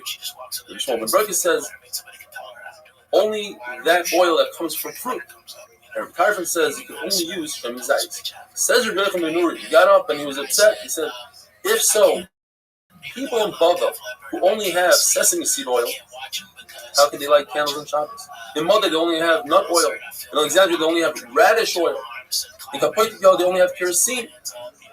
The halacha is everything that it says in the Mishnah is also. Those are the only oils that are also. The rest are mutter. But the oil of fish, according to Rashi, the innards, made from the innards of fish, according to places, the oil from the eye of a fish, and itron, which is from pitch, that is mutter. From Sumchasin says all oil that comes from the flesh of an animal, meaning from chayla, from fat, you cannot if you use the oil of a fish. Now, what is the difference between Sumchas and the Tanakh? They're seemingly saying the same things as Gemara, as we had earlier, but over here it means slightly different. In other words, according to one of the 2 Tanoim, we don't know which one. Chaylev, fat, is mutter if you add olive oil to it. And fish innards are mutter even without adding olive oil. But according to the second Mandorma, we take it down one step. Chaylev is never mutter, even if you add olive oil, and fish innards are only mutter if you add olive oil. And then Rabbi Shimon Shizuri says, and we're not clear why and how he adds anything, he says, hakois, which is calcineth, and neft, which is kerosene, is mutter. And now the sugya of Tumah. Going back to the sugya of Tumah, And I'll make it very simple. When it comes to the tumah of an Igayim, first let's talk about the size of the cloth, and then we'll talk about what it's made out of. Even Shesi Veir, in other words, a string that you were about to make a cloth, and it's as long that you can make a 3 by 3 finger breadth cloth, that's Mikabel Tumah. Certainly, a 3 by 3 Tfachim cloth, which is appropriate even for rich people, as a beged, as a fabric, is Mikabel Tumah. 3 by 3 finger breadths of a beged is especially there. Now, the Torah says by Negoim, the word beged, and the Torah explains it's made out of semer upishtim, either wool or linen. So now we know that anywhere in the Torah that it says the word beged, and it says it many times, by tzitzis, by tumas meis, by sheret, by shifazera, we know in all these places the Torah is referring to semer or pishtim. But what about other clothing? So we know that by semer or pishtim, no matter what size it is, even a string or 3 by 3 fingers, and certainly 3 by 3 tefachim, what about other clothing? According to Abaya, other clothing are not Mikabel Tumah at all, any size, anywhere, everybody agrees to that. From Lazar and Rishmal. But according to Rabbi, yes, Rishmal Lazar says other clothing are not Mikabel Tumah in all sizes. However, Rabbi Shmuel holds that when it's 3 by 3 tefachim, then other clothing, not Semer Pishtim, and other tumais are Mikabel Tumah. Have a wonderful day.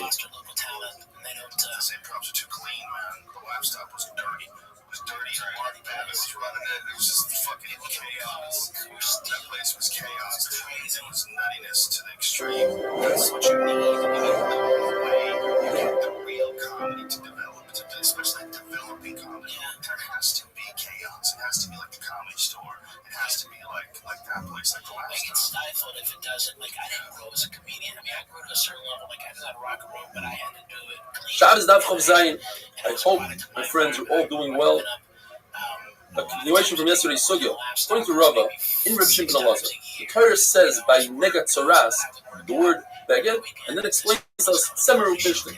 It has to be wool or linen.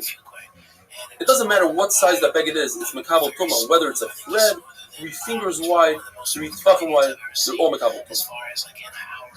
And Rabbi holds that there's a binyan we learn from tzaras to all other tumas in the Torah that they're Mikabel Tumah when they're semer upishtim. But if they're not semer upishtim, they're not Mikabel Tumah. The Lazar says, however, if other begadim are 3 by 3 tefachim, then they are Mikabel Tumah. Where does he get this from? So the Gemara gets it from in the pasuk of Sheret. It says Oy Beged. From those extra words, I learned is that if a beged is 3 by 3 tefachim, it's Mikabel Tumah, even if it's not semer upishtim. Abaya argues completely, says according to everybody, other clothing is never Mikabel Tumah, even 3 by 3 tefachim. So what does Abaya do with the words Oy Beged?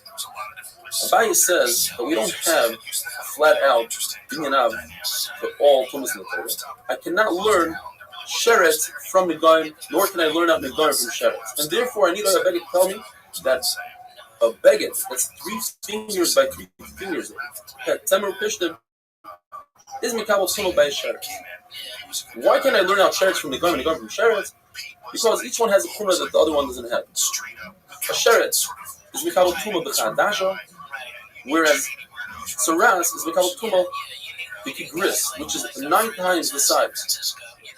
On the flip side, tzaras is Mikabel Tumah even if it's a thread, and sheret is not Mikabel Tumah by a thread. There's a seeming contradiction in Rabbi Shmuel himself. And Abai says yes, in fact, it's a major contradiction. It's Mikatza like Katza, where Abai learned in Rabbi Shmuel yesterday that no clothing that's, if it's not made out of semer upishtim, can be Mikabel Tumah at all. Over here, Rabbi Shmuel says that every clothing is Mikabel Tumah, whether it's made out of camel hair, goat hair, silk, inferior silk, it's all Mikabel Tumah. Rava says of Pshat that perhaps Rabbi Shmuel is saying that there's no Tumah sheret in other clothing when it's 3x3 fingers, but it's 3x3 tefachim. It is Makabel Tumah. And that would be different than what Rabbi said the other day. Rabbi took it back. Another pshat is that it wasn't Rabbi that said so. It's Rabbi's Talmud Rav Papa. Sometimes Talmidim got confused. They weren't told what Rav Papa was saying. Look, was he saying his own Torah or was he saying over from his Rabbi? And Rav Papa says that Rabbi Shmuel wasn't discussing things. Rabbi Shmuel was just saying the halacha that there's no shatnez on clothing that are not Tzemur Krishna. The fact that the Torah tells us Tzemur Krishna by shatnez, the Torah is talking about wearing it. But if you just put it on, I would think that there's shatnez, and that's why the Torah comes to there's no shatnez even if you put it on. And the Gemara says, but it's completely wrong. The opposite. If we know that when you wear clothing, it must be Tzemur Krishna, then certainly when you just put it on, it has to be Tzemur Krishna.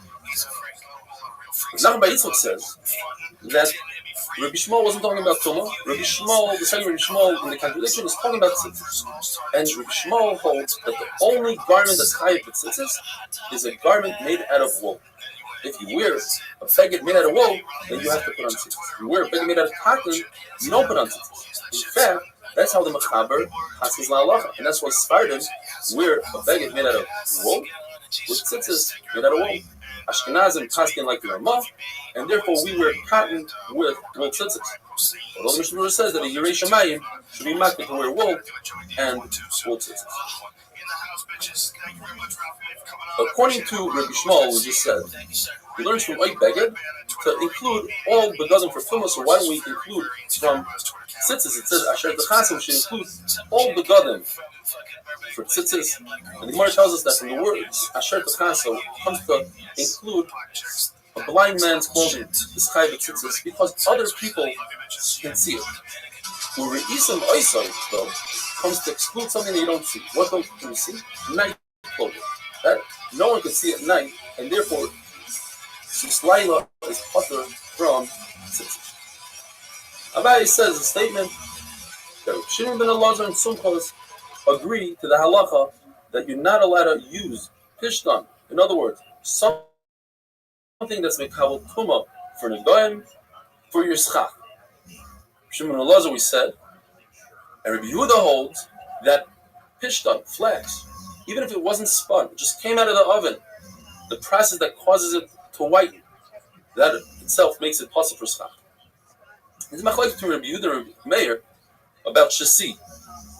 Shasi, Rabbi Yehuda says, only becomes possible for schach once it comes out of the kettle, and Rabbi Meir says it's like erev, that it's possible for schach immediately. The Mishnah says, on Chav Zayin on the base on the bottom, anything that's a derivative of a tree, you cannot make woods out of them. It says Rashi, for instance, cotton and hemp.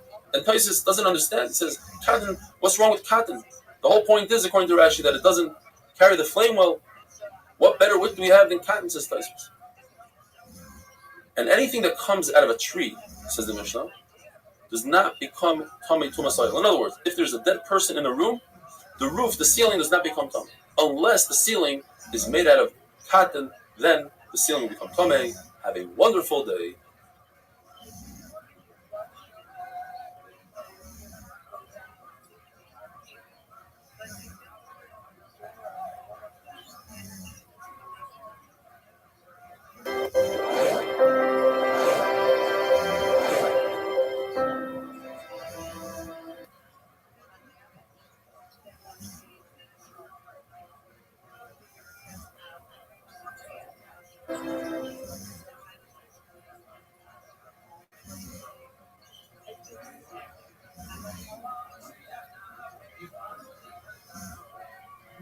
Shabbos Daf Chav Ches. Rabbi say, I hope you're all doing great.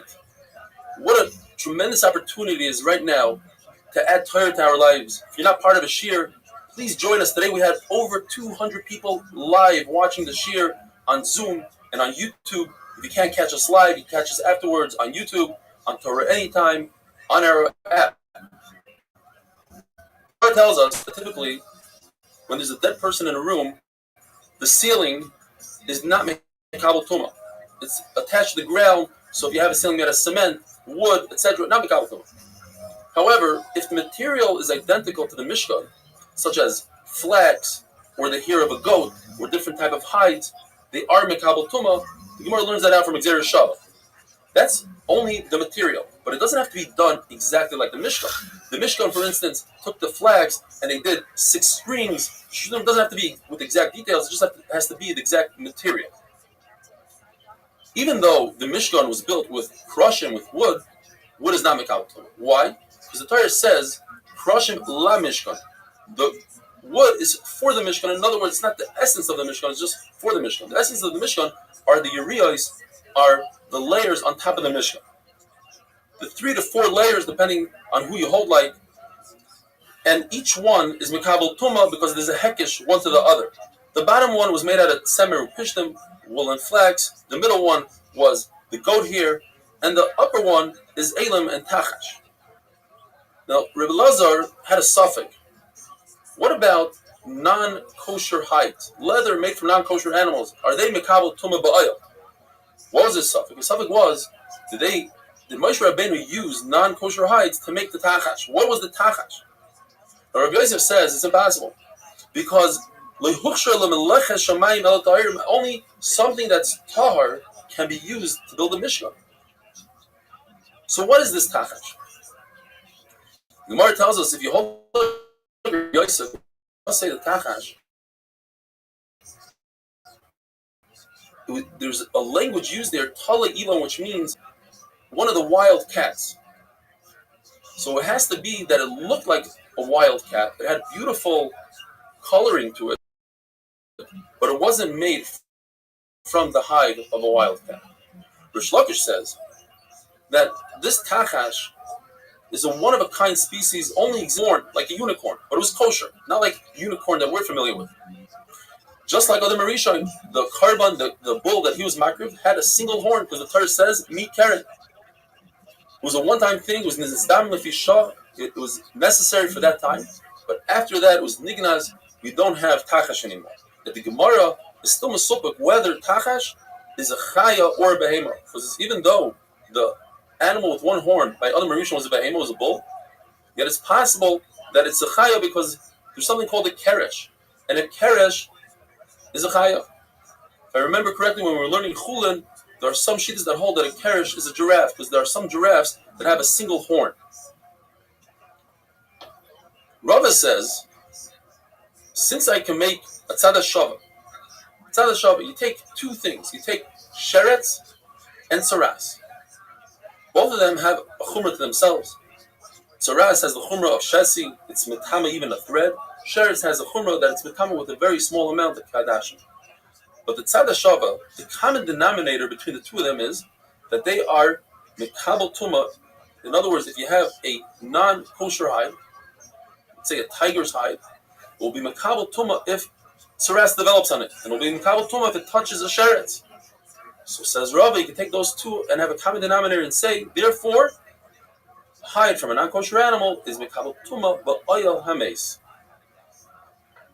Comes Rava Mebarnish and says, no, sheretz and negoim and saras have something in common that mace doesn't have. They both are mekabel tuma, are metama with less than a kezayis, where a mace, in order for it to be mekabel tuma, to give off tuma, but oil, it has to be at least a kezayis. Therefore, Rabbi Bernish says he learns the kal v'chomer from the izin. As we mentioned before, one of the layers in the Mishkan was the hair of a goat, and it's not mekabel tuma from tzaraz, as we said the other day. Tzaraz, when it comes to beged, has to be semer upishtim, not goat hair. Yet, at the same time, it's one of the materials from the Mishkan, and one of the materials in the Mishkan is mekabel tuma by lameis. So, the hide of an animal that's tameh, which is mekabel tuma from tzaras, that's in the Torah, or mekabel tuma from tzaras, certainly it should be mekabel tuma by oil hameis. So now we have to understand Rabbi Yosef's statement from before. It says when it comes to meleches shamayim, it has to be from a kosher animal. What is he coming to add? So the Gemara is coming to add that the ritzuos of tefillin must be made from a kosher animal. Yes, halacha Moshe Messina says the ritzuos have to be black, but the halacha Moshe Messina doesn't tell us from what material. That's where Rabbi Yosef is coming to Mechadish. To tell us that the parshiyos of tefillin have to be from a kosher animal, we don't need Rabbi Yosef. Yes, it fits into Rabbi Yosef's klal, and his klal is perfect for everything, but it's not needed for all these other things. The parashas of tefillin, it says in the Torah, Torah Hashem beficha min hamutar beficha. Whatever you can eat, that's what you can make tefillin from.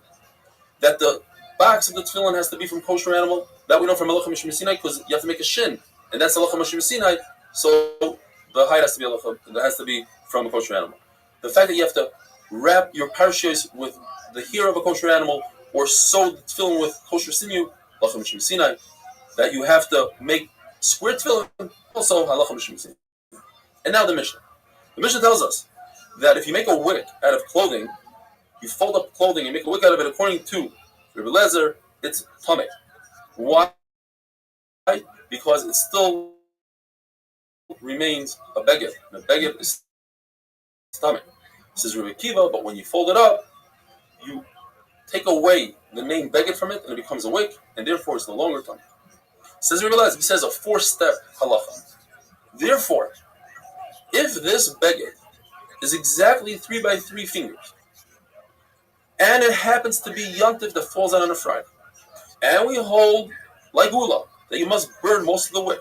In other words, once you light it a little bit, that's not enough. You have to light the whole thing. But once you light it a little bit, you just broke the wick. You ruined it. And by ruining it, you cause noilad. And if you cause noilad, Rabbi Yehuda says that it becomes muktzah. So it's usher for you to light this on Yontif Shechal B'Erev Shabbos. Now, according to Rabbi Kiva, when you fold up this wick, it's no longer a kli, so you're just lighting wood, so you're not over anything. And Rabbi Yosef says, now I understand. I always heard this halacha about being exactly 3 by 3 fingers. I never understood what it meant. Based on this halacha, now I understand completely. Have a wonderful day.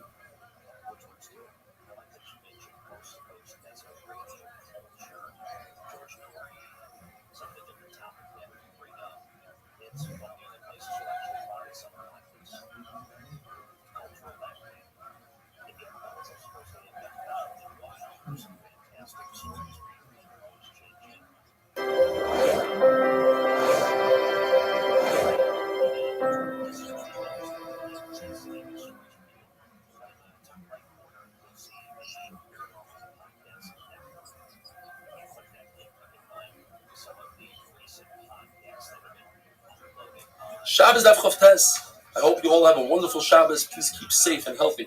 Going back to the mission that we had yesterday, Psilas HaBeged Shekibla V'lo Hivava. You take a garment, you fold it up, you make it into a wick, but you didn't singe it.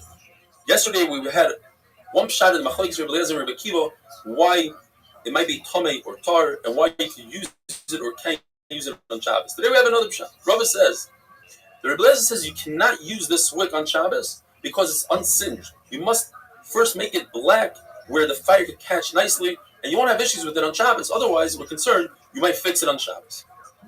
How do we explain Rav Yosef's halacha that he heard and he wasn't sure where to apply it? There's a concept of 3 fingers by 3 fingers that are exactly 3 fingers by 3 fingers. Yesterday we said one pshat. According to Rav, we have to say another pshat. He's talking about tumah. And there's machlokes. What constitutes a beged? Is it 3 fingers by 3 fingers exactly, or 3 fingers by 3 fingers plus the hem? Says Rabbi Yosef, it's exactly, not without the hem. Rav says, we have a machlokes Rabbi Yehuda and Rabbi Shimon who we mentioned the other day. If somebody takes a pot on Yontif and he burns the pot just changed from a pot to a broken pot. A broken pot is Noilad, who's just born today on Yontif, and therefore it's muktzah according to Rabbi Yehuda, according to Rabbi Shimon it's not. Says Rav, it's not only a pot, it's even something like a date, where from the moment it was created, it has a pit inside. Nothing was created on Yontif. But when you open the date on Yontif, you discover the pit. That's Noilad. And he takes it one more step.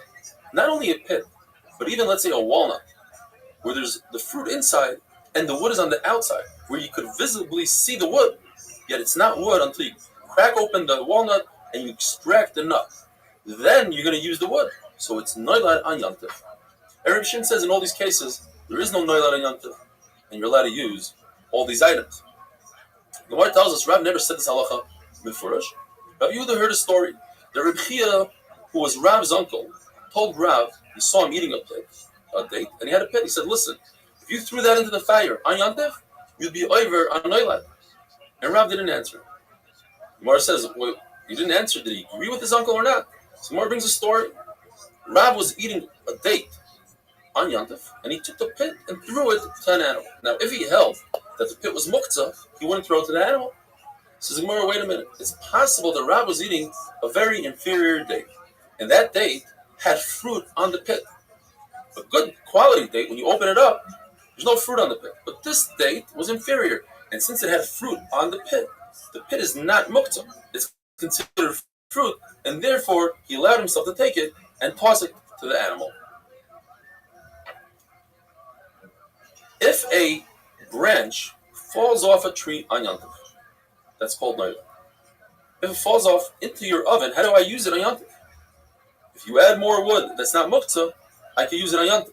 The same thing would apply to our case of a pot that was burnt or that was a broken pot. If I add more wood to it, I can use that pot on Yantif to make a fire. Now going back to the Mishnah, the case of folding up a wick, a garment and making it into a wick, according to Rabbi Eliezer, it remains tummy. Says Rabbi Amnuna, let me explain to you Pshat. We're talking about a situation where there's a garment that started off as a garment. It was from the measurement of 3 fingers by 3 fingers all the way up to 3 tvachim by 3 tvachim. It was a garment, and the owner of the garment decided to make it into a shmata. He took it, and he wants to use it either to plug up a hole or to clean or to hold a hot pot. Whatever the reason is, it's a shmata. If he takes it, folds it up nicely, puts it in a drawer, into a box, then he's showing that he wants it, and it's 100% tummy, according to everybody, even Rabbi Q. If he takes it and tosses it out into the garbage, and you found it in the garbage, according to everybody, it's not tummy. It's not a beggar. Machlokes is when he takes it and hangs it up on a peg or hangs it up behind his door. Rabbi Eliezer says he still likes it, he still wants it. It remains a beggar, remains tummy. Rabbi Kiva says he showed that he doesn't want it. It's not tummy. Says the Mishnah, brand new Mishnah, brand new sugya. We know that if you have a bowl of oil and you light a fire in Shabbos, you take some of the oil out, you're over on mechaba. You're making the fire last less. That's mechaba. What if I have an egg full of oil with a hole in the egg and it drips out into my bowl over the entire Shabbos? By me removing oil, I'm over on the same mechaba because this candle is supposed to be lit for X amount of time. Because I removed the oil from the egg, now that candle lasts less. If I do so, even with something that's disgusting, let's say instead of an egg, I have earthenware, most people won't use that oil, still awesome. If I do so with a bowl side by side to the other bowl, still awesome. Rabbi Yehuda says in all these cases it's mutter. However, if that egg is permanently affixed to the bottom bowl, let's say my klicheres is fixed, that's how I created, or later on I glued it together, then it's mutter because now I know it's one and the same, and I'm not going to remove the oil. The Gemara tells us that Rabbi Yehuda was in Beis Nitzah. It's the name of a place. And they gave him this egg, and he filled it up with oil, and he used it over Shabbos. So the Gemara is different because in Beis Nitzah, they were zrizim, they were very careful. It seems like the Gemara wasn't so happy with that. The Gemara says that Rabbi Yisrael ben Elazar gave Musar, he was Moichiach, he was Moicha, to Rabbi Avin. The famous machlokes, are you allowed to drag a bench on Shabbos, knowing that perhaps you might create a groove in the ground? And that's the Isser Harisha. Rabbi Shimon says it's not a problem, Dov Shein Miskaven, I don't have kavanah to do it, it's mutter. Rabbi Avin, he was dragging a bench over a marble floor. It's impossible to make a guma, impossible to make a groove. Yet Rabbi Yisrael was moicha and he said, listen, maybe today you won't, but tomorrow you might forget and do so. And therefore it's awesome. The Gemara tells us a 3-way machlokes Rabbi Shimon. What happens if I have a very light bench? I can lift it up easily. It's efshar. The concept of efshar. I can lift it up, but I don't want to.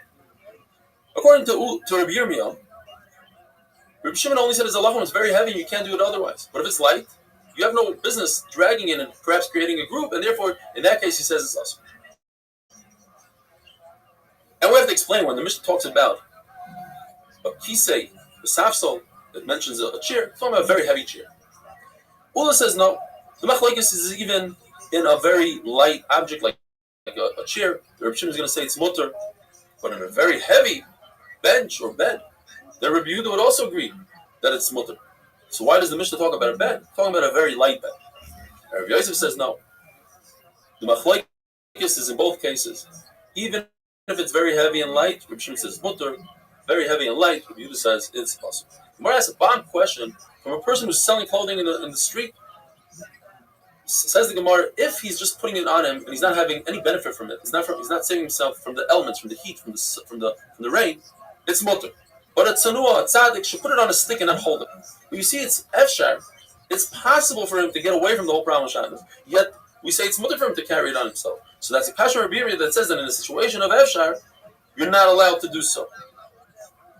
Have a wonderful day. Have a great Shabbos. We'll see you tomorrow.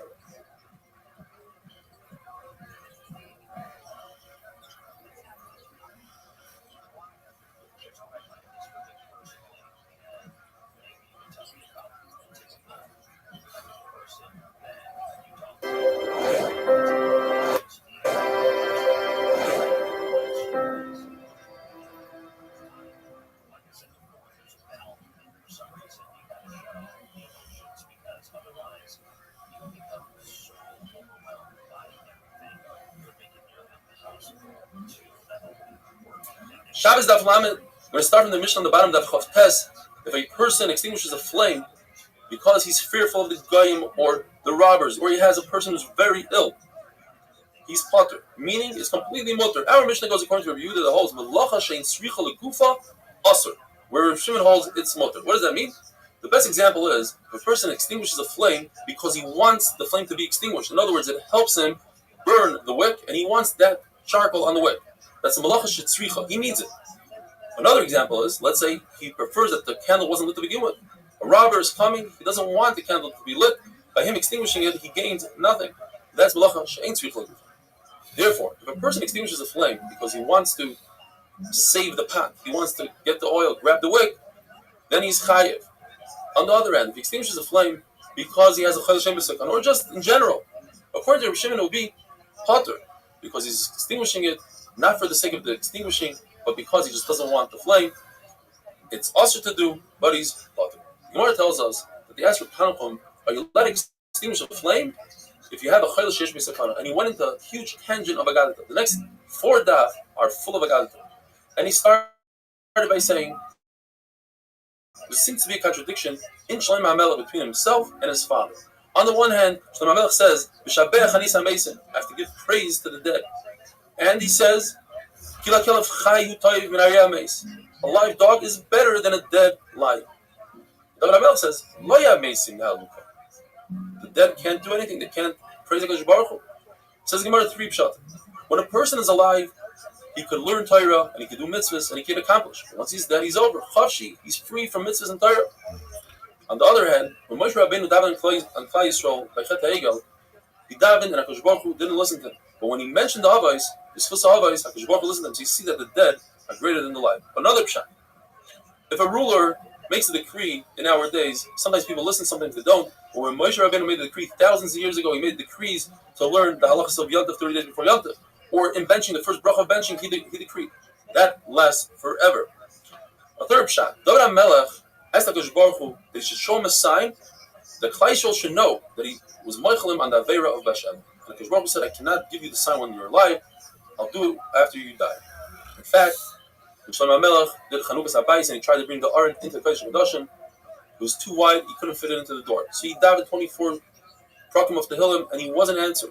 But when he mentioned his father, David, then the doors became wider and Klal Yisrael realized that Baruch Hu forgave David. But it says there, the famous pasuk that we say in Shir HaYoim, Susharim Sheichem, V'yavai Melech HaKavod.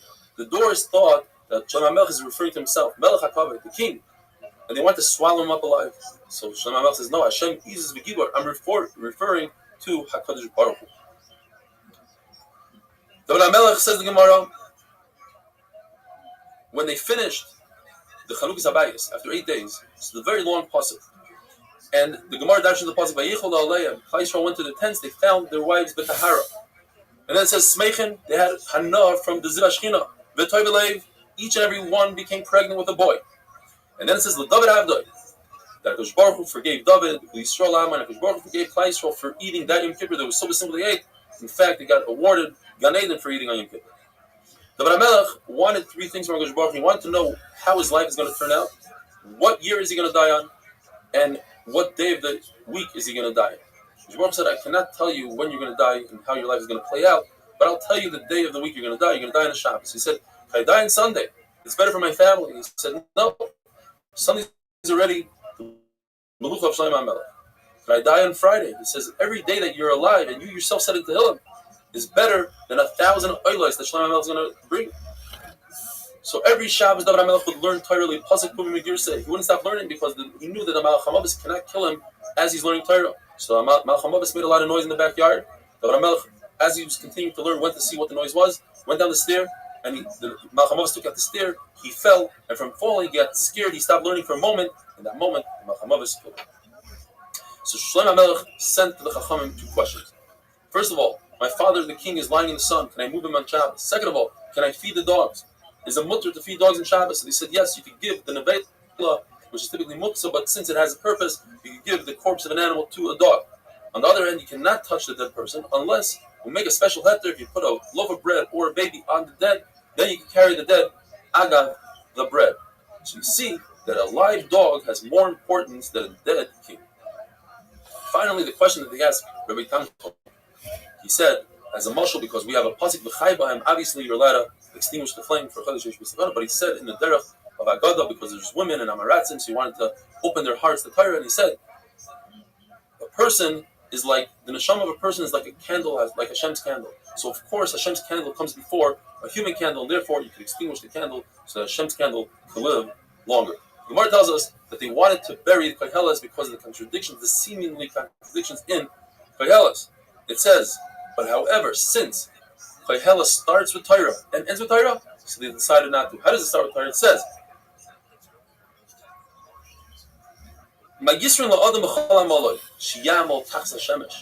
says the Gemara, a person has no purpose of working hard and toiling under the sun, but above the sun, before the sun, meaning the Torah that came before the sun, that is very important. And finally it says, the Gemara says 3 pshatim. First of all, the whole world was created for this individual, or he is equal to the whole world, or the whole world comes to serve this individual. But what's the contradiction in Koheles? It says, Toiv kas mitzchayik, anger is better than laughter. And then it says, laughter is great. It says, so the Gemara says that HaKadosh Baruch Hu, when he's upset at tzaddikim, that's a good thing. He gets rid of the averos, and when he's happy with Rishayim, that's not a good thing because then he gets rid of their mitzvahs in this world. But in Olam HaEmes, HaKadosh Baruch Hu, Tzchak Amarti Mehulal, HaKadosh Baruch Hu is going to be happy with the tzaddikim. Shabakti Yisani, Anisa Simcha, is referring to Simcha Shal Mitzvah, like dancing by a wedding. Well, Simcha Mazza Oisa, what am I doing with the Simcha? Why are you so happy? When a person is happy on something that's not a mitzvah.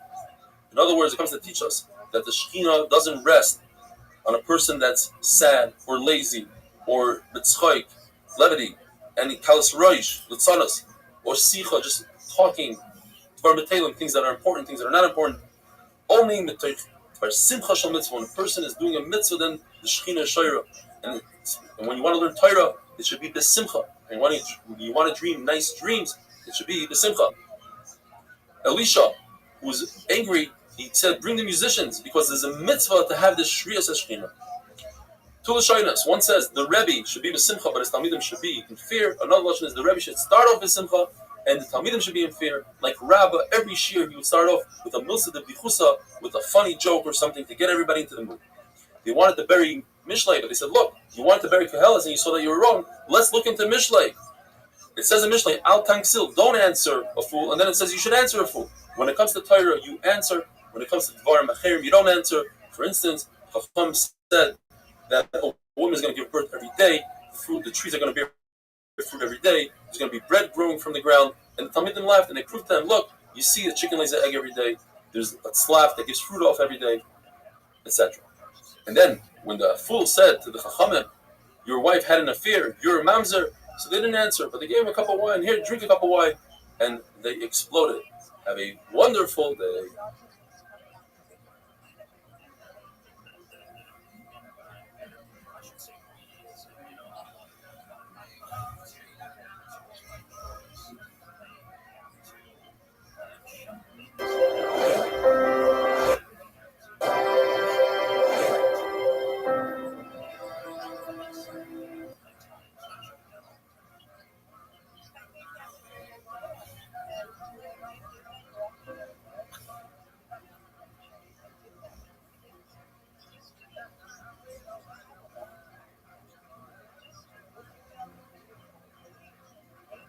Shabbos Daf Lamed Aleph, the Gemara tells us one should act with humility like Hillel and not be kabbadonos with strictness like Shammai. There were two people that made a bet.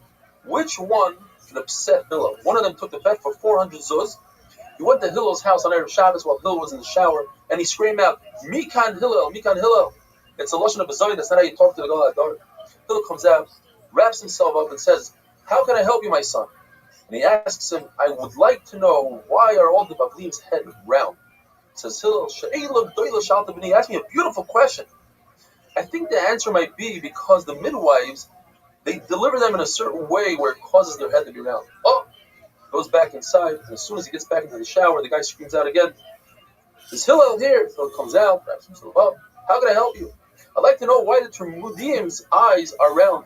Hillel says, it's a great question. It's because they live with a lot of sand, and it helps to keep the sand out. He gets back into the shower, and the guy once again screams out, Hillel! Comes out, wraps himself up. How can I help you? Why are the Afrikim's feet so wide? He says, ooh, that's even a greater question. And the answer is because they step on mud and they need wide feet. He waits until he gets into the shower again, and he calls him out, and he says, listen, I have a lot of questions.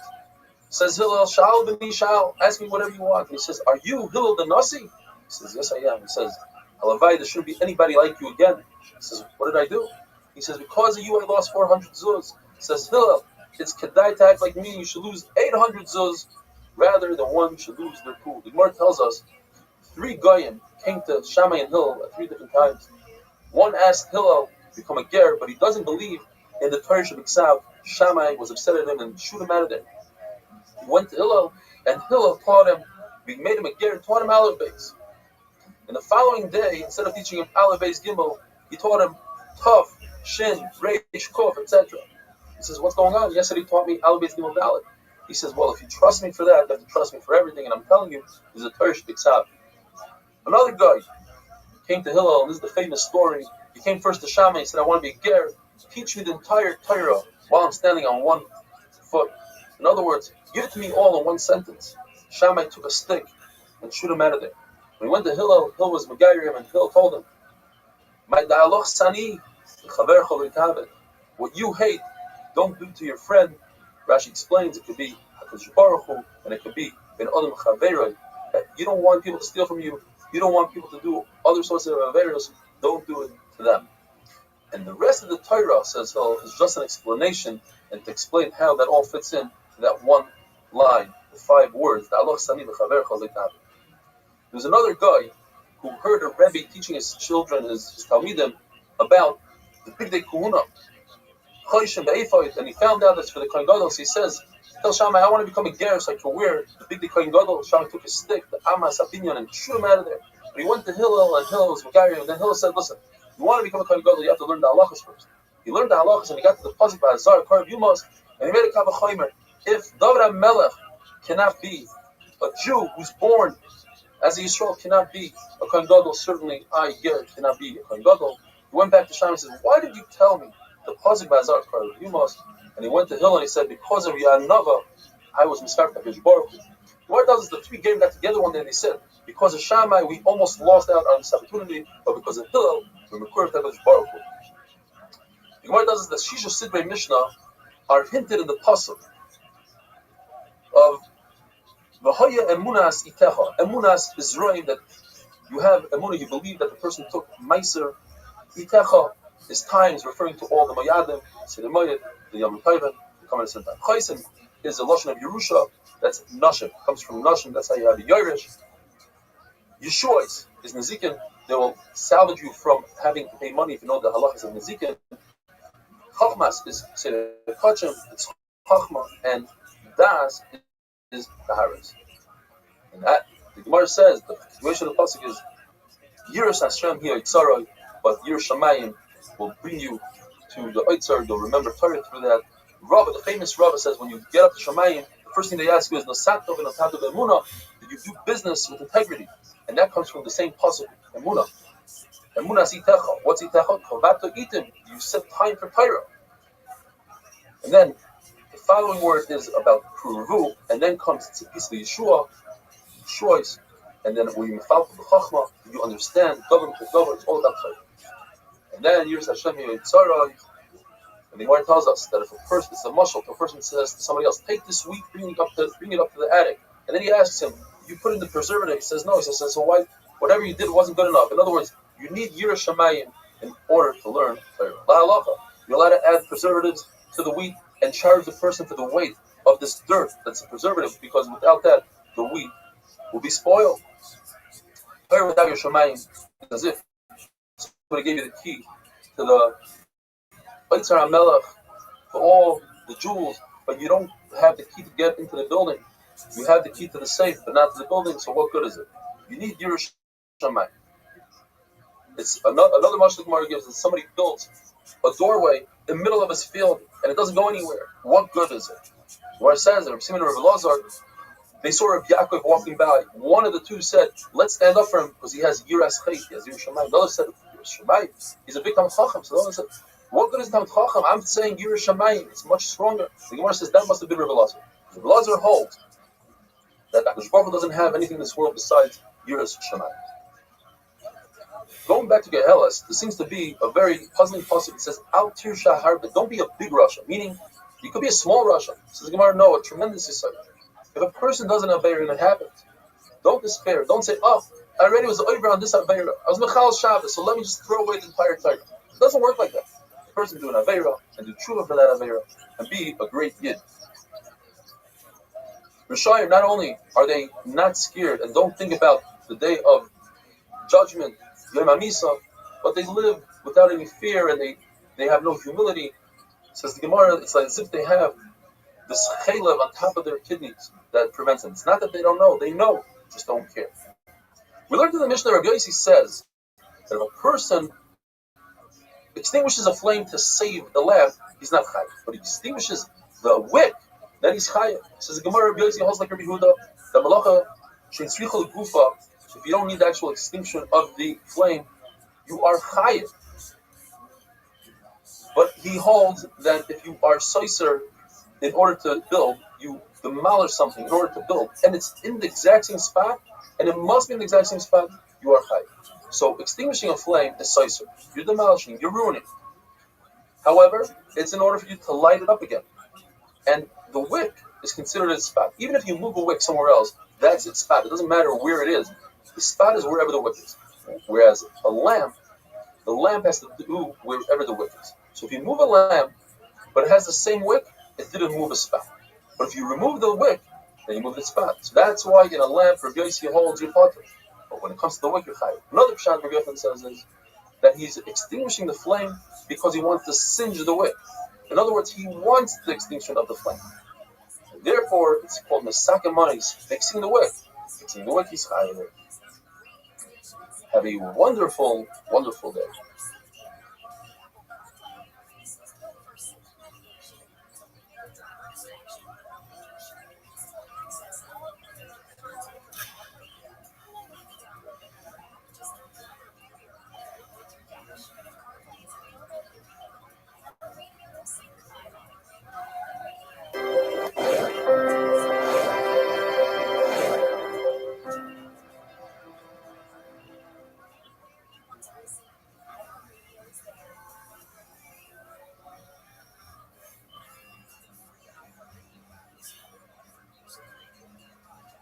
Shabbos Daf Lamed Beis, the Mishnah tells us that there are three causes that women die during childbirth because they aren't careful, the nida, chala, and adlakas haner. The Mishnah explains, since a woman wasn't careful with the inner body, so she gets punished with something from her inner body, childbirth. Lila explains, Baruch Hu gave humans a minimum of a revi'is dam. It says you have to be careful with that revi'is dam. Chala, Baruch Hu calls it Rashis Arisei Seichem, he calls us Rashis. So we have to be careful with Chala. And there, the neshama of a person is considered a candle, and we have to be careful with that candle. Lotus and there. The Gemara gives us 5 mashal, 5 parables. There are sayings that people say. People say when a bull falls to the ground, go ahead and sharpen your knife quickly. In other words, when a person is in a situation of danger, it's more likely that additional danger will occur to that person. So a woman who's giving birth, it's a time of danger for her. Second thing people say, if you're going to beat your slave, you wait until it accumulates and then you just let it all out. So too by a woman, we're punishing her for the chet of Chava. So once you're punishing, you add to it. Third saying is, let the drunk fall on his own. The fourth saying is, if you have a shepherd who's crippled and can't catch its goat, he waits by the doorway to the barn and then he catches the goat. And finally, if we're in a situation where things are going well and people are giving out food, everybody's friends. But when the situation is not that good, there's not a lot of food going around, people aren't friends, the situation isn't good for a woman, she's giving birth, she's in pain, then things go wrong. But how do we check men? We check men when they are in a situation of danger, when they go on a bridge, on a rickety bridge, or anything similar to that. The Gemara tells us the Rav wouldn't go on a boat that had a guy on it, because perhaps that guy deserves death, and the boat will go down and he'll die because of the guy. Shmuel was the exact opposite. He made sure there was a guy on the boat because Baruch Hu doesn't punish two nations at the same time. Rabbi Yanai would check the boat to see that there are holes. He didn't want to be Samech Hananes, because if you are Samech Hananes, there's a concept called Menakim Zchuyosef. Baruch Hu uses your Schusim to pay for those Nisim, and that's not a good thing. Reb Zera wouldn't walk below palm trees during high winds for fear that the branches would fall on him. Rabbi Yitzchak says, and this is a big insight in life, don't wait until the tzara happens, don't wait until a person is sick. Daven that a person should not become sick, because once they become sick, it's harder for the refuah to come, then you have to use a lot of schusim. As it says in the pasuk, Yipol hanoifel mimenu, the person himself, mimenu, you need his schusim. Another drasha the Gemara gives us from that pasuk, Yipol hanoifel, the person who falls had already fallen. In other words, HaKadosh Baruch Hu knows from day one, from Sheshis Mei Bereshis, exactly what's going to happen. And the only difference is, HaKadosh Baruch Hu decides who is going to cause the harm. In other words, the person who causes the death is a bad guy. The person who causes good is a good guy. But death is going to happen. If a person knows he's about to die, he should say viduk, just like a person who's taken out to death because he's over on Israel that there's a chiyuv misa of bezdin. He says viduk. So the person who knows he's going to die.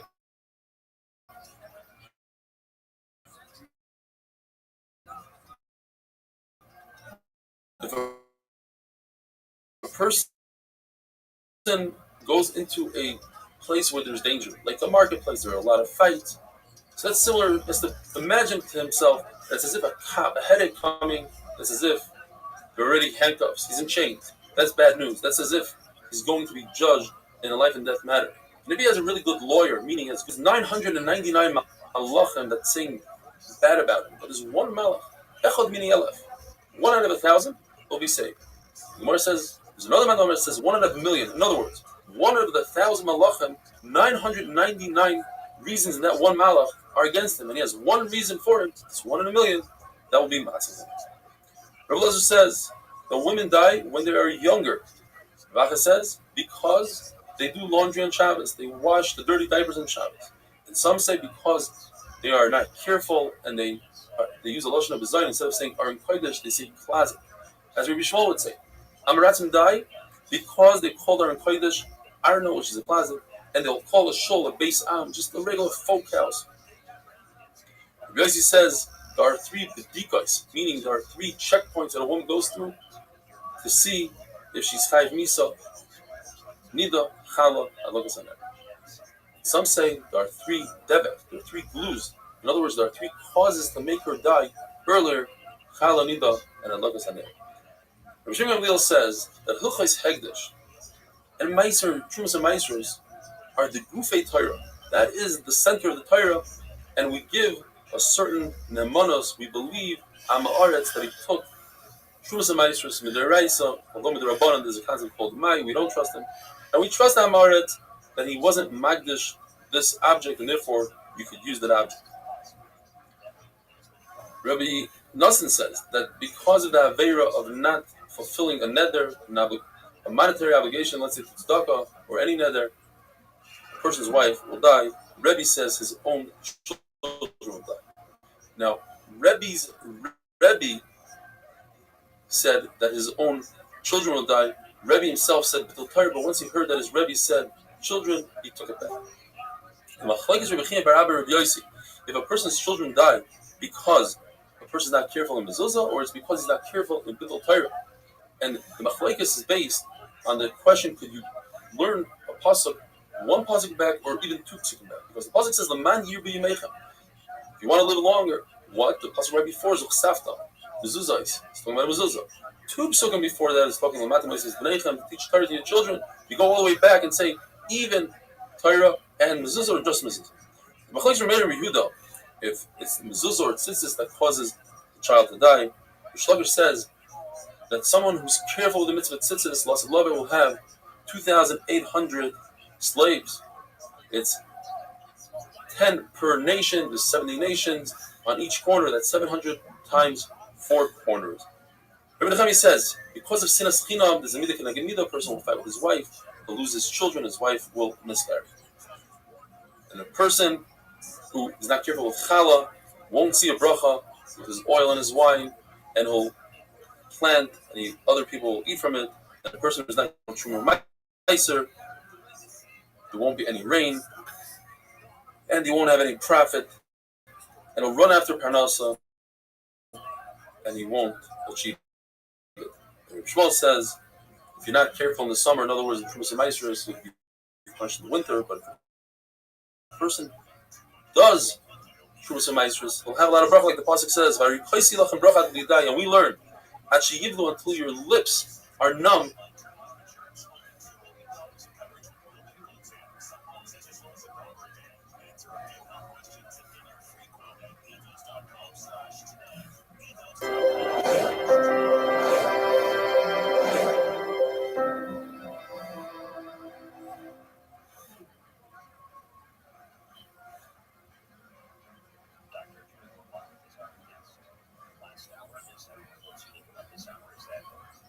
Shabbos Daf Lamed Gimel. The Gemara gives us 6 categories of different averos and what the different punishments for those averos are. Starting off with gezel, stealing, locusts will come and devour the entire crop. If there's no crop, people get really hungry quickly. They'll end up chas v'shalom eating their own children. The pasuk says harais habashan, the fat cows. It says Rabbi, this is referring to these women who don't have jobs and all they do all day is shop, shop, shop. And this causes their husbands to go into debt and not have enough money, and they'll have to steal in order to pay their credit card bills. The avera of inudin, meaning if you are a judge and you have the judgment and you don't give it over to the baldin, you torture him a little bit, or a corrupt judgment, or kilkuladin means you don't look into the case deep enough. Perhaps you'll find a heter or something for the guy, and you don't. Or for the avera of bidul Torah, all these, there's chereb, this sword, this war, and the enemy comes and takes the booty. There'll be famine. You'll eat. You won't be satiated, and you'll buy bread by the weight. For the avera of shvuah, shav, and sheker, meaning you swear falsely you did something in the past, or you're going to do something in the future, or you say that right now it's night when everybody knows it's day. In the pasuk it says the word chilul by shvuah. It also says chilul by chilul Shabbos and by chilul Hashem. So all 3 are the same in terms of the punishment.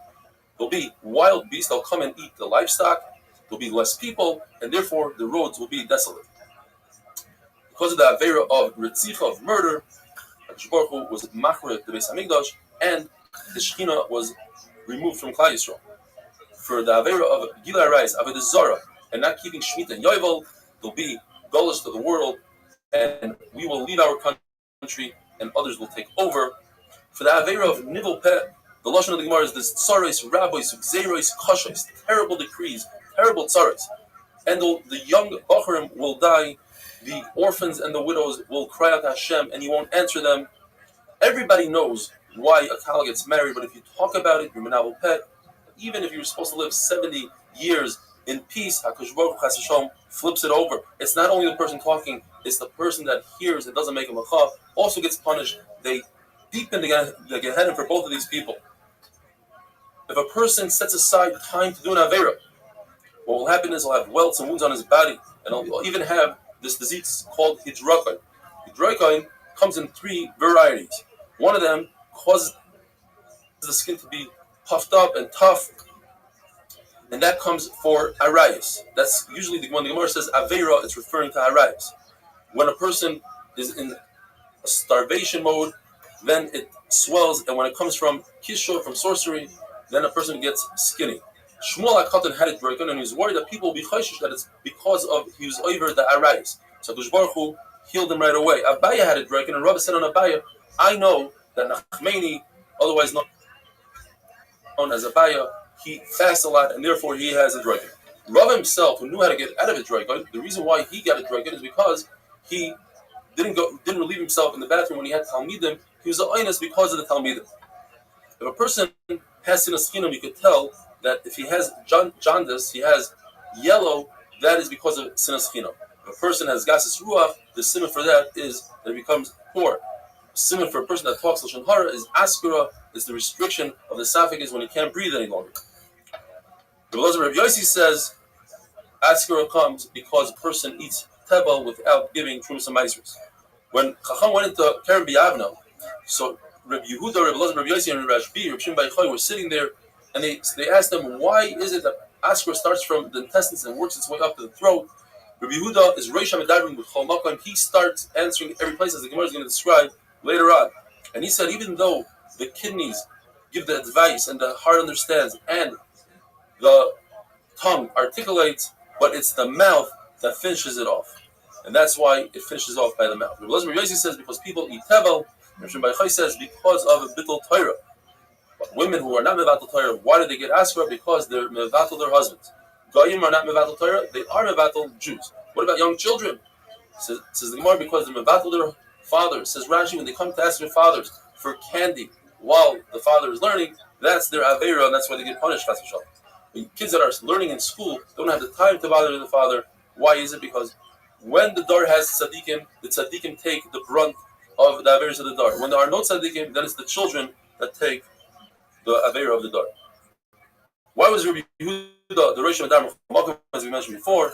Because he sat with Rabbi Yossi and Rabbi Yochai, and Rabbi Yehuda said that we have to give praise to the Romans because they made us marketplaces and bridges and bathhouses. Rabbi Yossi was quiet, and Rabbi Shimon Bar Yochai didn't like it. He said the reason why they make marketplaces is to put zaynos in there. Their mechatzais is just for themselves, and the bridges are to collect tolls. There was a person by the name of Yehuda Megerim, which Rashi places both to say that he was a chashuv person, he was a Tana.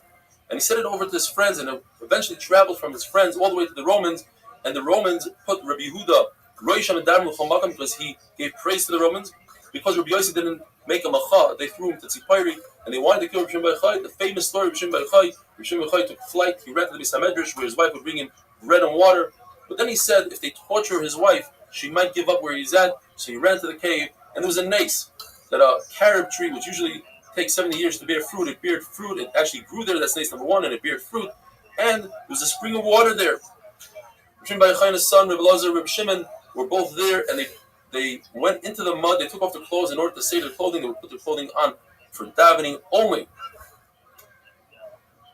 After the Caesar died, Eliyahu came, and he notified them that it's over. They were in the cave for 12 years. They came out of the cave, and they saw people plowing the field, and they couldn't believe their eyes. How could people waste their time with mundane things like earning a living and not spending their time with Chaya Olam, learning Torah? And they started burning everybody that they saw.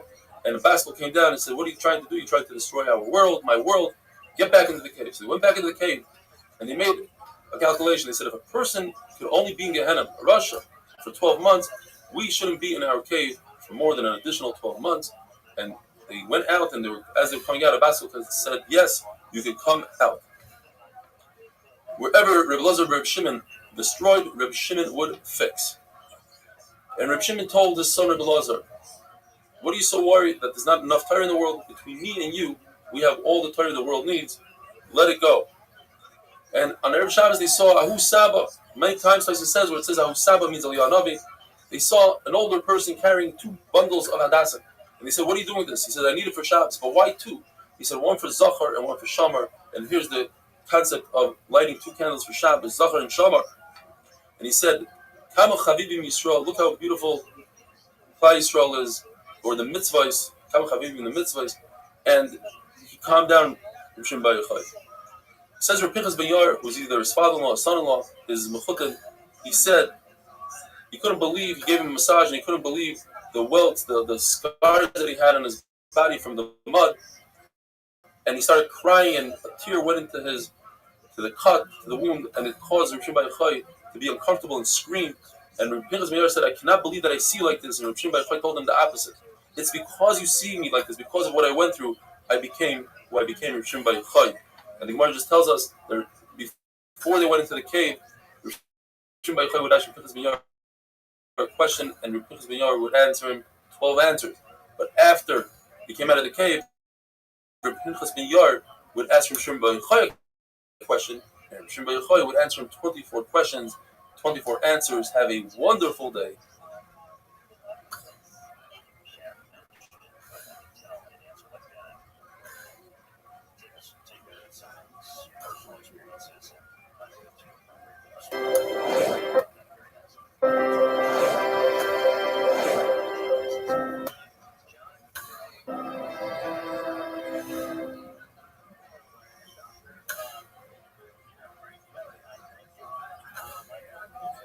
Shabbos Daf Lamed Daled. Due to Erev Pesach and Pesach Chol Hamoed, we're falling slightly behind on the 8-minute daf. We're doing everything we can in order to record and edit. Today, Be'ezer Hashem, we're going to do Daf Lamed Daled, and hopefully Daf Lamed Ches, and the same thing for tomorrow. We'll try to do 2 daf. The Gemara tells us that when Yaakov Avinu came to Shechem, the Torah says he was shalem, meaning he was healed from his limp, even though he spent a lot of money, extravagant amount, on a gift for Esav. He didn't have any monetary loss, and even though he's traveling, he didn't forget any of his Torah. He said, let me give back to the community, and he created a new coin for Shechem. Rav Shimon Bar Yochai as well, when he came out of the cave, he wanted to give back to the community. And he found out there was a certain path that they had a suffix whether there were bodies buried there, and Kohanim wouldn't walk on that path. And it caused him a lot of aggravation to go all the way around. There was an older person who told him that back in the day, Ben Zakkai took Turmusim, a certain type of bean, and he cut them, even though they were Truma, even though Ben Zakkai was a Kohen, he wasn't concerned about the Tumah there. In other words, that place was not a cemetery. And therefore, halachically, he could exhume bodies. Rav Shimon Bar Yochai, although he never exhumed the bodies, but he did the same thing. He imitated that act. He took Turmusin and he spread them around. And by nace, the bodies would rise up and soften the dirt. And anywhere the dirt was soft, he marked it off as a place where a Kohen can't walk. Anywhere where the dirt remained hard was a place a Kohen could walk. That Saba, that older person that told him about Ben Zakkai, made fun of Rav Shimon Bar Yochai. He said, Rav Shimon Bar Yochai was Matahir of Beis HaKfaros, the graveyard. Rav Shimon Bar Yochai took offense. He said, how can you talk to me like that? Even a Zaina treats her friend with respect. She'll do her hair, even though they're in competition. A Talmid Chacham should certainly treat another Talmid Chacham with respect. He looked at him and he killed him. And then he saw Yehuda ben Gerim, the one who caused the whole story, which caused him to go into a cave. According to Rashi and Taisus, he was a Talmid Chacham. He looked at him and he turned into a pile of bones. The Mishnah says that Erev Shabbos, a person should walk into his house and ask his family, did you take Meiser? The Gemara says he must say it in Chusa, he should say it calmly. If you want people to listen, the other thing the Mishnah says, he asks them, did you make an Eruv Techumen? That is, you place a meal somewhere, and from that place, it's as if you're kind of shvisa, as if you are dwelling there on Shabbos, and you're allowed to walk from that spot on another 2,000 amos. According to one shita, Erev Tchum is the Raisa. Even if you don't hold Erev Tchum is the Raisa, at least it has a smachta in the Torah, there's a mekarfer in the Torah. And finally he asks them, he tells them, Hadliku is in there, light the Shabbos candles for Shalom Bayis. Beina Shmashos, which the Gemara is going to describe what it is exactly. Time we don't know if it's day or night. It could be day and night. It could be the day before. It could be Friday. It could be Shabbos. Therefore, you don't remove meiser from the fruit that is a certain tevel fruit that you must take meiser because you are fixing the fruit. You also can't remove tumah from a kli by immersing it in the mikvah, and you certainly shouldn't light a candle because if it's already Shabbos, your oiva is a deraisa. However, you're allowed to take a meiser from demai. That's fruit that you buy from an amaretz. That it's only a chumrah derabara that you have to take another time meiser. And you're allowed to do eruv chatzeres, which is not in the Torah. Eruv chatzeres where two people, let's say, share a common yard, so they participate in a meal, and it's as if they both own that yard together, and they can carry their own Shabbos. And you could bury and hide a hot dish. It's not considered mevashel. The Gemara says that the same person, a person does two acts, and we treat Ben Hashmashas as 2 different days. How? For instance, a person makes an Eruv for his friend. Now, an Eruv must be done before Shabbos, and it must be during Shabbos as well. It has to be at least a moment into Shabbos. He made the Eruv on Friday, and during Ben Hashmashas, a dog came and ate the Eruv. No more Eruv. We say the Eruv lasted into Shabbos because Ben Hashmashas is considered Shabbos. On the flip side, that same person made an Eruv. He started it on Ben Hashmashas, but the Eruv must be on Friday. So we say, no, Ben Hashmashas is considered Friday. And it goes into nighttime, and then a dog ate it. So here we say Ben Hashmashas is Friday, and Ben Hashmashas is Shabbos. Which one is it? We say it's both. Ben Hashmashas is a suffix, and since this is Erev D'Rabbanan, we say this is okay. Rabbi says, you cannot bury your pot with material that doesn't add any heat on Shabbos, because you might find that your pot is not hot enough. You might light the fire, but Ben Hashmashas it's okay, like the Mishnah says. Taimnin, you're allowed to do so in Ben Hashmashas, because Ben Hashmashas, the derech klal, usually people have really hot pots going into Shabbos. Now on Friday, it's also to hide something with a material that adds heat to it. You're concerned that you might use ashes that have coals, and you might come to stoke the coals. Now, as we said before, Ben Hashmashas is suffix day, suffix night, suffix 2 days. The Gemara says in the Shita of Rabbi Yehuda, 2 Shitas. According to everybody, if the horizon is dark and the top of the sky is dark, that's 100% night. If the top of the horizon is red and the bottom is dark, according to everybody, that's Ben Hashmashas. But if the horizon is red and the top is red, that's where the machlokes is. That time to be completely red and then to go to the bottom horizon dark and only the top red, that's a difference of 1.5 minutes. How good that's the whole machlokes. Rabbi Nechemiah says that Ben Hashmashas lasts from Shkia until it takes a person to walk a half a mil, which is approximately 9 minutes. Yossi says Ben Hashmashas is terrifying like the blink of an eye, and nobody knows when that exactly occurs. Now, when it comes to a Zav is someone who sees an emission. It's not Keri, it's a special emission called Ziva. It comes from a disease. If he sees one emission, he has Allah of a Keri, he goes to the mikveh that day, becomes tar at night. If he sees 2 emissions, he becomes a Zav. He has to wait 7 days of Tahara, not seeing any emissions. If he sees 3 emissions, he becomes a Zav that has to bring a carbon. Now, the 3 emissions by a Zav can happen on the same day, as long as there's a break between the emissions, or in consecutive days. But if there's a day in between with no emission, then the 3 emissions don't combine to make him a Zav that requires a carbon. Says the Gemara, very interesting. What happens to a Zav who sees 1 emission, Ben Hashmashas, Sunday night?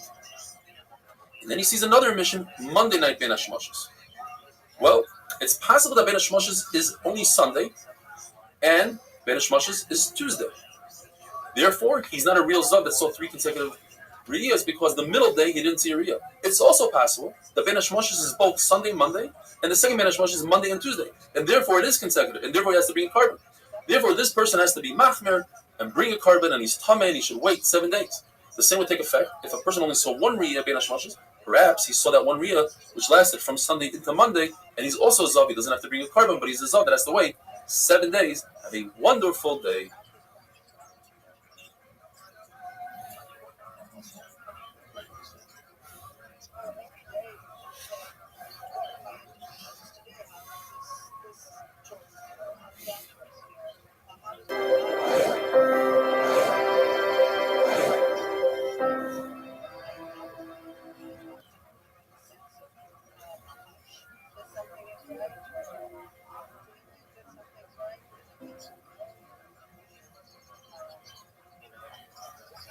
Shabbos Daf Lamed Ches. They ask Rabbi Rabbi, what's the halacha if somebody forgets a pot of food on top of a kira from before Shabbos into Shabbos, and in the kira there are coals?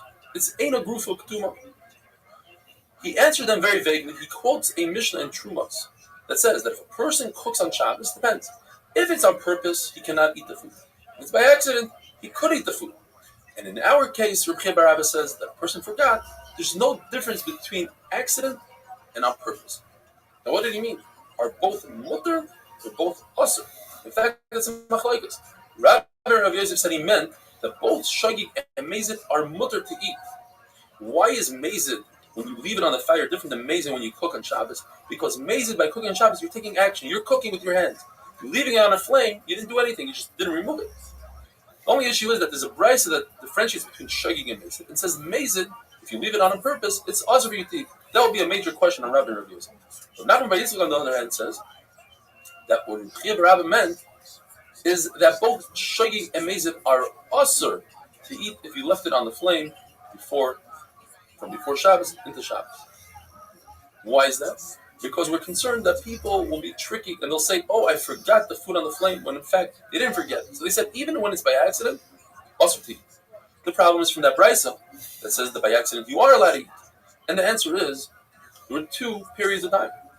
The Chachamim made a gzeira and they said, since people are tricky, it's usur to eat food that was left on a flame. And the brisa that says you're allowed to eat food, it was by accident, was before that gzeira. We need to understand yesterday's daf Lamed Zayin. There's a machlokes between Rabbi and Rabbi Yehuda how to explain Beis Hillel. According to Rabbi, Beis Hillel hold you could do shehiyah, you could leave a pot from before Shabbos into Shabbos only with hot water. Now we're saying according to Lamed Zayin, we're talking about lichatchila. If somebody comes to ask a rabbi, what could I leave? They'll tell him only hot water. But if he went ahead and he did so without asking the rabbi, they'll allow him to eat even a tafshel like on today's day. Now what about Rabbi Yehuda? Rabbi Yehuda says in Beis Hillel, you could do shehiyah even in a tafshel. And today we're saying that Rabbi Yehuda holds, according to Beis Hillel, only hot water. We need to explain that on Daf Lamed Zayin we're talking about rufa k'duma, when somebody removed the coals. There are no coals. So therefore, if there are no coals, we'll allow him to eat even cooked food. But today we said, we're talking about there are coals in the kira. Since there are coals, only hot water and not cooked food. The Gemara has a suffix. What if a person went ahead and didn't listen to Chachamim and was over and he did shehiyah? Do we penalize him and not allow him to eat the food? The Gemara wants to bring a raya from Rabbi Yossi. He said that somebody had water that was left on from before Shabbos into Shabbos. He said you're allowed to use it. Whereas somebody had shriveled eggs, really cooked eggs, and he said you're not allowed to have it. So you see that shehiyah is usur. Gemara says perhaps what he meant to say is next week will be usur. In other words, don't do this again. Since you did it already, you are allowed to eat it. Gemara says that Rav Sheshes holds that according to Beis Hillel, we're going to the sugya of chazara, putting the pot back on the flame. According to Beis Hillel, say you're allowed to do chazara, you're allowed to put the pot back on the flame. It's even on Shabbos morning, where it's not, you can't see from his action that he wants to put it back. Friday night, if somebody takes the chont off the flame, for instance, we know that he's going to put it back on and he needs it for the next day. But Shabbos morning is different. Perhaps he doesn't want to put it back. Nevertheless, according to Beis Hillel, you're allowed to put it back on the flame. Comes Rabbi Tadai and says, I need to qualify that. That's only if he continuously holds it in his hand. But once he puts it on the ground, it's usur to put it back on the flame. Says Rabbi Yochanan, I disagree. Even if you put the pot on the ground, you can put it back on the flame. And there's a machlokes what Abai says. According to one lashon, Abai says you need two conditions. You need to be holding it in your hand, and you need to think in your mind that you're going to put it back on the flame. If you're missing any one of those two conditions, let's say you think in your mind you're going to put it back on the flame, but you put it on the floor, you cannot put it back on. Let's say you're holding it in your hands, but you never thought that you want to put it back on the flame, you cannot put it back on. Another lashon in Abai is that Abai said it's one or the other. Either you're thinking in your mind, in other words, I can put it on the floor, but I thought in my mind the entire time I'm going to put it back on the flame, you can put it back on the flame. Or, even without thinking, as long as I'm holding it in my hands, I can put it back on the flame. Gemara remains in a suffix, in a teiku, these following questions. What happens if he didn't put it on the floor? The Gemara mentions floor. What if he put it on a table, on a bed? What if he hung it on a stick? Is that considered as if he's holding it in his hands? Another question the Gemara asks, what happens if he takes something off the flame and he pours it into another pot? Does that restart the whole thing and say you're not allowed to put the pot back on the flame or not? Teiku.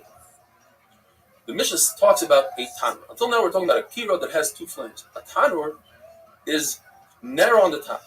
and therefore it traps the heat in a lot more than a kira. It's much hotter. The Mishnah says that whereas a kira, if you use kashu gvava, straw, and the bottom of the straw, that's nothing. It's not a problem. You could put a pot on top. When it comes to a tanner, you cannot, because it has so much heat. It has the same halacha as real fuel.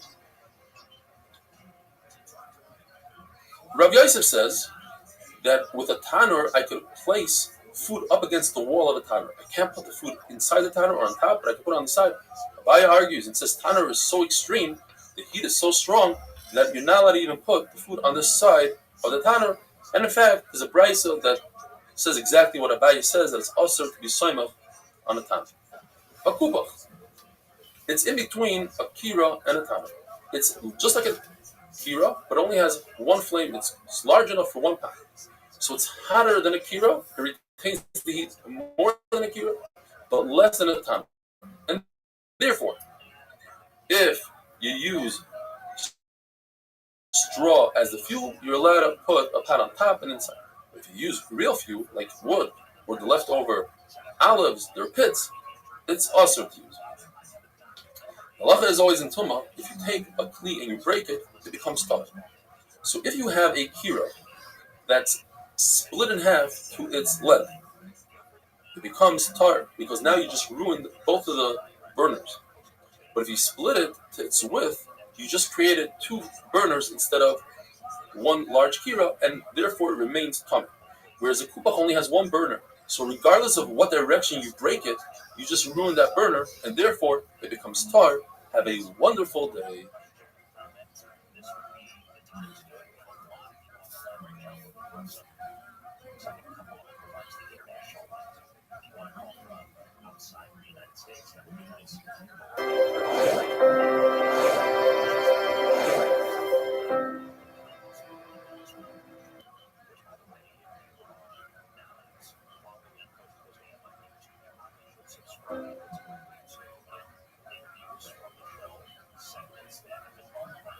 Shabbos Daf Lamed Tes, the Mishnah tells us that it's also to cook an egg, even though it won't be completely cooked, by putting it by the side of a very hot pot. If one does so on Shabbos, he's over Issa rice and he's chai v'chatos. Similarly, to the case of somebody that takes very old herring or tuna, and some people just eat it by rinsing it off. If he rinses it off, it's considered a gemar malacha, even though it's not completely cooked. That's the way they cook it. So too with this egg, even though most people won't eat a semi-raw egg, but some people will, and therefore it's considered that you cook the egg on Shabbos and you're chai. Any salty food, salty fish, that you soaked it in hot water before Shabbos, you're allowed to soak it again on Shabbos, because ein bishul achar bishul. You cannot cook food that's already cooked before Shabbos. And to rinse it off is also mutter. But it would be usher to soak it in hot water if you didn't do so Erev Shabbos, because that would be considered bishul. Mishnah says it's usher to take an egg and put it on a very hot piece of clothing, and Rabbi Yossi says it's mutter. So the Gemara qualifies this. If you cook in the sun, according to everybody, that's mutter, because that's not the derech bishul, that's not how people cook. And nobody's going to confuse this with cooking on top of a flame. If you cook it on the tolda of fire, meaning you take a hot cloth, you put it by the fire, you heat it up by the fire, and you cook on that cloth, according to everybody, that's asur m'deraisa. It's a tolda of fire. The whole machlokes is the tolda of the sun. Now, the cooking in the sun, we said, is 100% mutter. But if you take clothing and you warm it up in the sun, this is machlokes, because perhaps people get confused and say, if that piece of clothing that was warmed up in the sun, you're allowed to cook, to confuse it with clothing that was warmed up by the fire. So Chacham say, make a gzeira. Rabbi Yossi says, there's no gzeira. Rabbi Yossi agrees that it's usher to bury food in hot sand and cook through the sand. Why is sand different? This is machlokes. According to Rabbi, Rabbi Yossi is concerned that you might come to bury it in remets, in ashes with coals. And Rabbi Yosef says we're concerned that if you bury it in sand, you might dig deeper, and your chayfer guma, you'll be digging on Shabbos, and that's Issa Deraisa. What's the difference between the two svaras? What if you bury it in very soft sand, like beach sand? There's no digging really, and according to the shita that it's about digging, you don't have a concern here. According to the Ran, we're not talking about sand. We're talking about something very soft, like ashes. You put the egg down, and it just buries itself. That's how soft it is. The Brisa says you let to boil an egg on a rooftop, because most rooftops don't have sand. That is, if it did have sand, according to Rabbi Yosef, it would be a problem of perhaps you're going to be digging a hole on Shabbos. Mishnah tells us there's a story in Tveria where people took a pipe of cold water and they heated up the cold water by putting the cold water into the hot springs of Tveria. And Chacham said that's asur. L'chayra, that's a raya to Chachamim that say that a tolda of the sun. The Gemara understands that how did the hot springs become hot? Through the sun. You see that a tolda of the sun is asur. Says Rabbi Yosef, no. The water of Tveria, the hot springs of Tveria are a tolda of fire, because the water heats up by going right past the opening of Gehenna. It's a real fire, and no raya from the Mishnah. Chizah says, since Chacham said in the Mishnah that Chamei Tveria is asur, we learn from this that Hatmana, the Daba Mosef Hevel, burying food in an object that creates more heat, additional heat all the time, like the springs, the hot springs of Tveria, is also even if you put it in there before Shabbos. Ula argues. Ula says that the hot springs of Tveria are mutter. Says, Rav Nachman, what are you talking about? Even the people of Tveria broke their pipes. In other words, they took it back and they don't do so anymore. When it comes to washing yourself, bathing yourself on Shabbos, it goes like this.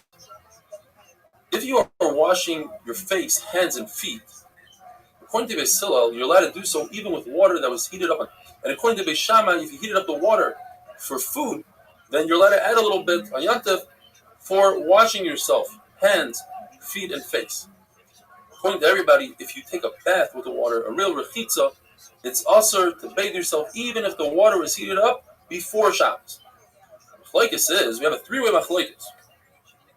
If you're allowed to shower with water, not bathe, shower with water that was heated up before Shabbos. So we have the two extremes. You have Reb Meir that says you're not allowed to shower yourself even with cold water on Shabbos. You have Reb Shimon that says you're allowed to shower even with hot water on Shabbos. And you have Reb Yehuda that makes a compromise. He says hot water is asur, cold water is mutter, and the halacha is like Reb Yehuda. Our Mishnah must be talking about like Reb Shimon, because you can make a dig in the Mishnah, since the Mishnah says that it's asur to use this water. It says if you heat it up on Shabbos, and it's asur to bathe yourself with this water, meaning that if the water was heated up before Shabbos, it would be mutter to use hot water on Shabbos. That could only go like Reb Shimon that says you're allowed to shower yourself with hot water that was heated up before Shabbos. The whole machlokes is water that comes, they take from the ground. But if you have the water in a vessel, according to everybody, that's asur, because people might come to say, they'll think that you heated up the water on Shabbos. The halacha is like Rabbi Yehuda. Typically, we have a rule. The Rabbi says, anytime you have a three-way machlokes and one man da'amar is a compromise, we go like that man da'amar. However, it's possible that that rule is only in the Mishnah, and our three-way machlokes was in a brisa. Nevertheless, the halacha is like Rabbi Yehuda, like the compromise, since we heard so specifically. The only time we don't have this rule, that if you have a three-way machlokes, you go like the compromise, is like the sugi we had earlier in our Masech, with puli matlani guys. A person takes clothing and he declares it to be a shmata. Rabbi Kiva took the middle position. Nevertheless, the halacha is not like Rabbi Kiva, because Rabbi Kiva was the Talmud of the other two, Rabbi Yeshua and Rabbi Lazar. And later on in life, he also took it back and he admitted that the halacha is like Rabbi Yeshua. Have a wonderful day.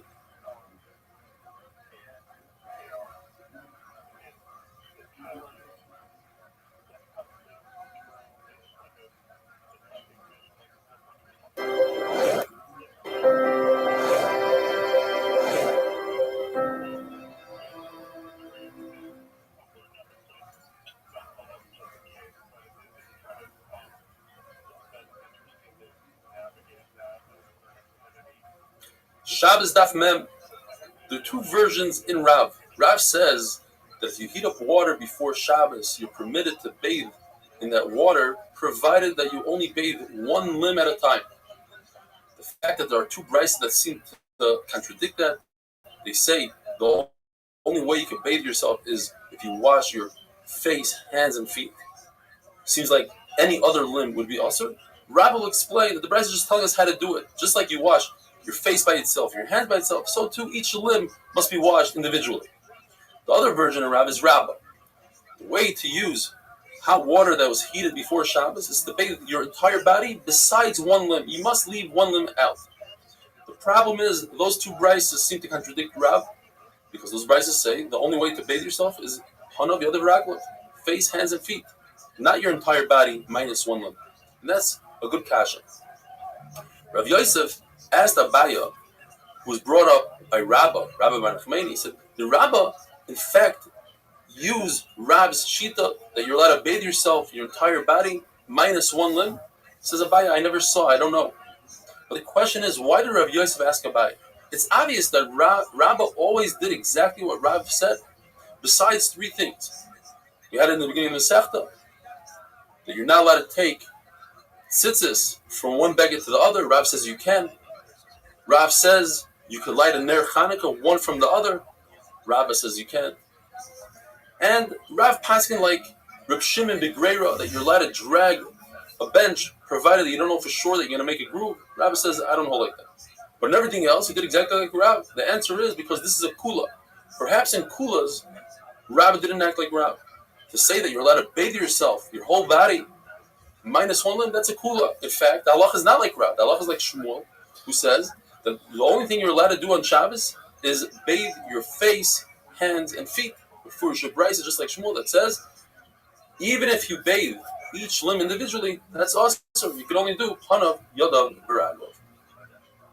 If you have a bathhouse that they plugged up the holes that let the steam out, or another pshat is that let the heat out of the heaters before Shabbos. In other words, you trapped the steam in the bathhouse, but it's not providing additional steam throughout Shabbos. So when Matzah Shabbos comes along, you're allowed to use the bathhouse. You don't have to wait the amount of time it takes to heat up the water. If you're only using the steam, the zayah, the sauna part, that you could do even on Shabbos itself and on Yontif itself. In fact, there's a story in Bnei Brak, Rabbi Akiva, the famous, like you said in the Agadah, Rabbi Akiva and Elazar ben Azariah, they sat in the steam house on Yontif, and they even took a shower with hot water, according to Rashi, but they made sure that that hot water was covered with wood. Chacham say you don't need to cover the hot water with wood. Now, the Gemara tells us there are actually 4 steps in the Gzeira that says that you're not allowed to bathe yourself with hot water on Shabbos. The first step was that it was mutter to bathe yourself with hot water that was heated up before Shabbos. But then the Balanim, the people in charge of the mikvahs, they started lying and started doing shtick, and they would heat up on Shabbos. Some say, the Yerushalmi explains, they added extra coals before Shabbos, but there's a problem of chitui. So they said, you know what?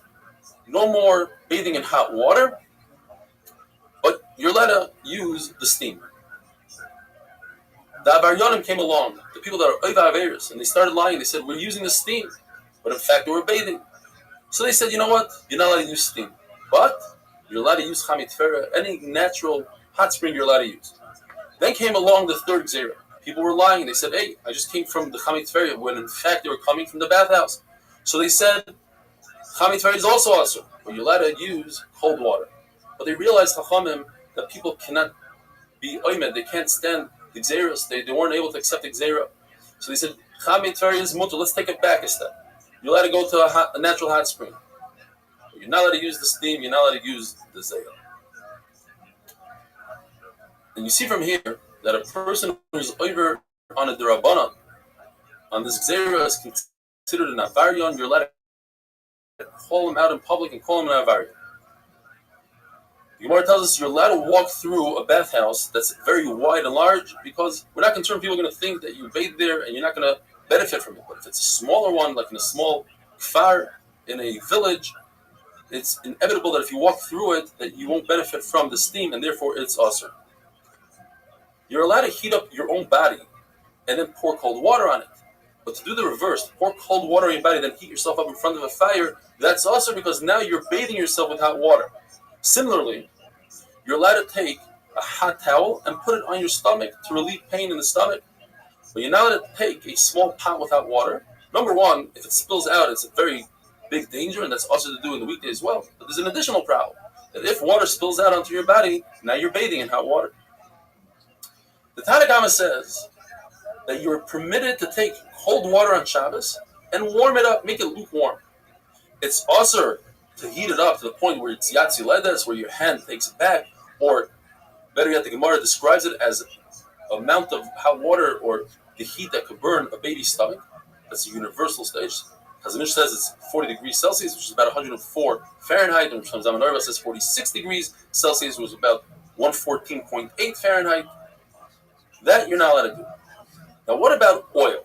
The Tanna doesn't mention oil. So this is Rabbi and Rav Yosef say that according to the Tanna Kama, it's 100% mutter. There's no such thing as cooking oil. Therefore, even if you bring it up to Yatsi Ledes, mutter. Rabbi Yitzchak takes it to the other extreme. It's 100% usher. Even to warm up oil, that's the way you mavashal. That's people use it. They like to warm it up, and therefore that's also usher. Mar brings another two shittas tanaim in oil.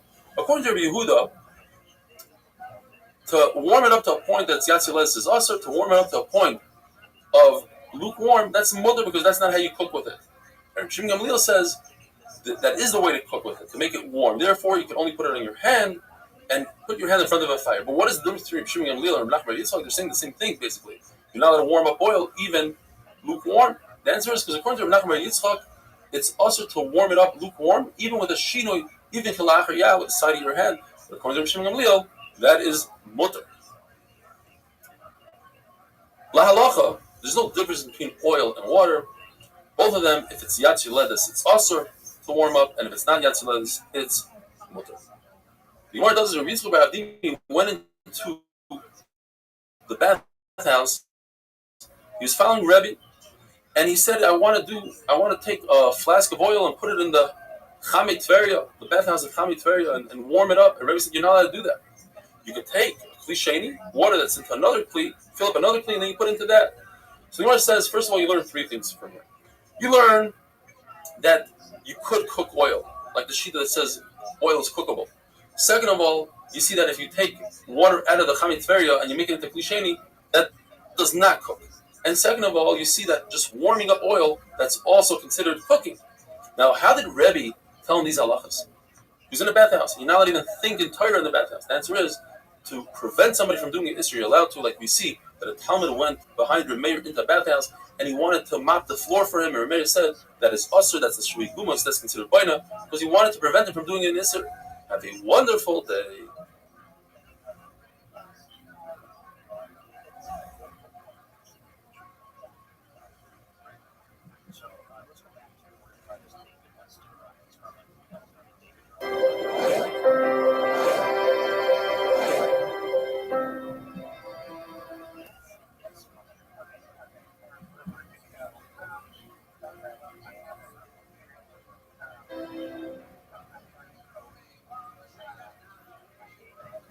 Shabbos Daf Memal, the Gemara tells us three stories with Reb Zera. Two of them had to do with Reb Zera and Reb Avo.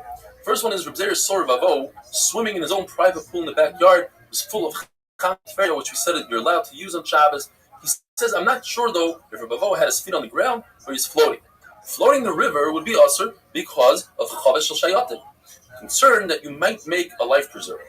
But in your own backyard, if the Gemara says it has Gidudei, it has straight walls, which resemble a swimming pool. They're different than a river, which goes in a gradual incline. So it's obvious that that's mutter. Or another Pshat Rashi Yedudei, it has a lip. It looks like a swimming pool. It doesn't resemble a river. The different time, Reb Zera saw Reb Avo covering his privates. He says, I'm not sure if he's touching himself or not. The Gemara says, touching is asur. That is the Aveira of the Dar HaMabul, as Rashi explains. However, Rabbi explains there are circumstances you're allowed to touch. Kibaleshes. Kibaleshes is if a person has his mind on something else. For instance, the soldiers, Baleshes, the soldiers that come in, if they're friendly soldiers and they're not in a time of war, we have to be concerned that they made your wine yain nesach if the barrel is open. If they are enemy soldiers, the only thing they have on their mind is to save their own lives. They don't think about making somebody else's wine yain nesach. So there's no concern. So too over here. Rabbi was walking on the bank of the river. He was concerned that he might fall into the river. Therefore, his mind was somewhere else. He didn't have a concern that he might come to Hirurim. The third story about Reb Zera is, Reb Zera tried to avoid Rabbi Yehuda, who held that it's usher to make aliyah from Chutz La'aretz Eretz Yisrael, as the pasuk says, you should remain in Chutz La'aretz until I redeem you. Zera says no, that pasuk is talking about Klei Shares. He was worried that if he bumps into Rabbi Yehuda would make a gzera on him and say, you must stay here in Chutz La'aretz. But he said, let me hear one last Torah from Rabbi Yehuda. And he finds Rabbi Yehuda in the Beis HaMerchat. Beis HaMerchat, Tzina, talking and learning. So Rabbi Yehuda gave a speech in medicine, different good advice for one's body. And he started talking in Lashon Kodesh to show that when you're trying to say mundane things, you're allowed to talk in Lashon Kodesh, even in the Beis HaMerchat. And he said, tells his Gabbai, get me my comb, get me my shampoo, my neser. And then he tells the guys, open up your mouths when you're in the Beis HaMerchat and inhale the steam, because the steam will cause the bad sweat to leave the body. And this is the halacha that Rav Zera was very impressed with. Not a halacha, but advice. He said, if I came just for this, it was worth it. Drink from the dirty, doesn't say dirty, but drink from the water of the merchats. And what's the reason the Gemara says? It's similar to somebody trying to heat up an oven and he heats from the outside of the oven instead of from the inside as well. You want the benefits of the Beis HaMerchat, you have to make sure that the body's hot from the inside, and you do so by drinking hot water. If you don't have hot water, drink from the merchats itself. Other things that the Brisa says, that if you wash yourself with hot water, make sure that you rinse yourself off with cold, similar to iron. You cook it, you bake it in hot, and then you harden it in cold water. If you bathe yourself and you don't anoint yourself with oil, it's similar to a barrel that the water can't penetrate. You want the benefits of the merchats, you need to let it penetrate with the oil. Different halachas about eating. If you eat and you don't drink, it's like losing blood, and that's where the intestinal disease starts from. If you eat and you don't walk for amas, then your food starts decaying in the body, and that's where a person gets bad breath from. If a person needs to go to relieve himself, needs to go to the bathroom, fire in an oven with ashes that already did their purpose. You don't put food on top of nikaver. And this is the beginning of the cause of just bodily odor. Says the Mishnah, there's a vessel called a muliyar, and that is, it contains water on the outside, and you put coals on the outside. If one removed the coals, he did grufa. Therefore, this vessel is not adding any heat to the water. You're permitted to drink from this vessel on Shabbos. There's another vessel called antichi. One pshat in the Gemara is that it's like this hira oven that we discussed, but it has a compartment for water. You would have this compartment in order to ensure that the hira doesn't explode, similar to what we have in a car today. You put some water to cool off the engine. That water is moisef hevel. Since this hira is on 6 days a week, it adds, the coals are so hot and the walls are so hot, it adds heat to the water. And therefore it's also to drink on Shabbos. Another pshat is, it's a double-decker dud, similar to the muliyar. Just one layer is the coals, the upper layer is the water, and therefore it adds hevel to the water. It's also to drink on Shabbos. Says the Mishnah, and according to Rabbi Bar Mas, the pshat in the Mishnah is that if you have a small pot that you removed all the water from it and it's still hot, you shouldn't put a small amount of water into it, because that would cook the water. You put a large amount of water, because that just makes the water warm, and that's okay. According to Reb Shimon, we say that Davar She'enim Skaven is mutter. Therefore, even though this water causes the pot to harden, since you don't have intent to harden it, your intent was just to warm with the water, we hold like Reb Shimon that it's a mutter. As long as it's not a psikration, in other words, it's definitely going to happen. We don't know that it's definitely going to happen, therefore it's mutter.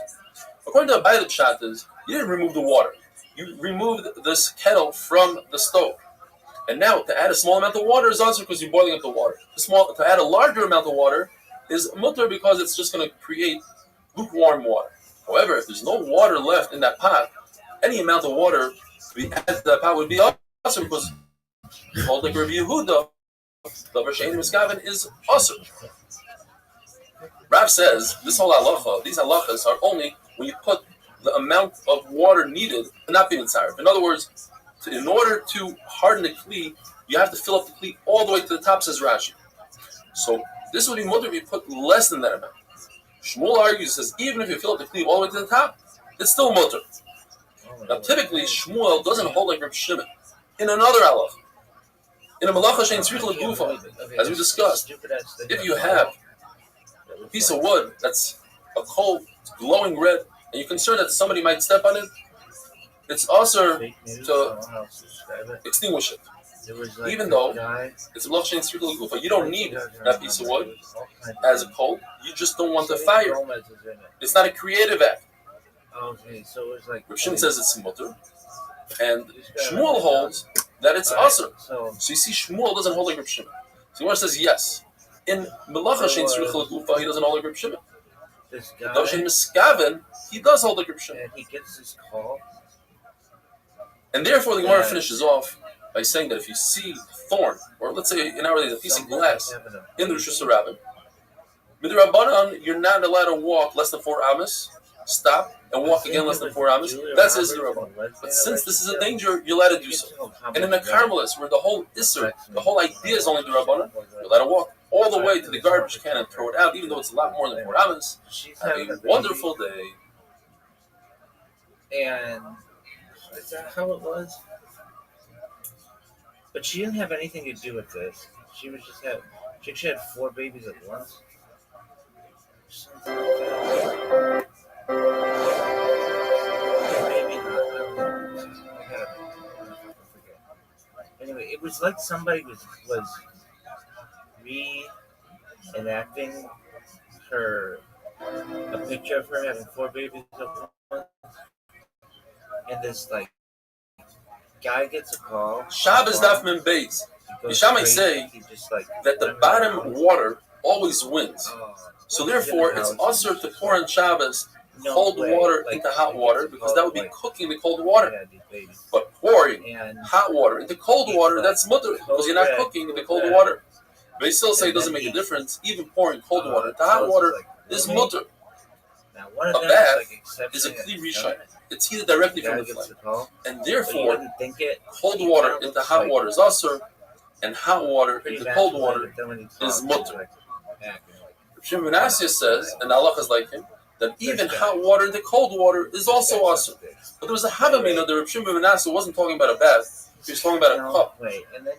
And what he was saying is that in a cup, there's no machlokes between Beis Hillel and Yishamai. Even Beis Hillel admit that you cannot pour even hot water into cold water. Abaye says that a seifel, which is a wash basin, even though it's for washing and you need really hot water, it doesn't have halacha like an abatya of a bath that is a kli rishon. It's in fact a kli sheni. Since it's a kli sheni never cooks. Even if you have it at Yatsi Ledis, even if you have the temperature of 104 degrees like the Chazanish, or 114.8 degrees like Saman Oyerbach, it can't cook. And therefore, I could pour cold water into the bottom hot water, and it won't cook it, and that's much. Their postal worker. Rava wasn't makbid when it came to Sheni. He said you could pour you could pour from a flask of cold water directly into Sheni hot water. Says the Mishnah, if one removes a large pan or pot from a flame, so they are now kli rishon removed from the flame. And you're not allowed to put spices into that dish because you'd be cooking the spices. Spices cook in a kli rishon. However, once you take out of that dish and you put it into a bowl or into a serving dish, now it became a kli sheni, and you could add spices. It doesn't cook it. Rabbi Yehuda is more maker. He says spices don't cook typically in a kli rishon. The only way a spice could cook in a kli rishon is if you have vinegar or fish brine, which are very sharp, and they cause it to cook. Rabbi says that salt is not in the category of a spice. So there are 2 explanations. Either he is saying that salt is much more sensitive than spices. It will cook even in a kli sheni. And Nachman says no. Salt is like bull's meat. It's very tough. It takes a very long time to cook. So Reb Nachman argues on that. Or Reb Nachman agrees to Reb Chia in the second lashon, and that's why this says the halacha is like the second lashon. that salt They go is very tough on. to cook, and it won't even cook in a clear Like, rishon. they get in the guy's car. It takes a long time for it to It's cook, like like bull's meat. jalopy, and they The Mishnah drive says across 2 lanes. Like, that one a lot of is the not drivers allowed to drive bring across 2 a lanes of kli traffic, on Shabbos to catch oil that's dripping and out of a they're candle, like, tell the because that postal, oil is muktzah ben hashmashos, and by it falling into a vessel on Shabbos, it makes that vessel muktzah. and the postal And now you're worker's being like, all mevatel about timei it, chana. You're taking a and tells kli them like out of where service for that Shabbos, and that's awesome. where they can But you're find allowed to put that kli there under the candle before this. Shabbos, as long as you don't use the oil on Shabbos. The Gemara says something similar when it comes to a chicken's egg. Now to take a kli and put it below the chicken to catch the egg on Shabbos, because you've been about the kli made on Shabbos. You're not allowed to use the kli anymore. However, you're allowed to, if the chicken already laid the egg, you're allowed to take a kli and cover the egg that people won't crush it. Gemara says though, the only time you're allowed to do that if it's hatzalah mitzuya. It's a common way to save the egg. Yeah. Typically, a chicken will lay an egg in a heap of trash, so you're allowed to save it on a heap of trash. Anyway, If a chicken laid it on an incline, and you want to make sure it doesn't roll down the incline, that's not a hatzalah mitzuya. You're not allowed to save it like that. Yo, big dog, what's The Gemara brings a lot of questions from different mishnayos, and basically we'd have to say on these questions that they're considered hatzalah mitzuya. For instance, the Gemara asks, the halacha is that if a barrel breaks and it's full of wine, tevel, that yeah, you didn't she's coming up. do trumas and measures on, you're allowed to save it on Shabbos by putting another kli, another barrel underneath. But a barrel typically doesn't break. To say that it's talking about hatzalah mitzuya, that it's a barrel that does typically break by using a brand new barrel. Brand new barrels are sensitive; they It's break. not like I'm in the fucking. Another mission that we have later on in the It's like I'm watching it on social media. You're allowed like to take a cell kli phone, but I to don't catch have a cell sparks phone, that come out of a candle. So we I- must oh, it's say an that the iPad, sparks I think. are hatzalah mitzuya. It's common for things And to have sparks. Have I a remember- wonderful day. I like this song. Lay. But that one fucking barbecue sauce should take this song and go, Sweet Baby Ray. I just think that's how it should work. Anyway, unrelated to this stream. So, then the postal worker, like, calls Selena Gomez, or I forget. It's like somehow she contacts Selena Gomez, and Selena Gomez is like, oh, it's on. Like, Shabbos Daf Mem Gimel, we're this, trying like, to catch up and this, make like, up the lost daf that we had over feminine Pesach. man and This is from 4 days ago. his roommate Daf Mem Gimel. and We had a the sheet of Rav postal worker, Chisda like, she's all in it. that you're permitted to And cover an egg to protect it, but you're It's not very permitted much to a put a product kli placement for under her the egg to catch doing it. a makeup commercial. What's the difference? Rav and Yosef it's like says this because you're thing mevatel timei chana. where she's You're like, canceling a kli. You look can no at my longer fucking use makeup. this kli once the egg And touches she's it. like It's doing milked. lipstick. But when you cover an But, egg, like, you she can has a uncover pretty it whenever smile, you and want. this, she So has the like, Gemara brings all the prices and mishnayos that we had on the more of a crooked smile. starting with, if you have a barrel full of tevel, And full of wine and oil that you never took the trumas and from, and it breaks, she like you got to kisses, take another like, vessel to goes like catch that, the oil and the wine. and, like, But holds that this vessel fucking should be makeup. muktzah, because wine that's And tevel, it's like the her fire is brand of muktzah. makeup, which This I is why it's not love. muktzah, because if Selena somebody Gomez was does over fucking makeup. and took trumas and Baby, on Shabbos, wow. he'd be yaitze. Anyway, so What it about the goes from fact that like it a says in the casual Mishnah clothes, that from Zayin and then like that you're allowed to put a shifts vessel underneath a candle to catch the her sparks? in like a Mevatel dress timei on a chana. red carpet. You must say because the sparks have And no then mamashes. the They're video not visible. shifts So the clean never becomes to- muktzah. We learned that you're allowed to take a bench to support a broken beam in the ceiling. You can remove it easily. What about the fact that you're allowed to take a bucket to catch the rain that's coming off the roof? Rain, that is not muktzah that you could drink. Not like a mom.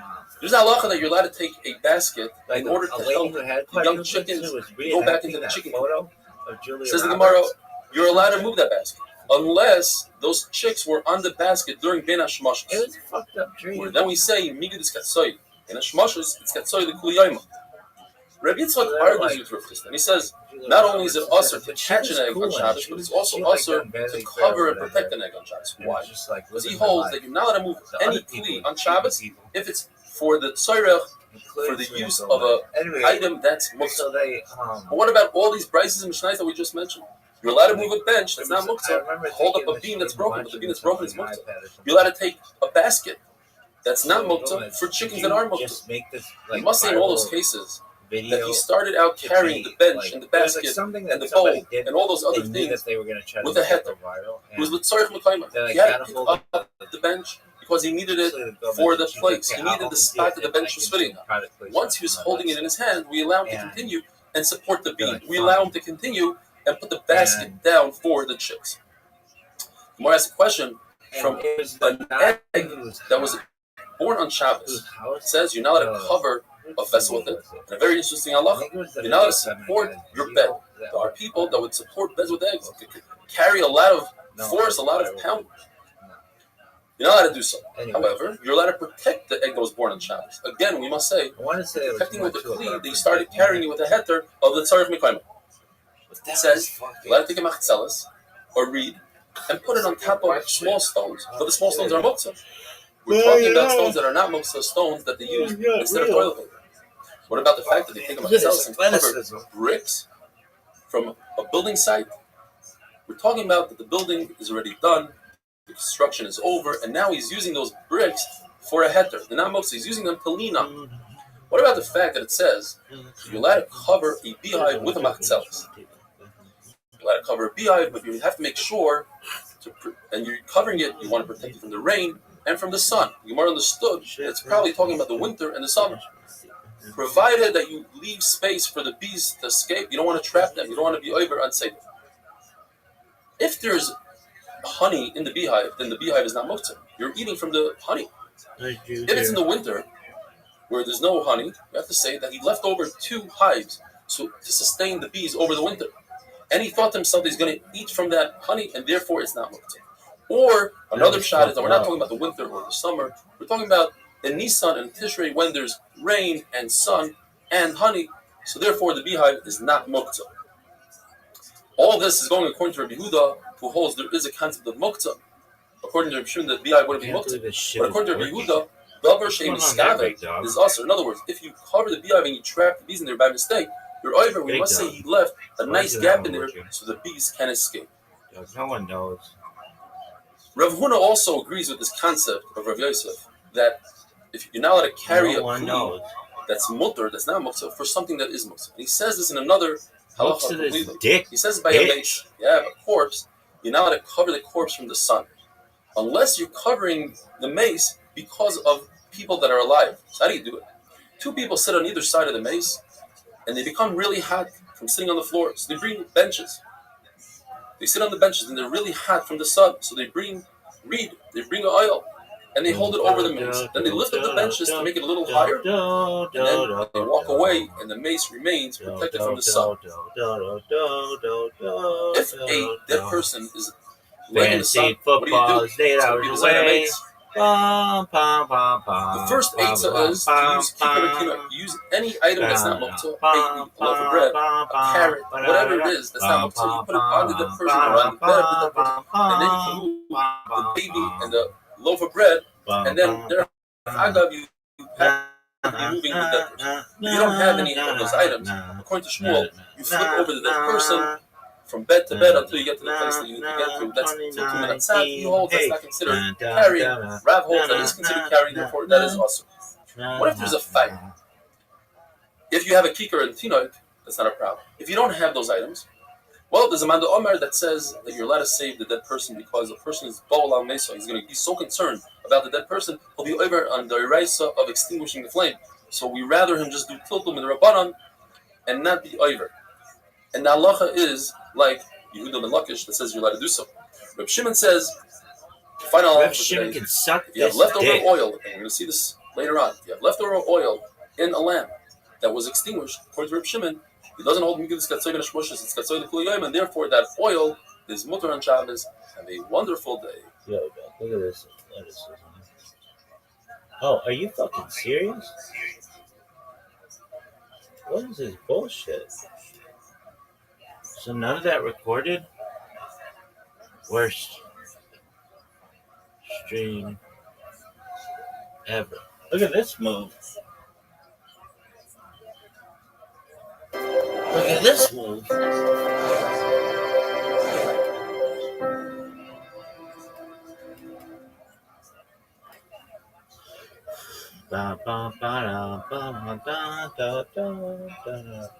Shabbos Daf Mem Dalet, the Mishnah tells us that both the Tanakama review the whole of the concept called Muksa Machmas Mios.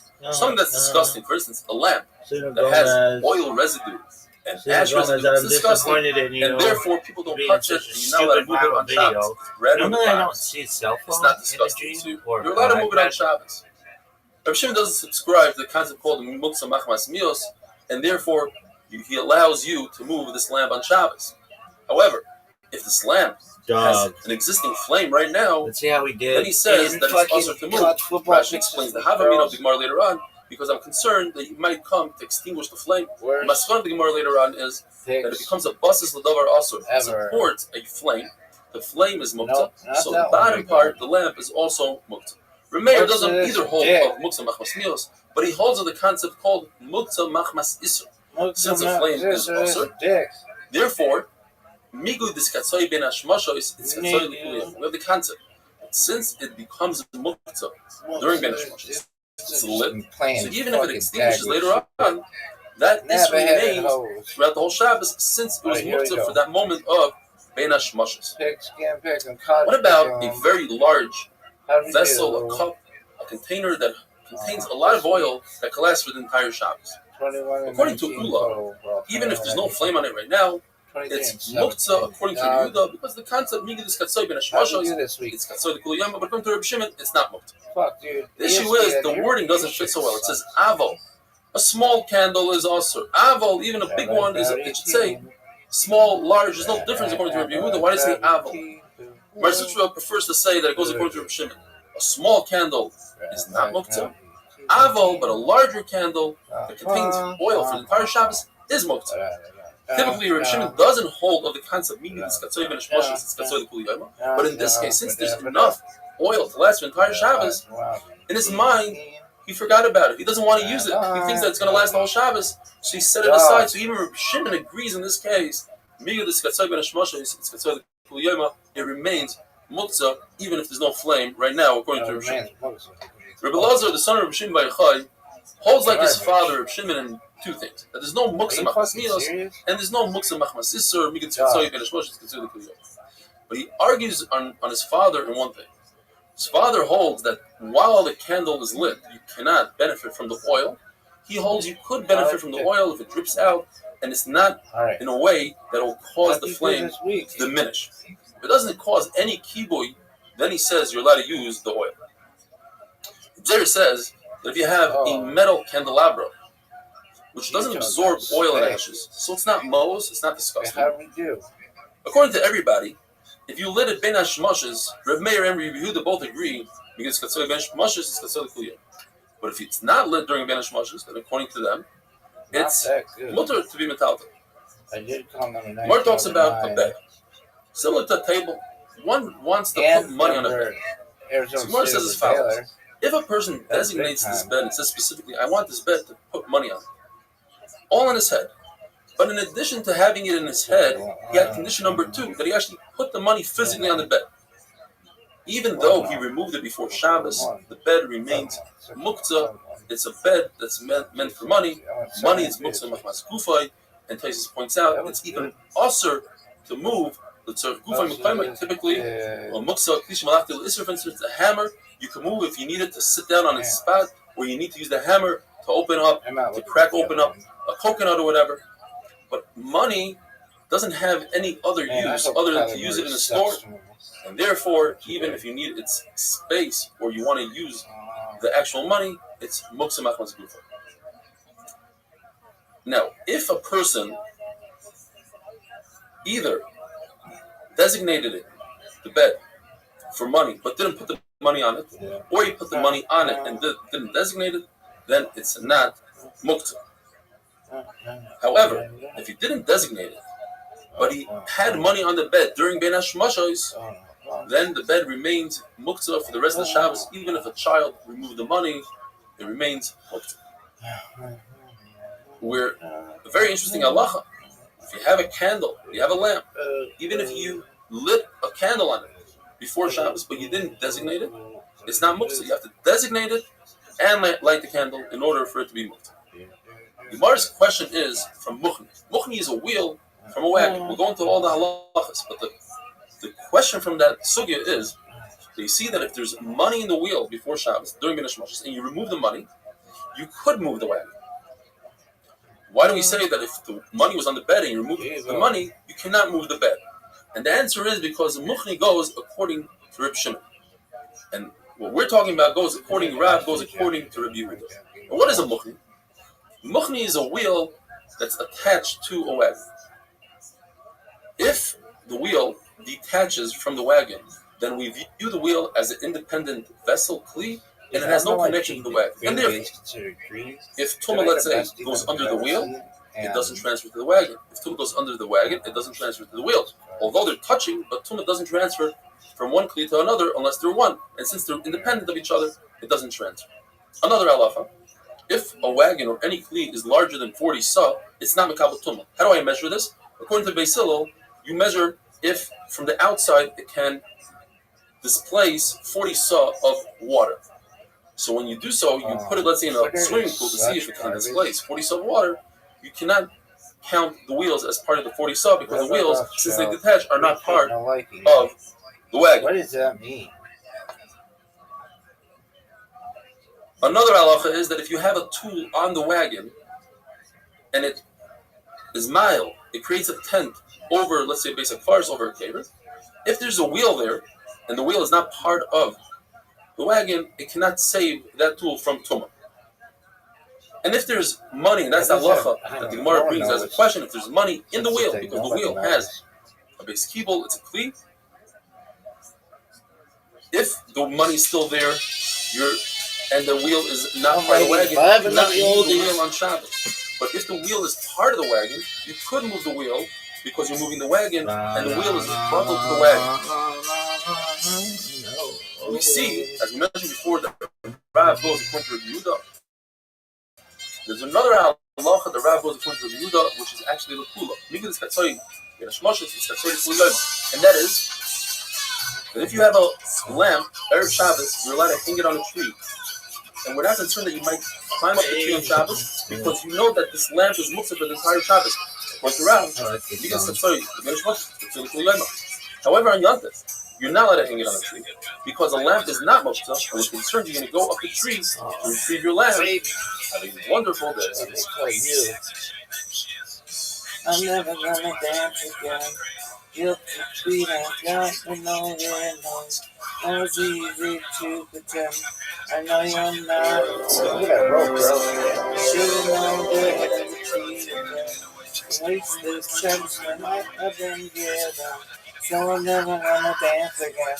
The way I Shabbos, that's when you. Rav holds us with Yehuda and Muktzah, and therefore a candle that consumes on Shabbos remains Muktzah for the rest of the Shabbos. However, we get a dispensation when it comes to Chanukah in the times of the Chabarim. Chabarim were people that didn't allow candles lit. Therefore, if someone wanted to light the menorah and was scared that Chabarim will catch him, after Beresh Moshe, since early Shabbos and the candles go out, you take the menorah back into your house. The Shas Chak is a special halach. The famous saying goes, when it comes to an emergency like Chabarim, then we can rely on the sheet of Reb Shimon that there's no more. More holds in Reb Shimon. Only foods that become muktzah are raisin and grain, chigda or seiach right, because they have over here, bro. in order for something to become muktzah for Reb Shimon, you feel the times putting something aside with your hands saying, I don't want to use this anymore, and that it's not right over here, bro. Dance with you. Oh, well, I love the street. And by putting it in the sun, you're building it back and sending it off to the side. Dude, it's the 21st night of September. There's an additional Do you remember? which Reb Shimon subscribes to. And that is, if you light a candle in Shabbos, that's a mitzvah. That candle becomes muktzah for the time being. Here we go, girls. I love Let's this say a sukkah. The walls of the sukkah so loud. I wish that we could use this crowd. maybe muktzah throughout the it's entire better Chalamayim. this way. We According to heard the each Shimon, other with the words we wanted to unless say. We somebody could made a have been specific night so and said, I good want to use the wood, together. I want to We use could the have decoration. left this dance forever. But What if somebody love is planted gonna kernels, dance. or you put an egg under a chicken, Please set it aside? stay. Well, it And doesn't I'm have the never conditions we gonna need. It's not dance mitzvah. again. Mitzvah, according Guilty to Shimon, feet have got they are not no muktzah. rhythm.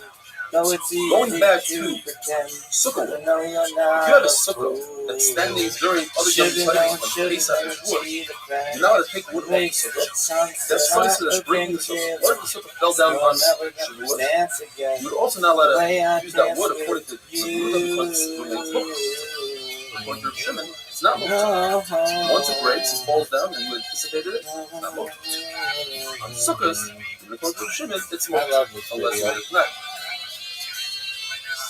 There's a verse that says that there are other fruits, such as peaches and quinces, that you put aside on the roof and you let them dry, and they're muktzah. That must be going according to Rabbi Yehuda. But what's the chiddush?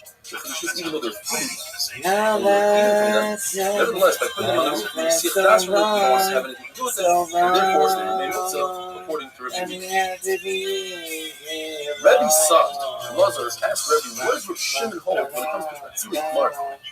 These are dates that will never ripen. From the fact that he asked Rebbe the question about Rabbi Shimon, that means, the Gemara understood, that Rebbe subscribes to Rabbi Shimon's shita of muktzah. Otherwise, he wouldn't ask his father, what does Rabbi Shimon hold about muktzah? But he told him, even though Tzili Mark are not edible, but he never pushed it aside with his hand. So he has one out of the two conditions, and therefore, they are not muktzah according to Rabbi Shimon. Nevertheless, the Gemara asks a question. There's a Mishnah that tells us that on Yom Tov you're allowed to shop an animal that's yours. But if it's yours and it's in the midbar, and what that means exactly is machlokes, whether it comes back after when it starts raining, in other words, it's away for a half a year, according to Rabbi, it never comes back. Point is, that kind of animal you cannot shop because you never had it in mind that you're going to have that animal. You're not allowed to give it. I should have done it at midnight. Skin comes off easier. Tonight is turning up. Rabbi's the one that says that the animal doesn't come back at all, and therefore it's muktzah. Do you remember Three options. the Either 25th Rabbi of falls like September? a That was but changing this the particular night. animal is like raisin. It has two conditions. First of all, the ability to push to the side, said I don't want to see you anymore for a year. And second of all, it's very difficult to catch. So it has two conditions, and therefore, even Rabbi Shimon would agree that this midbar animal is muktzah. Second answer, the Rebbe never said that he holds like Rabbi Shimon. He's answering what Rabbi Shimon would hold. In fact, Rebbe holds what Rabbi Shimon would hold. And he's answering his son what Rabbi Shimon would hold him of. Another chance, that he was talking in the school of in other words, he holds that Rabbi Shimon and muktzah. But those who Chachamim agree that if an animal comes back really half a year, it should be considered a domesticated animal and put up in so he said no. We don't agree. Rabbi Baruch said that Rebbe holds like Rabbi Shimon and muktzah. There's no muktzah. Why did Rebbe say that chicken is muktzah? You must say that it's talking about a very specific egg. Chicken has an egg, and in the egg was a chicken. So therefore, this egg is not very like us.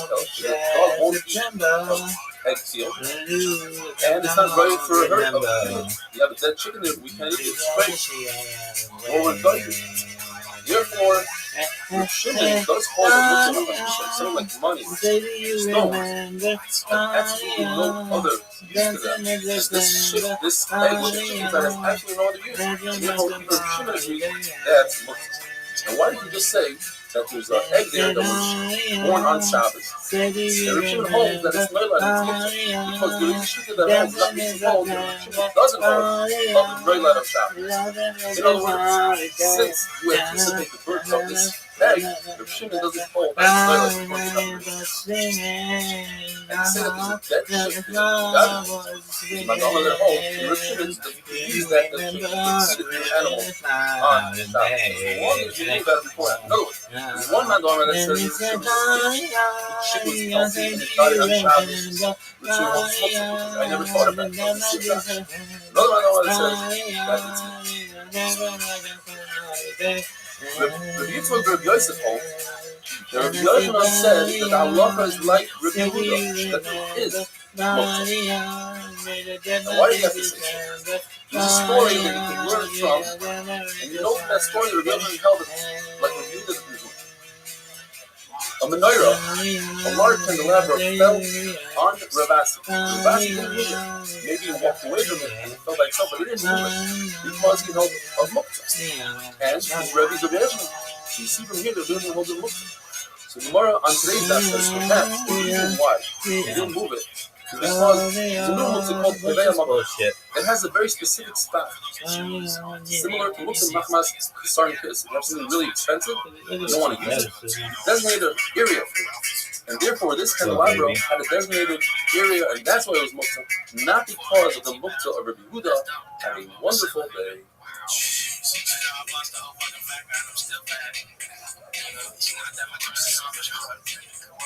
I just thought it was.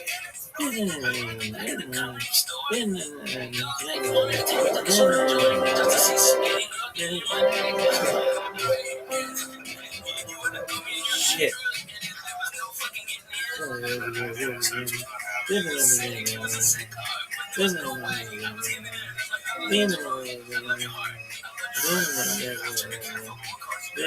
Shabbos daf Vav. How's everybody doing? I hope you're staying safe and healthy. We finished off yesterday saying there's a story where a menorah fell on Ravasi and he refused to move it with his hand and said it was muktzah. What kind of muktzah? We tried to say perhaps it's called a muktzah of Kviyas Makkah. Since it's a large item, has a designated spot, you don't move from that spot, it's muktzah. Says Gemara, but what do you do about Kviyas Chasanis? It's a fence that you build over a bed. The pot is narrower than a pevach, so we don't have a problem with building the oil on Shabbos. You let it put it together on Shabbos and pick it apart on Shabbos. But how can you touch it? It's muktzah, Kviyas Makkah. You see that there is no muktzah called Kviyas Makkah. So why did Ravasi move the menorah? The answer is because this was a menorah that came apart and you put back together, then certainly that would be muktzah. And we're dealing with a menorah that just looks as if it come apart. So we made it zera, such a menorah, because of a menorah that can come apart. And if it's a really small menorah that can come apart, machlekes. The Rabbi says, even though it usually doesn't come apart, you have to be right on a small menorah. So since it doesn't come apart, nobody's going to confuse it with a menorah that comes apart. You don't make this. What is the fuck? What is up with all the YouTube comments? Who's listening to 2025? The issue is, there's always haskins, like the Stam Mishnah, like an anonymous Mishnah. And the Mishnah of Mukhnid that we had the other day, the wheel that he catches from the wagon, one of the halachas we learned is that if there was money, even ben shmoshes inside the wheel, and the money was removed, you can move it on Shabbos. That goes according to Reb Shimon. So on the one hand, the Stam Mishnah is Reb Shimon, but Reb Yochanan Paschal is like Reb Yehuda. Says Reb Zera, we must learn, even though it's a doicha, that the Mishnah is talking about that there's no money during Ben HaShmashos, and that's why you can move the wheel on Shabbos. But if there was money during Ben HaShmashos, in fact, the wheel would be muktzah, like Rabbi Yehuda that says, you can say Ben HaShmashos, it's katzai, with Kuliyar. Yeshua Levi said, the Rebbe said a very cryptic statement. He said that a menorah is like a ner of Reb Shimon. Menorah is Reb Shimon ben Ner. Meaning, could be two meanings. Either it was one psak halacha or two. Either the psak halacha was that a menorah is not muktzah, like Reb Shimon says that a candle that was lit and it was extinguished on Shabbos, the candles no longer muktzah. In other words, the menorah is muktzah. Or he said two statements. A menorah is awesome. A candle is muktzah. The Gemara remains in a table.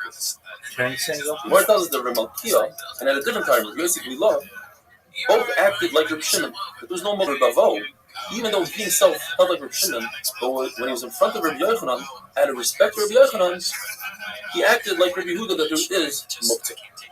Machlokes, Reb Yehuda says, if you have an earthenware, therefore it's not muktzah, you're allowed to be muktzah. But if it has nef, or seen, so it is muktzah. Now, we're not talking about muktzah machmas, because Reb Shimon doesn't hold a muktzah machmas. What we're discussing is since there's no other use for this candle, because it's disgusting, therefore it's like a stone that has no other use and it's muktzah. In other words, muktzah machmas gufa. Rabbi and Rabbi Yosef both hold that you're allowed to carry, you're allowed to be metaltal, a lamp that was used with nef.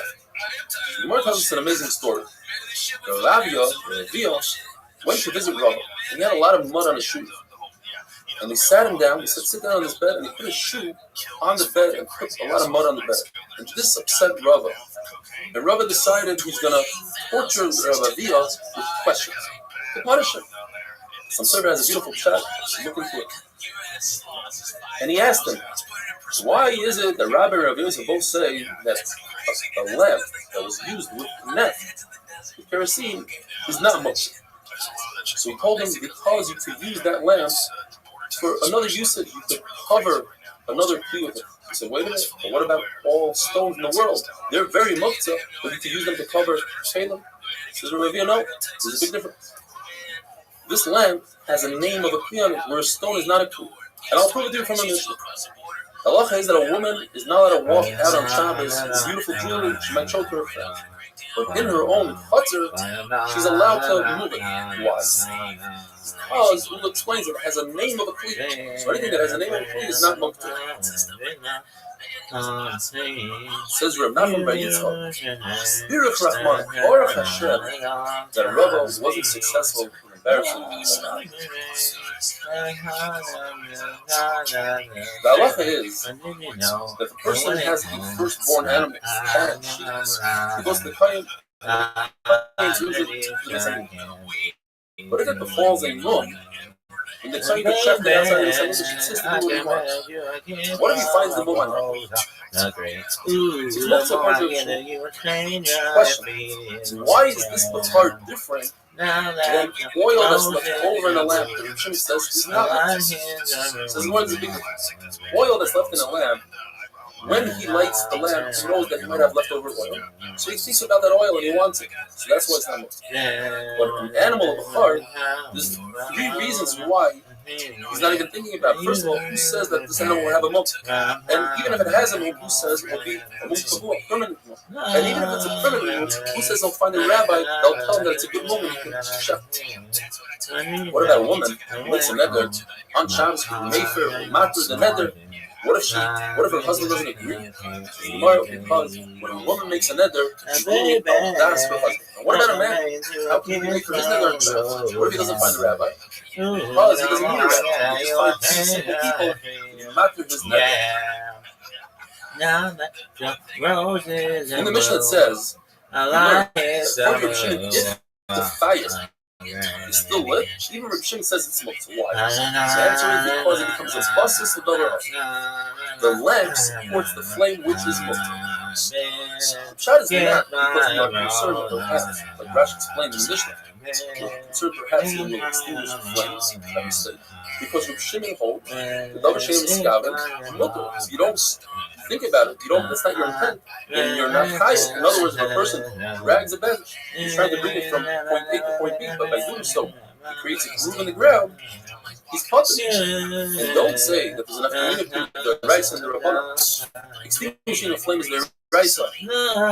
And moving a bent, making a groove in the ground is not the derech to do so. So it's only into the rabbanon. Perhaps that's why it's more important. The rice would assume it's because we have the case that we had last week or so. If a person is peddling his goods, his clothing, and there's shotguns, he's allowed to wear shotguns. He's not the to wear the clothing. Because he's not being protected by the elements from the sun and the rain. It's mutter. So you see that even if the rice are shotguns, as long as you don't have kavana, Reb Shimon says it's mutter. Wonderful says.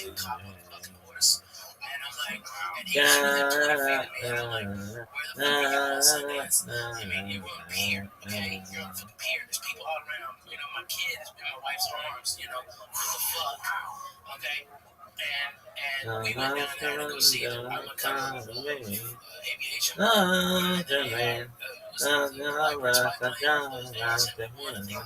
But did you know the West Coast, my eyes are going on.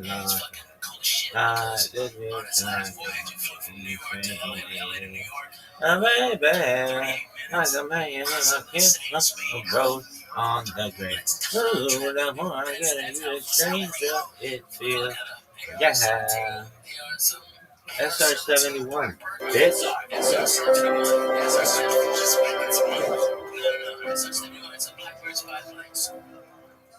Check that fucker out. Look at this athleticism, folks. I really want to just tell you, this motherfucker's so athletic. Shabbos Davar Mizayin, up until now we learned about basis l'davar asur, a support to something that's asur like a flame. The support is muktzah. What about if you are supporting something that's asur together with something that's mutter? Basis l'davar asur v'hamutter. For instance, you're permitted to carry your son who's carrying a stone. They want to go. Mutter and asur. So the isur comes because of the height. Same thing. If you have a basket that has food, but also carries a stone, that's mutter. Zera as Ravasi. So then why is it that Rabbi said that it's mutter to carry a machta that has leftover incense, the ashes of incense? Incense is muktzah. The word uses a pasuk from Daniel. For a moment. And then he answers the task. There's some leftover incense that's actually not muktzah. And that's why it's basis l'davar asur v'hamutter. Rabbi didn't like that. Rabbi was very well. And a small amount of incense was insignificant to Rabbi. And we learned when it comes to Tumah, a wealthy person doesn't consider a beged of an ani, three beged, or any beged made with different type of yarn or whatever. It's not considered a beged for an ani. So that's not considered non-muktzah item for Rabbi. Therefore, Rabbi prefers to say that we're talking about a graspful race, a disgusting vessel that usually contains excrements, human waste. And it's a special halacha that since it's disgusting, you're allowed to move it and take it out of your room, out of the house. Rabbi says it's not a graspful race is an open complete, whereas this machta has a net on top. Rav Shirei is disgusting. Ashes of incense is not disgusting.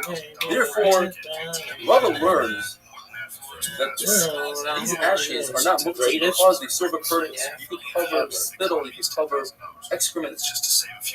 So what is the chiddush? The chiddush is that in addition to these ashes, there was something that was muktzah, there's something unburnt wood. So again, it's a basis l'davar. Hamutter ashes v'asur wood. The chiddush is you're allowed to move it. Rashi says both Rabbi Yehuda and Rabbi Shimon. There's no teaching. Such a that if you have leftover whisk floating in the oil, that's considered muktzah. If you have Randy, Doug, no one gives a fuck about magnesium. There's wicks worth a lot of money for that. And therefore, the wick, which is davar asur, overcomes the oil, which is davar asur. Taisa says it's very interesting.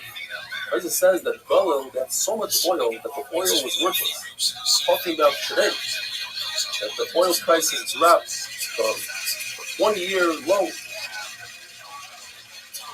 The word talks about a mita sh'tarsin. This is a bed that comes apart. You got to put together on top. There's a Sandy. Rabbi Shmuel says it's a very rice. Chai v'chata. Why? There's a boy on a western bay, and he serves. And the fact is, the Bryce that says just like that. Take fire, girl, Doc, do it again. Or you take a round horn and you put it together. It's difficult to put together. There's a Sandy dancers. If you have like an extension, it's a boy. Sticks with your paint, or one of those sticks that come together, or a simple horn. That's putter also.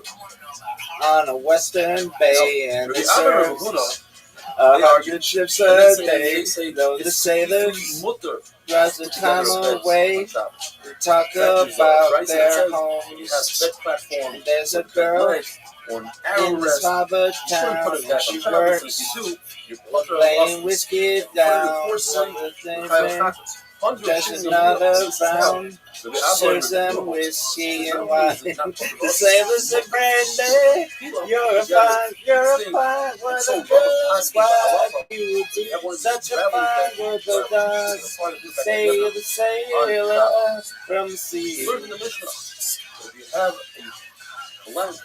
And the lamp is viewing out front. Made it finest silver from another Spain. Lonely silver, like it, that bears the name. The land that landed. You let it move the feet afterwards. She came, however, on a summer's day. Now that it has liquid, it's even before Shabbos. Far away, But he could not stay. No harbor was his home. The sailor said, Brandon, you're fine, but a good one. You would be such a fine one. What's the good thing of port in the harbor? Very insulated. Yeah, Brandon used to watch it, but they told the sailor story. You could feel the ocean from miles. So much so that doesn't matter if you His raging for it, but you had only told was honest man. And Brenda does her best to understand it. And there are some that only add when they are moist and not when they are dry. Those are straw, straight skin. And you can saw like soft cotton, some soft wool, and grass. She hears you say, Brenda, that's not why it's a pebble. Doesn't have food inside. You're not going to chop. It's also to put that back on top of the protein. There's a lady on here. It makes me cry. You know, I take a phone pad and cover it with a blanket. Like some of these comments that I read on YouTube videos are so sad and so beautiful. No, it's like who's in 2011? Whatever. Fuck you people. But this lady, Sandy dances, sand dances.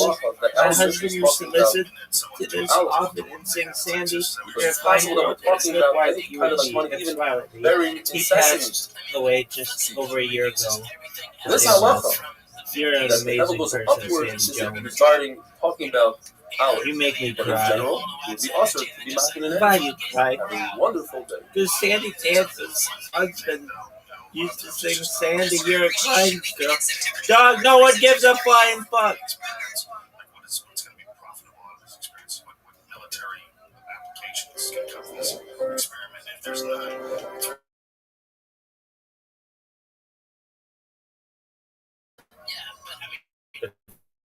Sometimes it's healthy.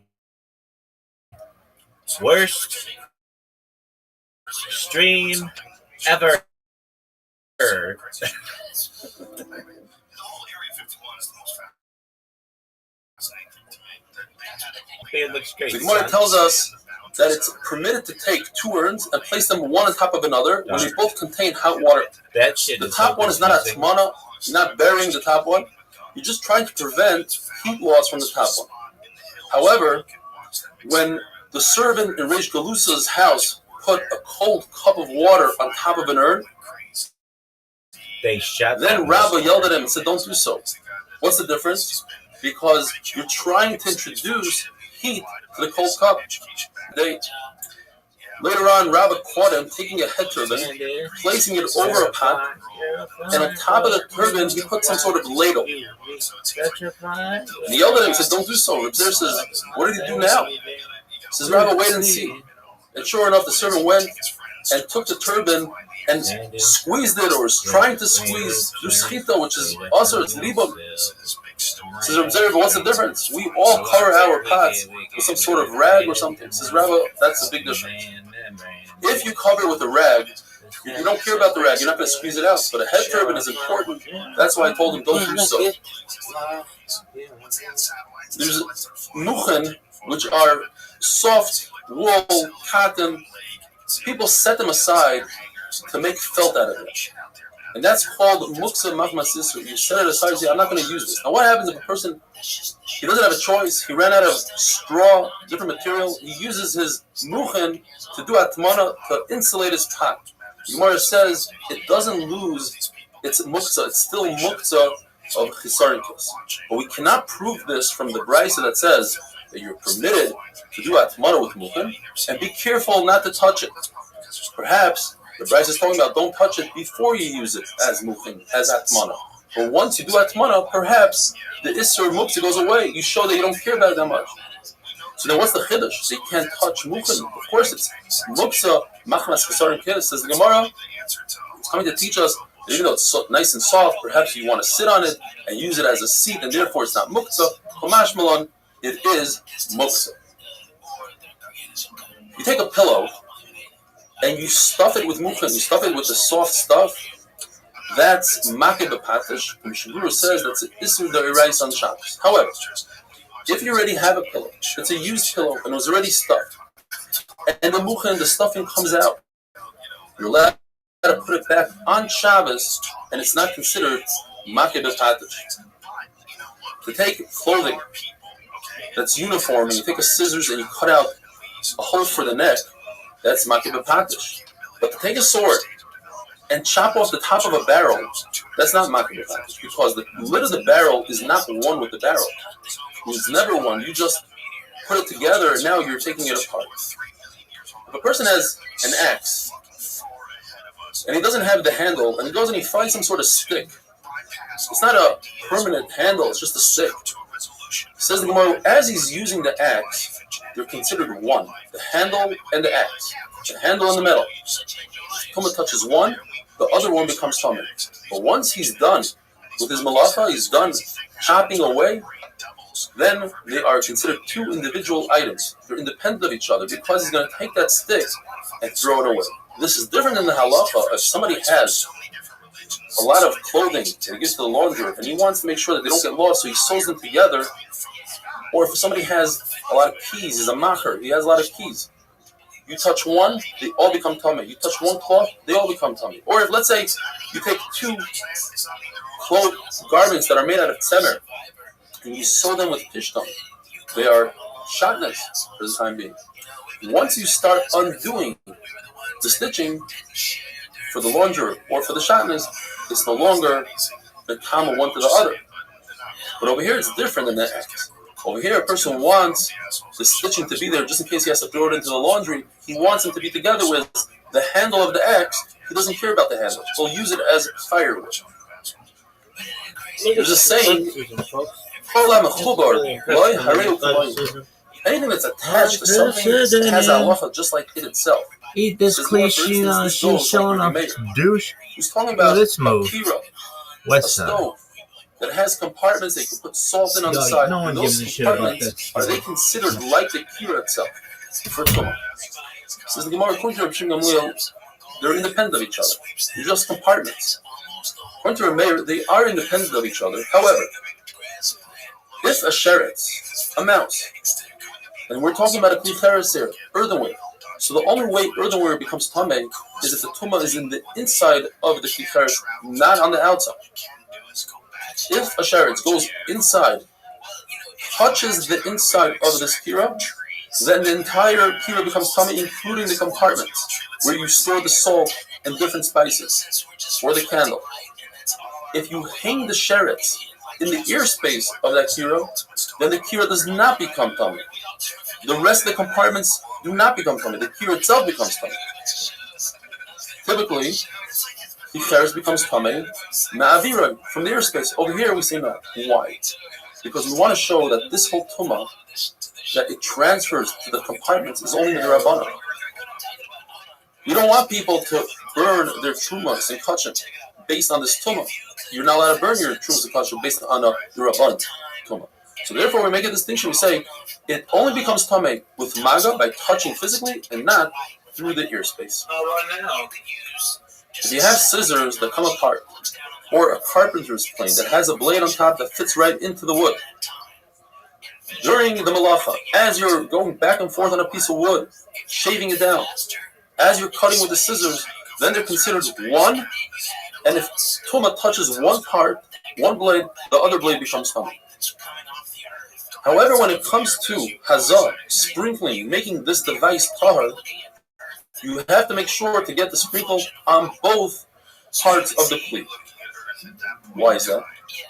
Because in the Raisa, they are considered one only b'shas malacha, only while you're doing the work that it's intended to do.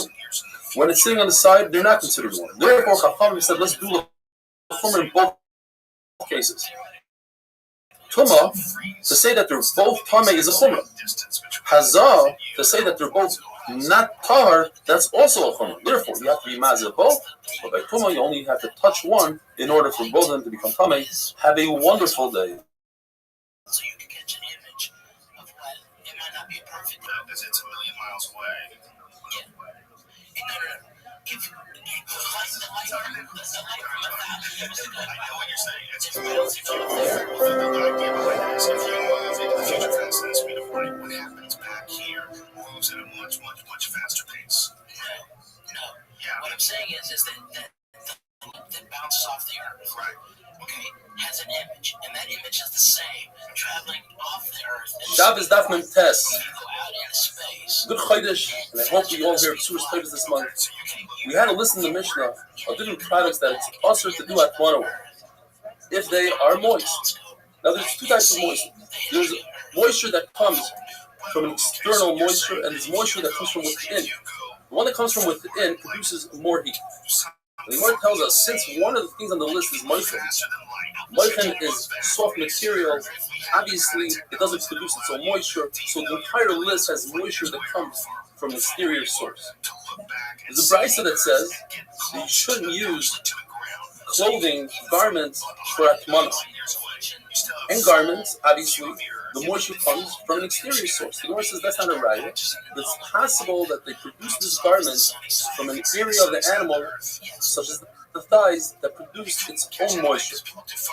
No Mishnah, the Mishnah says you could do atmana with clothing, with fruit, with kamfeyayin, a pigeon's wing, which is going to lead us into a beautiful story of Elisha Bal Kafayim, and with sawdust and fine flax.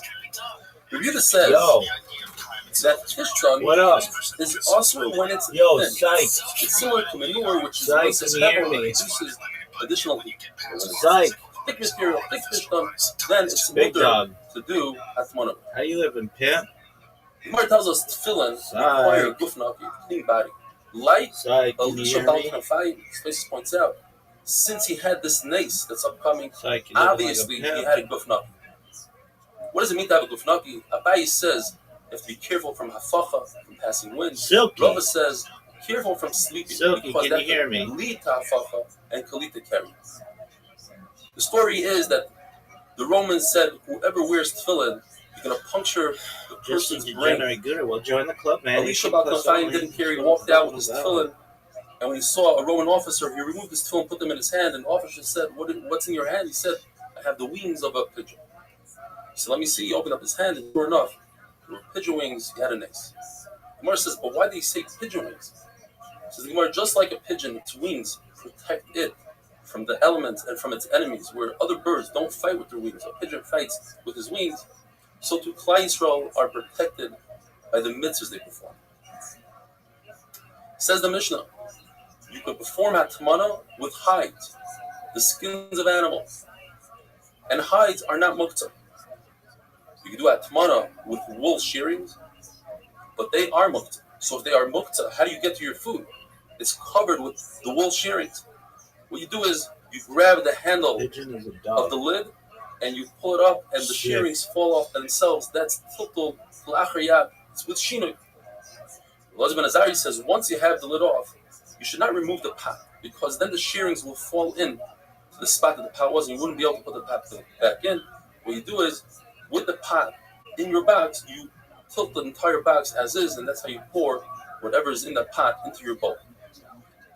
Rabbi Yonasan ben Elazar says that our mission is talking about specifically hides that are owned by a common person, not a hide dealer, not someone that does business with hides. Because if it's somebody that does business with the hides, a uman, that would be muktzah. They're designated for schayra, for selling. Tanakama says that hides that are tanned, they're the finished product, they're usher. But according to everybody, the only types of hides that are mekabel tumah are hides that are tanned and finished. And Taisus points out, if they are finished hides, you don't need to think about designating them, they become designated automatically. If a carpenter has wood, they're muktzah, because he's makbid, he doesn't want people to ruin them, So they're mokta. I apologize for the noise. But a common person who has wood, the wood is not mokta. Even a carpenter, once he places food on it, he says, let's use it for something, then those pieces of wood are no longer mokta. These Amoraim that we discussed before, they also had a discussion, why is there 39 malachas? One man said because there were 39 different malachas in building the Mishkan. And the other man says, Rabbi Shimon Rabbi Yossi ben Lekunya says, because the Torah mentions the word melacha, melachtoi, and meleches 39 times. Now, it's not going to help to go count. What up, pimp? How are you? Because if you count, you'll come up with more. Verses, for instance. How's your day going, Silky? Rabbi, hello, I can't hear you. You can't hear me? You muted yourself. I didn't mute myself. I can hear myself. I'm sorry, I muted you. Fuck. Yeah, you did. What up, Silky? How you living, pimp? How's your day going, Silky? I'm doing all right. I'm watching an alien movie right now. Excellent. Things are good. What alien movie, my friend? So there's a new series that got released. I think it's called Alien Earth, and I'm watching the first episode of that. It's cinema length. Dog, I've heard about that series, that it's very good. It's on Amazon? Yeah, I think it, well, yeah, sure it is. I got you. Somehow. Say no more. Say no more. I've got you. Excellent. All right. How'd you find out about me, Silky? Fuck, I genuinely forgot. Okay, so it's been a long time. I've been here for a little while, so like that's been purged from my thoughts, you know. Absolutely, I understand. Well, you know you're always welcome here. Enjoy your show, and if you need anything from me, I'm gonna be here all night and all day. Okay, big dog? You bet. Are you doing okay yourself, my friend? My friend, I'm kicking ass. I'm taking names. Every day's a holiday. Every meal's a feast. Thank you for asking. Look, yeah, I love that energy. I love the attitude. Absolutely, all day, every day, baby. Sideline to sideline. Sun up to sundown. I keep the positivity rolling. You know what? I just watched a movie with my family. It's called Big River Man. It's a documentary. Dog, I've seen it. It's that motherfucker who, no way, he swims the Amazon River. Yeah, dog, I've seen that. Holy shit, yeah, no, you're right. I didn't smell it, Yeah, holy dog. shit. I watched it like within the last 3 months with a friend in here, and we enjoyed it. That guy's wild. You know he's an Uber driver in Arizona now? What? That, Martin Skrillex in the Arizona? yeah, so first he did the Danube, then he did like the Yellow River, and then he did the Amazon River, and then he moved to the United States and became an Uber driver. And I've heard people who have ridden in his Uber, and he gives them a copy of his DVD so that they can watch, because they don't believe him. He's like, you know, like they'll be like, hey, what's new with you? And he's like, oh, nothing. They'll be like, what do you do? What do you like to do? He's like, oh, I like to swim long distances. I'm like, oh, okay, you ever do anything like super long? And he's like, yeah, actually I hold the Guinness World Record for the longest swim ever. And they'll be like, what the fuck are you talking about? Be like, I swam the Amazon River. And they're like, get out of here, you're my Uber driver. And he opens the glove compartment and gives them a copy of the DVD. God damn. Well, I mean, I don't have any like content from it. Post 2006, there's a documentary movie, and that's what I just watched. Yeah, I love that movie. In some ways, Even I was watching the stream with. What'd you say? So I'm accidentally broadcasting both to you and like a server that I'm in right now. Oh, okay. And there's a bunch of people in there, and I don't want them to know I'm talking to you. You're good. Shout out to them. Yeah, he has a fascinating story. It's kind of sad how much he drinks, or I found it sad how much he drinks. And Okay, That's fair. you know what surprised me more than anything in that movie? You would think if you swam 2,000 miles plus, you would be in really good shape. You'd have like a body like Michael Phelps. Not at all. Yeah, no, I had the same thought. I'm like, what if Michael Phelps did the same thing? But like, Michael Phelps can swim really fast for a short period, but we don't know what he's like in the long period, you know? Right, and I feel like Martin's fat helps him with buoyancy, so perhaps he could even do it a further distance. Um, yeah, that's a wild documentary. I can't believe we have both seen it because it's not like super popular. I feel like, yeah, I said the same thing with my family. Like, why is Martin Short not more popular? Yeah. I'm gonna invite one of my friends. Please I don't know why. Can any of you hear me still? I'm in two streams right now. Can you hear me? I'm sorry. Obviously not you. Obviously not you, Mr. Rothschild. I understand. Is there a less formal name I can refer to you by? Just call me Rabbi. Rabbi. Okay, let's go. I'm gonna drop. Wait, shit. But I don't have access.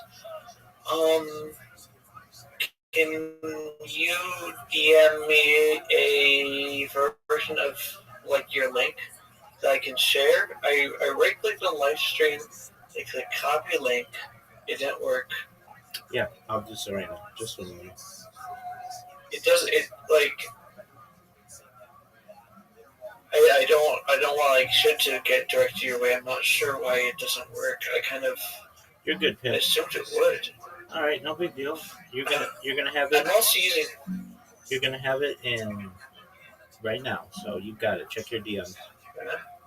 Okay, cool. Thank you. You're welcome, big dog. Okay. I right click, copy text. How about paste?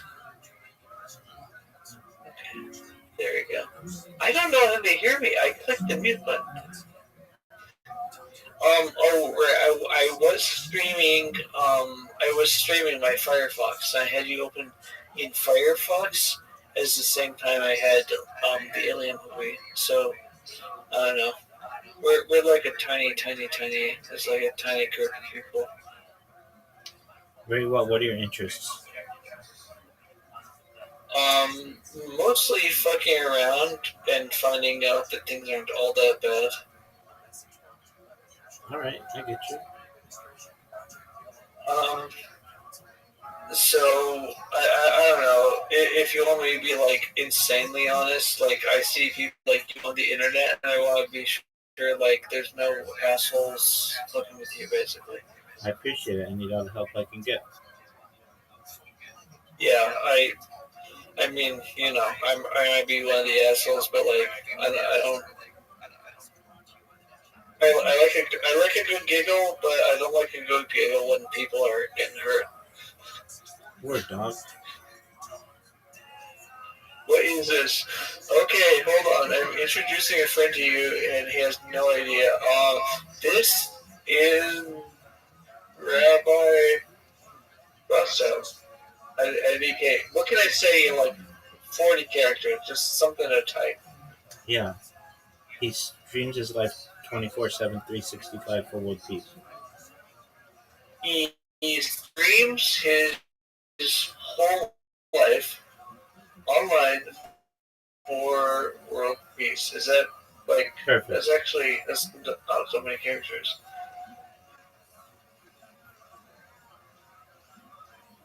I don't know if you're gonna do it, but honest to God, honorable goal. That's a good goal.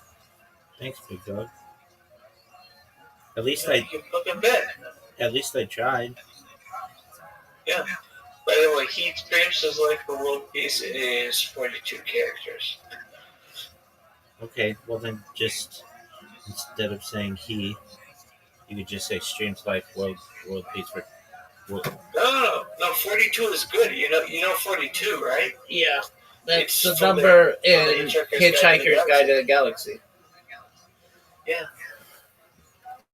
It's also what I lose track of my body count at. It's your body count. God damn, you get laid. No, it's not my body count. I lose track at that number. Oh, what the fuck? It's more? What the fuck? Yeah. You're a fucking holy shit Donald Juan over here. You got that right. I'm a pickup artist, baby. What do you want me to do about it? Well, I also respect dudes that get laid and, you know, respect the women. Just enough. Oh, yeah, no. Definitely respect the women. Ask any of the women I've been with, any of the 42 plus. They'll all say that I'm the biggest gentleman they've ever met. Oh, that's great. Okay. Fuck yeah. I'm into that. Yeah, I'm super into consent, super into love, super into seduction, anything that a woman wants, but nothing she doesn't. Yeah, I fucking misunderestimated you. Listen, there's a lot of shitty people that call themselves pickup artists. It's good to hear. That's good to hear. I have no other questions. Excellent. Do you play the video games sometimes? Do the multiplayers? Yeah, I play a lot of. Do you have like a Steam? I do a lot of mini games in here every night. Miss Aquarius is also in here. Oh, yeah. She and I play games on an app called Play-Doh that has like a variety of games. So we play bowling, but then there are other people in here. I have a friend from Australia, and he and I, and I have another friend from Canada. The three of us, so and other people will play like three, like the three of us or four of us, and we'll play games like mini golf, chess, checkers, Scrabble, Battleship, Monopoly. What else do we play on there? Archery, darts. We play like a Pokemon game. We play poker. We play like just you name it. Like if it's a mini game, we basically play it. And then I also play some Grand Theft Auto. I play. You play? There's a Grand Theft Auto multiplayer. No, but I just play that on my own. Yeah. And then I play. Okay, that's fair. I love single player games. I fucking love them. Well, there's Grand Theft Auto Online, which is multiplayer. Okay. Yeah. And then I'm sorry, I'm talking to again two different people. You're good. You're good. You're good. You talk to that person and get them in here.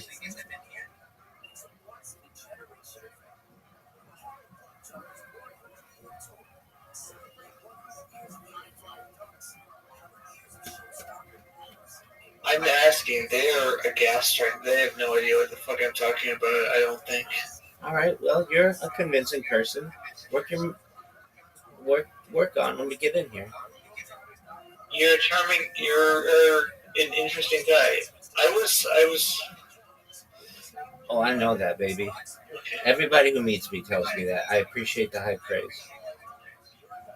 You're a fascinating fella, and honest to Christ, if anybody is being mean to you, I kind of want to make sure they don't. Oh, people are mean to me every single day.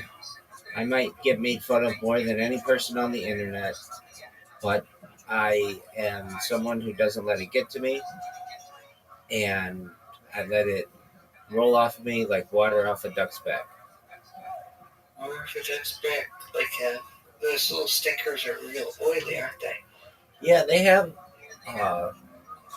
an oil that they exude that helps keep their feathers somewhat waterproof. Yeah, it's interesting that they have like those secretions. Exactly. I'm just gonna DC here. If you want to see the person I'm talking to, just DM me and I will give the info to you. Otherwise, goodbye, other room. So I guess full disclosure, I do find some wacky people on the internet, but I try to keep it respectful. Don't we all? There are some really shitty places online, and I would be upset if I saw your stuff getting posted there because I don't like it when people get hurt. Well, that's okay. I mean, anybody who is a dick to me in here, they could be muted or they could be banned or whatever. But I give people as many chances as I can. And then I also have an appeal server. I also have an appeal server of anybody who, like, they get out of line or something. Like, I'll get somebody, this happened recently. Somebody came in here, or actually they DM'd me. They're like, hey, I'm sorry, I was drunk the other night making an ass out of myself and got muted. Is there any way you can unmute me? I was like, yeah, sure. Well, you've just got to understand, like, we're trying to have a conversation and you're making animal sounds. That's annoying as fuck. And they're like, I know, I was drunk. I was like, okay, I understand. No harm, no foul. Okay, well, I will drunk myself. That's fair. There's no reason to fuck with you because of that. But, like, do you know, there was a schizophrenic man named Terry Davis, and he committed suicide a few years ago. I don't know what this is. The last few years of his life, he was harassed by people on a forum called 4chan. Oh, yeah. And they made up, like, things to tell him. Yeah, that's a toxic place. Or it can be. Well, it is, but, like, the people on there will go all over the place. So I saw that, and I was like, what if they fucked with, like, Rabbi ROTHSCHILD? And I was like, I want them to. I want them to. I want the attention. I don't want you to have the attention, though, because those people, like, they would only be happy if you died. That's okay. I mean, I don't pay attention to them. I don't read the comments. Basically, if the only way they'd ever have any discussion with me is in here, and they'd have to be kind. If they wouldn't, I wouldn't pay attention to them. And then they would tell their other troll friends, and then they'd watch my old videos, and they'd recognize, like, this person's cool as fuck. So, I guess, like, trolls should decide, like, what are you skilled at doing? I do computer shit, and you seem like you do too. Yeah, I'm a certified project management professional. I've watched apps on the App Store, Google Play. I've also had large... Do you know any Java or Kotlin development stuff? I know some. Oh, that's pretty cool. Like, if somebody was like, I just want an app to just show some stuff on the center of the screen on Android, could you code that shit up? Yeah, but the easiest way to do it nowadays is just to use, like, a template that's already been created. Yeah. Yeah, I mean, I made some shit on the center of the screen. I was so fucking proud of myself. Why remake the wheel? Or why reinvent the wheel? Like, if it's already available, like, and frankly, apps are kind of old technology in comparison to the best way to drive sales and such is to have, like, it's like a responsive app that works in a browser. Yeah. That's what Starbucks uses. That's what Uber uses. So that's the best way to do it. Well, yeah, I actually am best at the web stuff first. So, like, I learned JavaScript, but I was really curious about native stuff because that's going to run faster, right? Theoretically, if it's coded correctly. I try to respect browsers when I code JavaScript. Like, I know it gets abusive, but I try to go for the minimal stuff. Ooh, have you seen that stuff recently where they started making web transitions into, like, not even JavaScript, but, like, making it into the HTML? Like, you know CSS, right? Right. Like they recently started making scroll transitions, so you don't need JavaScript. It'll just be in the CSS. That's interesting. Yeah, it's really cool. Um, do you follow like Stack Overflow or any of those other development websites? Yeah, so I have an account. I don't post, but I lurk on there a little bit. They're quite interesting. They're like one of the last forums available on the internet, and they're a great resource. Same with GitHub. Yeah. Are you aware of Lemmy? I've heard of it. I don't use it. What is it? No, you know Reddit, right? Yeah. Lemmy is like a decentralized Reddit. If you make a site, it will open on the internet, and you can connect it to every other Lemmy website, unless they block you or they're like being super secretive. That's tight. Yeah, because Reddit is very censored. Yeah. So the guy that made Lemmy is like a Marxist-Leninist, which is like pro early Stalinist Russia. Right. But he made the software, and a bunch of other people that don't really like him use his software, and they connect with each other.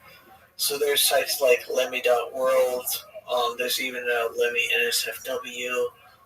All these sites, they can get together and talk to each other, and it's like a little decentralized Reddit. That's tight. Yeah, if you go to like lemmy.world, LEMMY.world, it's like a little mini Reddit. Very cool. I love Reddit, man. It's one of the best. It's one of the best websites on the internet. Yeah, and it's like, what if Reddit was made by the people and not by the Reddit company, especially after they got bought by Condé Nast. Yeah, I don't know who owns it now. It's Condé Nast, which is a subsidiary of some other company. No shit. Okay, I thought they were still their own site, but like, okay, so it's mostly politics right now. There's not a lot of stuff on Lemmy, but like, you could make a server. Like, if you know even a little bit of like Linux, or if you can buy a name cheap, you could own a server there. It's a thought. Do you do like any server stuff? Well, this is a server. What is? Sorry. This Discord's it's a server. Yeah, but like, do you run any servers that you own yourself? Well, not anymore. I did. Yeah, that's fair. I mean, but you do web dev. You do a little bit of JavaScript too, a little Java, right? Correct. Have you ever fucked around on Linux? Yeah, some. If you fucked around on Linux, you might be able to run like a Lemmy server. Like if you buy, like there's two steps. Step one is like buying some server space. You can get some from like DigitalOcean or Namecheap, and step two is actually installing Lemmy on it. If you install the Lemmy software, then you can you can have a whole Reddit that connects with the rest of the web. Very cool. Hey, just one moment. Yeah, Silky. Just one moment. Yo, what's up? Sure. Kicking ass, taking names. What's good in your neck of the woods, son?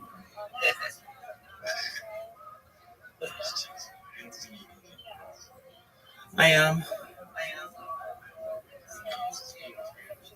It's been very successful. Seen like a 15x on it. Word dog, how about you? Wait, what the fuck? Have I been streamed to the studios? How's it going now? How's that been for you? I'm talking to Rabbi ROTHSCHILD right now. Oh, that's great. Hey, you should join my Discord. The link is in my profile. It's discord.me/rabbi. We're talking to some other people right now.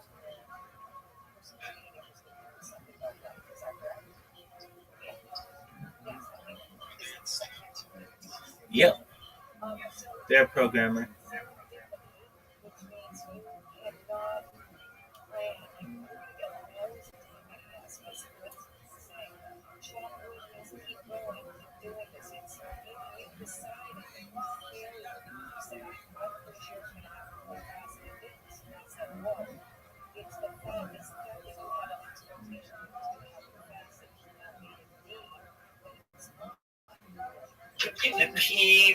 Yo, there he is. Yo, are you the guy from Twitter?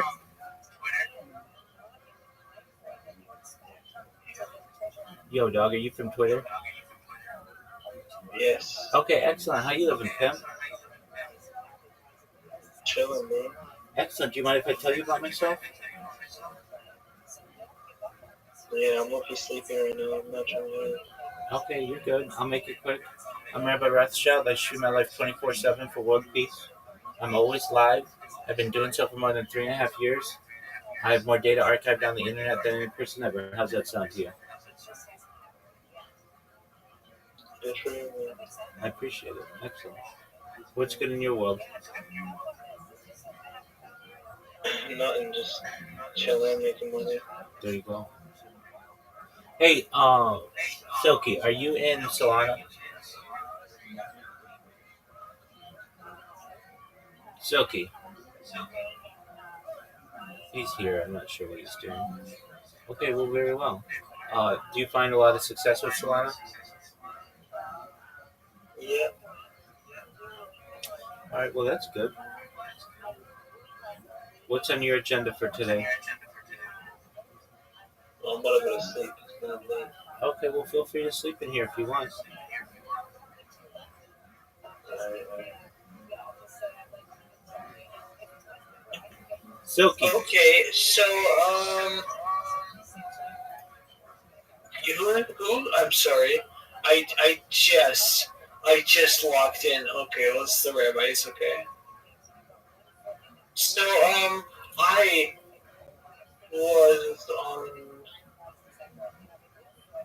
I can focus on stuff that's like 3 feet away, but not stuff that's 10 feet. So it's not double vision for the.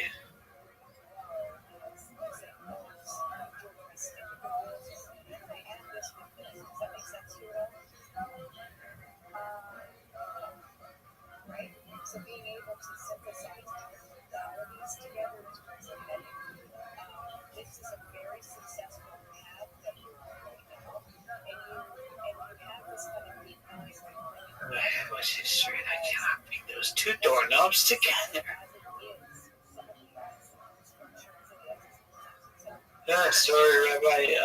I just my brain is finally locking back in again. I'm in that stage of content ingestion that makes it hard for me to think. You're good, pimp. You're good yourself, pimp. Well, absolutely. I slang dick like it's going out of style, baby. I like your style, that's for sure. Who doesn't? Well, it's still pretty hot, so keep doing what you're doing. Absolutely. All day, every day. Sideline to Every sideline. day. Sun up to sundown. That sounds pretty fucking good to me. Absolutely. You have a Steam, big guy? Yeah, I do. Does anybody ever send you games to play around with? Yeah, or they volunteer to buy games for me to play with them on there. Yeah. I was gonna fucking say, do you have any playthroughs of games that you just got gifted or? Yeah, somebody wanted to buy me. I think they did, perhaps, Oh, it's called it's not an alternate reality game, but it's something like that. It's like ARG or something like that. Yeah, that's the acronym. Yeah. And they were really excited about it, and I hadn't heard of it. And then the next day, somebody came in here also talking about ARGs, and I was like, oh, wow, this is crazy. I don't hear about this for my whole life, and then all of a sudden, yeah, I hear about it 2 days in a row. Yeah, I know the feeling. Yeah. Sure. So that's cool. But frankly, like, I'm focused on building robots and going viral, so I can't really sacrifice a computer to just be a gaming computer, and that'd also be somewhat a waste of my time when I could be programming. So, like, right now, I built robots that are promoting me on Twitter automatically, and they're working really well, fortunately. And I just have to keep them running, and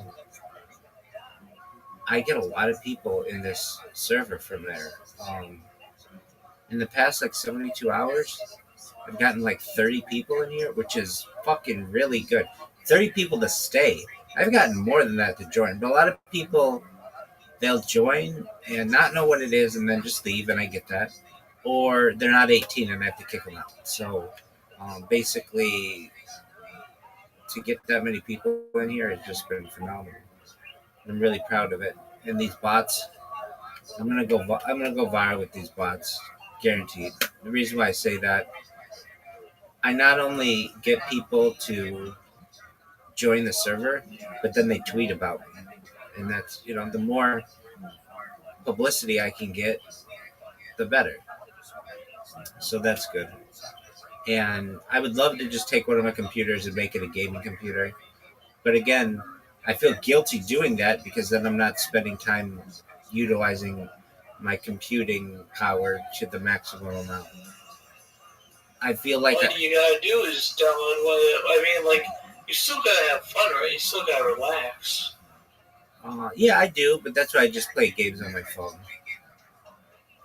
Yeah, well, why not? Like, I mean, your phone could have been a computer too. So why not, advertise yourself on your phone? I can't. Computer games, which is more interface for you on a computer. Yeah, I mean, I can't automate that, so that's a manual process, and I like to have things, and I like to have things automated, and also like it's like an old iPhone. It's like an old iPhone. What if you got? Nobody wants to watch me play like on an old iPhone. So if anything, they can still what happened, Big Dog. There he is. I'm sorry, I fucked up. That's on me. You're good, Pimp. Anyway, wait, who? You're good, Pimp. You. Oh, wait, you sound better now. I must have just a better audio stream. All right. Well, did you? If I bought you a copy of Blood on like Steam, would you fuck around with Blood? No, not right now. I'll be able to buy all those games once I go viral, and I'll be the biggest gamer on earth. But for right now, I need to focus. I mean, you wouldn't have to buy the game. I would buy the game for you. I understand, but I need a computer on which to do that, and my computers are currently dedicated to automation. Okay, so like I'm watching you on your stream right now. It's not a big game. Like, it was made in 1997, so it should run okay even on a new. It doesn't need a lot of power. I know, but my whole computer is automated. Basically, like, once my macro recorder starts, I can't touch it, or it stops the automation. Oh, the whole thing is. Oh shit! Okay, I get it.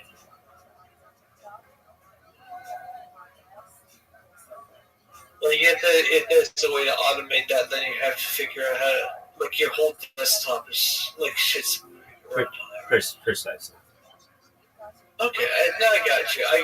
I know what you're talking about. Is it like AutoHotkey or AutoWit? Similar. It's macro recorder. Okay.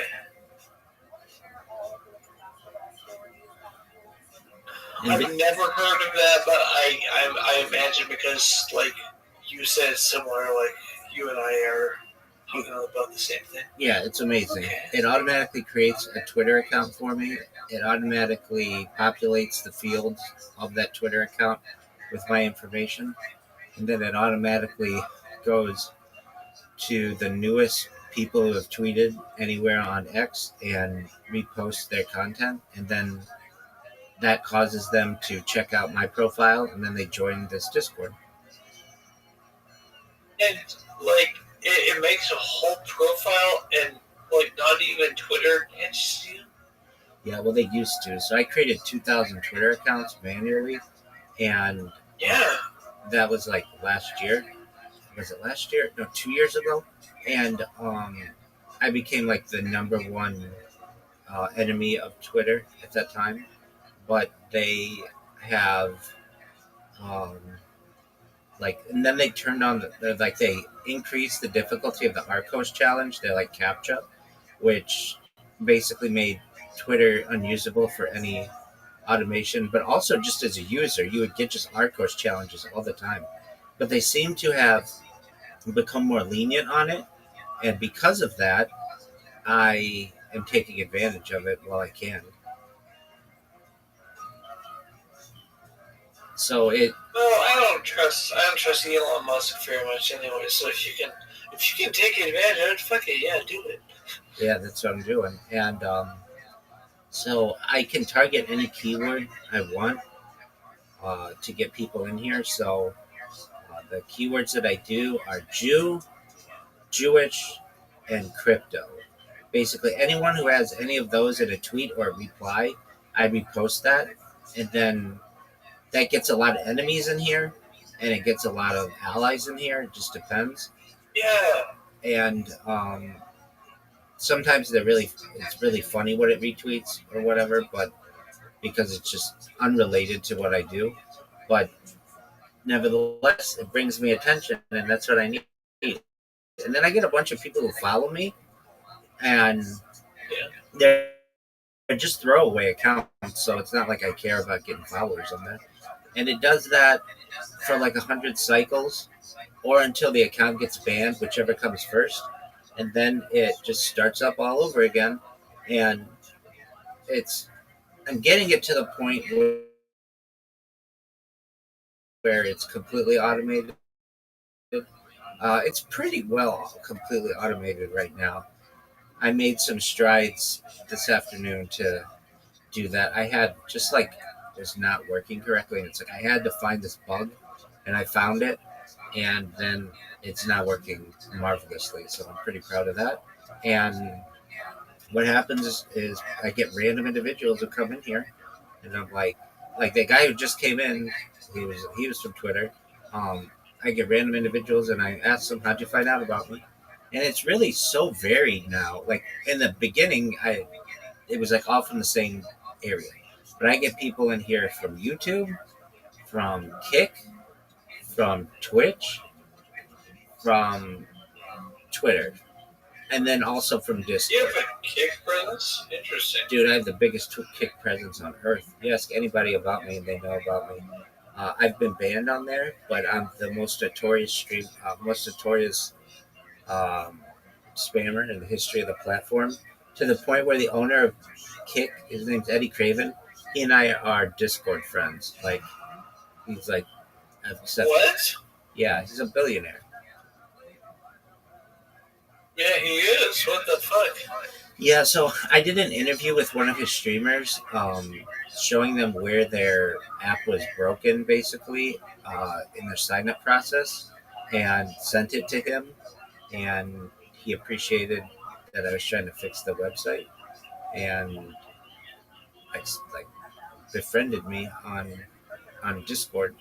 And I know it's his real Discord because it's the one that owns the Kick streaming platform, the Kick Discord. And so, yeah, you ask anybody in there, though. Aiden Ross has done interviews with me. I live streamed my life in Aiden Ross's Discord for like 16 months straight. I'm the number one streamer all time in I'm the number one. So, I respect you. I hate Aiden Ross. That's okay. Is there anywhere I can see that thing? Like, do you have a link or a URL? Like, anything I can see it on? It's on the backlogs of my website, of my YouTube profile. I didn't highlight it, frankly, because at the time I didn't know who Aiden Ross was. I just had like a bunch of people come into my YouTube and they're like, "You're live on Aiden Ross's stream," and I'm like, "Who the fuck is that?" And frankly, He's an asshole. I'm sorry, he's an asshole, but he's a famous asshole. That's okay. I mean, he asked me like why I put my life online and everything, and it's like I'm very open. I'm like, I'll show you my driver's license. I showed him my passport, showed him my credit card. I was like, dude, I'm as open as you can be as an individual. And then I became like a legend in his Discord, and I'm the number one streamer all time in Kai Sumat's Discord, number one streamer all time in I Show Speed's Discord, number one streamer all time in Amaranth's Discord. Basically, those are like some of the major people within my stream, and then I'm the number one. And then so anyway, I've done interviews with Sam Bond, Ori, just like some I Show Straight Savage, just some like streamers that they have on Kick, and everybody knows about me there. If you mention my name, you'll automatically get a ban. I've spammed so many people on there. There are Reddit posts about me, about how much I spam.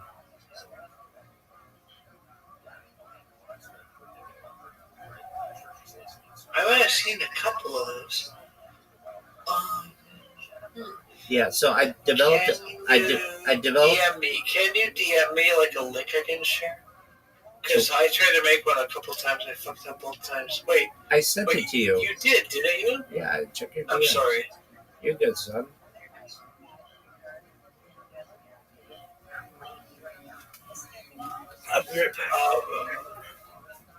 Just check your DM.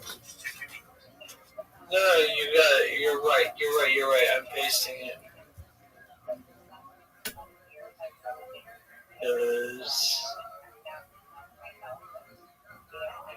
Okay, I posted it in 2 places. I'm gonna see.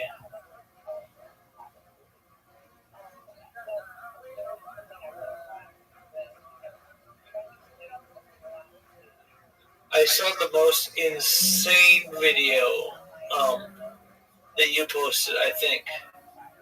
That made me follow you. I think it was set to Careless Whisper, and I was like, anybody that uses like a 70s song to say join my Discord, it must not be that bad.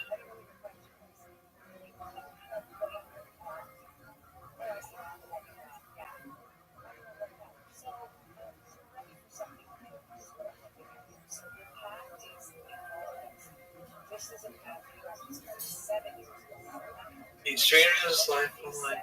World peace. Yeah, fair enough.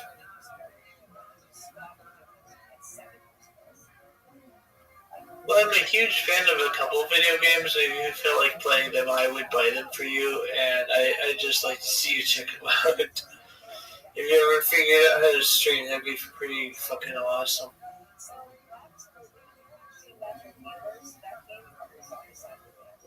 Okay. It's fucking weird.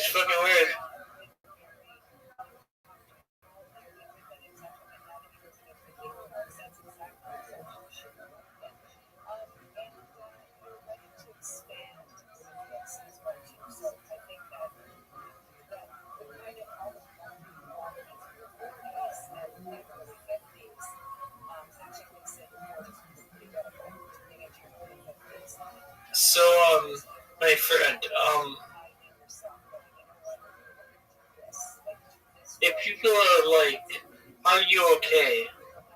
Well, what do you say to them? Hello? I'm sorry, if you're off to sleep, I'm good. Like, you know,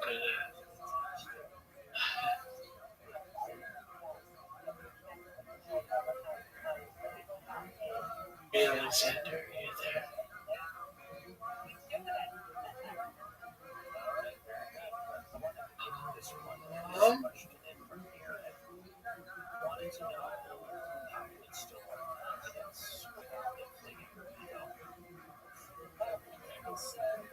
Nick. Hi.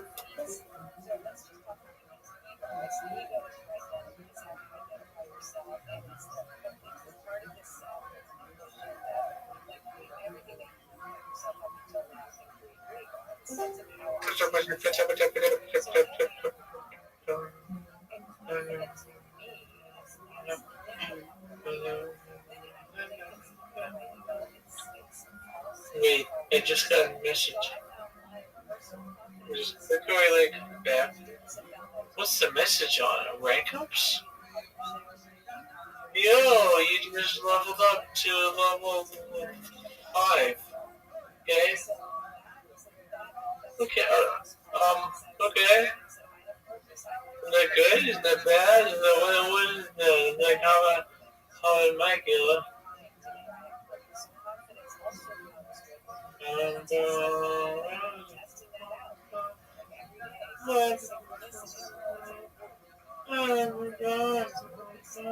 Oh, Rabbi. Rabbi? Rabbi, are you sleeping? I'm gonna fuck out of here, okay?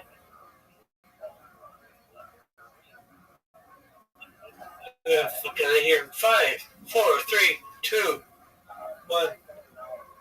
Good night. Good night, sweet prince.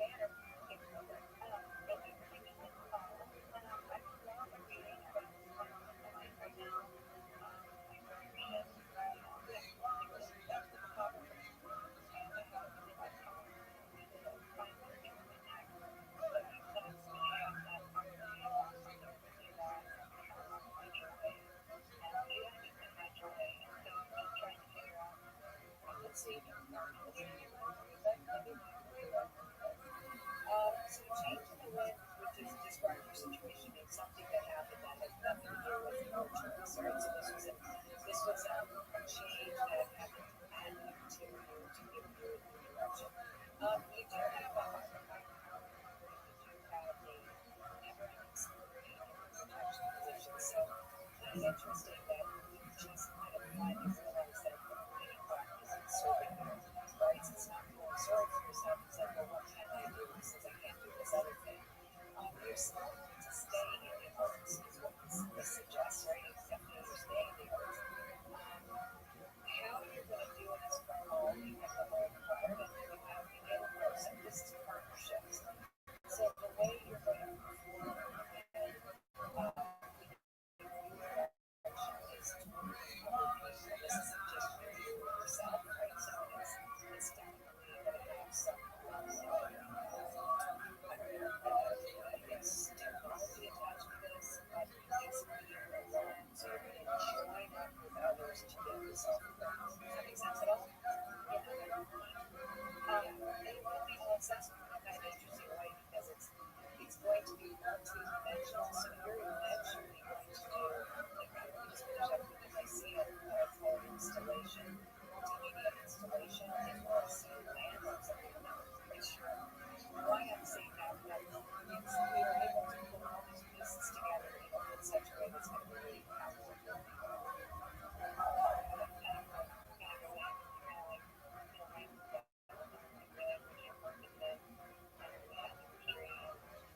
It's not the most dangerous. I don't think we're going to enter a crazy industry. The industry is using this to use this is creative music that nobody's been here before. It's going to have a life of its own. So don't think you're just big sound here.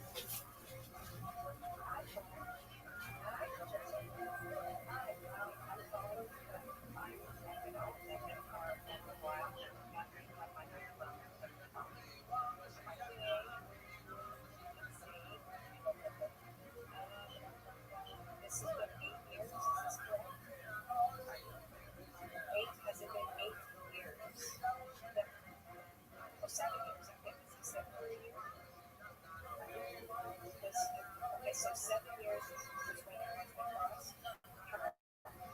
Okay, because I picked up 8, so was there a year previously where you felt that it was kind of very opportune? He said for a year before you got so 8 years. Yeah, that's everything here. Okay, so